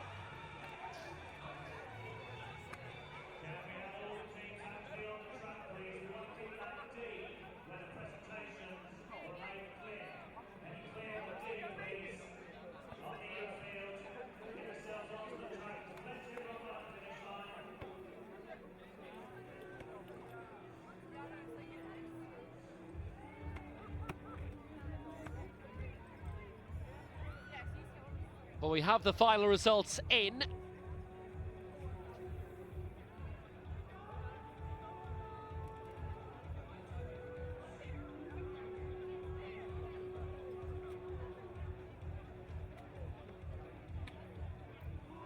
It's been a very impressive day of action.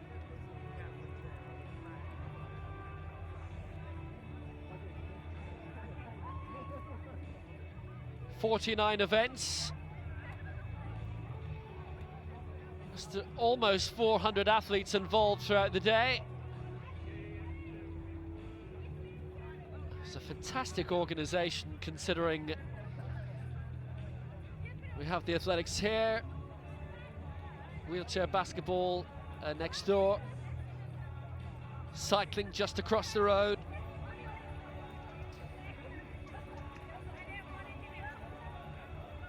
So many sports across Manchester. It is a massive undertaking.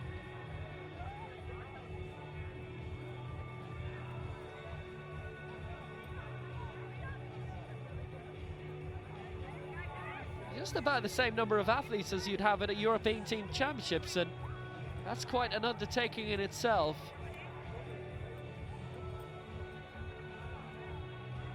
Even taking the flights out of the equation. You can see a little lady over on the far side of that mast. There she is. She's got the overall trophy.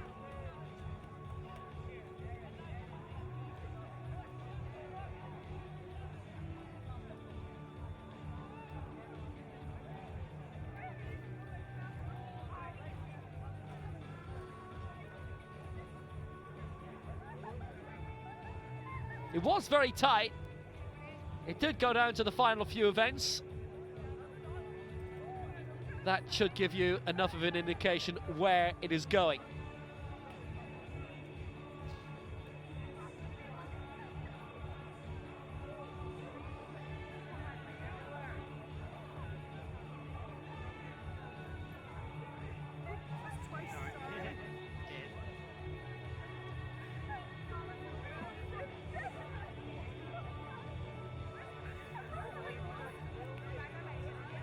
As you can see, Northern Ireland got disqualified, presumably for a dodgy changeover in the men's 4x4.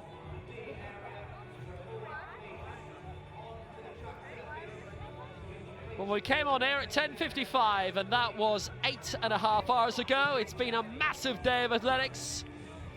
Hope those of you who've been with us for some, if not all of the day. How could you have been with us for all of the day? Well done if you have been.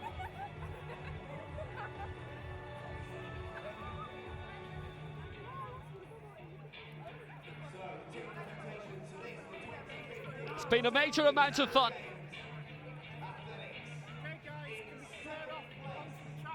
So Northern Ireland finished 7th. They won one event. There was 1 silver and 1 bronze. North East were in 6th. They won 5 events. Scotland were in 5th, winning 6 events. Midlands also won 6, but had a lot more silver and bronze, so they were in 4th.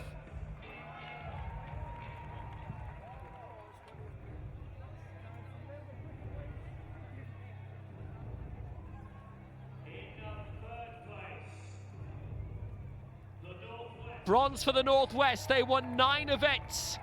8 silver, 9 bronze. Gold to the Southwest, who won 17 events, to the Southeast 15. Southeast actually won more medals, 38 in total. Southwest won 33, but they won more golds. and it's decided by goals. And it's the Southwest who win the overall team prize at the Sainsbury's School Games Athletics. Southeast in second, 17 goals to 15, and the Northwest 1-9.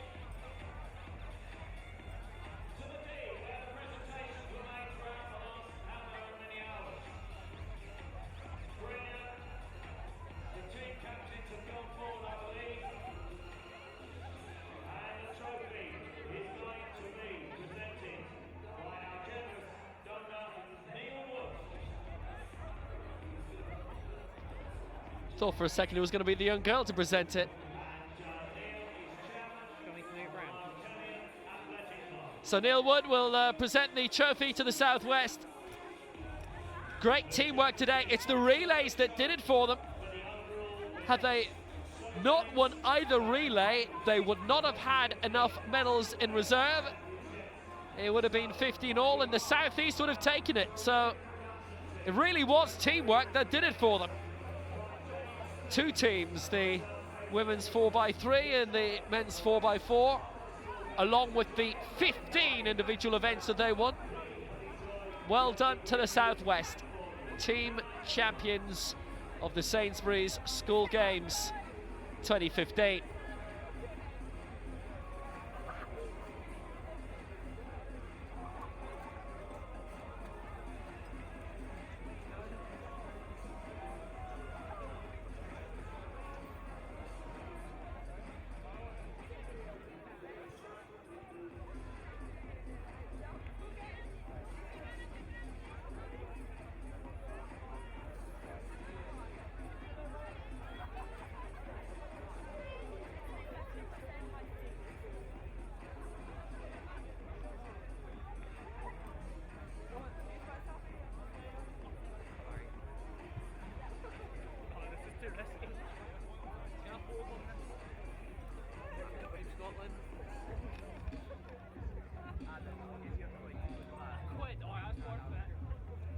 And a great triumph for Southwest Athletics.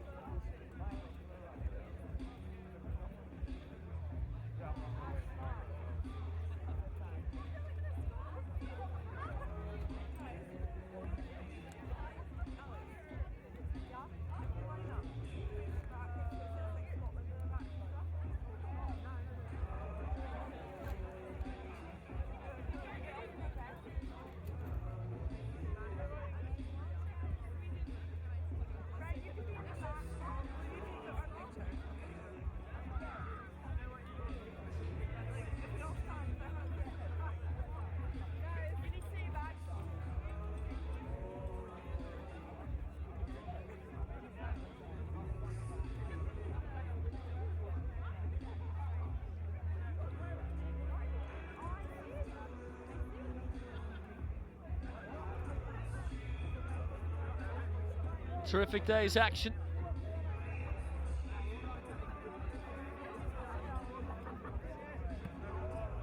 Hope you enjoyed it. Southwest definitely did.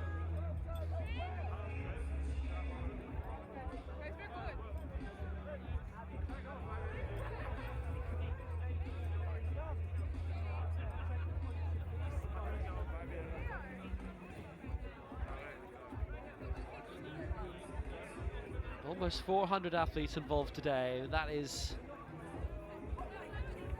an immense figure from all corners of the UK.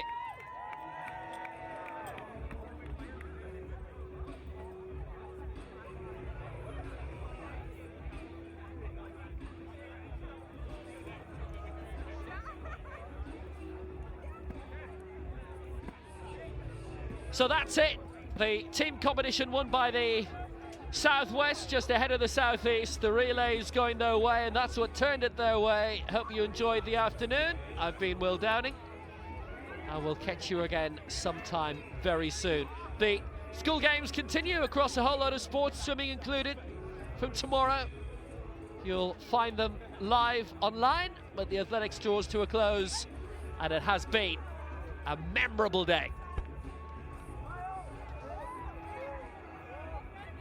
Ta-ra.